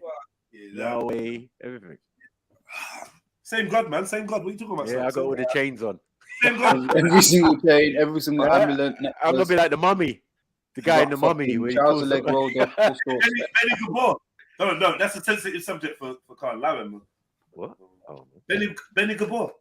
You don't remember? Oh shit! Yeah. That was classic, man. That was a classic. Hey, Carl, if I ever find you're pissed. I know you're gonna be pissed if I clip that. If I ever find that, bro, if I stumble across it one day. Yeah. I'm gonna call it Valentine's Day Massacre. Yeah. that was Gurdeep. That was Gurdeep's. He gets all the credit for that. Really? Man. That was Gurdeep. That was MD that slaughtered him. Slaughtered who? You got mashed. MD fucked you up. Me and MD, to be fair. You made it personal between me and you, and I took over. Do you remember? No, I don't actually. I remember we were like, you celebrate Valentine's and she was going she was calling you Benny. She said Benny Gabor, and then you said, oh, that means in my language, blah, blah, and you But it does mean that. I didn't make it up. It doesn't, because it's a different word. Yawur means kafa. Benny Gawur means the race of Kafirs. Who's not the Turkish tranny guy? Or yeah? Anyway, let's get back to let me move on. Zeki Müren ain't a tranny. Oh, Zeki Müren, that's it. He ain't a tranny. Sorry, man. What was he? He's again? like the Turkish Liberace. He's never like confirmed or denied. Nah, man. You know, this guy said, why do you say Gandhi? No, we talking about. Oh yeah, it's a different one. Sorry, yeah, different. The mummy. Yes. Remember? Yeah, Benny Gabor. Yeah. By way of very broad summary, this defendant made serious allegations of a sexual nature against a large number of men between the October of 2017 and March 2020. In relation to each of the counts, there were a number of ways in which the jury could have convicted the defendant. Each count was divided into paragraphs A and B. Paragraph A in each count represented the making of false allegations. Paragraph B in each count represented the fabrication of evidence to support those allegations. In all counts, apart from counts 6 and 9, paragraph A was further particularised. The jury was directed that they should only convict if the Crown had proved so that they were all sure of at least one of paragraph A, or one of its particulars, or of paragraph B. Thus, it is important for me to identify in each count my findings as to what was proved to the criminal standard. Wonder what this guy does in his spare time. I swear that's thingy. Ain't that John Craven? No, he's got a stamp collection, man. He's got a stamp collection. That's John Craven from Newsroom. He likes fine wine and stamps. He does not look like John Craven, but no problem. He turns into the Goblin from Spider-Man. In relation to count 2 to 4, she was 18. In relation to the other counts, she was either 18 or 18 and 19. She's now 22, having turned 22 during the course of her trial. On count 1, the defendant made an allegation against a young man whom I will refer to as C, who was hosting an informal get-together at his house. The defendant became drunk and smoked cannabis such that she was sick. C and others called for the defendant's sister and her mother picked her up. She then alleged to the hospital that she had been raped and made a police videotaped interview in which she asserted that C had kissed her, watched her urinate, commented on her pubic area, touched her bottom, sat on top of her, exposed her breasts and kissed them. Regular Friday night for Card. I was gonna say Randy, but let's be fair, he's not getting no action, is he? What a urinate? So she made that up. She made that up. Details to get into. Like, it's scary, isn't it? You collect. Imagine, and now you're sitting there in the dock, and the accusation is that you watched this gal pee, and then like, yeah, you got your family in the dock, and I don't care what anyone says, you got a little bit of a doubt in your head, isn't it? Just not a doubt, but just like. Do you know what it is? It's not a doubt in yourself. Bro, you didn't do any of this, bro. You know, like you didn't do. I would have said to you, I pulled you to the side and be like, bro, like you didn't do nothing, bro. You didn't touch it. You didn't chat to her. Like no comments, nothing. No, man, I swear. You can see everybody close to you just slipping away. Yeah. You know what I mean? As this judge starts reading out more stuff, they're just looking at you and just feeling disgusted. Like, oh, that's my son, but fuck him. Right. After like, bro, you were smelling her knickers, bro. Yeah, I got that. Back to and then, do you know what is the worst thing you can do? Oh, you got I wasn't. Nah, fuck. Oh no, the Tommy. Now, if you can find the link for me. Oh yeah, the Tommy documentary. What was on YouTube, right? Yeah, Grape of Britain. We can't even go there. Okay. But this is what I'm saying. I think is the issue. Yeah. We played that, and it said harassment. Right. So obviously, legally, maybe they wanted it and said, "Look, this there's a legal case going on." Yeah. At the time, because remember, Tommy was showing his computer and all of this type of stuff, and he's like, "I got beer names, and all of that." Crazy. Yeah. Now he's just on podcast, like you just ruining out people's names, and now you just jump in a podcast with man them. Yeah, man them across the board, like just trying to fix his name or some shit. I don't know what he's trying to do, man. Just allow it. I think now he's left it alone. The way he's left it alone is so strange. He's not left us alone though, man. Remember, he was campaigning. Wait till it comes out. Wait till the video comes out. Watch, you're gonna see. And then it came out, and then he's talking about police trying to shift him. Mad. Or whatever happened to Ali Dawa's documentary was meant to make about a wedding or some shit? Did that ever come true? Or was that another scam? No one, yeah, no Swear one to really God. pays attention to I'm Ali gonna Dawah. make something about wedding. I'm gonna make it. Here's another one, innit? Wait till it comes out. Wait till it comes out. I can't do his voice. I just know it's high pitched. All I gotta say is, he's like a meerkat. He's one of them meerkats. Them Kurdish meerkats. Especially coming from you, that wasn't bad. You manipulated your voice. You made a good effort on that one. Went 5 octaves higher. Hey, how do you give yourself a black eye? oh, she used a hammer, so. Yeah. Did she? Whoa. Hey, you know that? Have you ever seen? I Remember was looking at the black eye the other day, and I was something? thinking, raw, that's a proper shiner. Like if you did, well, that and she is a proper shiner, but yeah. No, it was when you see the eye when she's lying down, it looks proper funked up. Like someone did do that, but no. Now, she tried, man. She definitely Did it tried herself. it with that black eye, man. It's quite fucked looking. Looks hot. And again, like you see that, and it's like a young girl and all this type of stuff. Especially you've got the before one to compare it. Oh, she's so pretty, and what these man banged her in the face. Nah, Yeah, no, that's out of like, order, that's out of order. all your emotion. Look, yeah, animals. These fucking animals. Yeah. Coming to act. You just it's gonna summon it all up in your belly, man. Yeah, Like, yeah, you're right. deliberate. Yeah, want to come in our community? Pause. Yeah. Pause. Pause. Alright, tell me that's not South. Oh fuck! Oh, you're out of order. What's South? Huh? Look, South, yeah. Sure? Yeah. The beard's too perfect. Must be. That's what he's aiming for. He's aiming for that Super kind of henna.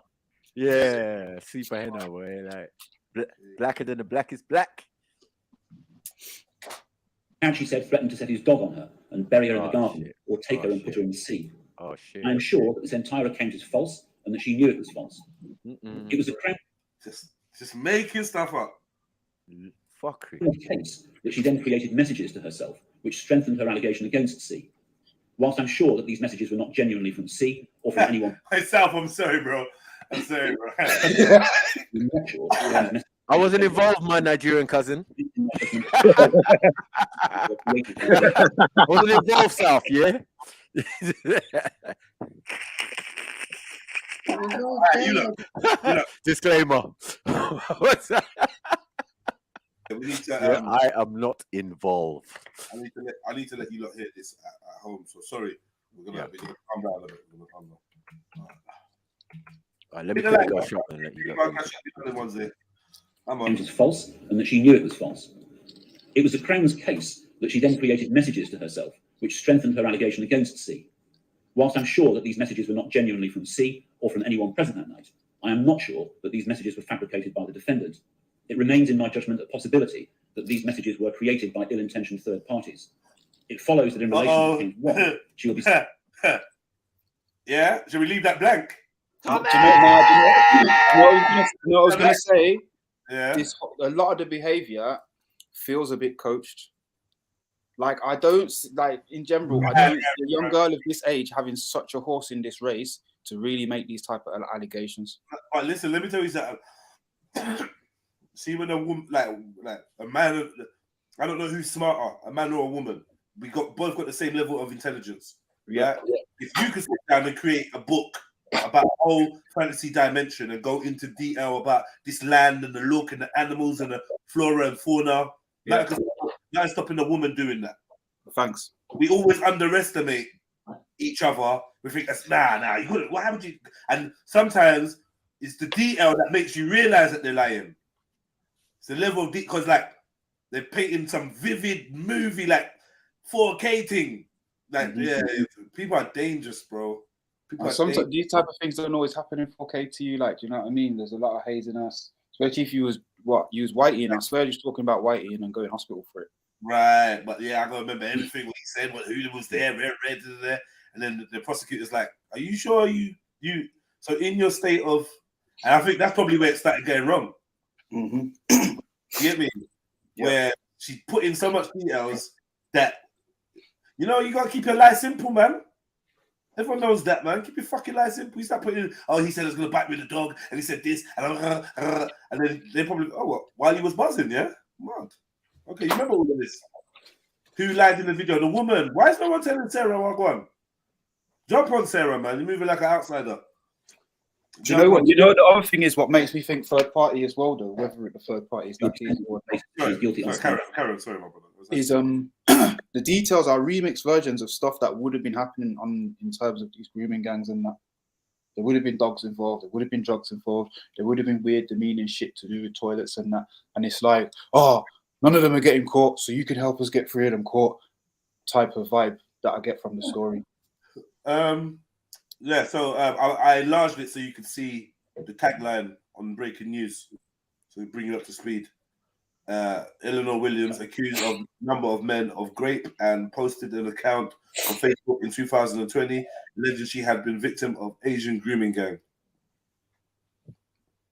Maza. Why? What'd she do that? She wanted Ali, and Ali was on Becky and not on her. You know, one of them ones. Yeah, fuck's sake.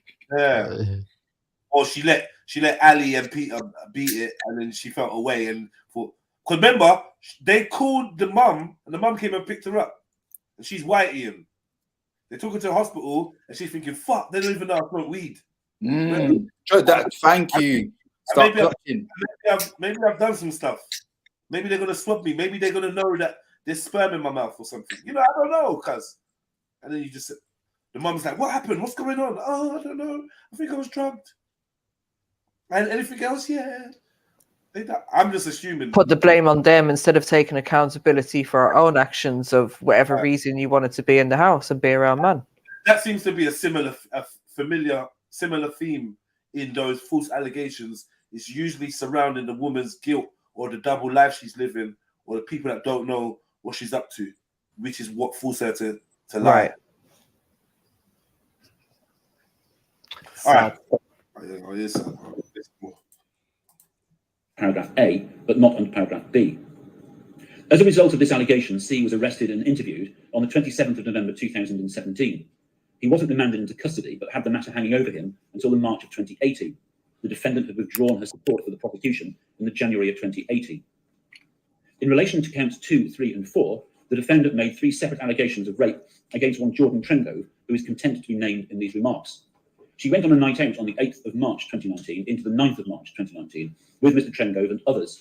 She drank or took drugs such that she became intoxicated and had to be taken home. Over the next few days, she began to hear others talking on social media about what had happened on that night out. I'm perfectly satisfied that there was no basis for her believing that she had been sexually assaulted that night. However, she chose to assert that she'd been taken to an address by Mr. Trengove, raped, and then taken back into Barrow-in-Furness. In order to support that allegation, she created a number of false messages, of which she took screenshots, purporting to be from Mr. Trengove, in which he made supposed admissions in the most derogatory terms. She sent those messages to herself and then took screenshots of them so that they could be handed to the police. She made the first of a number of errors in that one of the accounts she used to send these messages was created from her family home using the IP address of the Wi-Fi network. Ah, shit. The way you start messing up. After creating these messages, she then, on the 6th of May 2019, called the police from her flat, alleging that she'd been attacked that day. At first, she feigned reluctance to give an account, but eventually made a false allegation about the 8th and the 9th of March 2019 and the 6th of May 2019. In relation to the 6th of May, she alleged that Mr. Trengove had come to her flat. She had let him in and he wouldn't leave. She said she tried to push him out and they started to fight. He had a lock knife with which he threatened her. She said that he stripped her naked in the living room and pulled her into the bathroom by her hair. She alleged that he then beat her with a shower head. She said that he raped her and didn't use a condom. At one point, when they were on the floor, he threatened to kill her and said he would enjoy raping her. She said she had bruises to her legs. She was indeed injured, but this account was a complete fabrication. Mr. Trengove was not even there. She knew it was false. She did indeed have injuries, but she caused them herself to support her allegation. And as we will see, this was to become a feature of her conduct. Mr. Trengove, Yo, what was her motive, man? Obviously, we're going to get to that, but god damn. The hell was your motive for this? Do you know what, though? You got to be a bit possessed to fucking hurt yourself to that extent, you know? A bit. I don't know how you smash yourself in the eye with a hammer. This is what I'm saying. Like, I start slowing down and shit. Really Like that. Like, these girls are mad out here, you know. I'm telling you, bro. These women are nuts. Fucking hell. Let your son watch this, please. If you've got sons of that linkage age or anything like that, let them watch this, man. Yeah? Please. Trengove was then arrested and interviewed about both incidents and was at that time bailed. Then on the 18th of May 2019, she again called the police, claiming that Mr. Trengove had again come to her flat and violently raped her. She alleged that she'd come home from a night out. Mr. Trengove arrived at her house and came in through the door, which was not locked as she was expecting a friend. She tried to push him out, and they fought. She said that he struck her on her face and her body. As she was on the floor, she alleged that he raped her.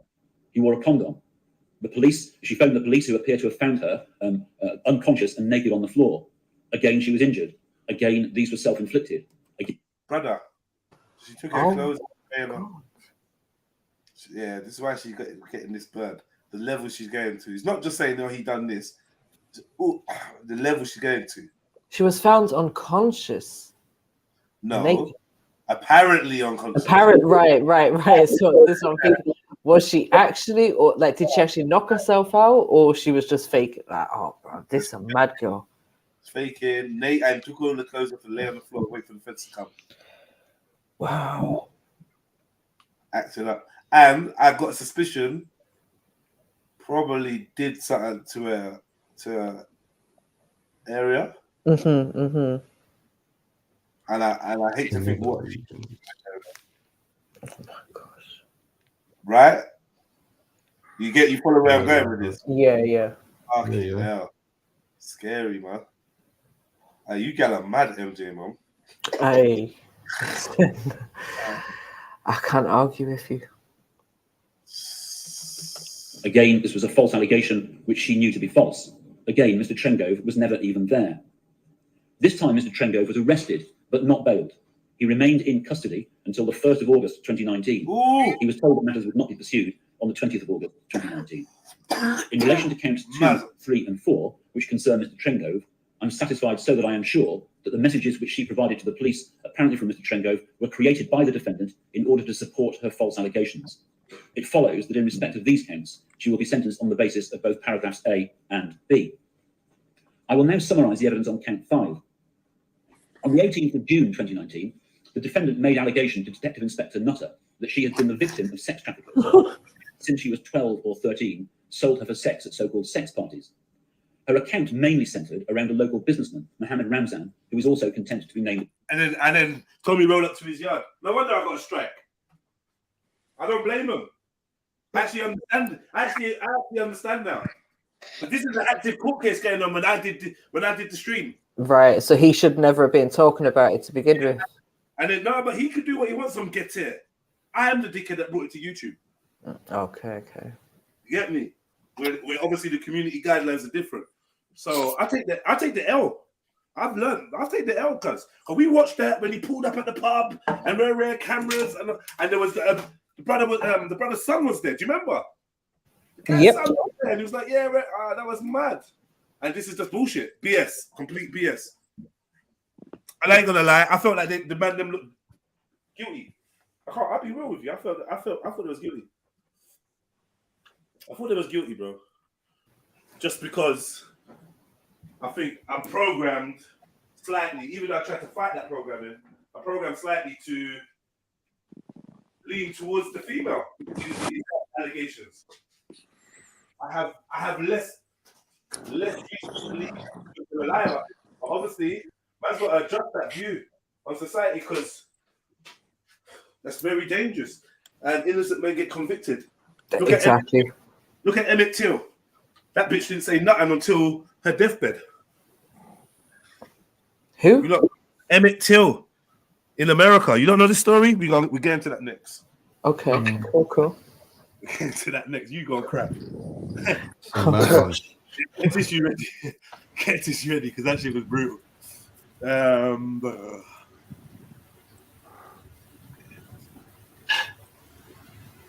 Oh shit! Oh, but sexy, really? She said that he had befriended her when she was 12 and shortly thereafter had sex with her, and then done so regularly. She said that Mr. Ramzan then persuaded her to have sex with another man. This turned into her being taken across the region to have sex with men. She described the abuse in some detail. She and other girls were abused. She claimed that the sexual acts would be filmed, and those films sold. She spoke about individual acts of abuse. A girl who had a knife inserted into her vagina and was then forced to have sex before it was healed. She spoke of punishment beatings meted out to girls. Cuz, this chick's sick. Are you listening to this stuff? She's sick. I feel like it's a bit much. She looks like a girl I used to know, you know. That's mad. Yeah, proper sick in her head.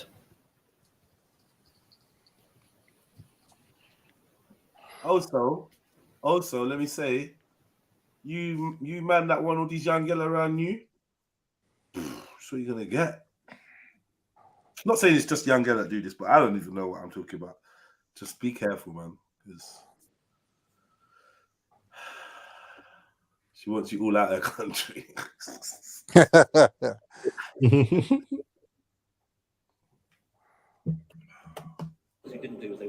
Now, due to the explicit nature of the upcoming remarks in this case, we've come away for a short while. A reminder that being sentenced... Yeah, the deets, because the deets were all the allegations of what she said has happened. If anyone could find the actual allegations, maybe we could report them in a less graphic way. But we heard the thing about the knife. That's enough. Yeah, this girl's done a disservice to her entire gender. Because in the future, police ain't going to take none of this shit seriously. Or they're less likely to believe a person that comes forward with these sort of allegations. Like, if you remember her interview, bro, this is crazy. She was just lying. Just lying, cuz. Tommy Robinson is at the center of this. This motherfucker can't stay quiet. Maybe this is why he went on the PR offensive. Before this come out, a couple months before this come out. I don't know. Sentences 22-year-old Eleanor Williams, who had claimed to have been groomed, trafficked, raped, and beaten by Asian gangs in Cumbria in 2020. She was found guilty of perverting the course of justice earlier this year, and we will return to those proceedings at Preston Crown Court just shortly, where Judge Robert Altman is reviewing the key factors in the case before delivering the sentence. Let's go back in now. She supplied a long list of men who were traffickers. They were not. She said she'd been taken to Amsterdam by Mr. Ramzan and forced to work in a brothel. She also said that on that same trip, she'd been sold by Mr. Ramzan for €25,000, but the buyer did not go through with the deal. She said that on another occasion, an attempt had been made to take her to Pakistan. On another, that she had been housed in a caravan for 2 weeks in the United Kingdom. There, she had been subdued by being forcibly injected with heroin so that a procession of men could have sex with her for money. She said that there were constant parties at which she and other young females were forced to attend, often given detailed instructions as to what to wear. She was made to take a young girl for an illegal abortion. All of this was complete fabrication. She created an extensive cast of traffickers, many with detailed biographers. Some were invented altogether, others existed but were not traffickers at all.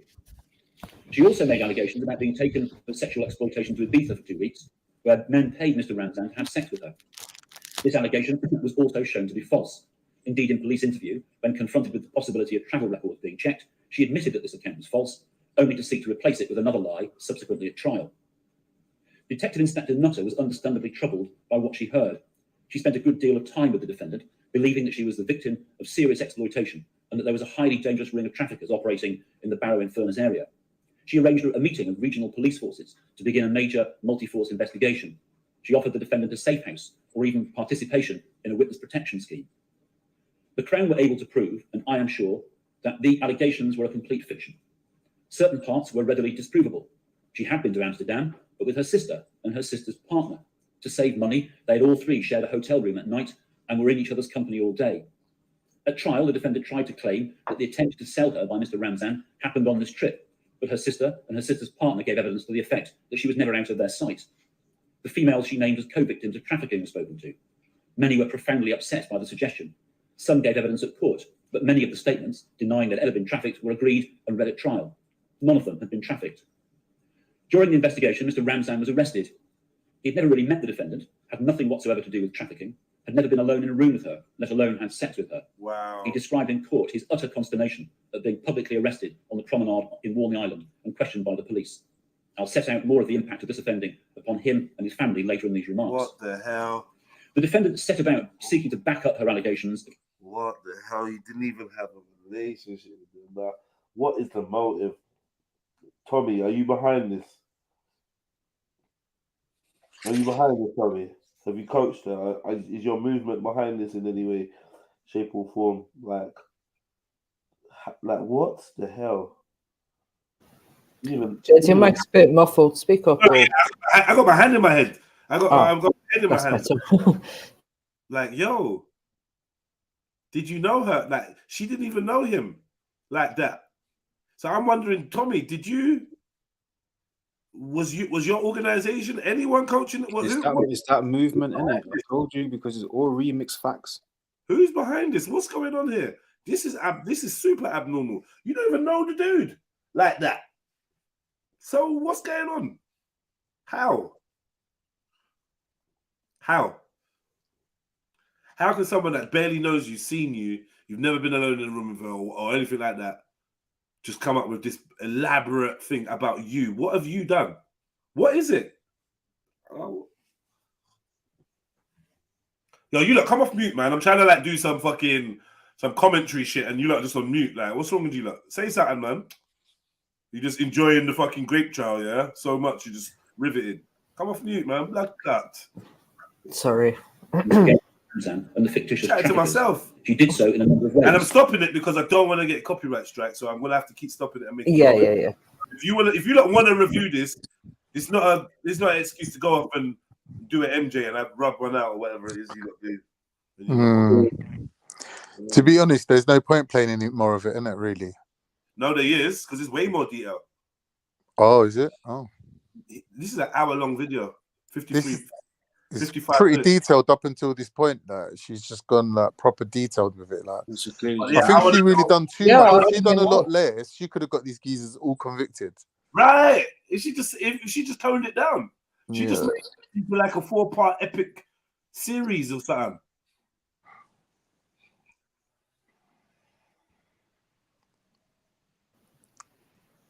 It's hard to imagine like a crazy person's motivation. Like, what could it be? Like the fame, like the attention. I got a feeling it's just attention, like from anyone.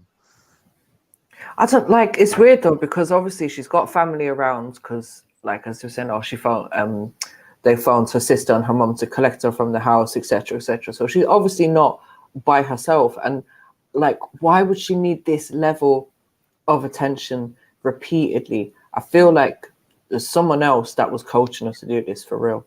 Right. And someone was creating messages and all that. Yep. Yeah. The reason why they say they know an outside source, because it's literally someone else's IP address or IP address. Yeah. Got some kind of detail to say, yo, this is a real person or whatever. I will summarize here only some of them.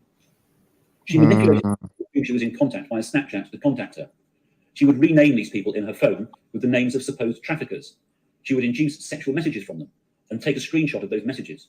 Thus, it would appear that she had a message with a sexual overtone from someone with the name of one of the supposed traffickers. When she was in the police station, she would elicit such messages. Do you get what she did? Yeah. She's just fabricating so much. It's like a lot of effort to go. I'm just trying to get to. Hopefully, we establish the motive, the personal aspect to this. Why is it personal? Why is it personal? Exactly. Or was it personal? Like, why did you actually do this? How can it not be personal, MJ? It's got to be personal to somebody. Like, but there are personality disorders, isn't it? Like, people can be not extreme narcissists and things like that. Like, there are personality disorders out there. There are people with these like diagnosed personality disorders where they do mad things like this. Yeah. It's a warped sense of identity. Like, like she's thinking that, you know, like these things could have happened to her.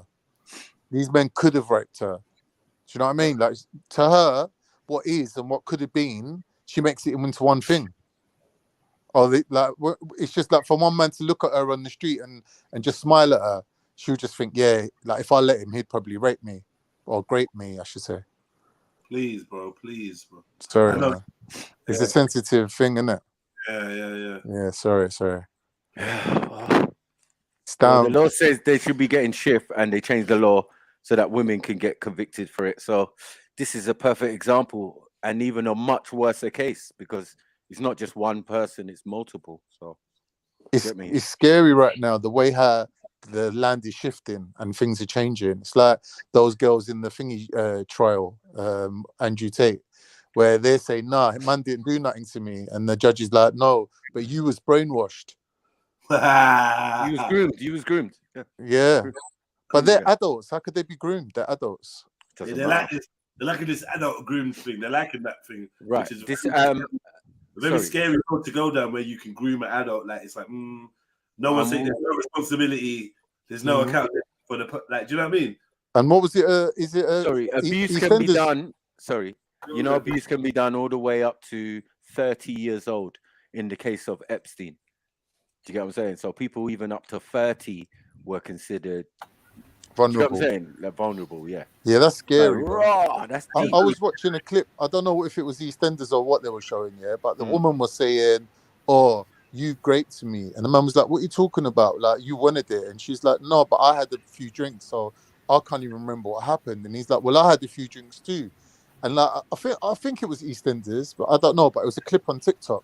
But they were showing that basically the law is changing now. So if you basically provide the alcohol, or you meet a woman who's intoxicated, she could still accuse you of rape. Madness. And they're saying they're vulnerable. Let me add some more to that. Let me add some more to that. If you link a girl and tell a girl that your name is Jack, or Kian, Kian, and it's not, there's like a grounds up. There's some new, like it's like you trick them out of the pum pum, and it's like some kind of new. Yeah, that's how it's going. Rapey kind of. Yeah, like you catfish them or something. Yeah, and then now they're trying to make that some criminal thing. Well, oh yeah, my God, I can see that happening. You know, you see on the train. I was sitting on the train one day, and I looked up, and there was this sign, and I read it, and it was like, yeah, if you see someone and they're staring at you, like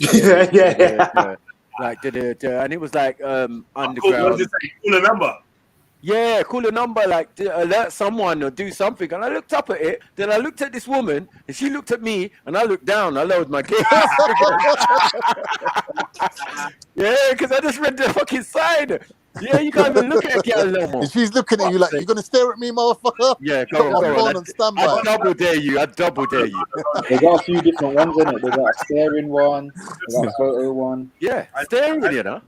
I need to address something. Yeah. Recently, I've been noticing Brother Randy.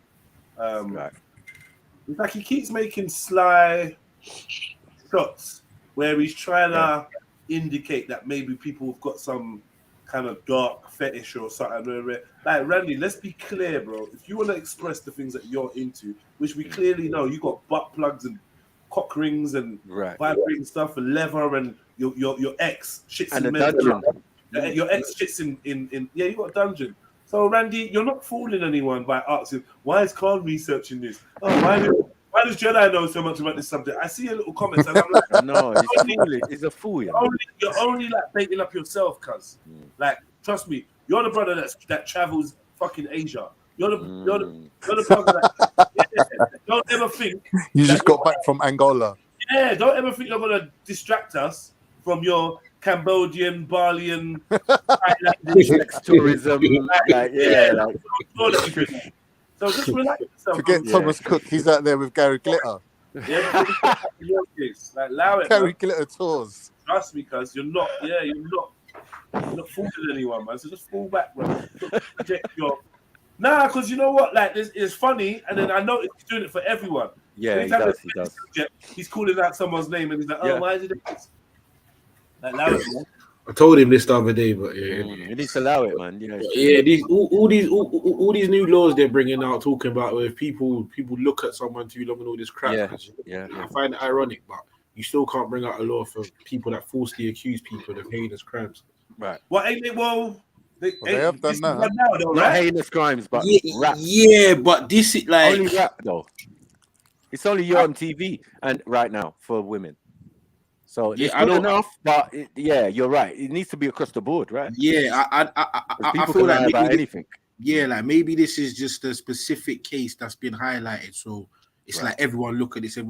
But in general, we need to have this across the board. Anytime a false accusation is proven to be false, but you're getting the book thrown at you, cuz simple. There's no if, buts, and maybes. Yeah, right. Because you was potentially about to ruin a man's life. Exactly. Yeah? So now there needs to be some sort of repercussions for this, bro. That's right. And that's why even women getting sentenced. similar to attempted murder or whatever. Yeah. Get me reckless endangerment. Conspiracy. It's conspiracy to commit murder. Even if you shoot after man, Yeah. it's peak. But women I can hit criminals. him, yeah, but you bang 6 shots after him, you're gonna get a fat bird. And this is what, yeah, you're right. This is what. Yeah, all across the board. Yeah, because she might lie in defense of someone, like say, "Oh, you can ask her. She will tell you I was at home with her." Do you get it? Like they should get shift for those type of things as well. You can't just be grape and thinging, falsely accusing. Oh, man. of course, alibis and that. Yeah, all of that. Yeah, that's well, they got That's that. why I said it could be across the board. This is all called perverting the course of justice. They got this. Yeah, nah, for me, it's but you wouldn't get a bird necessarily. All them other little, not little things, bro. They're like additional.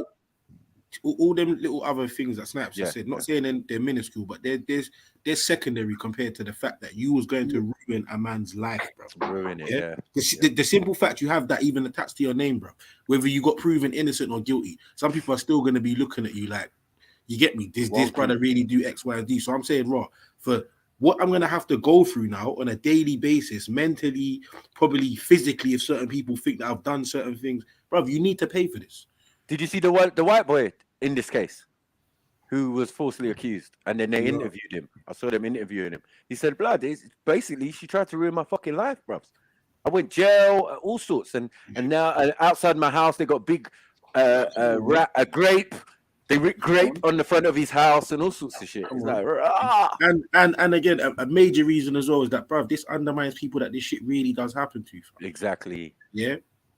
So when certain people are saying, well, nothing ever gets done when certain things happen, bruv, it's because people see things like this and they won't be so quick to have empathy or sympathy because they'll just be thinking, bruv, is this guy being falsely accused? Is he gonna get his life ruined for over a bullshit allegation?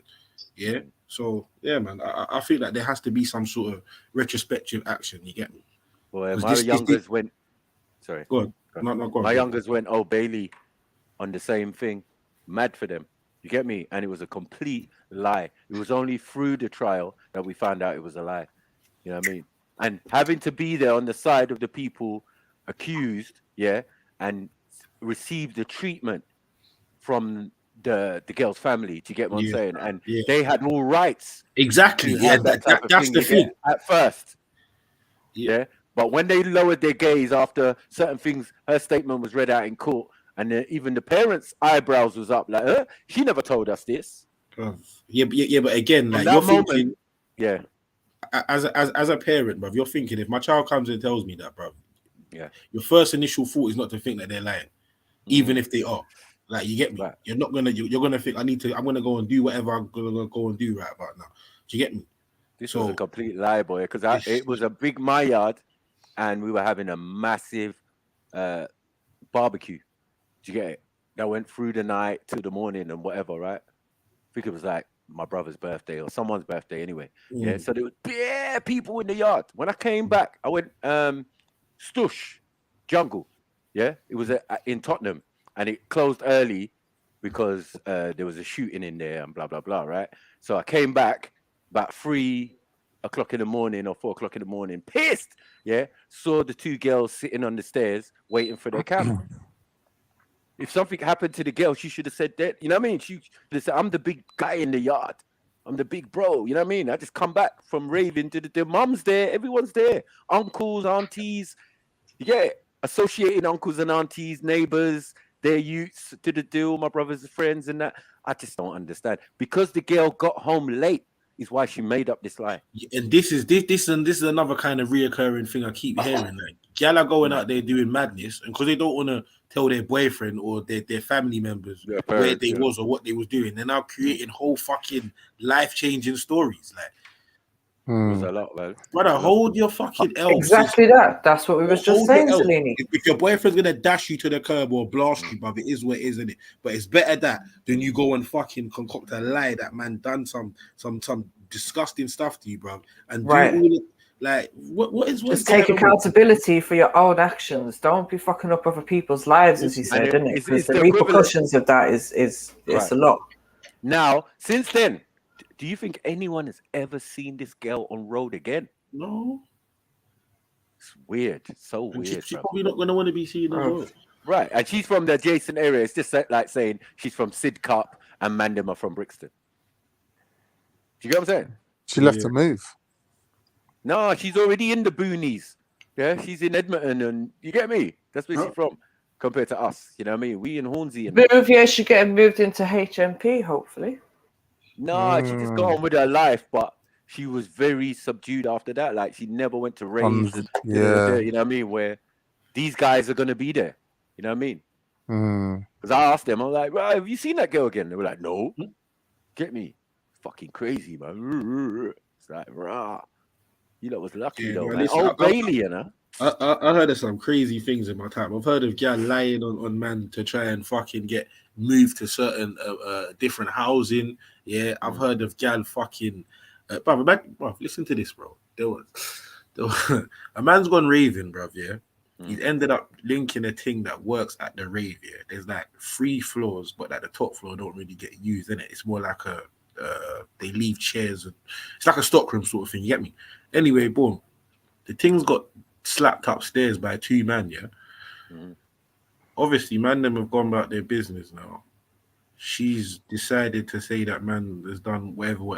Right. Man got nicked or bloody yada.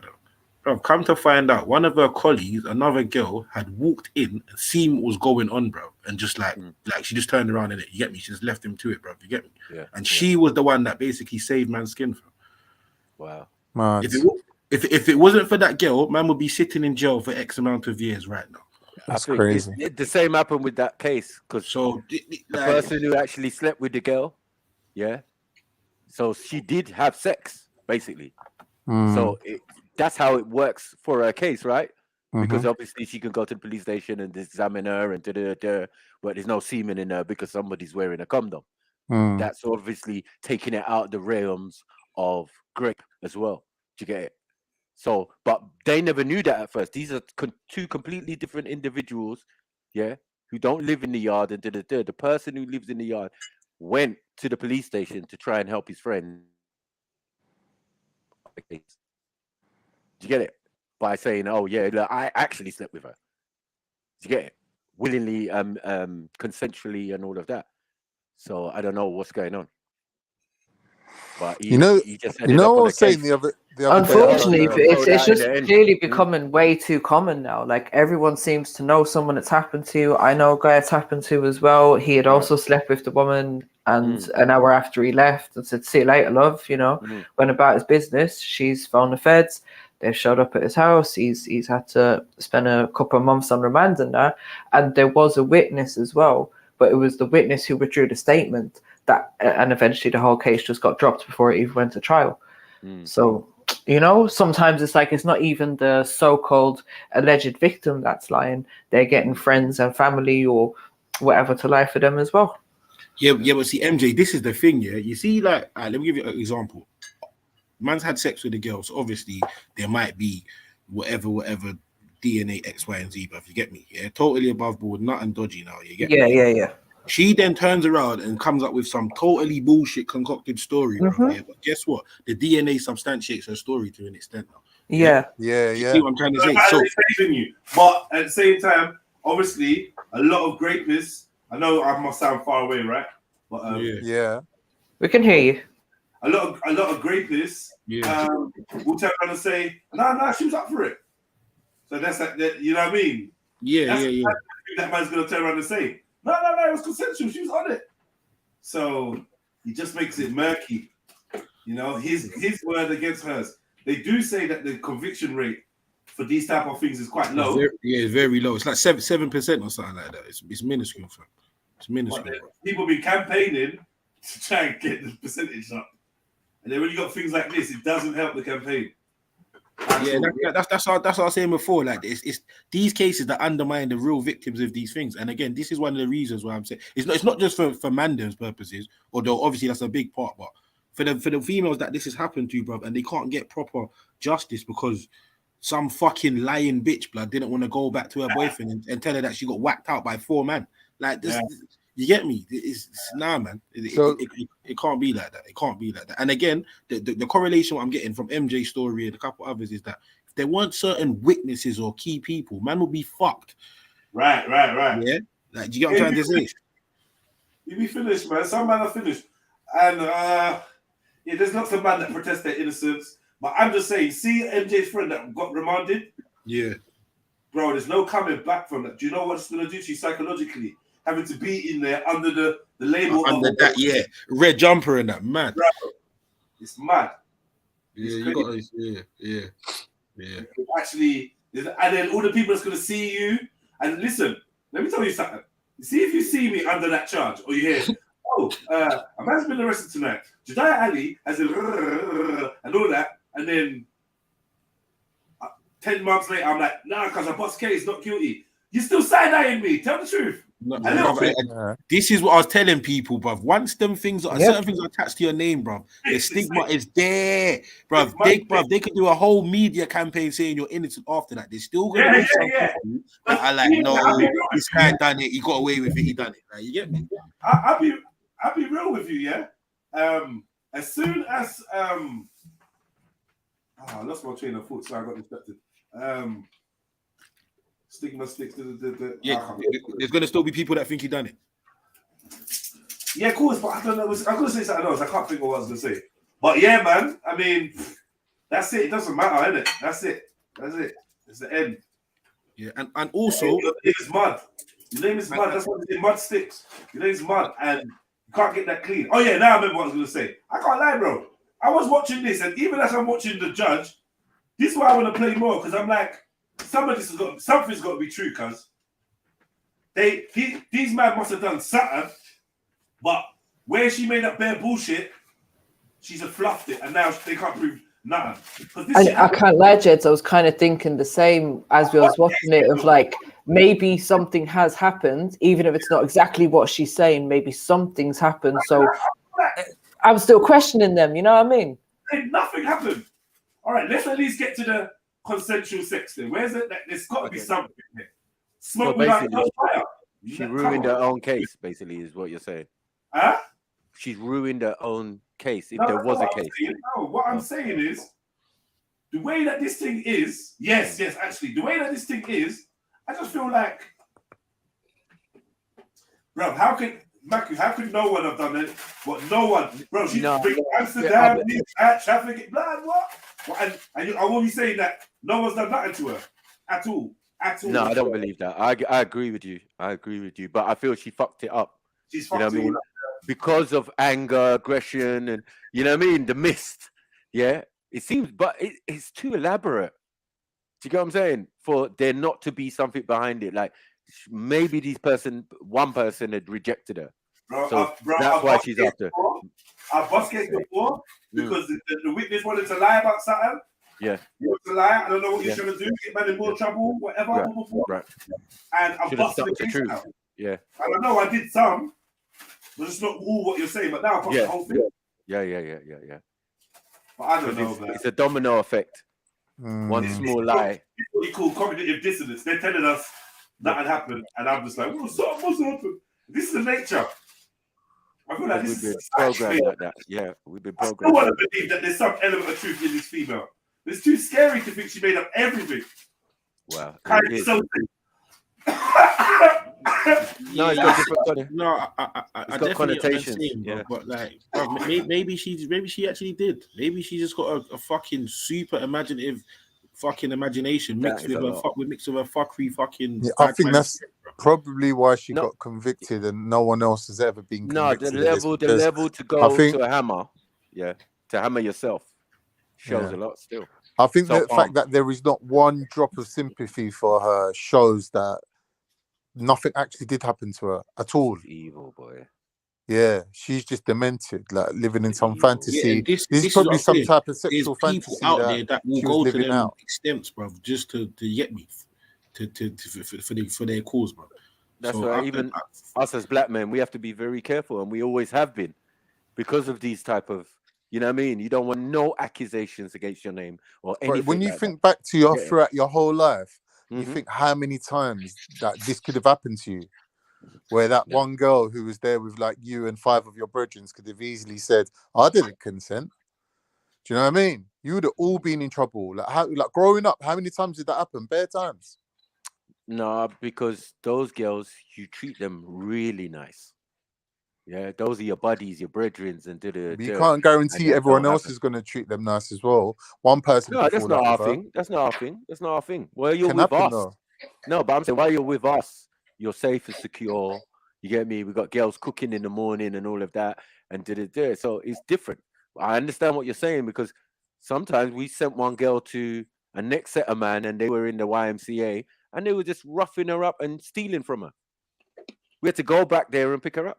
It's crazy. Like every man's, yeah, they think differently. You know what I mean? You're like, yo, we're doing you a favor, like, you know what I mean? A nice thing. She's from another ends. You get me? She just likes to get freaky, right? So we try to pass her on to our younger brothers, so they can do their thing and experience what we experiencing. No, but they're abusing it. Yeah, man, robbed credit cards out of the girl's purse, and like, bruh, man had to drive back there and bad up, man, and like, bruh, get in the car, man. Like, what the fuck? Sorry, man. You get it? Yeah, I can't swear for everyone in my ends. Like, I thought these youngers would do better, man. Like, fuck them, man. Like, I've been in them situations when I was a lot younger, and sometimes I felt like it was the girl that was corrupting us. Like, she'd done shit like that before and was corrupting us, like literally innocence, into this kind of like situation. Yeah, and like God kind of like saved us, bro. I feel like it was God that saved us, where nothing actually ended up happening. And I went home thinking, raw, that girl was one fucking gino, bro. She was one evil bitch. Like, she could have got us all fucking sent down, and there would have been evidence as well. Do you know what I mean? I don't trust people, bro. I don't trust these people. No, we definitely moved in a certain way that wouldn't allow it. Do you get it? Because we know very well from the earliest outset that these things can happen. So how you move, you get it, is definitely paramount. Yeah, and we paracats, we paranoid about everything. Yeah. The moment a girl says no, even for a drink, I'm like, all right, safe, no problem. Do you get what I'm saying? Yeah, it's true. And even in relationships, I'm the kind of person, the wave her hands in front of my face and say, listen, come and get this pum pum. Oh. I just thought we was friends, you know. But you know what I mean? You have to play dumb, because playing aggressive and yeah, come here, man, come and give me the. Yeah, you never fully know, innit? No, it's not my game. Yeah, it's true. I know what you're saying. It's not my game. Yeah. I get scared. I've never been that desperate where I'm too paranoid, man. I'm too paranoid, man. Put myself in risk like that. Never. I don't trust it, bro. One wrong word from the wrong person, bro, you're in trouble. There's so many people that I know that have done a bird over just like a bird, literally. A girl saying something about them. Man's doing a fucking stretch. Do you know what I mean? It's just, when you hear things like that, it just scares you. Just think, man, I can't trust nobody. Do you know what I mean? Not to mention, recently I had to do a little overnight stay in the fucking Majesty's whatever pleasure, just because some fucking girl was upset that I dumped her. Oh, it's coming out of some bullshit. Next thing I know, Feds is on my fucking door, bruv. Like, what? What's going on? And I thought, it's definitely her. She definitely fucking made up some shit. Yeah, it's funny, isn't it? Because women are using and abusing the police force, the same police force that they apparently don't trust, that's out there abusing women. But this is what I'm saying, MJ. It goes back to what you were saying and I was saying, that police don't really rate these kind of women. And then when you think about it in this context, no wonder they don't rate them. Yeah, no, I understood what you were saying with that earlier on. I kind of agree with that. To be fair, like they see them as like, you ain't nothing, innit? They think they're better than them. They think they're better than people in general. They think they're better than the average citizen. I think the girls we badded up were the stush girls. I ain't even gonna lie to you. They say something about be mean and keep them keen or something like that. But it wasn't actually mean. It was just like, you've got no petence attitude with those type of girls. Do you get it? Like, you've got no petence attitude with the other type of girls. They're more like your brethren. They have to be. Because if they ever get pissed off with you, it's peak for you. You know, bro, I've been in a situation where my brethren's moving to a girl and she's making it obvious that she's happy to fuck everyone there. And I'll just get up and leave, bro. I don't want to be involved. They're the I ones don't you gotta want to be know. careful with. Like No, men, my girl. honestly, have to be I'm careful. out. Get to know a woman before you decide to sleep, or because you No, I'm don't just want to saying, be. MJ, for some of them, it's their sexual fantasy to have sex with men that they don't know, and there's obviously more than one man. That's their sexual fantasy, and No, they I hear flirt you. with that risk of actually being great. Oh They're my flirting God. with that borderline kind of fear of it, but at the same time, the fear of it is making everything much more exciting, like I adrenaline don't know rush. about that. No, I It's don't know like about playing Russian roulette. Like it's just an that. That's adrenaline a rush. very small. That's a very thing, and that's a fetish and a new. Yeah, it's a fetish. It's a real fetish for men. Yeah, and I'll women. run away from people Yeah, like that. no, Man. I get I the get fetish scared. thing. Yeah. I get scared, man. I don't trust that shit. Blah blah blah blah blah. Yeah. That's what I say. Yeah. Like you ask me, you even suggest it. You've never I seen might me be again. out. Oh yeah.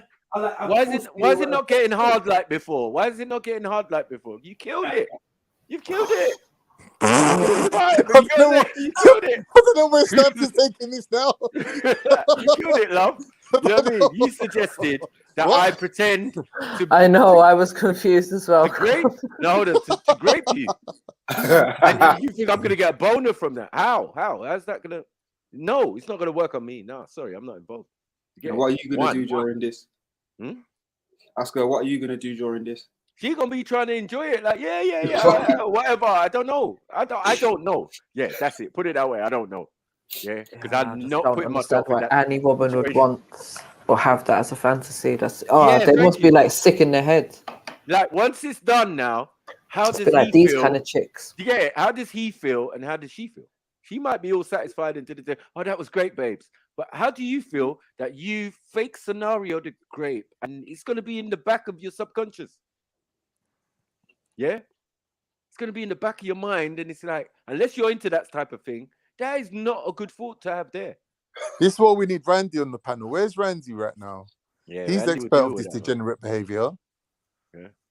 Going to Rios and shit like that. He'll know all No, about but this. there are women who are a bit freaky. I've been with plenty of women who are freaky, man. They're just like, yeah, squeeze my neck. Like, what? All right. You know how big my hands are. I'm an African. I'll squeeze your neck for you. All right. You see? You talk about fetish. Like, what are you doing, man? Fix up, man. But yeah, there's freaky women out here, man, who want all sorts. But the great thing now, I'm definitely, I haven't come across any women that I know who are into that type of thing. Yeah, it's happened to me a few times, man. Like literally the other day, we was doing Is that why you don't CCTV like Turkish training. women? We was doing CCTV training in some old abandoned building, and while they're doing the what's it called? It's like a part of the coursework where you have to act out something, right? I forget what it's called, like evaluation or whatever. The rest of us had to wait in a corridor, and people from previous who failed the exam had also come to do the exam. So it was me, 3 white boys from out of London, and 1 Bulgarian thing. And for some reason, she was onto me. And one of the English boys was talking to her like as if he just got back from Helmand province and he was on some sort of, I don't know, like not grapist move, but he was just on a little bit of an aggressive thing with her.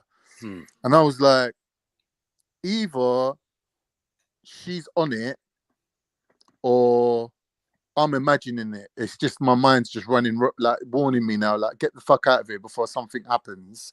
Like it was just a scary kind of environment where I was thinking, this ain't right. Like it's just, I don't know, bruv. And I just went to the examiner, knocked on the window. I said to her, listen, I'm leaving now. Yeah. Like you need to supervise them people that's out in that hallway out there. Right. I'm gone. And I dipped. I just literally left them because I thought, you know what? Like, what is the possible best case scenario here? What, 5 of us banged 1 Bulgarian thing? Like, what's the benefit of that to me? Sorry. Like, So I've how done did them it? things How in my did it life. get to? How did it get to? She fancied you. No, but and she was Yeah, like what exactly was being said? She was acting like flirty with me, right? Yeah. But in front of three other guys. So Okay. basically acting slutty in front of all 4 of us. So that's your thing. Nah, but the way we were was so secluded and like isolated and out the way. Like all I would have had to do is take her to the end of the corridor, start tingsing her, and basically every man would have got a right. But I touch. don't understand. What did the other guys do or say? Well, you said one military. One of them was kind of like talking to her in a little bit of an aggressive way, like, "Yeah, where are you from? And who are you?" And like just kept bombarding her with questions, like, and just making her sort of answer the questions. But the way she was answering them, she was answering them like very submissively. Do you know what I mean? It was like, it was weird. It was just a vibe. It was just a vibe that I was getting. Like this reminds me of a previous scenario where this shit can go down right now. It could be like 4 man fucking this girl in the fucking super paranoid. No, honestly, no, honestly. But there's a, well, you know when there's a vibe, bro. When hold the on, girl's you're not single. But no. Sorry, Maki, one second. Khan, you were waiting. You were all waiting to have your exam or your little whatever it was that was about. You were waiting to go into, right? So what? I don't understand what you imagined was going to happen. No. Trust me, you can't even get a job in what man's doing with that on your Well, resume. you was waiting outside while the other people were doing you just whatever. Have to take my word for it that there was a weird vibe. All right, there was a weird vibe. Okay. I'm telling you.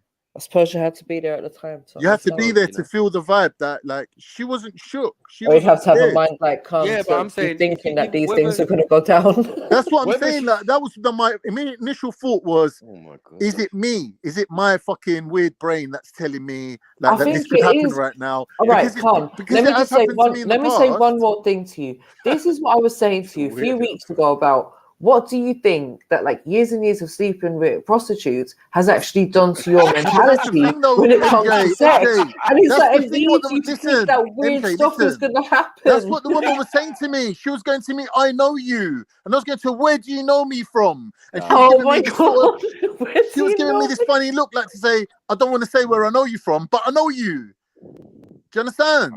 I'm confused. She knows me, back with Stormzy, from where she really works. Because they were going to her, oh, what's your name? Where you from? Where do you work? And she's like, I work in a coffee shop. And coffee shop is what they all tell. Soldier? East New York. When you come to, you going to rap? Of course.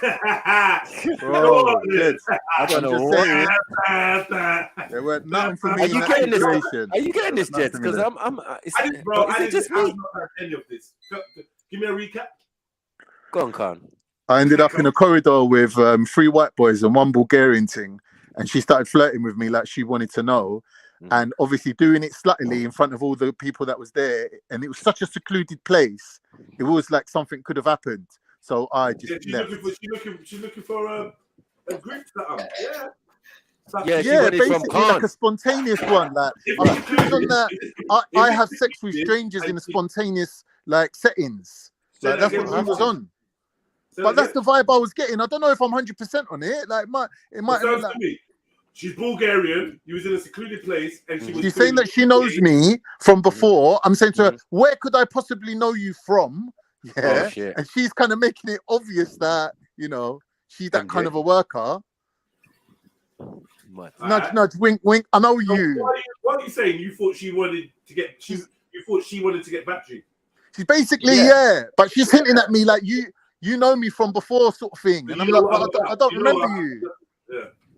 But I'm saying, she's talking to you, and I'm saying those other guys. There's no guarantee that they're into that. How do you know this? Yeah. You're right, Snipes. 2 of them, at least 2 of them could have bottled that. 2 of them could have bottled that. Definitely. That's a great area. No. She's doing that in front of you. That's a great area, and maybe Michael might put his hand on her and she moves her hand, and then Stephen puts his hand on her and she's feeling it. And then Michael's got to pop off. Yeah. Awkward. Right? She's holding her quick slip. That's what it sounds like to me. Yeah. Brother, do you know what? To be 100% sure that I wasn't imagining it, as I was leaving, I go, all right, babe, bye. And I gave her this like proper hug, like a hug. And she was hugging me like, like sensually hugging me, like properly hugging me. And I was like, nah, I'm definitely not imagining this. Like she's reacting to this right now. So I was like, all right, then bye. And I left. Was you attracted to her? Was you interested? Yeah, like she was fit and all that. But like that scenario for me wasn't exciting. It wasn't interesting. Right. Like, I wasn't into that. Yeah. She herself, she was pretty. Did she say that though? What would you mean? Like, can you all 4 of you fuck me now? Yeah. She didn't say that, she, did she? no, she didn't. No. Okay, so but it's like in I'm your saying, mind, like right? I got the vibe in it. Like Not I many of thought. them say stuff like that, though, Snap, man. I hear you. Speak with your It was eyes. like and one of them thingy vibes, like bounce, well. No, the bounce, thing like is, porno music. I Of guess what, honestly, when it just starts happening, and now this is where in 2023 it's important to get verbal consent. So I'm not on that. I that would not be my thing. But put myself in that scenario, and she's moving to Khan, and I'm interested in getting the blowjob while he's sexing her. I'm gonna say, I'm gonna chat. I'm gonna say that. What are you saying? Well, that's what I'm saying. I was with 3 other guys, and one of them was definitely on her as well. So it would have gone down. Like if I'd have instigated it, it would have gone down, innit? It definitely would have. Crazy. Definitely. But I was like, nah, like do your own work, innit? I'm not doing this for you. This sounds mad. This sounds crazy, bro. It's a bit. A lot of it is a bit of your paranoia. Sounds like It could be. It could be. It Like, sounds but like jogging. I don't see the to paranoia. be on the safe side, No, I don't. Hold on. I really don't see the paranoia in that. What's the paranoia in that? Well, it's just the vibe, innit? When you feel the vibe, man. you know, innit? Like, we know what time it is. If I'm thinking of that for myself, yeah, I'm thinking, ooh, do you get it? Like, yeah, all right, she's giving me the signs. I'm not gonna move to her, but I might just take a number and all of that, right? After, I'm on a mission. We're all here for a bloody assessment. Yeah, it's not no games out here. You can flirt with me a little more. I'm gonna take your number, innit? Yeah, you can chat anything you want, but I wasn't thinking of other man. This is where it differs. I'm just thinking about you me weren't and her. there. You didn't see the layout of the building, the seclusion of it. It's like some old derelict building. It was some stone staircase with a little double doors, a fire doors. Right. Like we could have all fucked her. No one would even know. That is crazy. Yo, Khan, where's this place? Yeah, side question. Why was you lot in that location?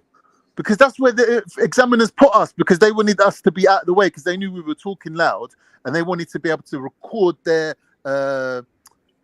exam, like, because you have to do a practical for the exam, and they wanted to record it without any voice in the background, because they're like, if there's any noise in the background, SIA will basically recall the whole thing. So you lot all have to stand out in the corridor, and they put us right at the back. But the thing is, when you go right at the back, if you go to the bottom of the corridor and turn left, literally no one can see you there. It's like a dead end.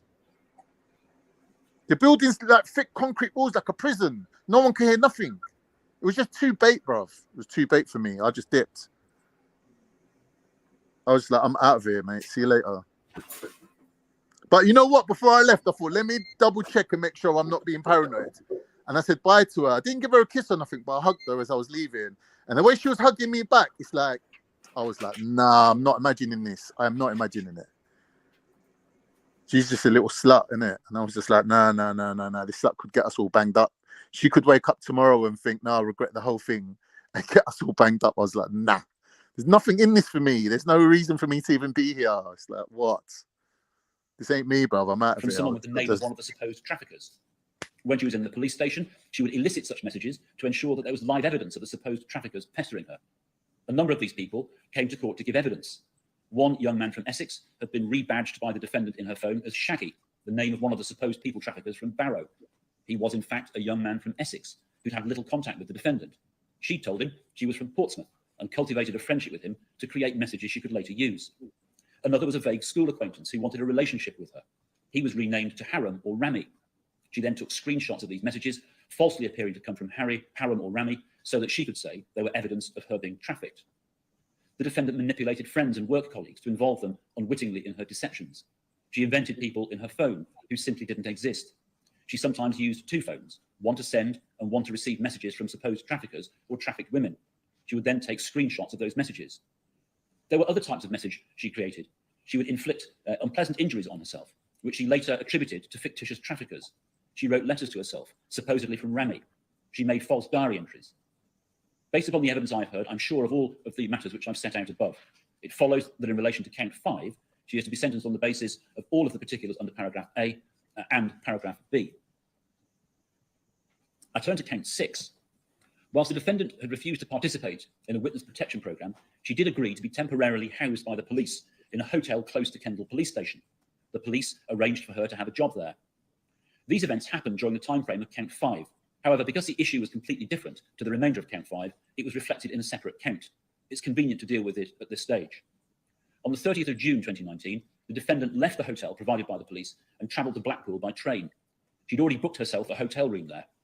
The undisputed evidence was that she checked into her room and spent most of her time there. When she did go out, she was alone and on foot. She was seen on video to make a note of on her phone of the vehicle registration number of a car and the details of a takeaway restaurant. Having done so, she went to a shop, bought some food, sat in her hotel room. Hey, let me tell you what, yeah? This girl, she sat down, she watched Gone Girl. Have you not seen Gone Girl? No, you know. She sat down, watched Gone Girl. Mm-hmm. Said, you know what? Like she literally, do you see what she did? She went there somewhere and just tried to leave a trace, tried to get license plates and stuff like that so she could create a whole new story of an allegation. That was her whole purpose of being there. She didn't go there to check no one. She went there to say, yeah, I was in Brighton, and like, this is a mad thing. Oh my God. This girl. Do you know what? Hearing all this, I'm like, 8.5 years ain't enough. How old was she when she did this? 18. Yeah, about 18. From 18 to, did they say what? 22. I think 18 to 19 or something. She's 22 now. She was 22 during the trial, innit? Right, yeah. Crazy. Was it echoing when I was playing it? You lot didn't say. No echo. It's fine. All right, cool.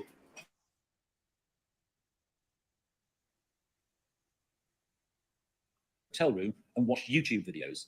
The next day, she got up late and made her way to Preston. The police and her family were worried about her. She had ignored their messages. Eventually, police officers traced her to Preston and met her there. She was driven home to Barrow-in-Furness, and in the early hours of the morning, Detective Inspector Nutter came to meet her, worried as to what had happened. The defendant was later to tell the police in great detail that the traffickers had found her in Kendal and instructed her to go to Blackpool.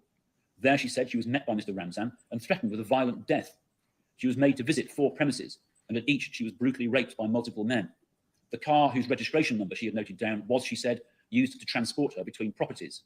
A flat above the takeaway, whose details she had noted down, was the venue for one of these attacks. Officers took her to Blackpool twice to try and identify the locations of these places. This account was all completely false. Eventually, confronted by incontrovertible evidence, she was forced to accept that none of this was true. She was later to claim at trial that she was forced to give this false account by the traffickers, but I ruled that duress was not available to her. Indeed, I am sure that no one pressured her to go to Blackpool at all.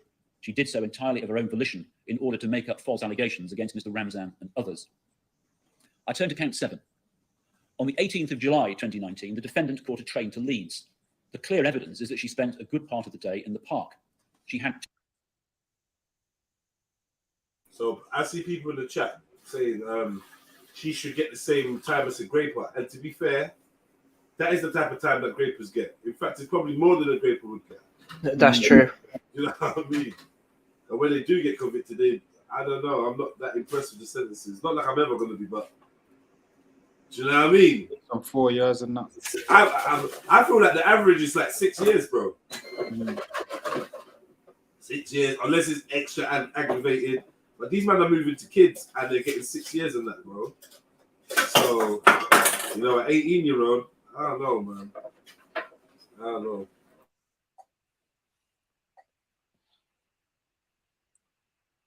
Had 2 phones with her. She then travelled back to Preston, where she walked into the town centre. A young man walking home from a family party happened upon her. He asked her for a light, and they started to talk.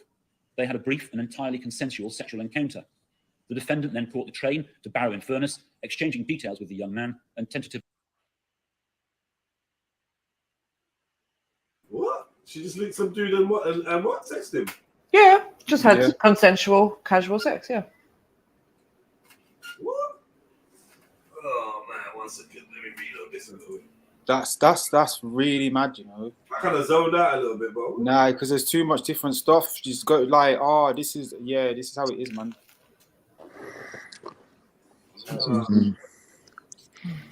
I'm just saying.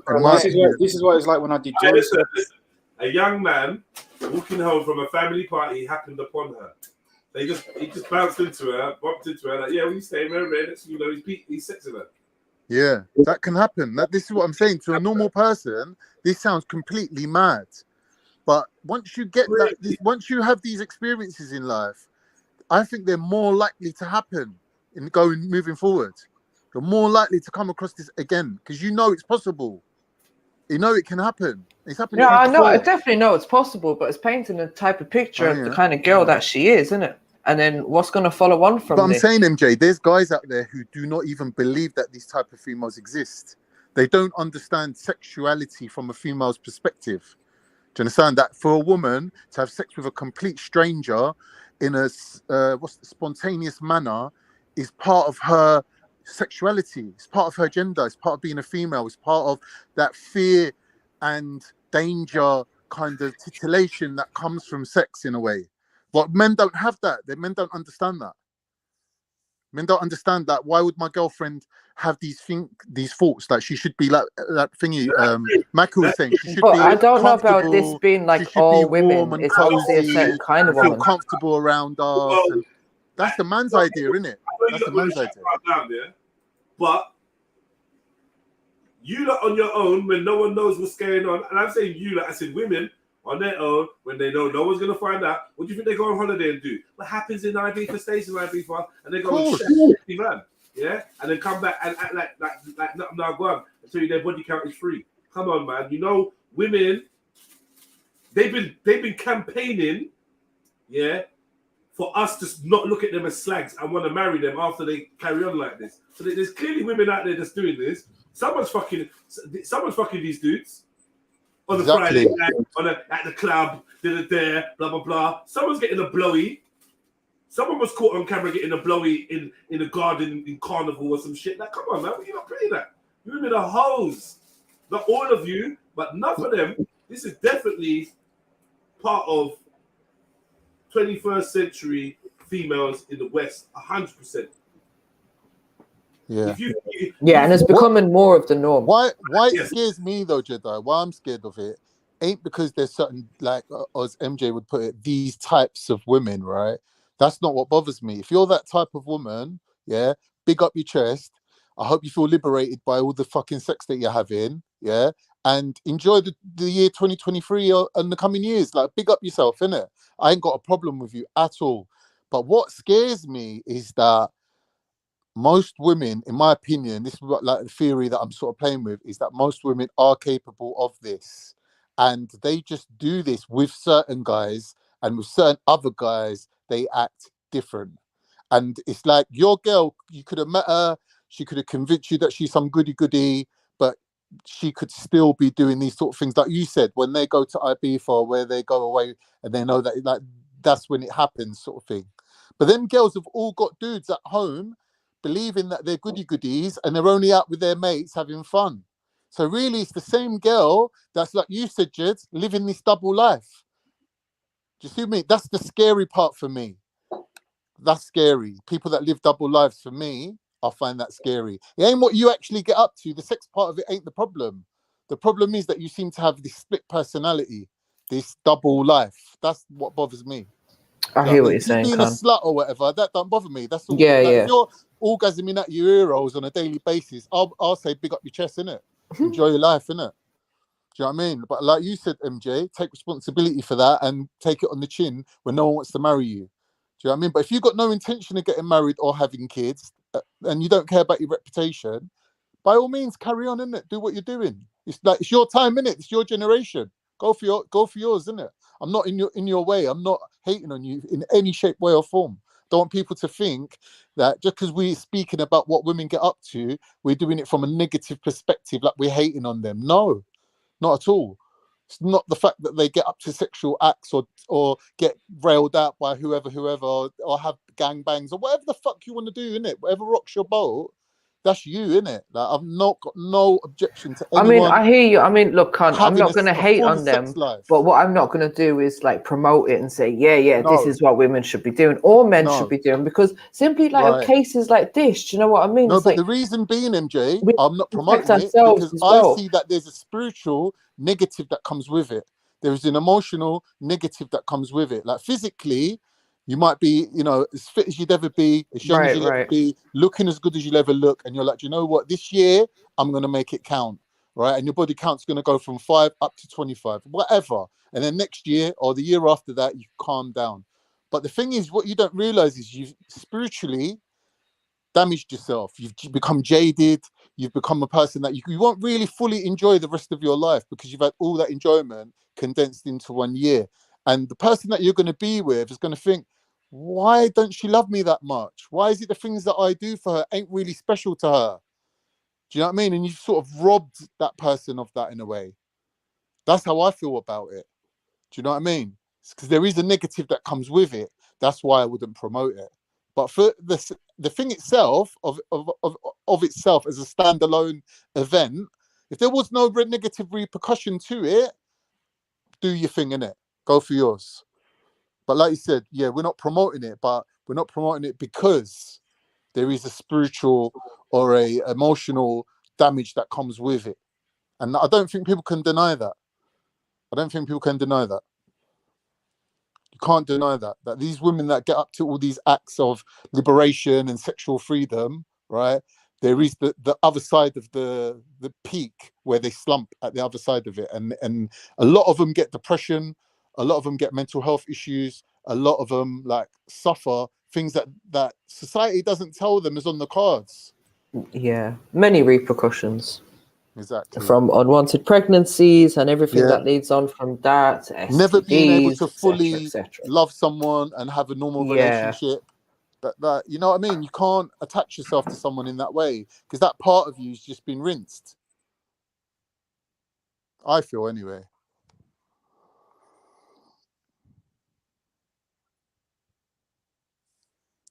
What's John Craven saying?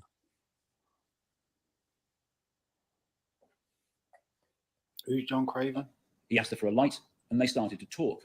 They had a brief and entirely consensual sexual encounter. The defendant then caught the train to Barrow-in-Furness, exchanging details with the young man and tentatively agreeing to meet him at a later date. Once in Barrow-in-Furness, she walked to her flat. Her brother's girlfriend happened to see her as she walked her home, picked her up and took her home. Much of this, including much of what happened in Preston, was caught on closed-circuit television. By now, it was the early hours of the 19th of July. Once her brother learned from his girlfriend that the defendant was at home, he called the police. Everyone had been frantically worried about her all day, and she had been ignoring their messages. When the police arrived at her house, the defendant pretended to be semi-conscious. The jury and I saw body-worn footage captured by the officers. It's clear that the defendant was play-acting, pretending to be semi-conscious. She was injured, but the clear evidence was that she had inflicted the injuries upon herself. She then created a false account of what had happened in Leeds, Preston and Barrow that day. All of this account was inconsistent with CCTV, telephone and other evidence. She told the police that on Wednesday, the 17th of July, a man called Salza, an invented trafficker, came to her door. He'd slapped her in the face, pinned her to the wall by the neck. He told her to follow orders she would get on Snapchat. He said that she had lost them money and she needed to earn them £10,000 as a result. She said that she was then told to go to Leeds. There she was taken to a house where she had sex with 2 men. She and a girl called Molly then walked to another premises. There were other girls there. There she said she had sex with 3 men. She was then driven to a chicken shop in Headingley, where she had sex with another man. She then said she was driven to Now, this chicken shop, now, she's quoting film, like Sniper was right. She's quoting bits from films in there. Crazy. That chicken shop thing or whatever reminds me of, it's not Rolling with the Knives, what is it? With Plan B. Plan B. You know that film, huh? Is it what you're on about, Kidulthood or something? Plan B's in it. And they Plan take B, her, the English guy. They take her around, ill manners. They take her around to chicken shop, that's it. to the boss man. Yeah. Like they offer her yeah. She's what's that? Right, so that's part of her inspiration. Right. Bro, she went from Leeds to Preston. Like this guy was on full tour, you know. Yeah. Hold on, how far is it? I know Headingley as well. That's mad. Well, she's also really dumb as well because, like, most people know how much CCTV there is, so at least make your story make sense somehow, innit? But even though, if you look in the Metro, the CCTV. If you look in the group chat, you see CCTV footage of her going to the shop and buying a hammer, going to this place, that place, and I think this is all while she was supposed to be getting attacked. So it just proves that Chat shit. Silly cow. Yeah, if you look in the group, you can see it. Mood Quest posted it. Okay. I'll have a look, see.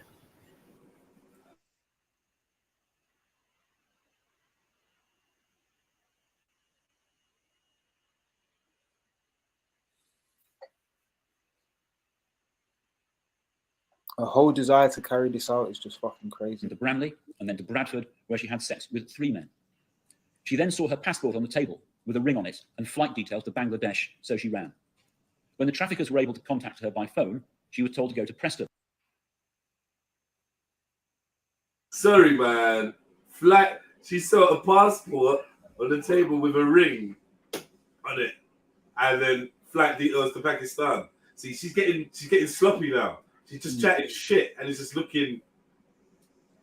And see, when the feds are onto you, they're gonna be like, "Okay, tell us more." Oh my god, like right then, they're gonna rope you in fully and act like they're still supporting you. They're gonna tell you the alarm bells have been ringing now. This girl's chatting shit. Fucking crazy, man. Too much Netflix. Preston. She said that the young man she had met in Preston was a trafficker and that he had sent her a message telling her that he had lined up some cocaine on a bench and she had no choice but to take it. She said that he took her to 2 Asian men who paid him to have sex with her. She then said that the young man himself then took her down a back alley and raped her. Eventually, she said she was allowed to return to Barrow-in-Furness. Salza met her at the train station and he drove her home. We have seen the video footage of her walking home. She said that when she opened her door, he and another man forced their way in and she was forced to have sex with them both. Salza struck her in the face and told her to sort herself out and that they would be back for her at 2 a.m. 10 minutes later, the police arrived and she could not recall anything further until she woke in hospital. This was a complete fabrication. Much of it could be disproved from CCTV in Preston and Barrow-in-Furness. What happened in Leeds was shown to be false by the location of her phone. She had, during the course of the day, created other evidence to support the false account she knew she would give. Most notably, she had used one of the 2 phones she had with her that day to send messages from a person she described as Nicole to herself. She'd then taken screenshots of those messages. Nicole was supposed to be a fellow trafficked woman who was being raped at the parties. Nicole was supposedly angry at the defendant for leaving her and the other victims in Leeds. However, the agreed evidence was that when Nicole was apparently complaining about being left in Leeds by the defendant, the phone from which the messages were being sent was with the defendant on the train back to Preston. She was sending the Nicole messages from one phone in her possession to the other phone in her possession. I turn now to count 8. In May 2020, the defendant was on bail for perverting the course of justice. It's clear that she was still intent on trying to invent evidence to support her previous accounts. In the earlier part of 2020, the instances of her apparently going missing and turning up intoxicated and injured had increased. On the 18th of May 2020, she set out from home on foot. It's clear from the evidence that she never left Walney Island and never entered a vehicle. At 22:49, she was found by police in fields close to her home. She had multiple injuries. One eye was swollen shut. She had hammer injuries to her legs and abdomen, which were too numerous to count. Part of her little finger was partly severed. These injuries were all self-inflicted. Her account was that she had intended to catch a bus to travel to Barrow, but one of the males associated with those who'd exploited her offered her a lift, which she accepted. She then said that she was taken to a house in Barrow-in-Furness. There were 10 males there. She said that a number of named men raped her at that property. One of them assaulted her and tried to cut her finger off. One of them drove her back to Walney Island. She walked off to where the police found her. A few days later, the police found a hammer, which she had purchased some days before. It was hidden against a fence close to where the police had found her. It bore traces of her blood and DNA. A Home Office pathologist gave evidence to the effect that the serious injuries she had sustained were completely inconsistent with her account and completely consistent with being self-inflicted with the hammer which she had bought, which was found close to her and which bore her DNA. On the 20th of May 2019, the defendant made a Facebook post in which she posted shocking photographs of the injuries she had inflicted upon herself. These photographs were very graphic and bound to produce a significant response. In that post, she referred to these having been inflicted by 3, as she put it, Asian men as they took her to various sex parties. In that same post, she referred to having been similarly abused by Asian men and men of Pakistani origin in various locations across the north of England for a number of years. She said that she would continue to tell the police everything she knew. She encouraged parents to be vigilant and children to speak out if they were concerned. She did not mention that she was already on bail for perverting the course of justice. I turn to count 9, to which the defendant pleaded guilty. This admission represents her writing a letter from custody to her sister, asking her sister to tell her, that is the defendant's solicitors, that a hammer had been found in her bedroom. This was an attempt to create a false defence to count 8. When she entered her plea, it was on the basis only of what she wrote to her sister and not what was said to her mother. In the context of this case, it is not necessary to decide that issue, and I will sentence her on her basis. The defendant is 22. She had no convictions prior to these matters coming before the court. I note that she was under 18 at the time of the commission of count 1. She had turned 18 by the time all other offences were committed, but I bear in mind her young age and the principles set out in the guideline in relation to sentencing children and young people. Though she was an adult at the time of the commission of the vast majority of this offending, I must bear in mind her maturity as well as her chronological age. There is evidence that she is immature. Apart from her age, there is some personal mitigation. There are clear overtones of difficulties in her childhood. So wait. So what? All of a sudden, she's they're going to consider her as a child or a young person instead of an adult because she doesn't have the maturity of an adult. Is that what we're doing now? No, that's not what he said. All right, let's hear what he said. I'm reloading it, yeah. But then, if that's the case, then put her on the mental health then. But they said they've done a psychological report, but they've not revealed the right.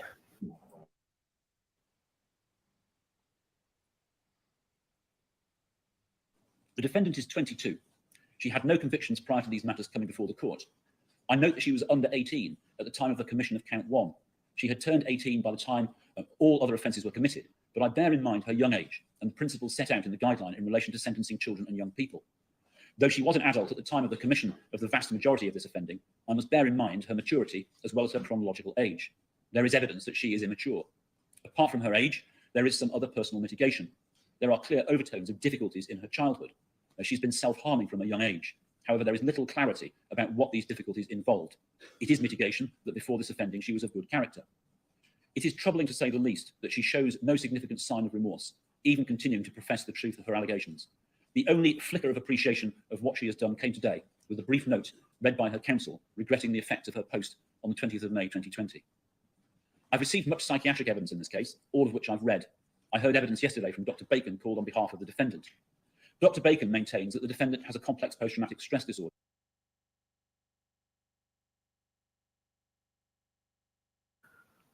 Yeah, PTSD, what else? Depression, anxiety, everything that comes with that. Yeah.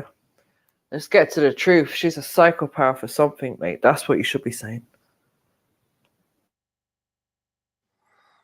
If she was a psychopath, it would be like genetic or hereditary or something. But they're saying it's brought on by something that's actually happened to her. But before this, there is a mitigating factor that she was normal at a certain point. Who's surprised? She obviously something's happened to her, self-harming, and I think we can guess what it is. Yeah. You know what I mean? The Peters in the family. Right. There's a Peter Pan in the fam.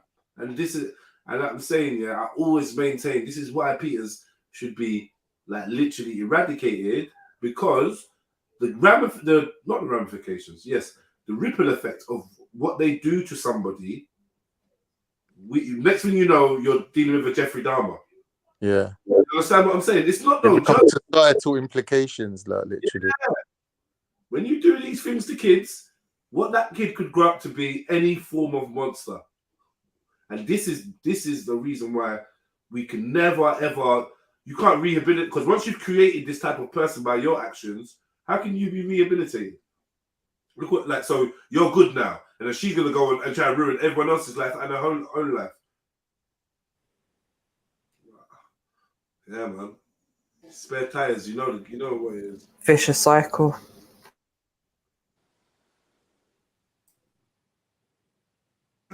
What's his name says, yo, are you not there? Mag, fucking Emzalini, Snipes. Are you not there?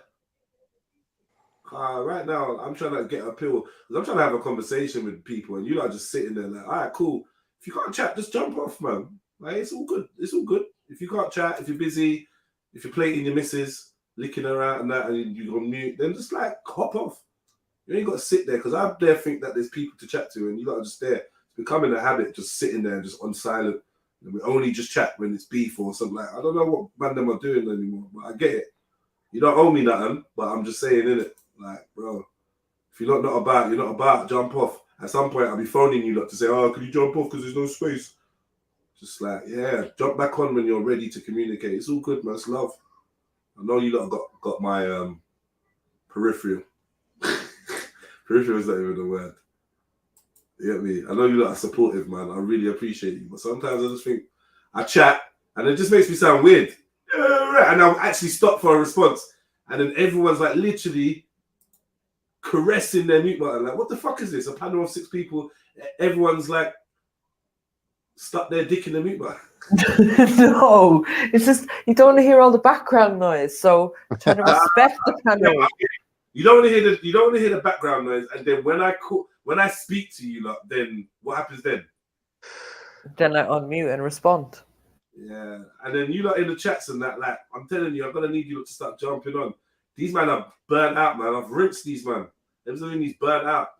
You get me? If it's not football, he's burnt out now, man. You know, we get like a solid hour from Emzalini and he fucks this all off. Like, fuck this. Yeah. And Snipe, I don't know. What do you think Sniper's doing? I bet you any money it's a computer game. He's like, this is depressing. I'm out. And he's playing a computer game. Or he's cooking, or I don't know. Gone to the shop. He could have gone to the shop still. Sniper loves the shop. I'm out at work doing my bit. What you doing here? So I'm out at work doing my bit. All right, play. Look at yourself. Why? Yeah. Axum, big at yourself. Now fuck that. Custom outfits. Wait, MJ, can I ask you something? And then guess what happens? King Gold jumps on. No, just stop it. This morning was horrible. Let's not go there and don't mention that name. Well, what happened? Did I miss it? Don't worry. What was you going to ask me, Con? A couple of times now, you said to me, right, that you think that I've sort of suffered some sort of negative side effects of my of the prostitutes, yeah. of my high body count. Yeah. Like, why would you think that? Why would you think there's a negative to that? Because of the things. MJ, one second. Before you answer that, MJ, what I'm asking MJ? Yeah, I said before MJ answers, yeah? Yeah. Do you yourself think that there's any negative impact to you having a high body count at all? You yourself, before MJ gives you whatever. No, none. No. Wow. All right. Go on, MJ. Let me hear it. Go on, MJ. What possible negatives could there be from this lifestyle that I've led? The way that you view or value women. Go on, explain how you think I value.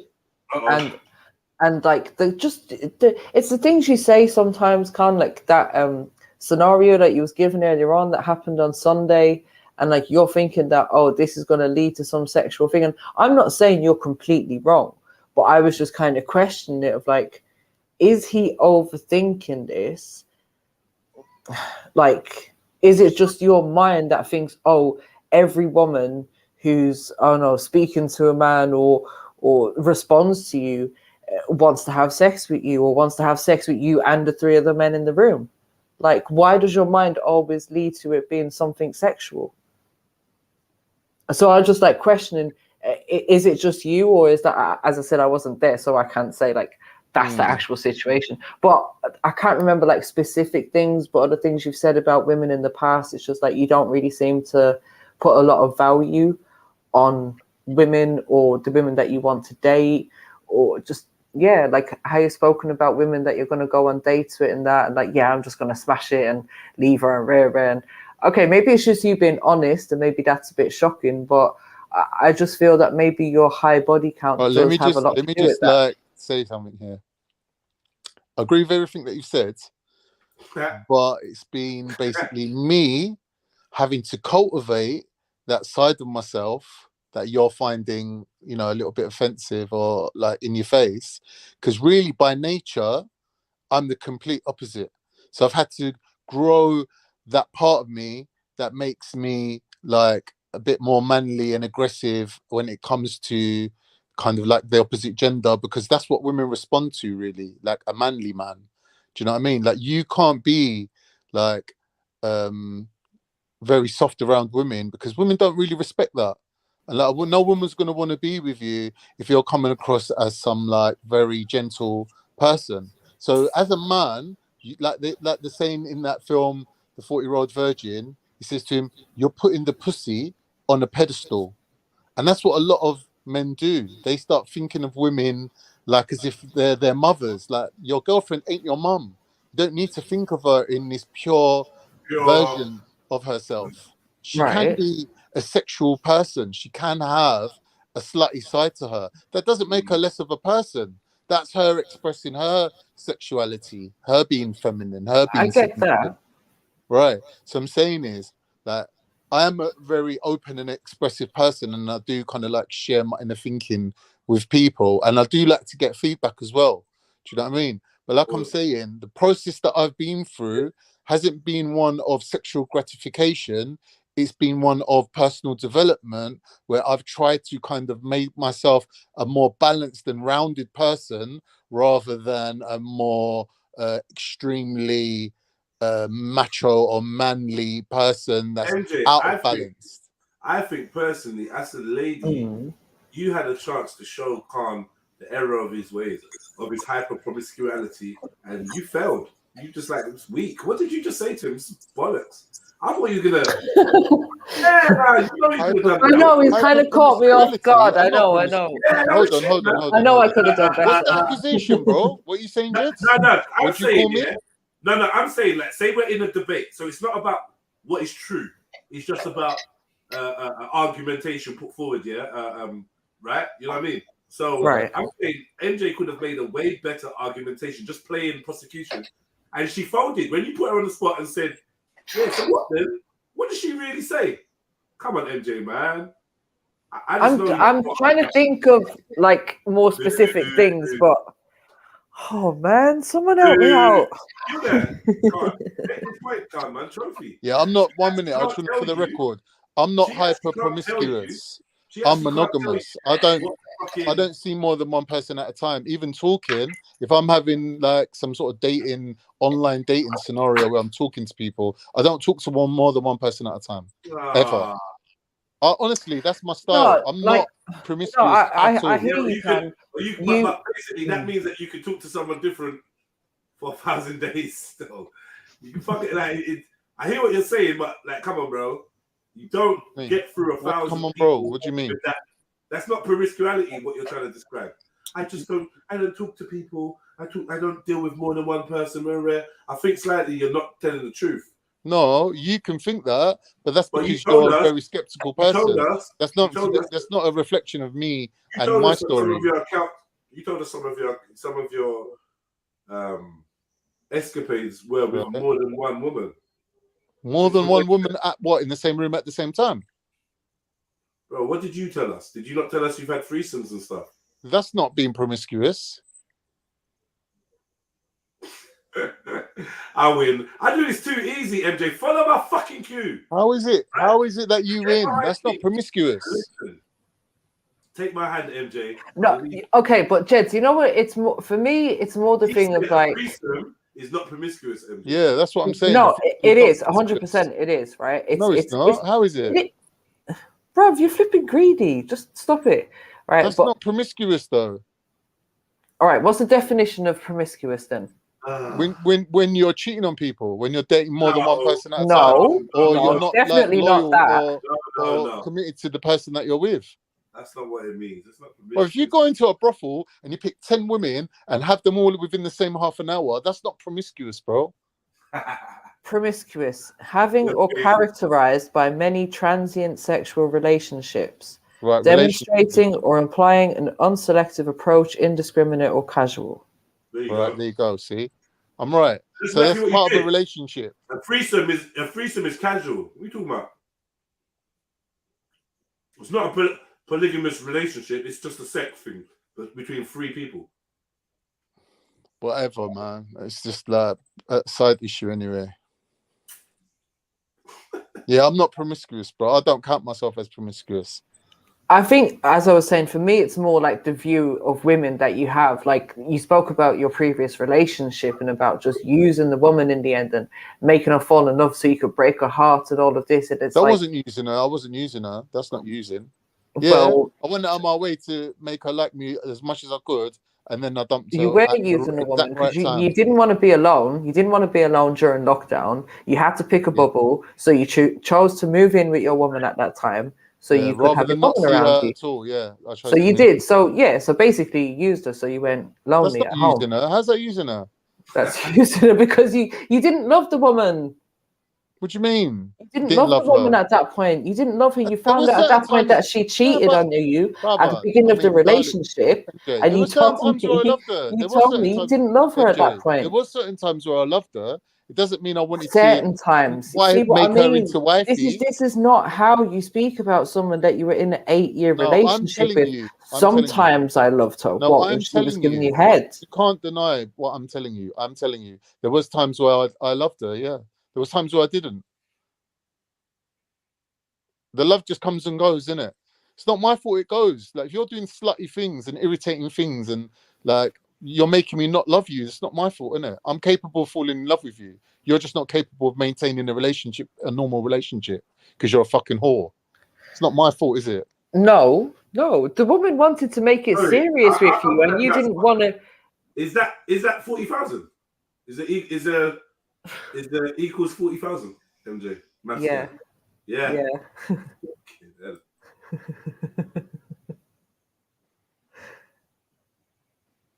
But he said he didn't pay for them also. £40 times 1,000 females. What, you really think it's £40 every time you go? Like, this people so immature. So what is it? Talk to us. What is it? What do you mean? What? Go and investigate yourself, innit? Go and find out. Nah, brother, listen. You just made a statement that highlighted our ignorance to a matter. So I'm thinking that you're going to school, man. Like, we're sharing information here, bro. We're talking. It's not. I'm not trying to. I just want to know what is it? Is it not? I've already told you. Look, that girls charge at minimum £100 an hour. Fucking hell. £100 an hour, and if they do half an hour, it's like £60. If they do 15 minutes, it's like £50 or £40. So, if, like, you think that I saw 1,000 women for 15 minutes at a time? Like, are you buzzing? Yeah, you don't need that long, do you? Quickly. I'm confused at what point you just tried to. What? What did you just say? You said, "Do I think that you had No, we think that you paid £40 an hour. Like, but you're saying it's more. £40 an hour. You're saying it costs cracking? more. It costs £100. So yeah, it's £100 an hour.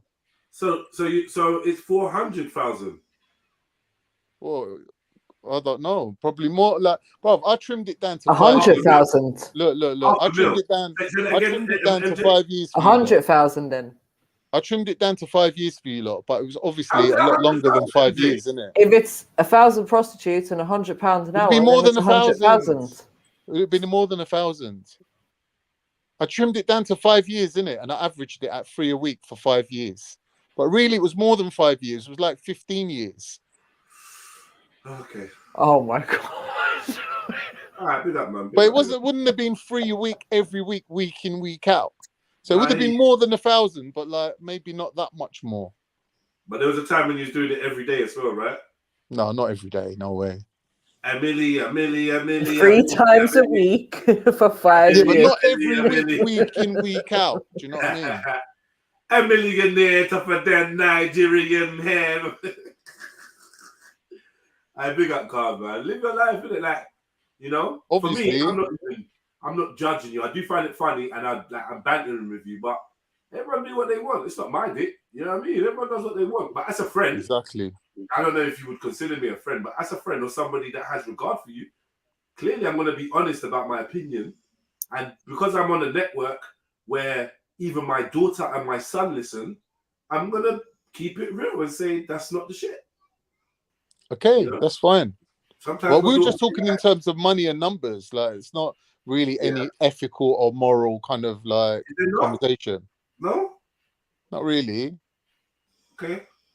I think, okay. I hear you. I mean, I think it kind of started as that because you were asking why I've commented on No, I'm it a asking, couple of why times, would you and I'm think saying there's negative to it? Like, I think that dealing with prostitutes instead of having relationships and dealing with actual women could have negative, could give you a negative outlook on how you view women. Simple.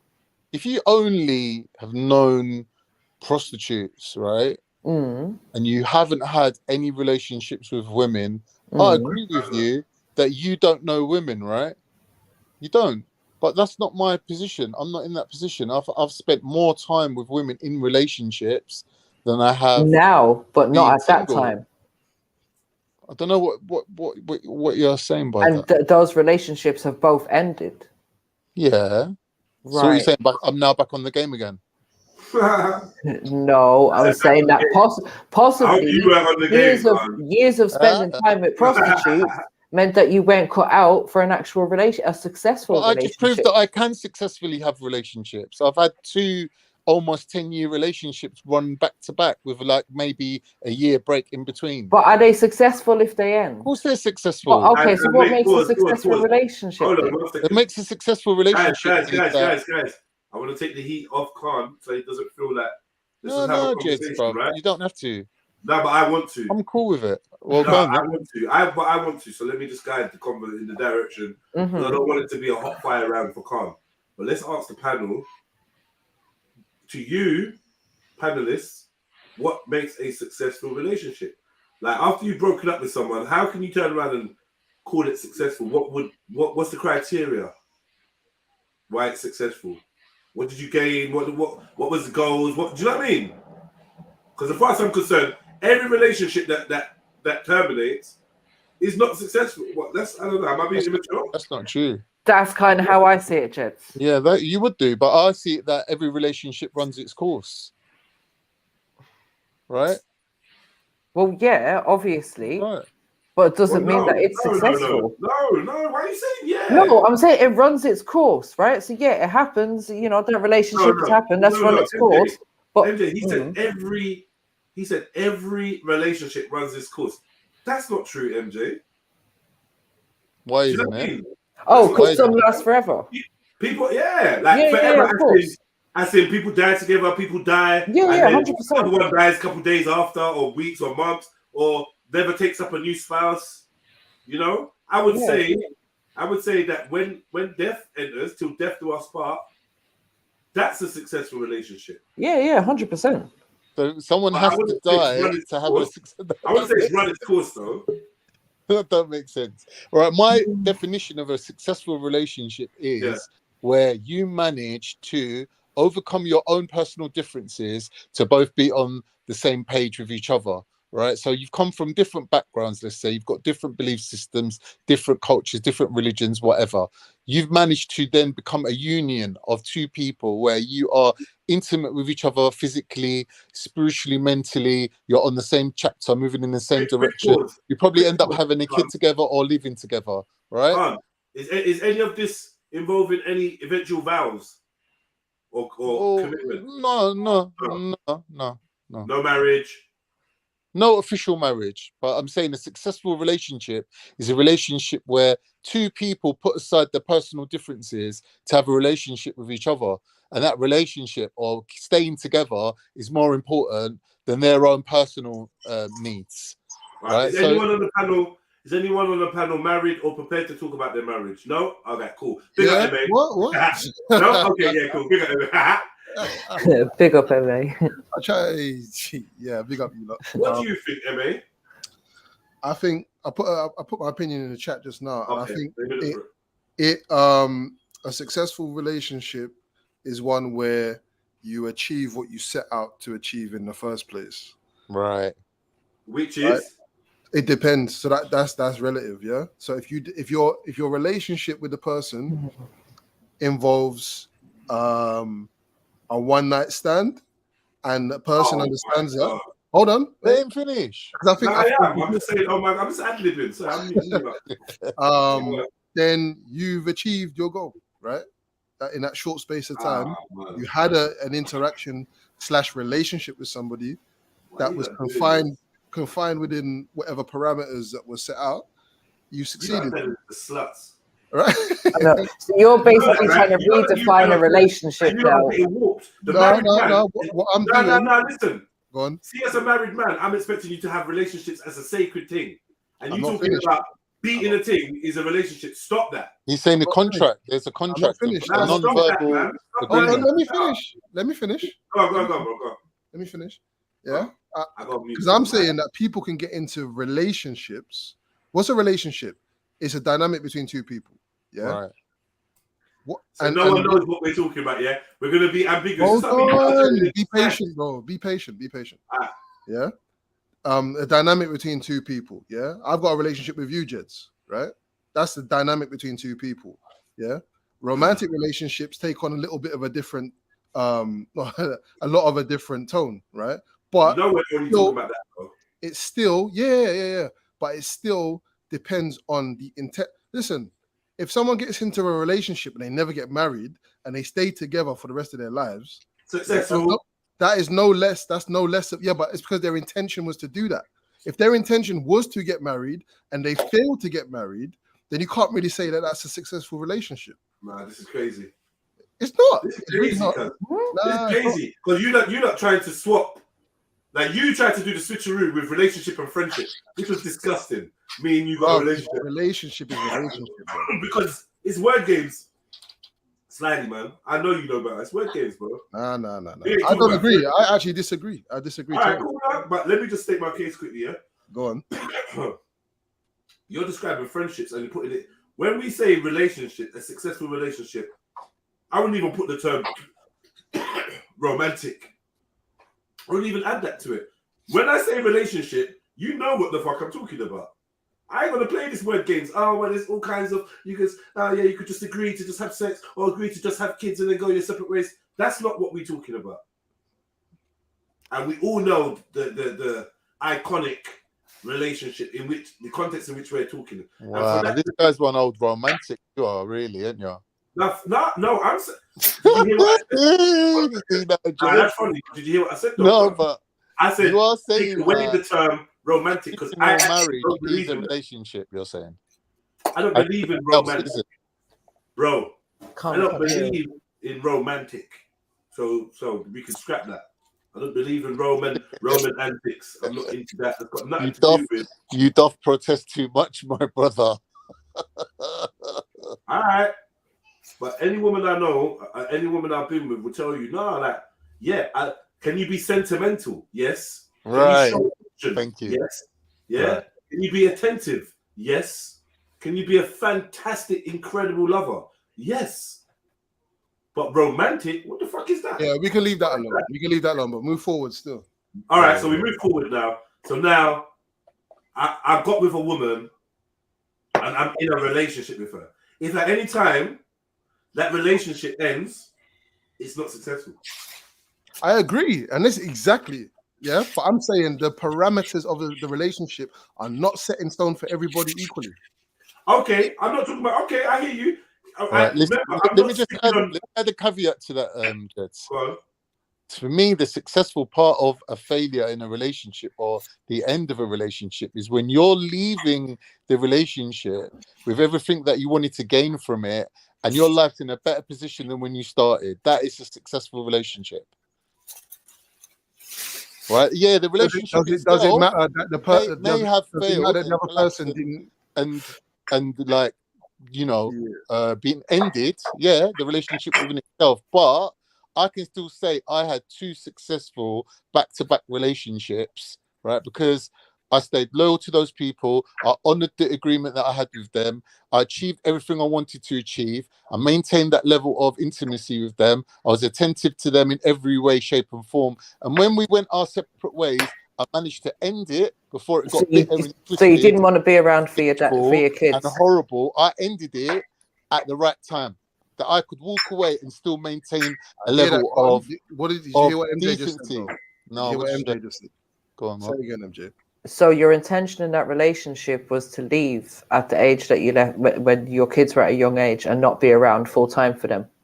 No, I didn't say that. I don't know how you arrived at that conclusion. No, but that's a logical conclusion, right? No, but I'm not putting a time frame on it. I'm saying when two people go their separate ways and they're growing apart from each other, and it's too much effort to keep them together, and it's like becoming bitter with each other. Like, oh, you're holding me back. If you go apart from your partner, you're holding me back, and they become all right. bitter Everything with each you're other. describing. If you go apart from your partner and you're holding him back, or she's holding you back, or whatever it is, that's unsuccessful. I'm actually incredulous that you lot are just fucking. What are you lot doing? No, I'm not. I'm not in agreement with Khan. You don't understand what I'm saying. I'm saying that Khan is unsuccessful on the basis that he did not achieve. Like what MJ just asked him was key, right? He had no plans to leave his kids. Yeah, that weren't a plan. That weren't part of the plan. You understand? Your conditions of relationship were that you were gonna, like, obviously, maybe I suppose you wanted to have kids, so you did have them. Yeah, you wanted to stay around for your kids, and you wanted to stay with this woman, but you weren't able to, right? You think that you were successful just because you think that you were able to achieve some of the things that you wanted, but not all of them, right? And you haven't even factored into the equation. Just because I didn't want. Wait. You ain't. You've misrepresented it though. Wait, you haven't factored into the equation about the woman herself. Yeah, because if I'm in a relationship with somebody, I love them, blah blah blah. I want to be with them forever, or what have you. Yeah, I don't want her to not want to be with me at whatever point. Exactly. Yeah, you don't want that.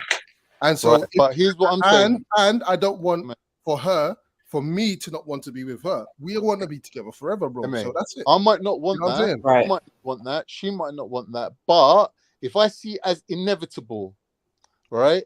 If I see it that the relationship one day will grow apart to the point where we have to end the relationship before we start fucking going at each other in front of the kids every day, and their fucking childhood is spoiled because we can't live in the same house together, we have to end the relationship. And if I see that as inevitable, doesn't mean I've decided that I'm going to leave her from before the relationship started. Doesn't mean I put a set date on it either, which is what MJ's implying.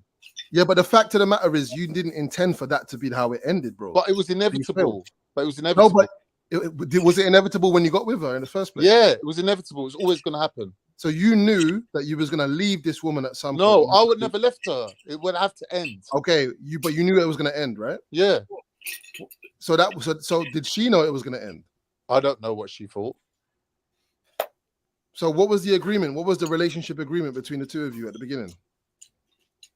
What do you mean? That we will stay together, be monogamous, have children together, and bring up our children together as a couple? Yeah. Yeah. So you failed that. You didn't see it all the way through, bro. Unfortunately, brother. I'm saying to you that the relationship ending, right? Yeah, the relationship came to a point of failure. In other words, there was no relationship there anymore. In other words, unsuccessful. To go your separate ways at that point and not make your children grow up with two parents that are going at each other, yeah, that also takes a degree of maturity and understanding of how relationships are. But like when it's gone past the point of saving it and you end it at that point, yeah, you're doing everyone a favor. Do you understand? You're walking away with your dignity. I did my line talk about, if the relationship ends, then it doesn't mean it wasn't successful, and you're fully just working for her and to keep her happy and giving her youths, and this is her attitude. You are mad, you know. This is why, like, man can't rate girl like with this, like, what the fuck are we talking about? This in the chat talk about, well, if the relationship done, then it doesn't mean it weren't successful. It doesn't mean it weren't successful. What? Right, it's simple, man. Tell me that, like, on the wedding day, and see if I don't leave you standing in the registry office or whatever.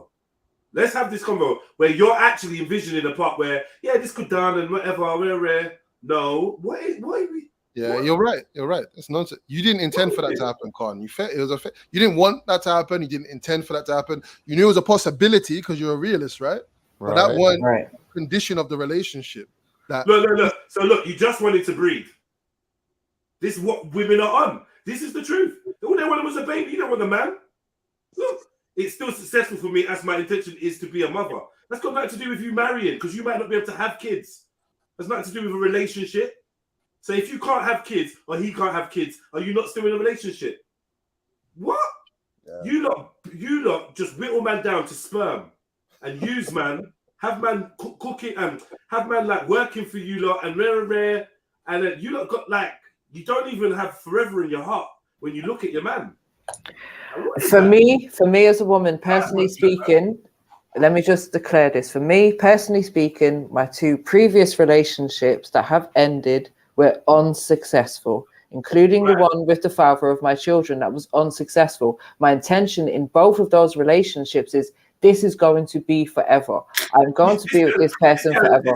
And because I didn't achieve that simple thing, that to me makes it unsuccessful. This girl is saying it's still successful for me because my intention is to be a mother, a single mom. Yeah? Because that's what you're going to be, a single mom. That's what they call it. Well, no, you can be co-parenting. You don't have to have a relationship with someone to be co-parenting. Man, you lot are lost. I feel like you lot just say anything just to prove a point. I just think that some people are realistic with it. It's just the realistic understanding of the times that we live in. Nah. Sorry. And yeah, you read it, so I'm gonna read it. Like if anyone writes it, I'm reading it and I'm gonna interpret it. You saying it's still successful if we got a youth. That's like saying my ex-partner that has withheld me from having access and fought tooth and nail for me to not have access to my children simply because I did not want to be and continue a relationship with her. It's successful for her because she's still got the youths. And I'm an alienated father. You lot chat shit. Like, oh my God. I'm not going to lie to you. I'm actually surprised. And I want to see which women are backing that. Which women are backing this? You just want to be baby mothers. Oh yeah, I'm a baby mother. That's successful. You fuckers. Go and get artificially inseminated then. Jeds, listen to what I'm saying to you and see if you agree. I agree, Jeds. One sec. Knowing when to end a relationship is part of being successful at relationships. Do you not agree? It's not, man. No. Bro, I've had so many relationships here where I've known where to end it. Yeah, that wasn't my intention when I got into Doesn't matter though. Hold on, It's it does. inevitable. That's the whole point. No, bro, no. Success is measurable by your intention at the beginning. Yeah, you have a goal, you have an aim at the beginning. Right. Yeah, simple. Agreed. If you don't meet the goal or aim that you had at the beginning, then you have failed. But I never had the goal of staying with her forever. Obviously, I would have liked to, but I'm a realistic person that I know that never would happen anyway. But it's not your goal. Make it make sense. It's not, You're exactly. not saying anything, man. But if that doesn't make sense to you, I don't know how I can say it differently. You said then I would have liked it, but like MM said, that you got to factor into it that there's another person as well. They cancel each other out, bruv. But they don't. No, they do. Bro, how? Explain to me then. You just got yourself, I'm all in. I want to learn. You just got yourself security of a mug that'll pay for you, breed you up, rare, and then if it's done, you still think it's successful. He's a mug for that. And he's a sperm donor. He's a sperm donor that's paying for the pleasure. And women that think like that, me being an isolated father, I can't even believe that you lot think being brought up in a broken home. You being brought up in a broken home where you don't even fuck with your pops. My pops don't fuck with me. And we sitting there saying, if the parents are not together, it's successful. What the fuck are you talking about? It's unsuccessful. Yes, your relationship with your child may be successful, but we're talking about your marriage, your relationship with your man. You got to honor that. And I'm from an old school where it's like the wife's imperative is the husband.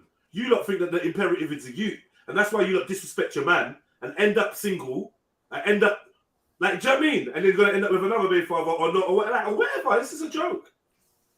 Like, you're supposed to stay with your fucking man, yeah, and you're not supposed to raise your youths together. Anything outside of that is unsuccessful. Are we smoking kaba all of a sudden? I'm just saying, you two, you're really sweet guys, man. Bless you. You had 10 years of being, with men to have one, but you didn't. You wanted man to buy the milk, and now he's bought the milk and saying, "Well, if it's done, it's still successful because I've got a youth." You're literally saying that. JEDI, in Islam, there is a divorce mechanism for a reason. Because relationships, run Nichols, And then Sarah, and then through Mrs. Sarah, irreconcilable differences, Mrs. people Sarah, need since to you're go their caping, separate. no. Mrs. Sarah, since you're caping, then explain it for her. Since all of a sudden Trillo can't explain herself, you explain it. Stop making excuses. This is fuckery. JEDI, you're looking at it from a Christian point of Stay with view. your man. Now, let me tell you something. You're supposed to stay with your man, have your youths, raise them, then they leave. Wives, honor your husband. Yeah? When your youths leave, your obligation is to your husband.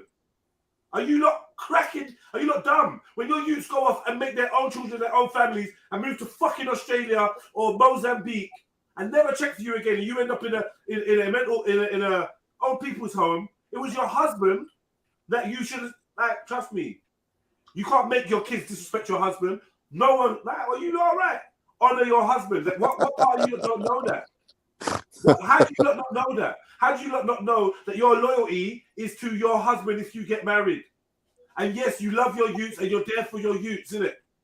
But your youths, when you've done your job successfully, your youths are supposed to get up and leave and go and have their own families. And guess who you're left with?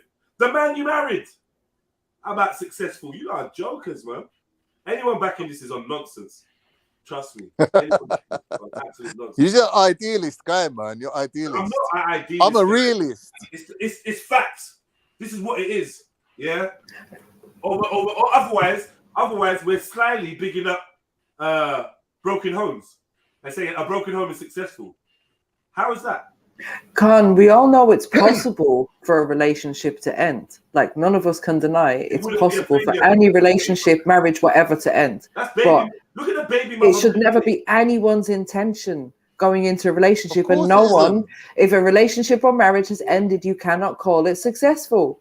MJ, stop implying that I went into a relationship with the intention of ending it. I didn't.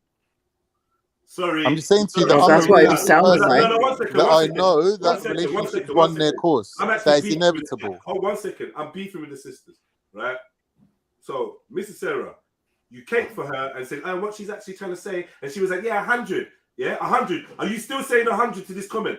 No. She wanted to say it's the will of Allah, even if it was unsuccessful. Well, if it's unsuccessful, then it's unsuccessful. Whether it's the will of Allah or not, it's unsuccessful.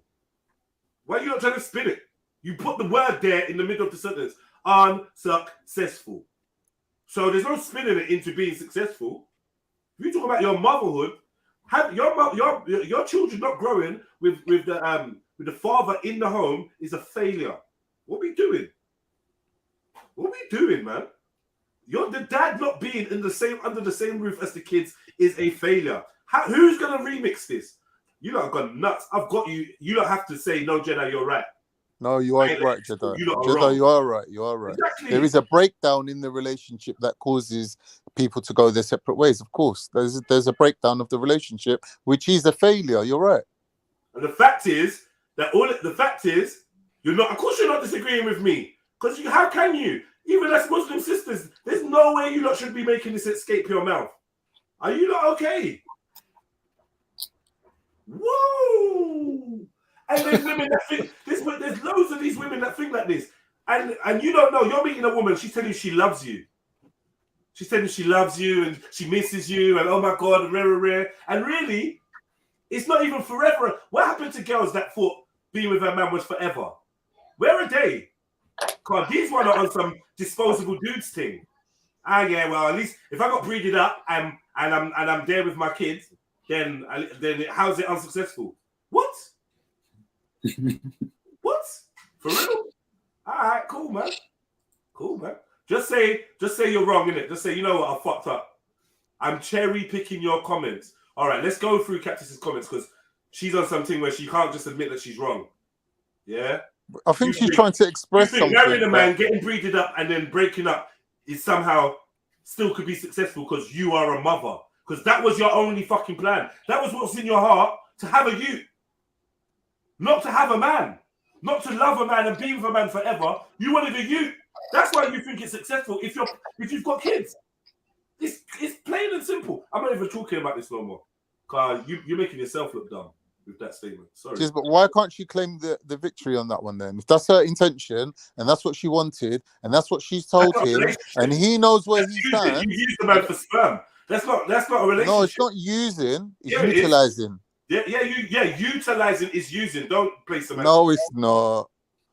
All right, let me ask you a question quickly, Jedi. Quickly, I don't want to take away your attention. I guarantee you, if you go into the synonyms, if you go into the synonyms, if I die, if you go into the synonyms of utilizing, you're going to see use. All right, cool. I don't know why. So if I die at the end of my life, right, can I not claim that I had a successful life? So again, yeah, successful. If I life. die at the end of my lifespan, not successful relationship. You can have a successful life. You can go on to marry the man of your dreams. Yeah, and have a successful relationship. You can go on to marry a man that you actually fucking love and want to be with forever. And if you see yourself without him, you feel like that relationship failed. Not some dude that's like, all right, well, we're not together, but you did come in me and I've got a baby. So cheers. So I'm cool. Why did you get married? To have a child.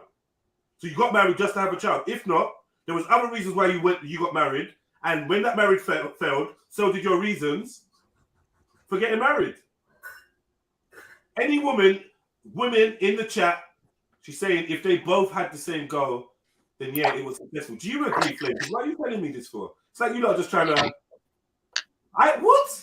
They're making me feel like a failure now, man. Like, you're one depressing guy, bro. He's a mug. Don't come on these panels. Whoa. Look at this.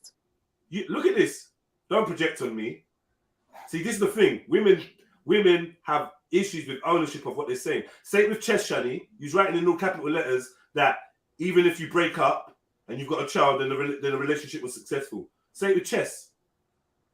Like, that's what it is. If my wife was thinking that, I would. If my fiance was like, oh well, yeah, well, if we don't last, but we've got a kid together, then it's successful. I ain't gonna marry her, and I ain't gonna breed her because you already got this option of, well, at least I'm gonna have a. Why am I fucking giving you a child if you're not my wife? You're not gonna stay with my wife to the day that you fucking die. What are we doing? How is that successful? Do you know how many people die in childbirth from that? You know, nah, man. Sorry, and I'm not disrespecting anybody. You put that out there. You put that point of view, and you know what we do on here. Like, you're no different. You put up a point of view. I disagree. I'm challenging it. You can, and I'm clicking on your responses. Other people trying to cape for you and stand in the way. Like, oh, what she means. You're a grown-ass woman. You know what you're saying. You're writing it in capitals. But don't try to flip it on me like I'm disrespecting. No, you're disrespecting by saying what you're saying. Who disagrees with me? Put a 1 in the chat. Who disagrees with me? That you saying, oh, well, yeah, like, well, it's successful if I got a baby. Did you say that or not? I'm telling you, yeah, this is baby mother mentality. Yeah, and the world is rife with it. And man them are disposable. And this is why man them are turning to incels and men going their own ways and all this shit. This is why all these Kevin Samuels and fucking top G's and that are becoming prevalent. Are becoming what? Prevalent. Yeah, this is why they are being the ones, the voices that speak into the psyche of the young man. And now the young man's like, bro, I hear this. Fuck these bitches. What am I getting married for? Fuck that. She's gonna take half my money and she's gonna take my youth and she thinks she's successful. Do you think a man did that? Do you think a man was gonna marry a woman just to get her pregnant and then like I don't think it was successful? What are we doing? Anyway, man. You know, there's bare situations with surrogates, all sorts. Bare situations where if you want to have a youth, you can just make that arrangement. Yeah, we'll make a deal. When we're both 40, if we're not married yet, we'll have a youth. There's gay guys that are breeding up women because they don't want to be with a man. Or there's bare ways to have a youth. But to get into a relationship and marry a man, I was under the impression that's supposed to be for life, unless there's something wrong, unless he violates, yeah, which you can get the marriage annulled or you can get divorced. But obviously, I'm living in a fantasy world, and by no way am I trying to disrespect somebody I don't know. I'm only going off the comments that were provided in the chat. That's all I'm doing. Who's living in a fantasy world? I just don't think that we just all have the same understanding of what entails a marriage and what entails a person claiming something as a success. Interpretation of Muslim marriage and a Muslim marriage where the woman has a baby and then gets divorced is successful. Yeah. We all got our own interpretation. I'm wrong. My bad. No one's saying you're wrong. No one's saying you're wrong. This is the emperor's new clothes. No, I'm not saying you're wrong. Right. No, sorry. I am actually right.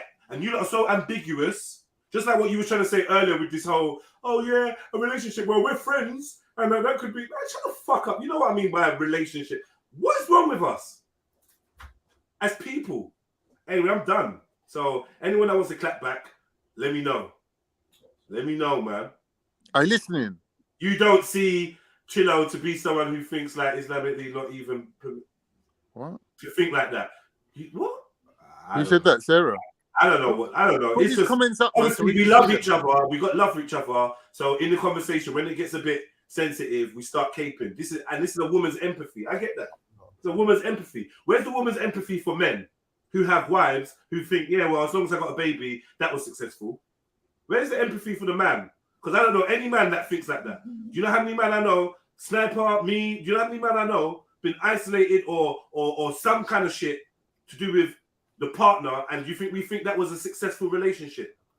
Like, sorry, but for some reason, the quote unquote non-believer is actually allowed to take the moral high ground in this conversation, because you lot are lost. And I'm talking to a couple Muslims and a couple Christians, and I just don't know what the fuck is going on.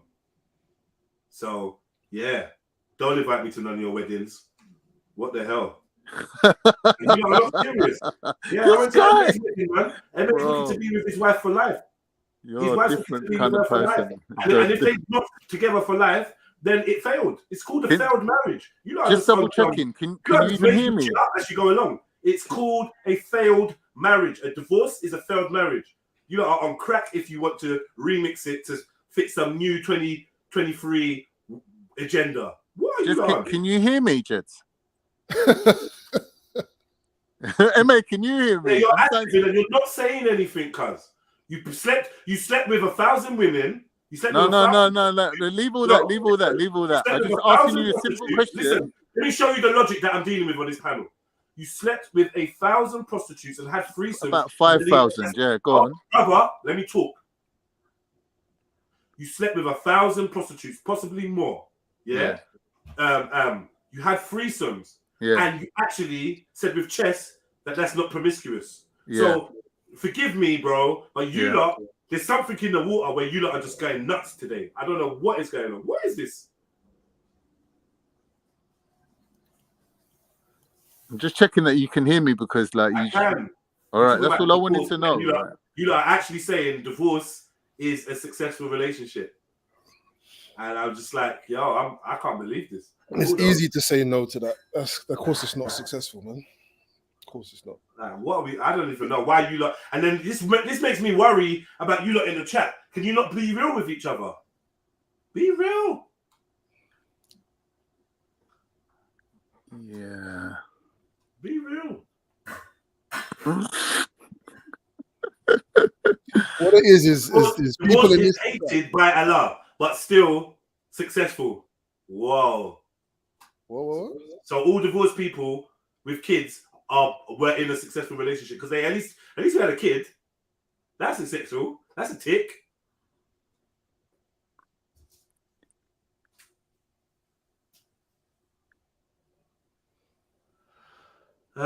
Every woman says they wouldn't stop their partner seeing the kids. Every woman says that. I'd never do that. Some women say, oh, because I've seen what you've been through with your ex-partner, I would definitely never do that. And lo and behold, as soon as you're not on it no more, as soon as you're with fucking Michelle, yeah, all of a sudden,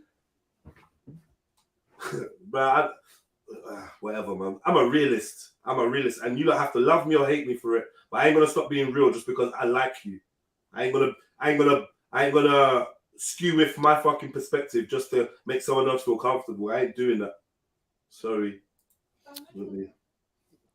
Yeah, but you still need to accept that there are other versions of relationships other than the one that you're holding up as the ideal. Do you do everything mum does? Man, she said, Skepta said, my mum never did it, so why would I practice that? Whatever, man. What does that mean? The lame arguments that I'm having with you just shows me that you're just, maybe you're on emotion, and I have to accept that you are heavily pregnant right now. with your successful load, right? So I'm taking that into consideration. You got baby brain, and you ain't thinking straight. Maybe you're just thinking, I've got this child, I love this child, I love my other child, and you're just focused on love. And you know what? Men, we talk, and we realize that women change once the sperm has engaged the egg. Women change, and a lot of women, modern women, seem to have this energy like the cat that got the cream. Yeah, well, I've done that. Now, all of a sudden, the man's disposable. Men, why are you not talking up? Because I'm sure you've all experienced this and seen this. Not all of you, but you know about it. No? No, I agree. Right. And this is showing the attitude of the woman where he is essentially a sperm donor. Because, like, ain't you supposed to love him and want to be with him forever? Is that some old school shit, or what is that? If you're not contributing to the upbringing of your child or the molding of that child as being a reflection of yourself, then yeah, you're a sperm donor. But that's not really the case with most people who have a relationship in terms of co-parenting. After their relationship has ended, yeah, they still maintain a relationship of sorts where there's money being passed from hand to hand. There's respect between the two people. They're bringing up their children together, really, still. They might not live in the same house. They might have different sexual partners. Yes, how many people are going through courts to do that, Con? Yeah, the court's there to enforce it, to add an enforcement element for people who can't come to the same agreement. Once a woman has fulfilled her childhood dream of having naming a ute, what she always wanted to fucking name a ute. Even when she had a miscarriage, she had a name for the kid in the back of her head. They do and do she that. didn't reveal it, and now she's having a kid with you, and she's gonna call that kid that, right? No, not my kids. You just are literally filling a slot. You're just filling a slot. Literally. I don't know what that is. Filling a slot, obviously. No, That's not what like you that. are Not doing. like that. I mean, like you're just filling a role, isn't it? Like, which is obviously. You are the fertilizer. Yeah, but that's your job, isn't it? Yeah, but that's not why you don't get married just to fertilize an egg, bro. Or you don't get in a relationship just to fertilize an egg. Oh, I'm just going to breed you. That's all it is. Like, I don't know why we're acting like whatever. Let me go on mute for a bit. Yeah, no one's actually said you're wrong. I don't know why you're not really understanding that other people have different idea of what is success for them. All right, what's the Islamic view on a successful marriage then? Since you don't want to be fucking smart. And this is weird. Someone help me. Staying together forever is not necessarily part of that. Okay, cool. It's not what? It's not necessarily part of that because there is such a thing as divorce, isn't it? Come on, man. What do you mean? Come on, man. So the point of getting married is to get a divorce? No one's saying that. No one's saying that. So no one's saying that you get married with the intention of divorcing. I'm sure no one's going to have kids and think, yeah, once I have the kids, I'm going to dump the other party. Like if you do that, you're a weird kind of person. Why did Allah? Is it Allah's advice for you guys to marry? Yeah, that's the guidance that you get from the Most High. Yeah. Why is that guidance being handed down to you guys? For what reason? What, that is half your deen or whatever to get married and have children? Why is that? I don't know why it is, but that is what they say. Yeah. Women take it L, Muslims take it L. Like, what is this, man? Anyway, we move from that specific subject. It's just because you read it, I'm reading it, and I'm just like, I can't believe what I'm reading. And like I said, if I was a fly on the wall in that conversation and I was the fiance, so to speak, I would not go through with the marriage, knowing that was the attitude of my fiance. All right, Jez, let's take your perspective and run with it. Yeah, we'll run a scenario on my YouTube. Yeah, on my YouTube, I writ. Yeah, just quickly, just before you get into that, brother. Yeah, on my YouTube, in my community wall, I writ. Yeah, if I'm disposable to you, keep me in the bin. I don't want to be recycled. Any gal, any woman that I'm getting with that thinks I'm disposable is undeserving of my time, my energy, my marriage, my resources. I'm not sharing fuck all with you. I ain't fucking working my fingers to the bone to provide for you and these kids just so I can fatten you lot up, get you lot to a point where you can lose your baby weight and rare, and they'll be like, all right, cool, well, you're supposed to be crushed. If anything happens to me, if our relationship don't work, you're supposed to be fucking crushed. You're supposed to love me, the father of your children, your husband. You're supposed to definitely see that as an L if we're not together. That's a big L. And as far as I'm concerned, any woman I've been with has felt like that. It's an L. And you know what I mean? Like, it's an L. If I didn't feel like it was an L, that means that I stopped rating the girl, or I realized I could do better. After the relationship, I'm like, you know what? I dodged the bullet. That's the only time when I'm going to think that's not an L, breaking up with someone. But if you truly love that person and wanted to be with them, hence why you married them, it's an L. If you're not with them anymore. Yeah? Doing the whole marriage ceremony, ring, whatever, vows, whatever, bollocks. This is bullshit, man. Yeah, love me long time, Flame. You know what I mean? The hell, man. Success is based on intention. I don't know what anyone else's intention for being in a relationship like marriage. Yeah, but if I went to MA's wedding, right? If I went to his reception and he made a speech and said, well, you know what? You know what I mean? At the end of the day, we're going to give it our best try, but if we break up and we've got some kids, at least it's going to be successful. Do you know how much of the wedding would have walked out? What the fuck is this brother just saying? And if she said it, I would have said something to Emma. Like, Emma, what the fuck are you doing? You marrying this chick? Not the one, bro. Did you hear her? Did you hear what she just fucking said? As long as she has a baby, and there's people that can't have babies. So how is that the mark of a successful relationship? Yeah, you might intend to have relationship, and find out that he's got low sperm count. So if you can't have kids, is that an unsuccessful relationship? Of course it is. Yes, that's grounds for divorce. Yes. It's grounds for hold on 1 second. So someone that can't have children, can't have children. Yeah. What's the marker for their success? What do you mean? What's the marker for? It's a question to JEDI. I think you're reverse engineering. Like you thought. No. It was a question I had already. To be fair, as a couple that can't have children, what is their marker for a successual relationship? Their relationship is their marker for success. What are you talking about? Kids was never the marker for success. How is kids a marker for success?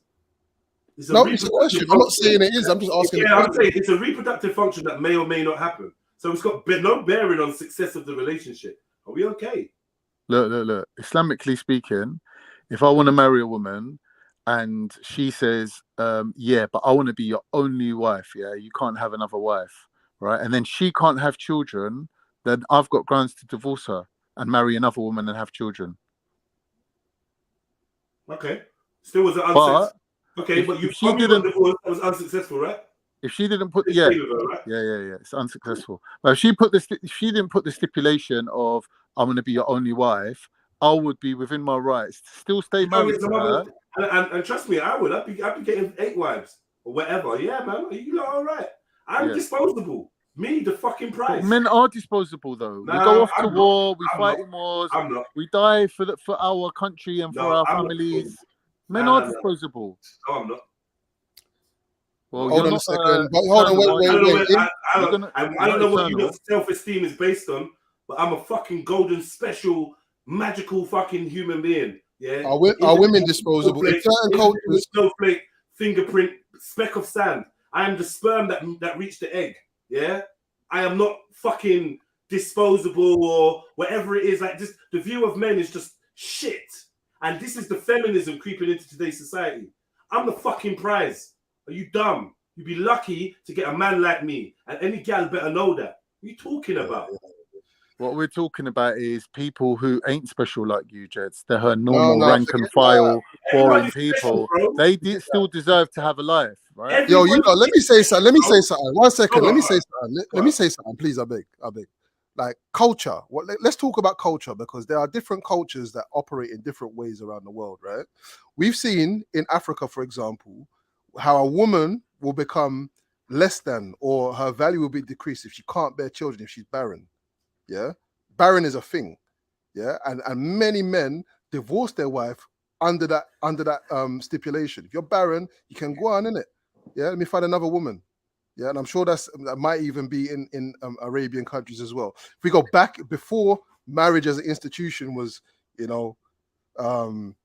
courts and all that kind of shit. Like, what did it look like? What did the union? Even in certain cultures where the man doesn't even stay in the house and he goes and hunts and he's not even around, and the women of the village take care of the children. What, like, there's a lot to be considered. If I'm honest, the one thing I will say is this country is definitely built on the idea of man, woman, and child, and that the man stays and that he's there for life and all that kind of stuff. So people can't worm out of it by saying, oh yeah, I'm free to do this and I can do that and whatever. No, your whole premise from when you were a child, when you were watching films or when you saw people that were married in your family, was the basis of you being married to a man and a man being married to a woman and you having children. Yeah, maybe your opinions changed because of liberalism and because of how you've grown up and whatever, or because of your inability to actually maintain a relationship.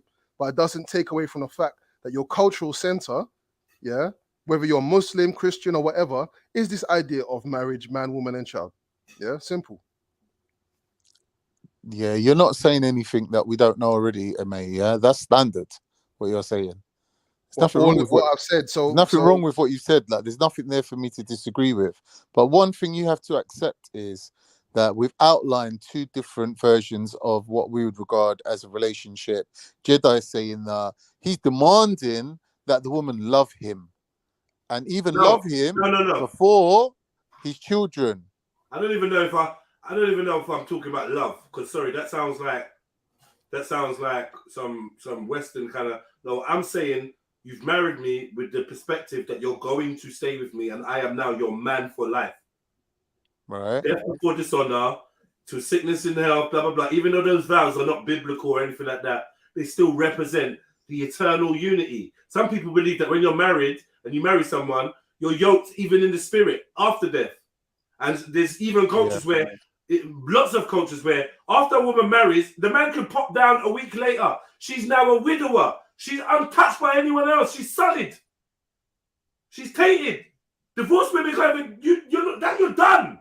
You've been married. Right. So there's that version, MA. There's that version, what you just said.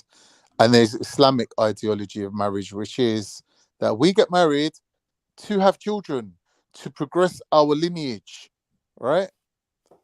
I don't get married because I fancy the woman and I think she's attractive, although that is a bonus, right? I don't get married because she's rich or her family's powerful. That is a bonus if that is in place, yeah? I don't get married because we're cousins and whatever, or we're racist or whatever. It's not the reason. The reason is having children, getting married and having children. That's half your deen, right? Having children, continuing the lineage and expanding the ummah, making more Muslims, right? That's our purpose of our version of marriage. This is why the statistics, of Islamic divorce is sky high. It's ridiculous. All these guys are getting married 1, 2, 3, 4, 5 fucking times. Yeah, the man then was running through wifeys there. Yeah, blah blah blah. I married you, Ak. Next thing you know, I see you. Yeah, my brother, what for the wifey? Nah. All these men is married. It's fucking. It's like cheapening it. All right, cool. Now let me just make my next point, please. Married. My next point is that before I got married, I knew that there was a mechanism called divorce. That means that when we get irreconcilable differences, we can end the relationship. And my rights and her rights and the child's rights are all laid out in law, right?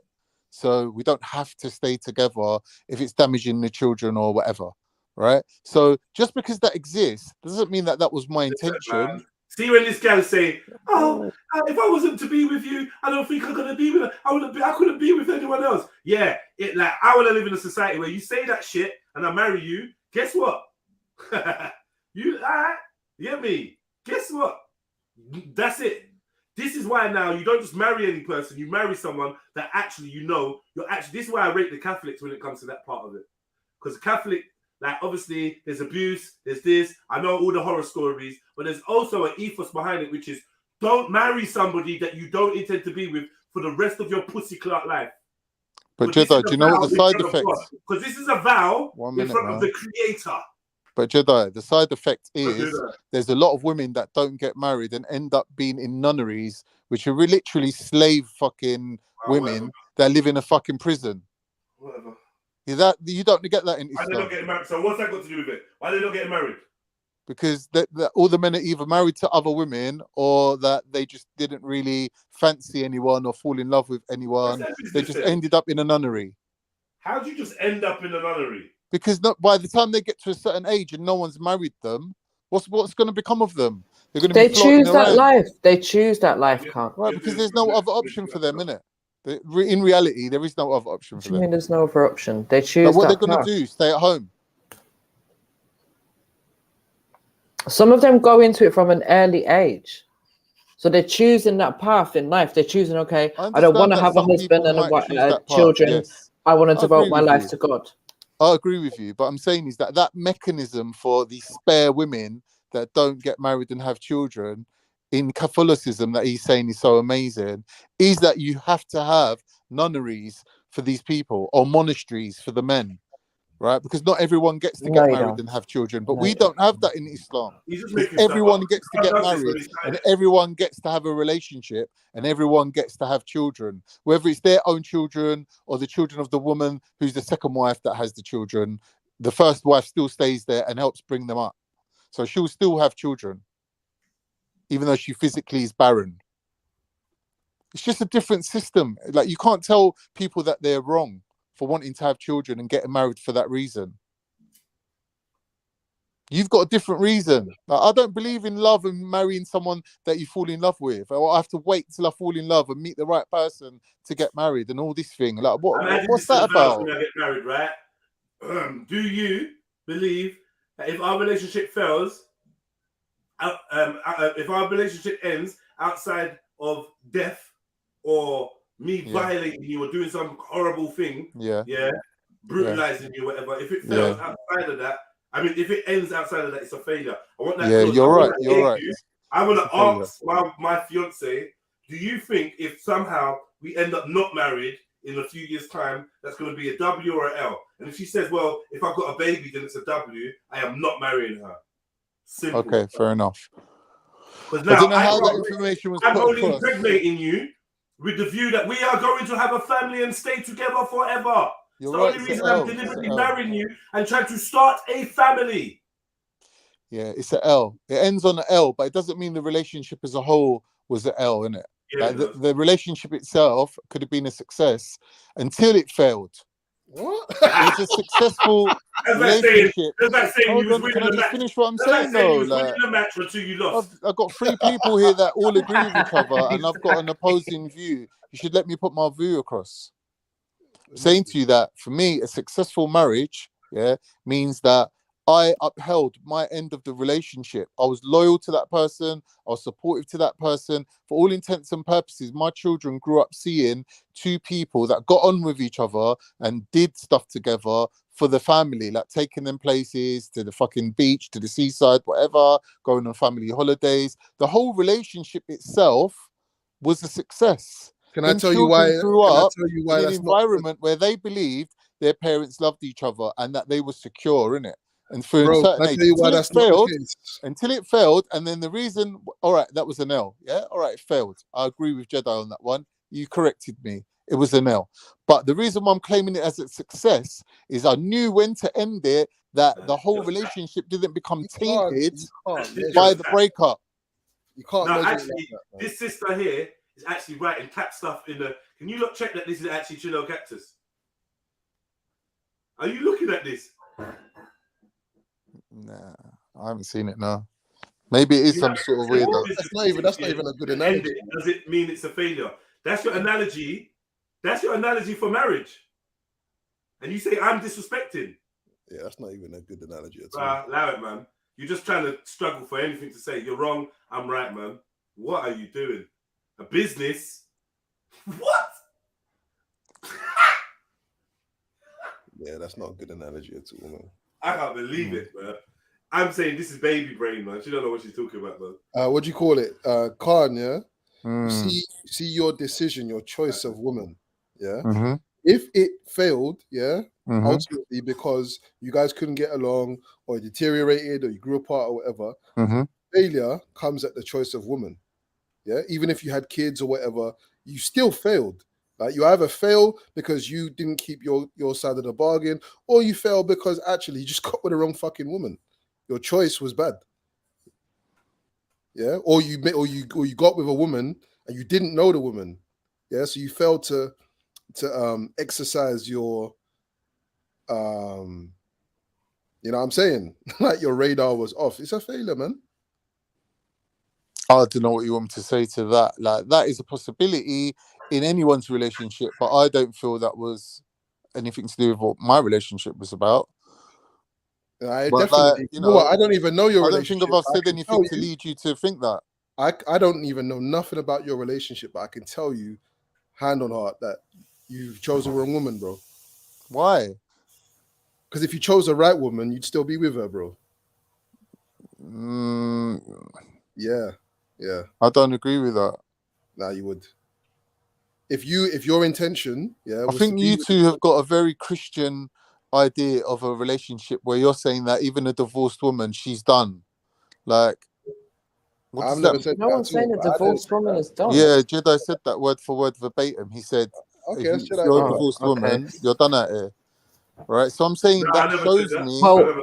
I never it said show- that. You I think got you get the context you wrong. on mute, and you can play that back. I never said that at all. I said in some cultures, once you've got divorced, you're done out here. You're done, and that's a fact. Like someone writ on the screen, if you get divorced in certain places, you got to wear white, and that's it. You ain't getting nothing. The only thing you might get is sneak dick. The most thing you could do is possibly become someone's second wife. Yeah, even widows are done out here. It's true. Yeah, no, it's true. It's true. Like, Like, done out. What, like if you were married to someone, you are literally still betrothed to them, whether they're alive or not. It's a spiritual thing. You made an oath in front of God. So when that man's gone, you waiting to meet him in the upper room. So you got to sit on your fanny, yeah, and wait. And women don't have that fucking type of character no more. All they know is, oh, I'll never move on. And next thing you know, they fuck it. They like, honestly, bro, man them are replaceable to modern women, and that's all it is. And this mindset is disgusting. Actually, like, can you not see how you're like? If it was on the other foot and we were saying this, you'd think, rah, so you're just what? You're just using the woman to just breed her up, and like what? You lot all want all these considerations of how women should be treated and considered and rare, and you don't think it goes the other way around. You think a man wants to hear that basically, as long as he breeds you up, then the relationship is successful. You think a man wants to hear that? You don't think when a man gives you a baby deliberately, you don't think he intends to stay with you. You've got married. You don't think he's thinking, this is my family. I'm going to grow old with this woman just like my mum and dad did. Is that not traditional? Am I going nuts? Maybe I am, man. You know what? No, perfect. Facts. All facts. I hear, bro. Big up family. All facts, man. All I don't facts. know Islamic Big up, marriage. Zulu. Go on. I couldn't have said it I better don't know myself. Islamic All marriage. facts. So cool. Go on, Zulu. Big up yourself, bro. All facts, bro. I don't even know why they're arguing with you, fam. Like, this should crazy, be agree. It doesn't even make sense. Like, are you advocating divorce? Like, could have Adam divorced Eve? Like, what are we doing here? Marriage was made for a reason. The union. You become one flesh. That cannot be separated. What are we talking about? Symbolically, you're taking from my rib. There's no separating us. Yeah? Facts. Otherwise, Adam would have said, you know what? You fucking bitch. You fucked up everything. You know what? I'm out, man. Bun you. They were together inextricably. That is the ethos behind this companionship and unity. Yeah, two people become one. It's not two people become one and then have a baby and then they can fuck off and become two people again. Facts. If you want a baby, just go to a sperm donor, bro. Like, exactly, bro. On about a successful marriage is just having a kid. Like, you can have a kid from a one-night stand. That's not marriage. That's not success. What are we talking about? Mrs. Sarah with the tactical move, with the tactical move forward. version. Yeah, it's tactical, but I rate it. I respect it. So she says, Question for Zulu: if she starts going against your teaching, can you divorce? That's such a vague. What teaching? What are we even talking about? No, you know what. And I'll do it if she starts eating pork. No, I can't divorce a woman after she starts eating pork. Come on, man. What is she? Come on. You can't. That's not even a big deal. Or it's a problem, but it's not a big deal to divorce. If she decides she wants to be a Muslim, you're gonna divorce her. Biblically, I can't divorce her. The only time I can divorce a woman is if she cheats on me because she's broken that contract by sleeping outside of marriage. In front of God. That's the only way I can divorce. Yeah, you lot are being fuckeries here because you can't divorce her, but you can kill her though. Huh? You can kill her. What are you talking about, Khan, man? You've been lying this whole time. You've been saying you've been doing a bag of confusion this whole day, bro. If she dishonors you, she cheats on you, you can stone her to death. You don't divorce her, but she's dead. So don't come out with this divorce thing like, oh, are you advocating divorce? Yes, we're advocating everything that's in our religion, including divorce. Yes. So if you don't like it, bro, that's your difference of opinion. But for you to come on here and scoff at our beliefs and our customs, who's scoffing at your beliefs? That's what you're doing. That's what you're doing. Are you advocating divorce? Yeah, I'm advocating divorce. Yeah, I am. Right, Zulu, don't reply. Because last time you called me Islamophobe for no reason, bro. I'm advocating it. Yeah, I am. Listen. Apologies to the Muslim community. We stand corrected. Obviously, what is being described is Islamic marriage and the Islamic practice and Islamic relationships, and we're talking from some kind of biblical Christian perspective. And yeah, I'm sorry, but then when we're talking like this, I beg you don't in the same breath say you're dealing with the same God, because the God that you take vows in front of takes that shit very seriously, right? No, we said we had the same God as Moses. God you get married. You've deviated. We ain't deviated from Moses. You have. What are you talking about, man? We have not deviated from Moses. You have. You have your own Islam anyway, bro. Brother, you have a new covenant. You're all over the place. You have a new covenant. Shut up, you liar. You lying little liar. You don't speak for Islam, bro. You don't. Brother, you're a liar. I don't. Guys, calm down a bit, please. Yeah. Zulu, don't argue with him. It's cool, man. Like I said, brother, you've deviated from Moses, bro. You got a new covenant. Stop fronting. What are you talking about? That's crazy, yo. Zulu, would you stone your wife to death if she? Of course not. Hey, Sarah, I've been on the grace. You're on violence, bro. You're on violence tonight. What is going on? No, you know what it is. You know what it is, Sarah. Swear to God, yeah. Wallahi, I'm on truth.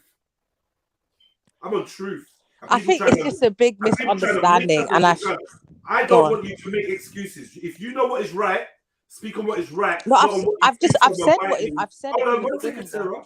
Go ahead, sorry.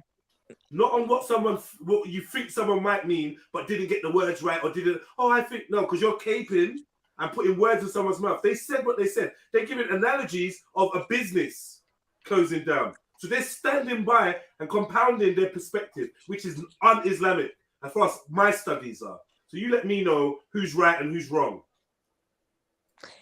I think Trilla needs to come and clarify whatever she meant, because I'm out. I've left that. Yeah, that business analogy was terrible. A successful business won't end, bro. Because initially, when she first said it, I just assumed what she wanted to say was the concept of destiny in it. Like whatever God destined for you, you just got to claim it. Like you just got to kind of claim it. But then it is what it is, and if she has to clarify what she meant, that's up to her. But I'm just making it very clear: we're not making light of divorce. Islam doesn't make light of divorce. And this is what I'm saying, yeah. This political stance that you've taken, Sarah, is cute and that, but it's slightly dishonest, and I don't expect this from you.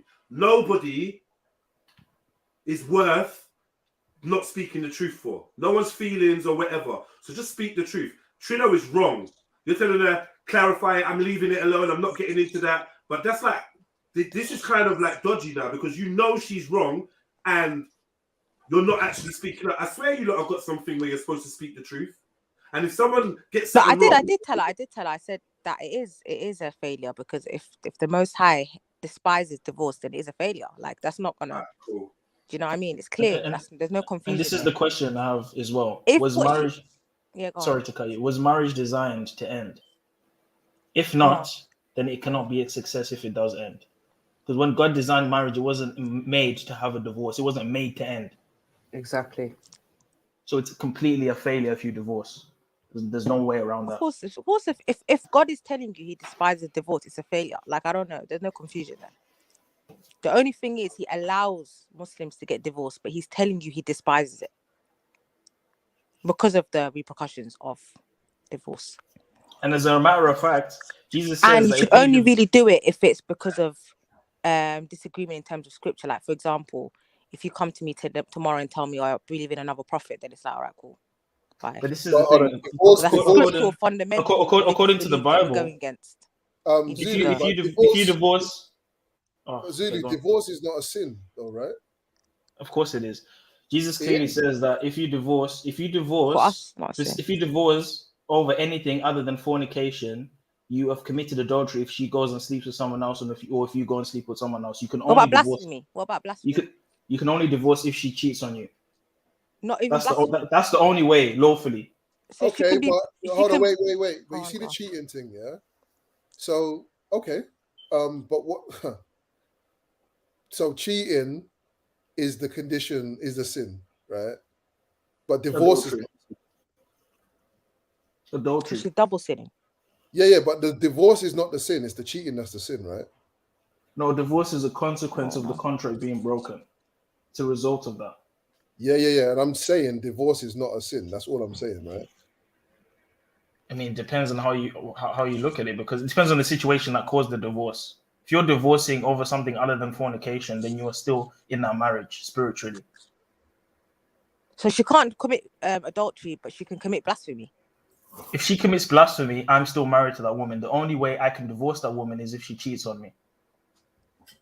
According to your Jesus. rights go before the Most High's rights. This is in the Bible. I can even show you the verse. I'm not making this up. I didn't know that. That's different. Okay. Yeah, marriage is a real deal. Marriage is a real deal. You know why it is, Sarah? Yeah, because the perspective is this: if you've gone out of your way to stand before God and commit yourself to this person, then you should have done your due diligence about the type of person they are. I get you. Right? If it's right. So if you end up marrying someone whose characteristics change, you can't take it back. It's like eating a cake and then saying, "Oh, you know what? I don't want this cake. It's been eaten." There's no uneaten. Even though she can corrupt your kids, there's no unmarrying. Household, you just gotta keep her around. You made that choice. You already chose, man. You made a bad choice. That's that simple. So now you this is showing. Hold on. So guess what this means? Because guess what this means? Guess what this means? This means due diligence, care, and attention when looking for a spouse. 100. Therefore, you don't end up with someone where it's like, I'm not even going to repeat what's been said, but you know what I'm saying. This is why I said this to Khan already. This is why man them have to do due diligence. You're going to end up with a gal that don't rate you, but rates your swimmers.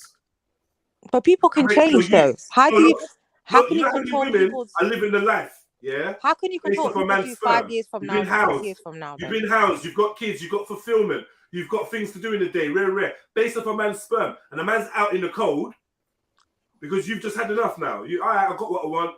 It's disposable now. Yeah, that's nothing to do with me. Whoever said that. Don't really check for the man that you did. It, but that's got nothing to do with me, that statement. So I don't really care. I've never uttered such things. Crazy, bro. Yeah, I've put the verse in the chat. Draw out. Like, what is the point in that? I don't understand. Like, I'm literally it is a draw out because it's not a draw out. It's me I'll tell you why. I'll tell you why I think it's a draw out. Right? I'll just say because I've given. It's not drawing out. I'm telling you what I think and what I see. It's not about fucking draw out. This ain't personal to you. This is about the comments that have been made. It's not draw out. Yeah, but you keep. But this is the thing. You okay? Like I said a minute ago, I said I wasn't feeling offended. I didn't take it personally because it doesn't reflect my relationship. The things that you were saying in between my comments, but then you keep coming back to my comment as if like that's what I was saying. And you said, and then you get girls that do that like. That's not. First of all, when it comes to wait a second, let me say what I'm going to say. I'm going to go on mute and then I'm going to listen to you. Cool, go on. Okay, so what I'm saying is, the conversation and the comment that I made, the conversation changes with the comments that I make. Because I'm in the comments, right? Listening to the conversation being had and making comments on it. The comment that I made was to the fact that what is success and what you class as being successful. Okay, so for me, I'm just like, well, I think success is subjective. I think I can think that something is successful, even if the world doesn't think it's successful. Like, why would it not be successful for me? And then my opinion with that is that if I've had a relationship with somebody and my intention was to be a mother and a wife or whatever, all these other things, and I got to do that, but it ended through the will of the Most High, then why would that be a failure? It ended. It's life. Things end. Not everything is meant to be forever. And that's what I said in other comments. Not everything is forever. Not people don't come in your life forever. Even if he died, if you got married, you had children and he died, and your intention was to get married and have children, and you did that and he died, how is that that's successful as well? I see that as successful as well. You're not continuing a relationship that ended out of your own, like, do you know, out of your own control. Obviously he died. If he doesn't want to be with you anymore, again, it's not your control. So it's not exactly unsuccessful in my opinion. I think success is relative to each individual. But then if you want to talk Islamically, which I was never doing, so even the premise of like, oh, I know Khan was saying, oh, Islam does this, Islam does that, but I'm not attaching myself to that because I didn't say Islamically for anything or at all, because I don't, because obviously it's not conducive with what I'm saying. Your view of marriage is non-Islamic. No, that's not my opinion of marriage, though, Jedi.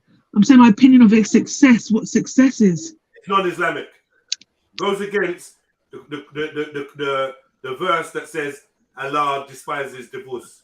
Right. I didn't mean to okay, but yeah, you can say that, but that's why I brought in the analogy of business. It wasn't a comparison for a marriage; it was a comparison for success.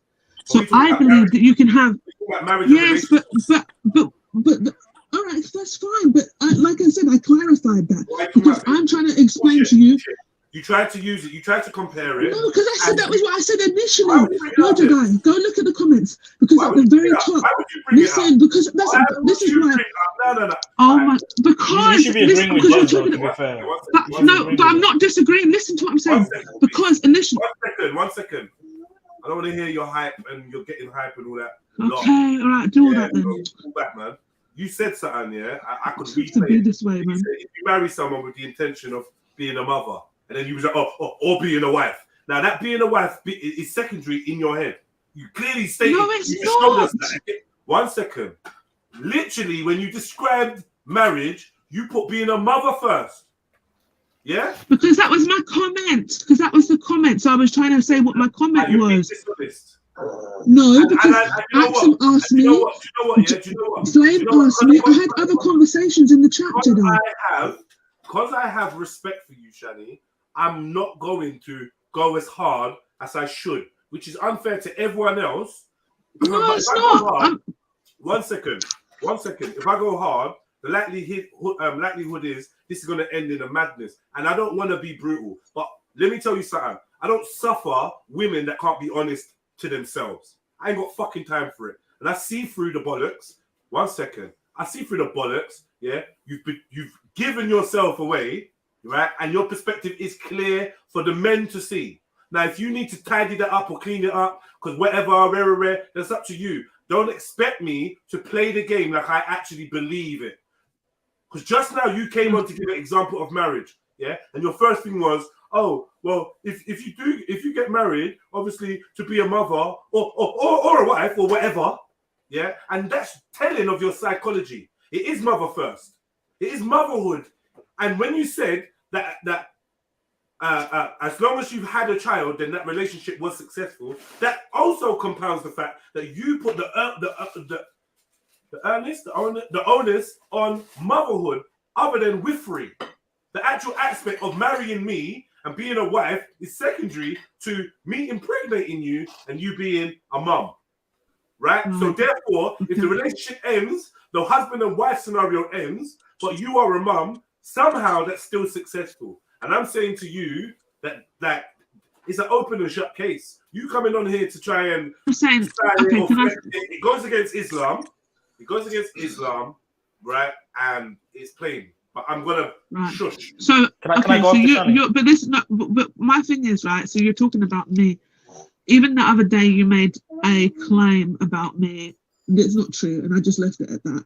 But this is another one that you're making. If I wanted to be a mother, I wanted to be a mother from 22 years old. I didn't have a child until I was 32. Why is that? Because I wanted to be a wife. So for you to turn around and say that my whole intention was to be a mother, because I wanted to have a relationship with somebody. I'm telling you right now. I'm telling you.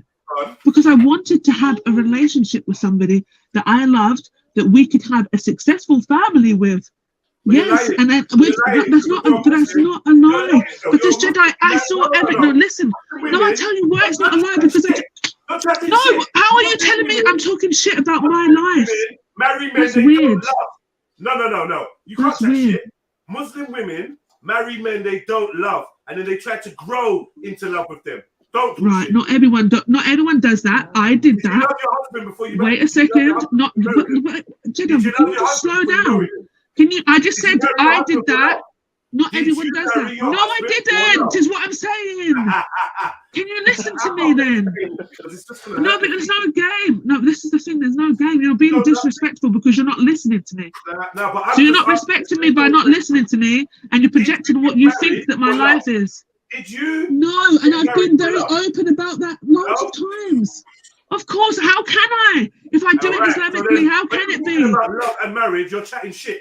I'll rewind what you just said. What are you talking about? No, you're not listening. It's not. No, but this is the thing. All right, if you think it's because you wanted to have children with a man that you love, right? Yes. And I'm saying you got married and tried. How can I be in love with somebody if I didn't get married to them? What are you talking about? No, 1 second. You and many other Muslim women get married and try for children straight away before you are in love with that person. Don't come on the internet and lie. No, I'm not coming on the internet and lying. Right. I'm saying that if you want to get married Islamically, okay, then you end up not being in love with the person that you marry. Because how can you fall in love? Well, in my opinion, I don't think you can fall in love with somebody that you've not been intimate with, right? So I'm saying my intention is to find somebody that I can be intimate with, that somebody is halal for me under my new way of life, okay? However, if I wanted to just have a baby, I could have. Every single one of my friends have had children from the ages of when we turned 18. There's nothing in this world that was stopping me from practicing that same thing. I wanted to have children, but I wanted to be a wife and a mother.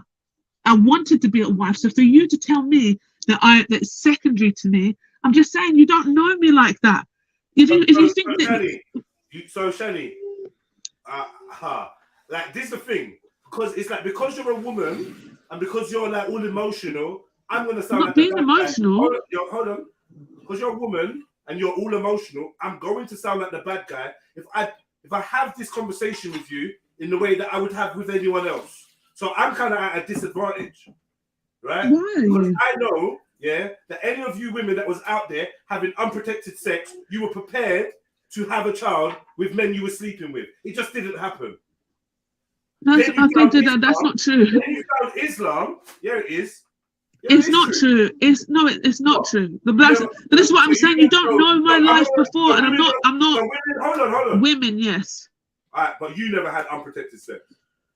No, JEDI. I'm not. I'm saying. I'm not saying that. Listen to. Oh my gosh! All right, okay, fine. I can't say the things without either intruding on your personal or so we can't have this convo, and you can't be honest. No, so we can have the convo, and you can. Hold on.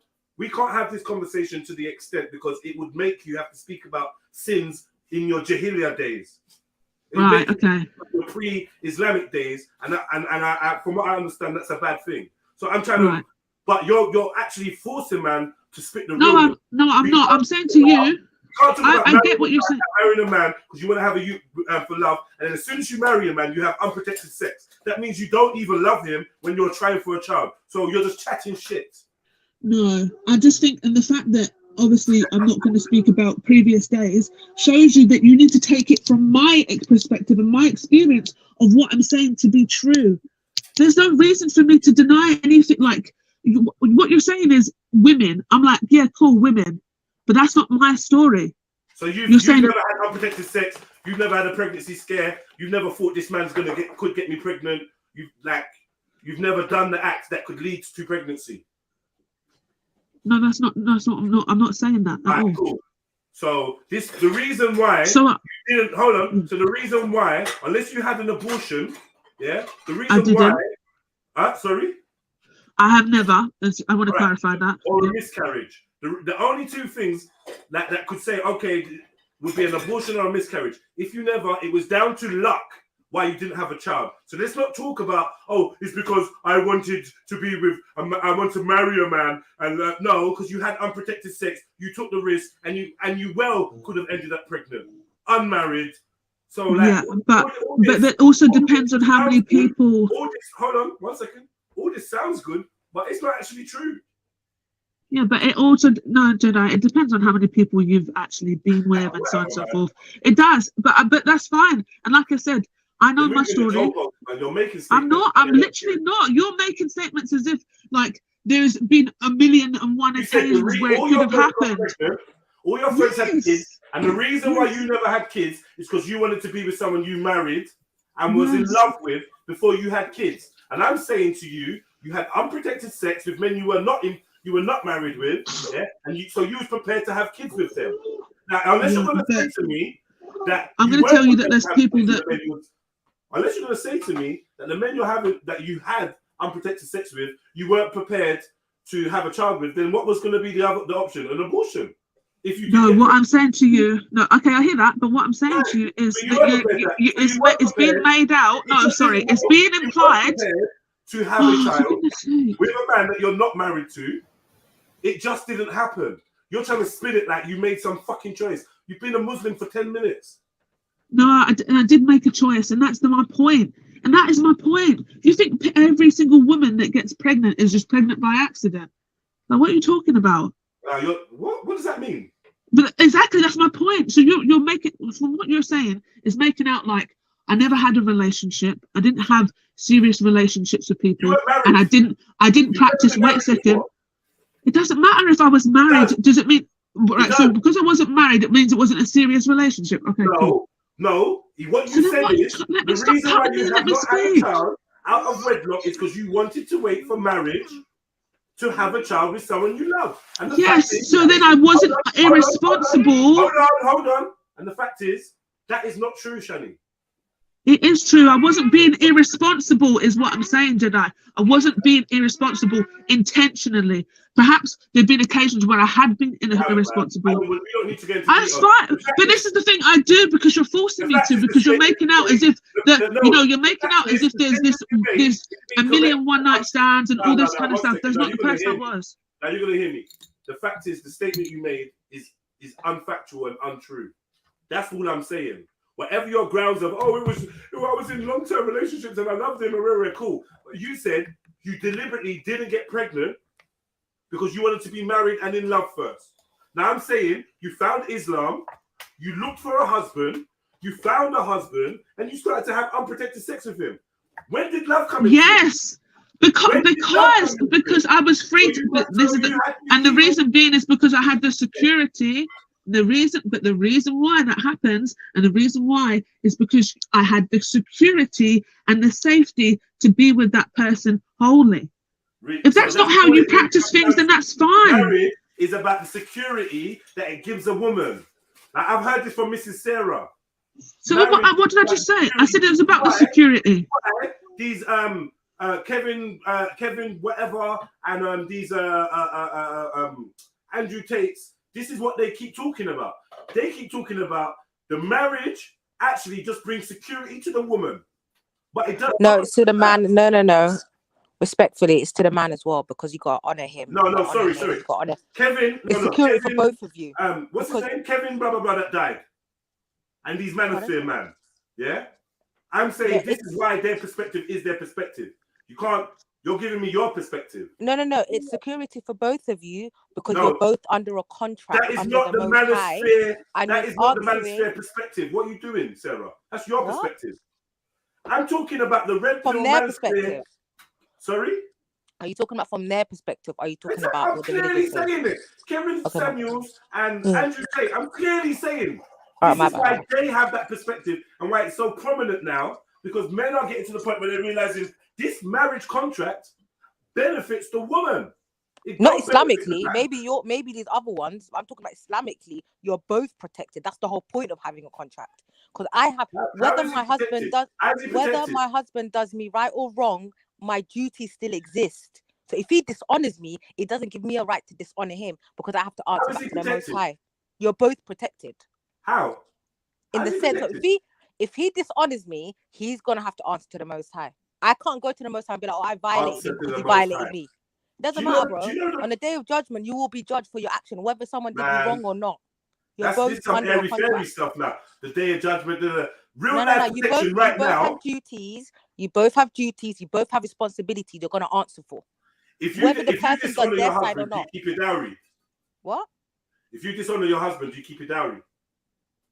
Bro, I didn't even get a dowry initially. The dowry is up to you. You can. It's a hypothetical. I never said, did you get a dowry? I never asked, did you get a dowry? I'm saying, if you dishonor your husband, do you get to keep your dowry? But he can divorce you. So are you not going to answer my question now? So both of you are now going to start doing this hopscotching. And he gets rights as well. Did you know that the husband can take his child? Answer the question, Did you know? Hold on. The same way Allah gave you certain rights because you understand your. Hold on, let me finish. The same. Let me finish, bro. Mad right now. I beg you, let me finish, because if you're talking, I'm talking, it's just bare confusion here. If the same way Allah gave me rights because He understands the predicament of women, when you get divorced, the state you're going to be in. Did you know that when your child is the age of 7, your father can take your husband can take your child? Did you know that if you remarry, it's the father's right to take his children? Did you know these rights exist? Yeah, try that in the UK. Try that in the UK. You could do that anywhere, bro. But like one of my sisters in the chat been married.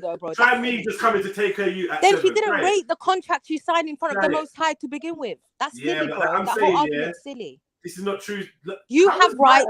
He has rights. Hold on, Sarah. Simple. Sarah. If we're talking about scriptural stuff from the scriptural angle, what people do is what people do. Sarah, you never once said that Cactus's argument was silly, but all of a sudden my argument. I've already said it in the chats, bro. You never said. No. One second. You never described. Clarify what you meant. I said that from the beginning. I said, did you mean? Hello. You never once described Cactus's argument as silly. No, I gave her a chance to clarify. But you're using. Out of respect, because I've had previous conversations with her. I've had previous conversations with her, and I've never heard her say this. It doesn't make sense, sir. I'm not gonna. It doesn't make sense, man. It doesn't make sense, man. All right, go on then. Because you. You never once described Trillo Cactus's perspective as silly, but you're describing mine as silly. And I'm saying this is where obviously you got your allegiance to your sister and it's sensitive to take it. But 1 second though, but you have to disregard what she's saying equally in the same terms, because I ain't heard you call no one else silly. All of a sudden, Jedi is making the most points. Jedi who answers you a question that you won't answer. Now my argument is silly. I asked you. Because you're saying Islamic. I asked you in a marriage. I asked you in an Islamic marriage. If you get married, and then you dishonor me, do you keep the dowry? Allah gave me that right to keep the dowry. The same way Allah gave the man the right to take his children when they're the age of 7. Allah has prescribed certain rights because He knows. I tried that, and I'm going to get arrested. He knows the state of man and woman. He has legislated certain rights for me and certain rights for you. It's not a competition of rights. If I'm paying and then you cheat on me. If I come and try to take a woman's kids, because Islamically we got married, but we're not married. The marriage is not even recognized. That's kidnap. Sorry, if you wanted to, but Mr. Sarah, if you wanted to divorce your husband on like no kind of real grounds, you'd have to give your dowry back, right? Yeah. And the same way as if he wanted to divorce you for no proper like grounds, then he has to pay. You keep your dowry anyway, but he would have to also pay you. I can't remember what it's called, but it happened to my friend just recently. He has to pay her more money. He has to pay. No, she wasn't pregnant or anything. He had to pay her more money because he wanted to divorce her. So it was something money. No, it's protection. It's protection of women, but men have their rights, like Mrs. Sarah saying, and that becomes ultimate protection for the man as well. Oh yeah, so We don't live under the law. the protection is. Let me just clarify this. The protection for me as the man is, when it comes to 7 years old, I can just take the kid. Oh, whoop-de fucking do. I can now. But that's now I've got the right Islamically to be a single father. Oh, thank you. what are you talking about? Allah's given you the right as a father that your child's not raised by another man. That's your right. As a man, as a child's father. So you want next man to raise your kids. That's up to you. No, bro. I want to be People with my are wife. moving. No, That's how I want to be with my wife. Islamically, I want to be with my wife. if I get remarried, it's my husband's right to say these are my children. I'm gonna raise them how I see fit. Excellent. Because he's the leader of his household. And those are his children. So he's responsible for them. On the day of judgment, stepdad ain't gonna be asked about them kids. You are gonna be asked about them kids. So I'm saying, I hear all of this. The thing with the religious aspect of it is when we start talking about the day of judgment and that. Like, but that's the thing, though. You're talking to. I hear you. I hear what. When we on. start talking about the day of judgment and stuff like that, yeah, then it comes out of the practical terms, right? And we get into For who? For the person. Yeah, no. What? For that's people are not the same, bro. People, and not everybody's the same. Certain people fear the Most High more than they fear government. Simple. Yeah. We can't brush everybody with the same brush, you know. Right, man. So if we fear the Most High, like, I just don't know. I don't know. Yeah, but if you're going by the day of judgment, do you not see what you're doing in this conversation? Do you not see the switcheroo? So now we're talking about the day of judgment. Now we're talking about explain where it's going. If I've had conversations with Trillo and she's never expressed these things, and I've asked her to clarify, what is weird about that? No, even though I told her sis respectfully, it's still an L if you divorce because Allah despises it. So if Allah, she did say it was a failure. Hold on. So wait. Clarify what you meant by that. So is Trillo's argument silly then? If she's standing on it, yeah, it is. Period. Cool. Simple. But I also said my argument was all right. Stand on it. I'm just giving her a chance to clarify, it, respectfully. Like, I know I'm just picking on one word, but it kind of stuck in my head that we've heard her stand on it. She's been standing on it, but yet she ain't been described as being silly. I feel like I've represented quite well, and even what I'm asking about the diary and the protection of the man in practical terms, I believe that it's been quite practical according to you. When I'm talking about practical terms, obviously you man are talking, and you sisters are talking about fearing God and the day of judgment, and I'm saying, can you not see how that's spiritual, but it's not necessarily practical, and it's that's life, though, Jedi. That's maybe the culture you were raised in. We don't take that. My protection in marriage is that if we get divorced and have kids, when the kid's 7, I can take the child, and I believe that that's not protection. All right, Jedi, but when we're talking about the day of judgment, that's life for us, as much as it's not practical for what this argument is. But it's the end, and it's the reason why we do a lot of things. Like I said, like I don't have any feel. 1 second, can we just, Jedi? Jedi, you're not really being patient in this conversation, by the way. Is Allah? You're not being patient. Is that life for you? Of course, it's life. All right, you're not being patient. How is it not an L? So for an L and unsuccessful if you do something that. But did I say what I said was Islamic? I didn't. That's the point. Marriage dissolves and goes and turns into something that Allah despises. How are we arguing that it's not unsuccessful? I said my idea of success and failure. Listen. Whoever's going to listen back to this stream is going to hear where and also see where my comments came in. It was under the idea of what success and failure was, and that's why I made that comment, and that's why I made the comparison to success and failure with business.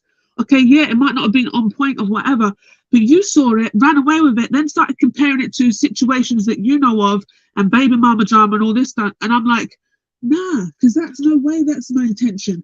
Never was that my intention. It would never be my intention. I have so much love and respect for my husband that I would never.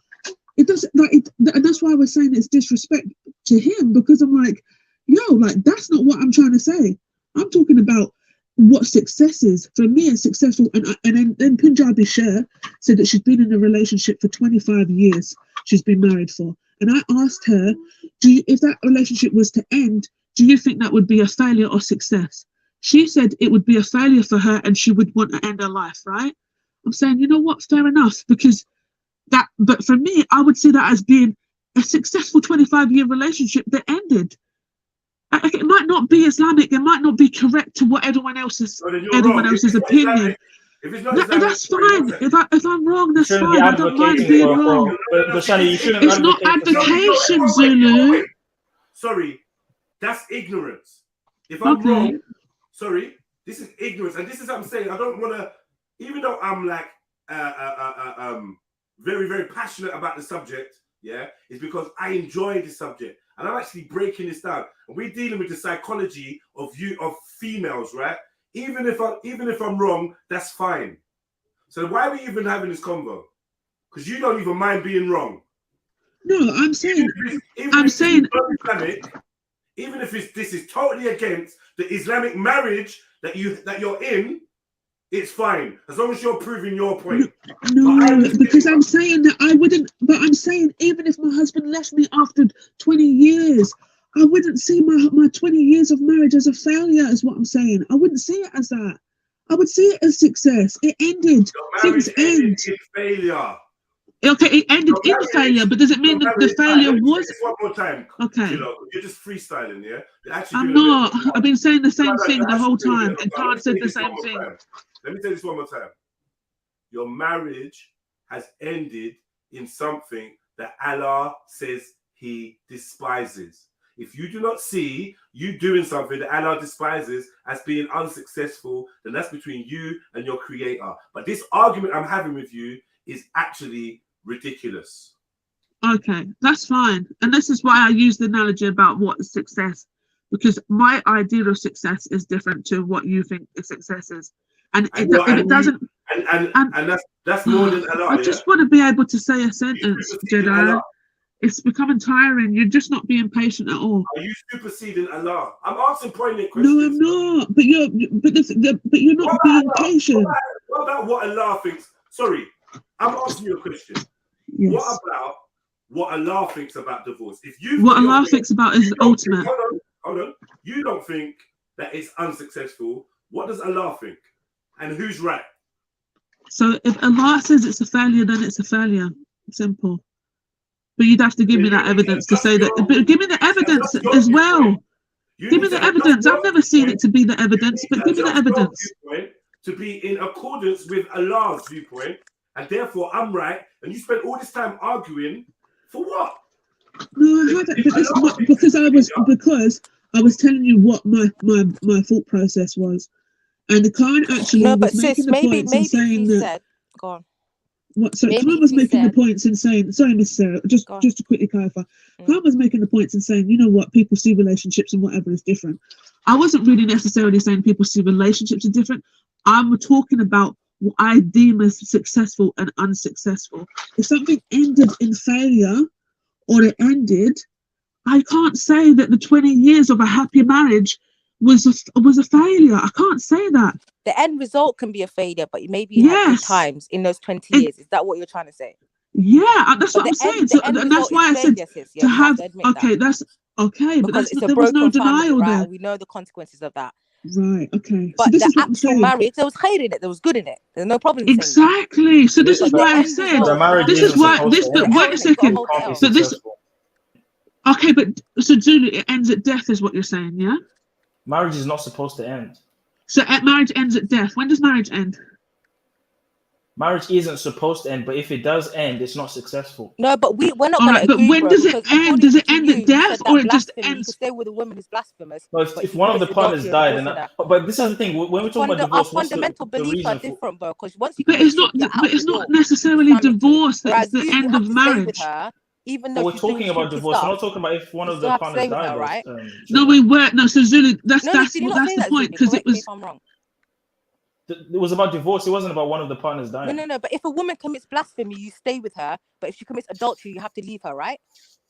I can, but I don't have to. But you only if she commits adultery, you have to. No, if she commits adultery or fornicates, I have the option, but I don't have to leave. I don't have to leave, and it's actually better for me to stay. And what about blasphemy? Okay.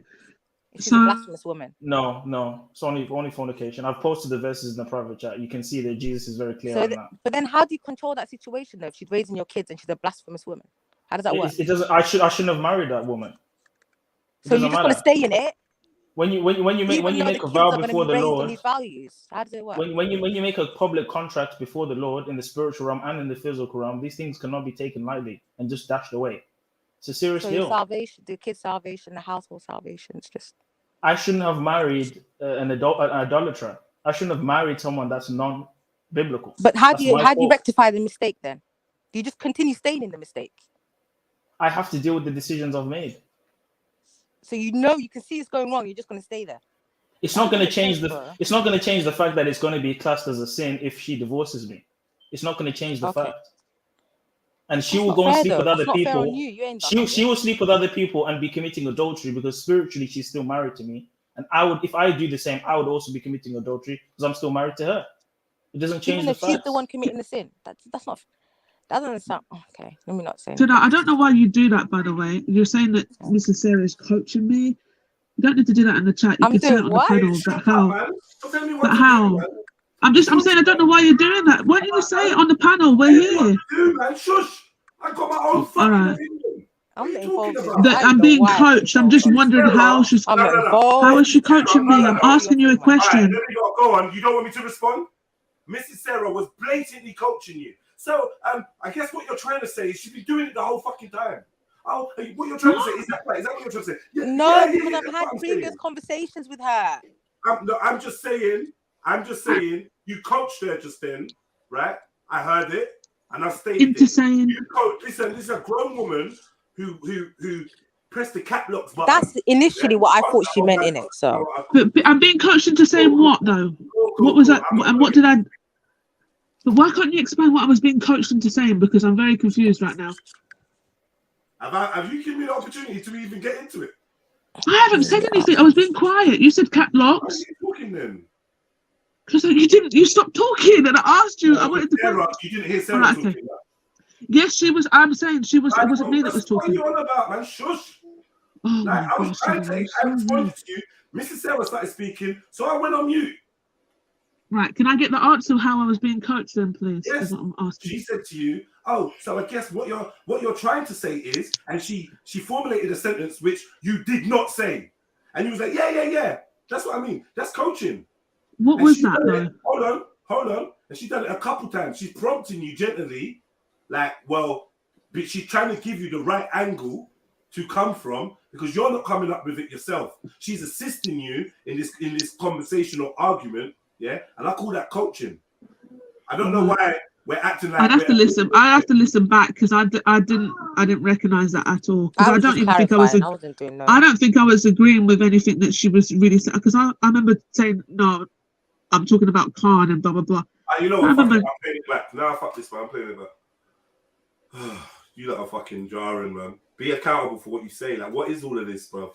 But you're making claims, and I'm saying I can't see that. It ain't even like it's just a fact that you didn't have the words to articulate, and Mrs. Sarah helped you to articulate the words, and she's been doing it in the chat, and I told her to stop doing it, and she did it on the panel.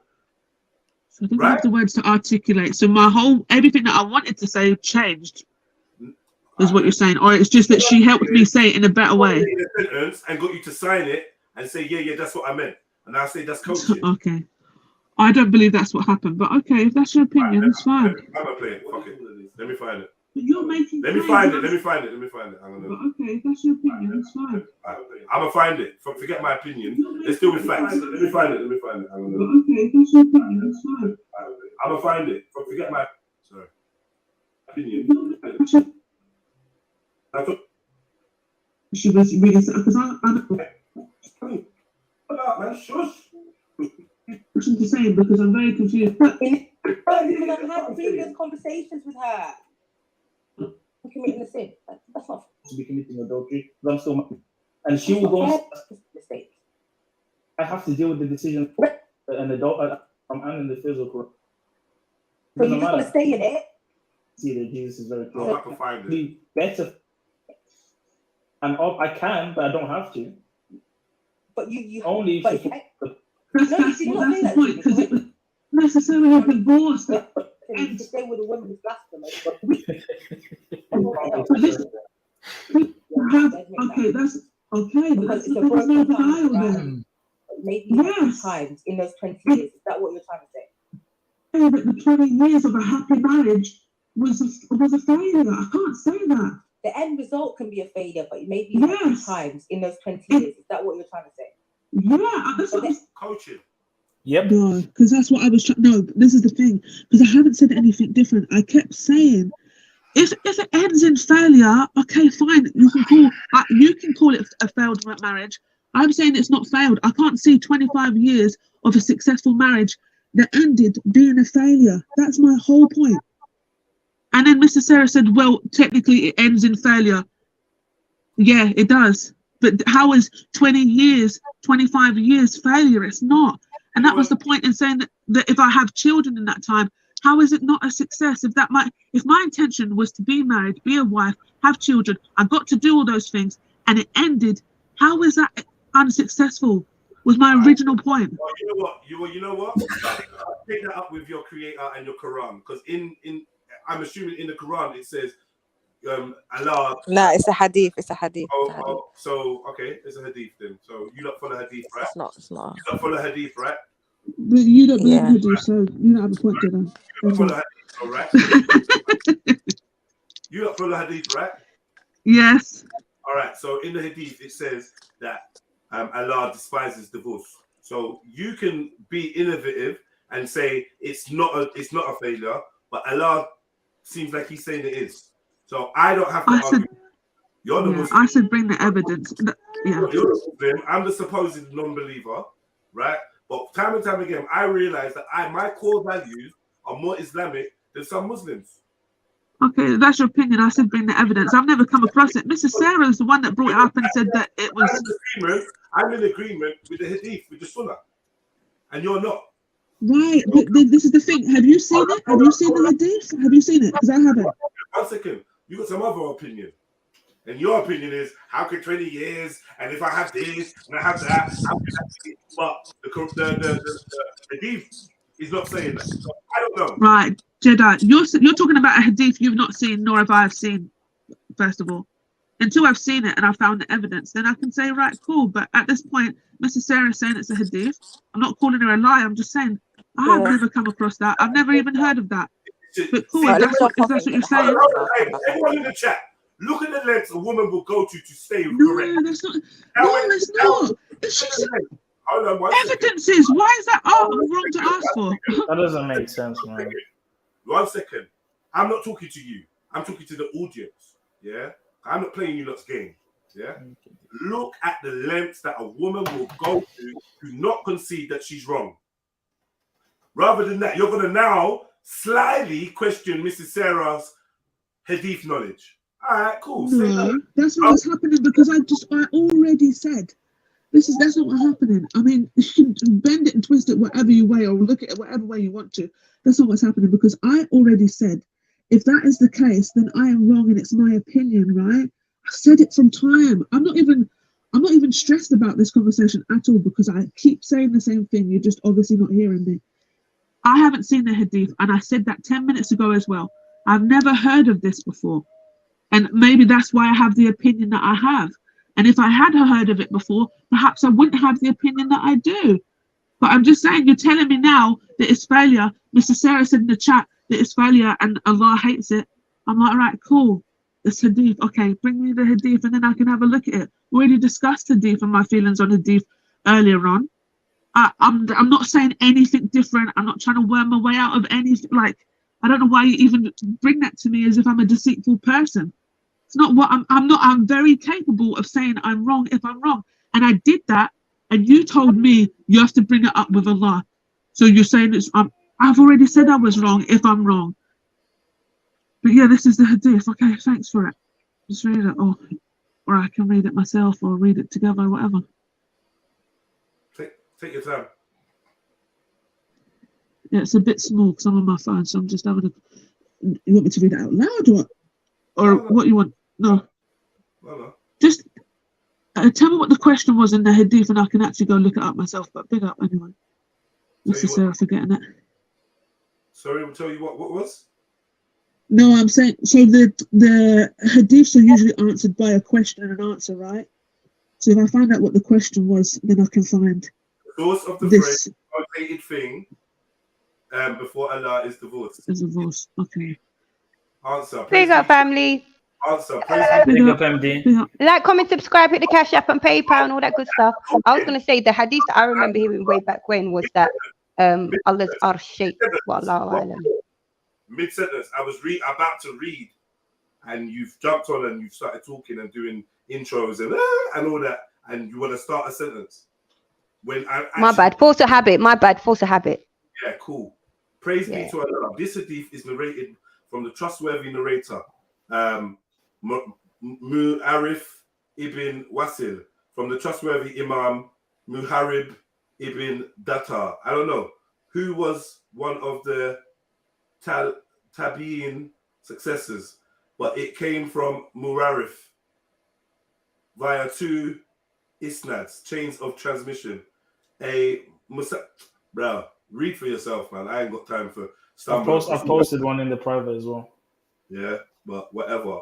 It's there, isn't it? So I don't know. Is it hadith? Can we just find out whether or not it's Bukhari or Muslim? There's Abu Talha bin Umar. Okay. Or Abdullah, sorry, not Abu Talha. Abdullah bin Umar. I don't know, man. Whatever. And it says the most hated. It says the most hated. I'll go have a look. It says the most hated of permissible things to Allah is divorce. You know what? Regardless, I'm gonna have a look, yeah. And the thing is, and ultimately, I'm still saying what I'm saying. Like, I find it difficult to call something an success if it's been a good thing for a long period of time. I'm sorry, unsuccessful. I understand it's an ends because it's failed. I understand.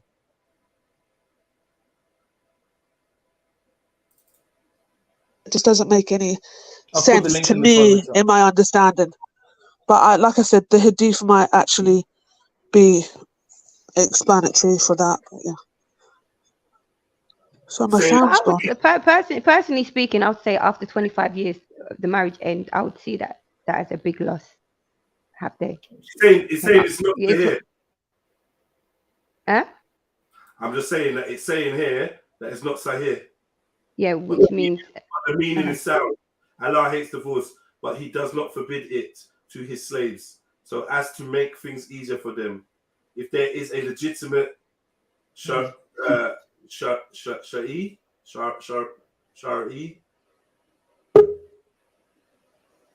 if keeping her will lead to something that is contrary to Shari, Islamic law, Sharia, Islamic law, which cannot be except by divorcing her, such as the woman is lacking in religious commitment or chastity, and the husband cannot set her straight.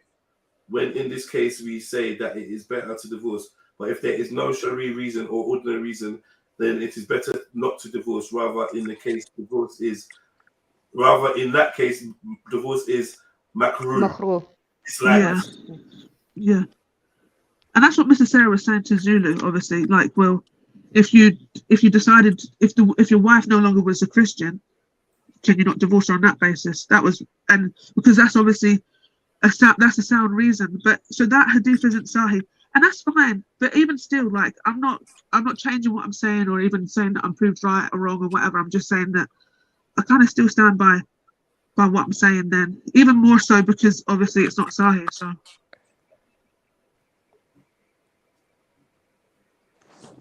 So I was going to say, yeah, like I said, after 25 years of marriage to end, I would see that as a big L. Even with my marriage, sis, I've been married twice and divorced twice. Both marriage, I took an L, big L. And I can't just blame the men for the marriages because obviously I got to take accountability because I still chose the men that I married. Do you see what I'm saying? So, yeah, man, it is what it is. But the benefits of Zawaj is big even if you do get divorced afterwards. Do you see what I'm saying? Because even in terms of the manosphere, better than adultery, yeah. Do you know what I'm saying? Because at the end of the day, a woman who she married at the peak, her peak, because whenever you hear them talking about manosphere, they will say, okay, when you had all the options, when you were at your physical peak, your fertile peak, everything's fresh, everything's bam, bam, bam, you wasn't interested or you weren't looking for marriage or to settle down or for that one man or XYZ. It's only after you've explored and only after you've done every and anything within your remit for X amount of years, then afterwards you're like, you know what, now it's time for me to settle. But there are plenty of women who in their prime, do you know what I'm saying, when they were virgins, whether, you know, everything fresh, chose to marry in her peak. Do you see what I'm saying? And still get divorced. Because that was me. I married in my peak. Yeah. And my aim wasn't to get divorced. When I divorced my first marriage, that was soul shattering, Hafte. Yeah, soul shattering. Big soul. Do you know what I'm saying? Yeah. So let's remember, the initial argument was, right, and obviously that this is what it stemmed from. Somebody saying that a marriage was successful if you had children out of it. Yeah. No, but but this is why, that's why I said I can see both, because although the marriage itself was a failure, the benefit of it is my children. You know, mashallah, because there's plenty of women who, you know, end up 35, 36, 38, and they still ain't got no children. Do you see what I'm saying? How is your children not growing up in the same house as their father a success? Or you marrying another man? You can say, within the marriage it was successful, but the end result, you just have to claim it's unsuccessful, sis. There's no, it's unsuccessful. Yeah, it's unsuccessful, but they're So but we have to claim it as what it is, innit? And try not for it not to happen again. I felt like we played some kind of word games, and I felt like there was a whole bunch of people that was literally doing the emperor's new clothes and acting like the emperor weren't naked. If you break up with your partner in your marriage, that's obviously an unsuccessful marriage. But we're saying now we're stopping the relationship for parenthood. And I'm saying, okay, you can be a successful parent, but the most successful parent is one who raises a child. Household. Yeah. So it's just like, either way, it's an LLL. And I felt even logically, like if you move away, just logically, just come on, man. There's definitely a stunt in that child's development. There's no way you can. Like the child's waking up to their dad and stuff. Yeah, 100%. I felt like we're trying to bend reality to fit some flash in the pan. No, I was just trying to give a person a chance. Honestly, that's all it was. 1 second. Yeah. 1 second. I felt like we're trying to bend reality, and not state the obvious bluntly, to whoever was chatting shit. Like, no, that's wrong, right? And for some reason, we were getting all ambiguous about, what does success mean? Then people started bringing up businesses, and I'm saying, if you compare your relationship with your man to a business, then like, God help you. But it's been clarified so many times, Joe. That's what I'm saying. It's like you weren't listening to me. So I clarified that so many times as to why I even mentioned business, because it wasn't. Oh, why am I saying it for the fourth time? It was about what you deem successful and unsuccessful. What you deem successful and unsuccessful. That was it. Not comparison. Wait a second. I'll tell you then if you let me finish a sentence. I've said you're not being patient. I've said this already. You're not being patient. You keep cutting everyone. You're doing these long-winded things, and I'm saying it's not long-winded if I only said 3 things, Jedi. Come on. What's your point, like Cactus? What was the point in bringing up business? Were we not talking about relationships? So what was you making that analogy of success about? Because we were talking about successful relationships. You start talking about successful business, and you're saying you're not correlating that with successful relationship. So why would you bring it up? Because somebody even said, like I said, my comments were conducive with the conversation that was being had, and at that point, it was being had as what is deemed as it's what you deem as success. What is success? That was what came up at that point. And I made my comments, and that's why I said about the businesses. I also had a conversation with other people in the chat. So my comments were a conversation to Axum, a conversation to Mrs. Sarah, a conversation to Punjabi Shah, a conversation to Flame. So when Flame's telling you, she meant this, it's because we already had the conversation, and he asked me, and I clarified. Because he asked me, he said, okay, well, if your intention in the relationship was to have a child, does that just mean that you were successful for you if that wasn't his intention? I said, obviously, you both have to have the same intentions of what a relationship would be for it to be successful. And then that's why Flame said what he said at that point, and so on and so forth. So there's a lot going on, and you just took what I said and run with it. I highlighted everything you typed. So I don't know why you didn't. You didn't because you didn't. You didn't highlight when I was saying. No, you didn't because you didn't highlight when I was saying I love my husband. I respect my husband. You didn't highlight and all that. You didn't. You what? Exactly. When I was saying you didn't highlight everything I said. That's why I said you're cherry picking because I was saying. Wait a second. Because I was saying I love my husband and respect my husband, and my intention is to be with my husband forever. I said it multiple times. So if your intention is to be with him forever, and then but you highlighted all my comments apparently. You know what? This is the problem, yeah. Like, I think I'm being irritated because I hate people just trying to like work brain on me and just expand on what they said. Stick by what you said. Now you're trying to expand. No, because I said that. I've said it in the chat. So now you're saying I want to be with my husband forever. After saying that if I break up with my husband, nothing lasts forever. You said nothing lasts forever. Now you're saying I want to be with my husband forever. You said if my relationship ends, but I've got a baby, yeah, and I'm a mother, then it's successful. Now you're saying some other thing. You're literally before our very eyes lying now or being dishonest in your approach, and I'm supposed to be silent on that, right? Because I'm a dickhead. I'm just like, oh yeah, okay, yeah. You literally said the opposite, and now you're rewriting it. Oh, right, I need to go. Sorry, like I said, I couldn't jump on the first place. But that lasts forever. That's not what you want to be with him forever. But this is why Necessarily was talking about the qadr of Allah and so on and so forth, because it's all part of the like. To be honest with you, I have to go. Like I said, I couldn't really jump on in the first place. I have done, and I've given enough time to this. The point is, Mrs. Sarah was talking about the qadr because I was talking about the qadr of Allah in the sense of people. When I was saying about people come and go, people don't last forever. You said you highlighted all my comments. You didn't. But whatever. I don't. At this point, I don't care. Honestly, at this point, I don't care. Like it's okay, and that's what I'm saying. I don't care anymore. It's ended. And now you just I didn't embarrass myself to die. I've got my family to now go and sort out. That's what I'm saying.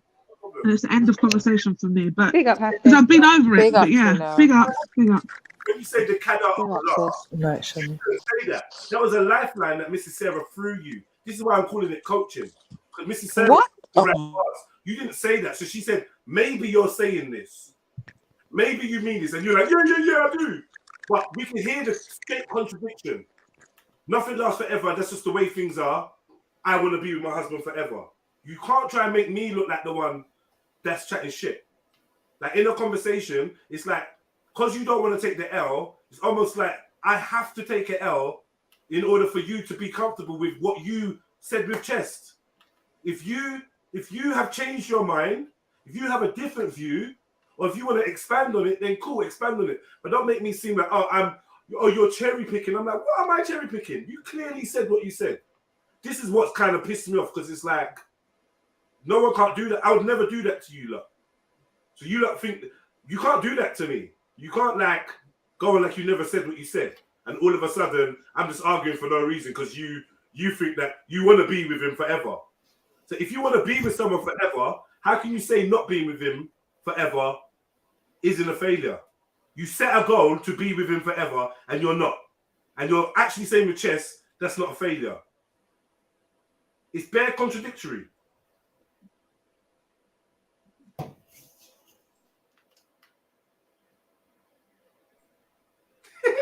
Silence. Logic. Yeah. And I feel like this was logic versus emotion in this argument, right? That's how I generally see it. Logic versus emotion. And the logic is, I'm like, and we're going to take the sister out of it. If I am a fly on the wall and I'm hearing this as a fiance, I ain't marrying that woman. Because clearly she doesn't even hold longevity of marriage or whatever to a high degree. She's like, yeah, things end. She typed that with chest in capitals. Things end. Did you not see that, Sarah? Did you not see that, Zulu? Did you not see that, MA? I did. King K. Did you not see that in the chat? Mm-hmm. Right. So what's going on now? Now we talk about forever all of a sudden. And like I said, like the qadr of Allah was a lifeline that Mrs. Sarah sent you like respectfully, Mrs. Sarah bailed you out with that. Because you was chatting a nonsense, in my humble opinion. But cool. Cool. I hear you, man. And obviously, it's the relationship of a Muslim that I am not fully abreast with. So I don't understand the ins and outs and the laws and like Sarah said, the protections for both sides and da. So obviously it's a whole different perspective. So maybe when Khan was saying that I'm coming from a biblical perspective, maybe he's actually correct. But I just thought that people made a union to be together, not just to have kids. Right? And it's to grow because they're covering for one another. Do you see what I'm saying? But then unfortunately, sometimes the covering don't work, and that's like it's qadr, isn't it? It's just what was written, what was meant to be. You know what I'm saying? But this is the thing: good and bad things are qadr. So Yeah, exactly. No, 100%. Look, you know what I mean? at the end of the day, I wouldn't have my younger two children. I wouldn't have my younger two children had I not divorced my my first husband. It's qadr. Do you see what Wait, so qadr it could be the will of Allah. Yeah, I think everything happens by the will of Allah, basically. Right. So it could be qadr is the will of Allah, right? Yeah. Right? Destiny. Yeah. Destiny. Okay, so it could be your destiny. Things that are destined for you, yeah. Sorry, it could be your destiny for something to fail, right? Yeah. Right, simple. Which is what I was clarifying. I thought maybe that's the angle she was coming from, innit?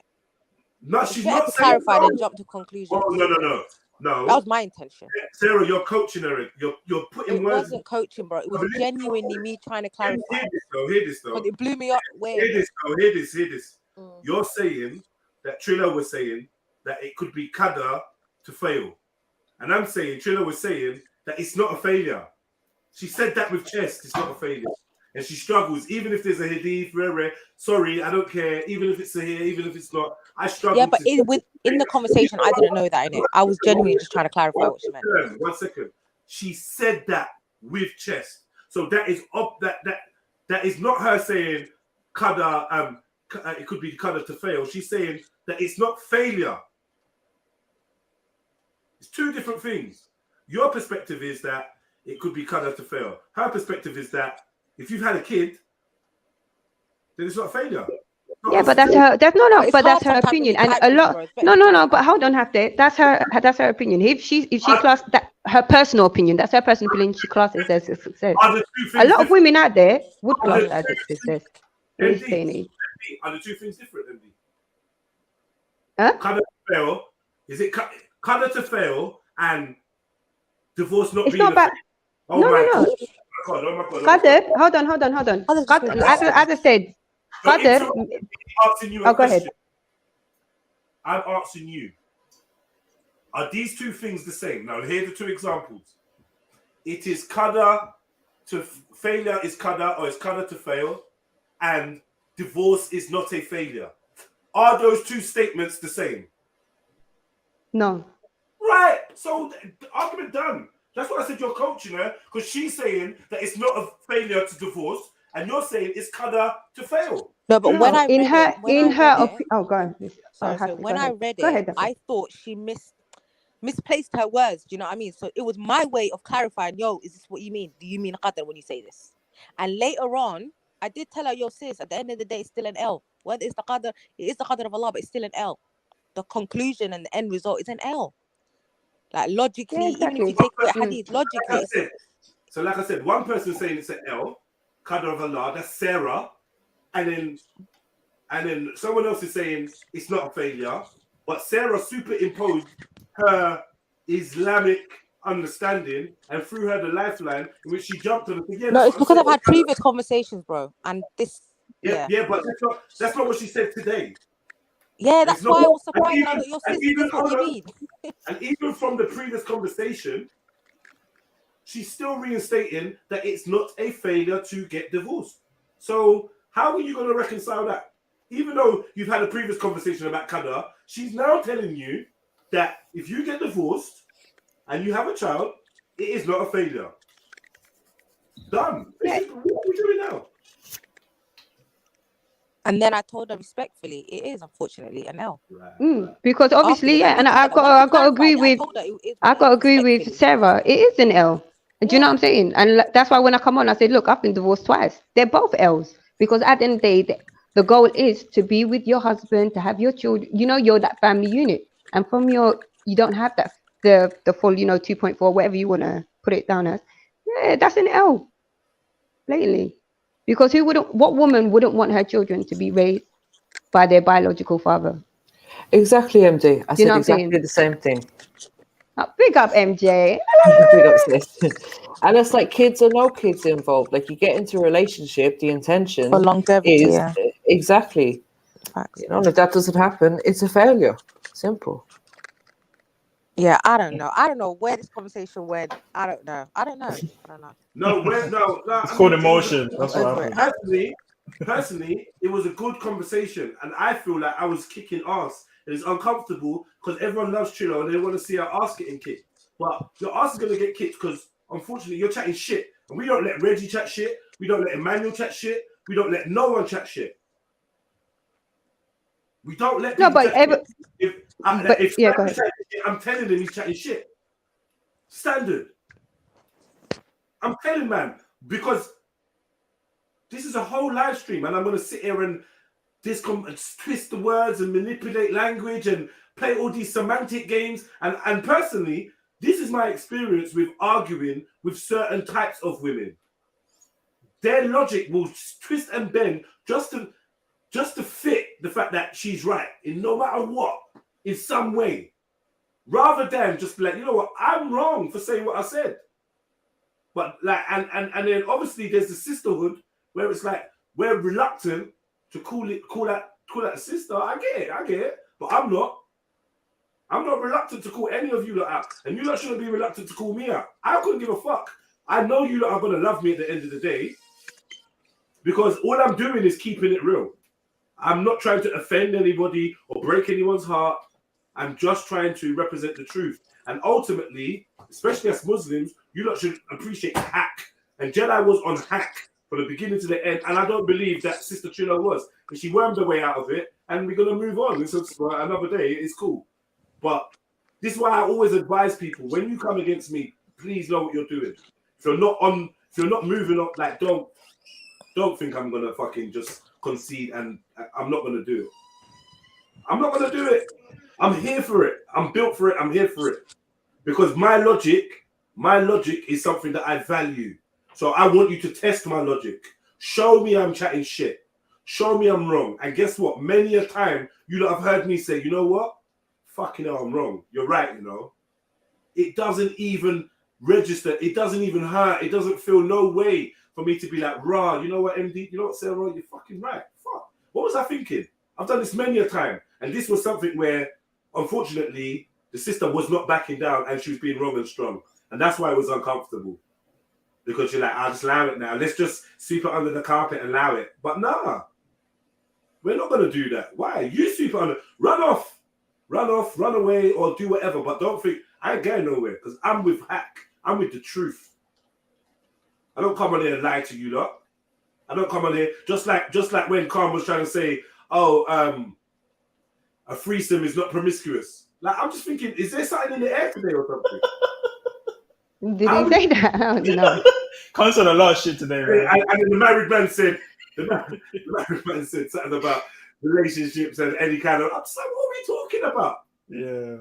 Why are we playing all this word semantics nowadays? It's like we're losing grasp of the truth for popularity contests and liking people. And I don't like any of you more than I love the truth. And you're not going to have to love me for that. So when you want to know where the conversation went, it went because the sister was being dishonest, in my opinion. She tried to twist it, spin it, this and that. But ultimately, I was vindicated. Yeah, it might have been an uncomfortable ride. People are like, oh, JEDI, you being weird. Yeah, whatever, man. I don't give a fuck. Because you man don't speak truth. You man don't speak up for the truth. You just speak up for what's popular and what's comfortable. And that's not what I'm here for. I'm not here to make everyone feel all comfy and, oh yeah, I'm just going to cover your bollocks. A married Muslim woman said divorce is not a failure if you have a child. Everybody should have been going crazy at that. No, but that's her opinion. No, but as But well, it's wrong. There's a difference between a person. There's a difference between personal. Yeah, exactly. But this would be the clarification. Islamically, it is a failure. Yeah, but in terms of the whole, like outside of like Islam, I understand what she's saying in the sense of in this day and age, modern day women. Look, in this day and age, women would still consider having a, especially if you're of a certain age group, to have a child, be married, have a child, and then divorce is still sexual if you have a child. But that's no. Like, why would I make a non-Christian point? As a Christian, why would I make a non-Christian point? Why am I advocating for iniquity? Why am I advocating for what God I'm not advocating for iniquity. Hold on. It's like me advocating for what God considers an abomination, right? Or I'm going to advocate for eating pork or some weird shit. Why would I do that? Doesn't even make sense. Okay, no, for clarity, no, I said I can understand in outside of Islamic paradigm how some women, not all, because obviously there are, obviously Christians, you got different religious groups, XYZ. So I'm not saying for every woman, but in general, when a woman, if women are within a certain age bracket, let's just say between the ages of, I don't know, 29 up until 39, yeah? For her to get married at any of these age groups and to have a child and then to get divorced, I can see from their perspective how having the child is still successful. I know, JEDI, you remember you saying before, most women, and you're very right in saying it, most women, from they have their children, some women, they don't care about the man. Do you know what I'm saying? Or even having a man thereafter because they have their progeny, they have their purpose for life. Do you see what I'm saying? In raising their children. Do you see? That's the only thing I'm saying. But MD, the for problem me, is myself, nobody should see that as successful, and I don't even think like myself being outside of or I'm not saying I see that as successful. And, I'm not saying that I see that as successful. I wouldn't see that as successful. I don't know many women that would see that as being successful.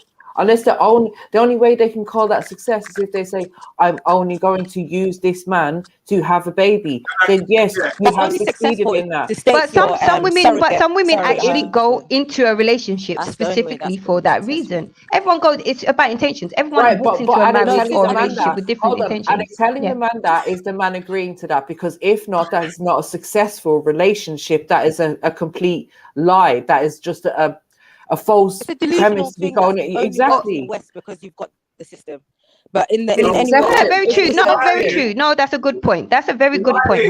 What I'm hearing, we're saying that perspective is non-Islamic, but it's her opinion. So I'm saying, like let's say we're talking about Patricia. Yeah, why is Patricia a Muslim in a Muslim marriage with non-Islamic views on marriage? Do you get what I'm saying? No, I hear where you're coming from. But at the end of the day, people are people. They're like there are certain things that not everyone no, is. But MD, Shani never said, "Oh, this is a non-Islamic view" or anything like that. She didn't say that, so I wouldn't even want to put that on it. No, she's not here to clarify. But I never heard of that's fair enough. That perspective. No, but I'm saying that's like, as in from my opinion, like I can understand that it's like from a non-Islamic perspective in certain things that I've seen amongst women, say in the Western world, that for them, see, like in different parts of the world, marriage is the success. Do you see what I'm saying? And then anything thereafter is the fruits and the benefits and the fruits and benefits of it. Do you see what I'm saying? But some people, their only benefit is to have a child.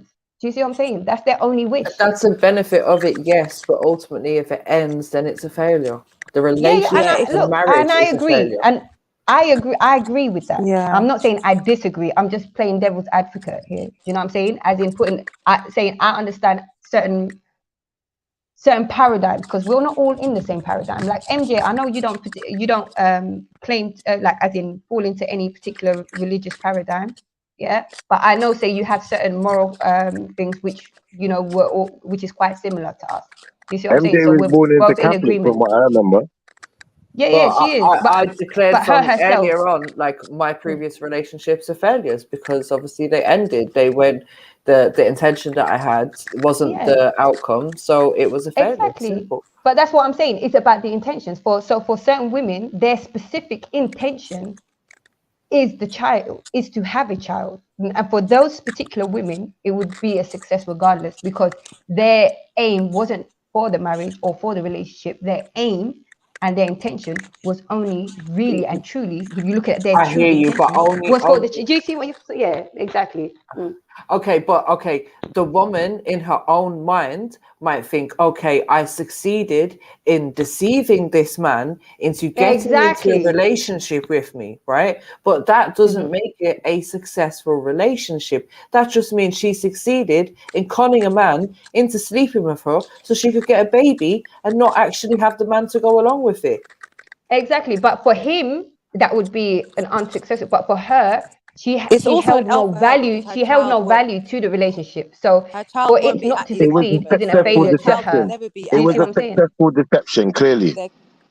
Their development will be stunted. Your child won't be at their. It's just a selfish thing. It's simply just Yeah, selfish. it's definitely selfish out there. It's It's definitely selfish. selfish. There's no I'm not good in saying it. it's a It's benefit to the self-destructive. child. And you rob Yeah. a child of something that you had no right to rob them of. And usually I find that it's women who think that their bond is not separate. Their bond with their partner is not separate from the child's bond with their father. Those are two separate bonds. When you start merging this, that's where bare confusion happens. Like the man Can I don't ask like a you, don't question? like you, but that's got nothing to do with his kids. Can I ask a You know what I question? mean? Go on, bro. Yeah, he Yeah. If we lived in a world or a society where a woman could raise a child without the man necessarily there all the time, and there be no negative, because there are like I said earlier on, there are civilizations who the man is not in the house at all. Yeah.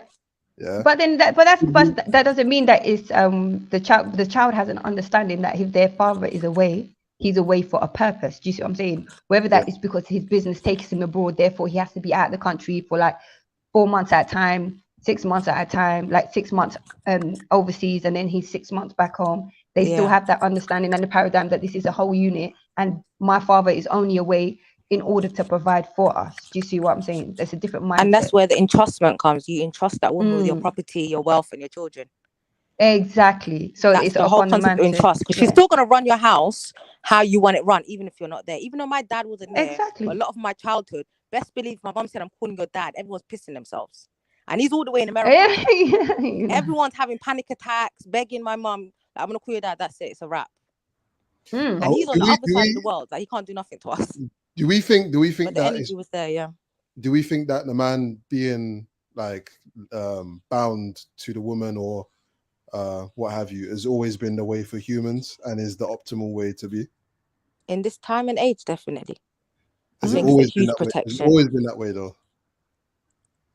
What do you mean? As in always that from Zawad is a unionship, yeah. This is soul ties we're talking about. Each of us were whole people, we're whole souls choosing like isn't he a covering with of his family though? I don't get it. Yeah. Has there never been a time where it was normal for a particular group of people for a man to have sex with a woman and it wasn't frowned upon? Not in our cultures. Not in our culture. I don't know about other people's In the culture. Western culture, in like if Even you the look at Christian, Scandinavian Orthodox culture and all of Christian. that, I would say that would be that cultural thing. If you look at it historically, but in like our cultures, it's like all right, we speak Ethiopian culture. Yeah. That's never, from my knowledge of the history of Even our the father, history, that's the never uncle been the takes a norm. position It's of leadership. barbaric. It's barbaric. So even whether you think it's barbaric or not, we're saying that there probably would have been cultures that did that, and it wasn't kind of That's what I'm saying. Certain cultures Vikings, we know did that, but in the Western Hemisphere, but in terms of us in Africa, that wasn't You leave them vulnerable, do you know what I'm saying? A You've cultural left your thing. family vulnerable. That's yeah, it's not our culture. Well, you're saying, and hold on, wait. You're saying that, but obviously this is conjecture in it. Like we don't know what the civilizations were. We're just guessing, but it seems that it's possible that there are cultures that lived like that, and that they found it okay to be that way, and it may even still be that way today. And I'm just wondering, like we're in England, isn't it? Like we're not in Ethiopia, we're not in Nigeria, we're not in we're in It doesn't England. matter when you're in home. Look, Hold my on. children. Oh, go ahead. Sorry.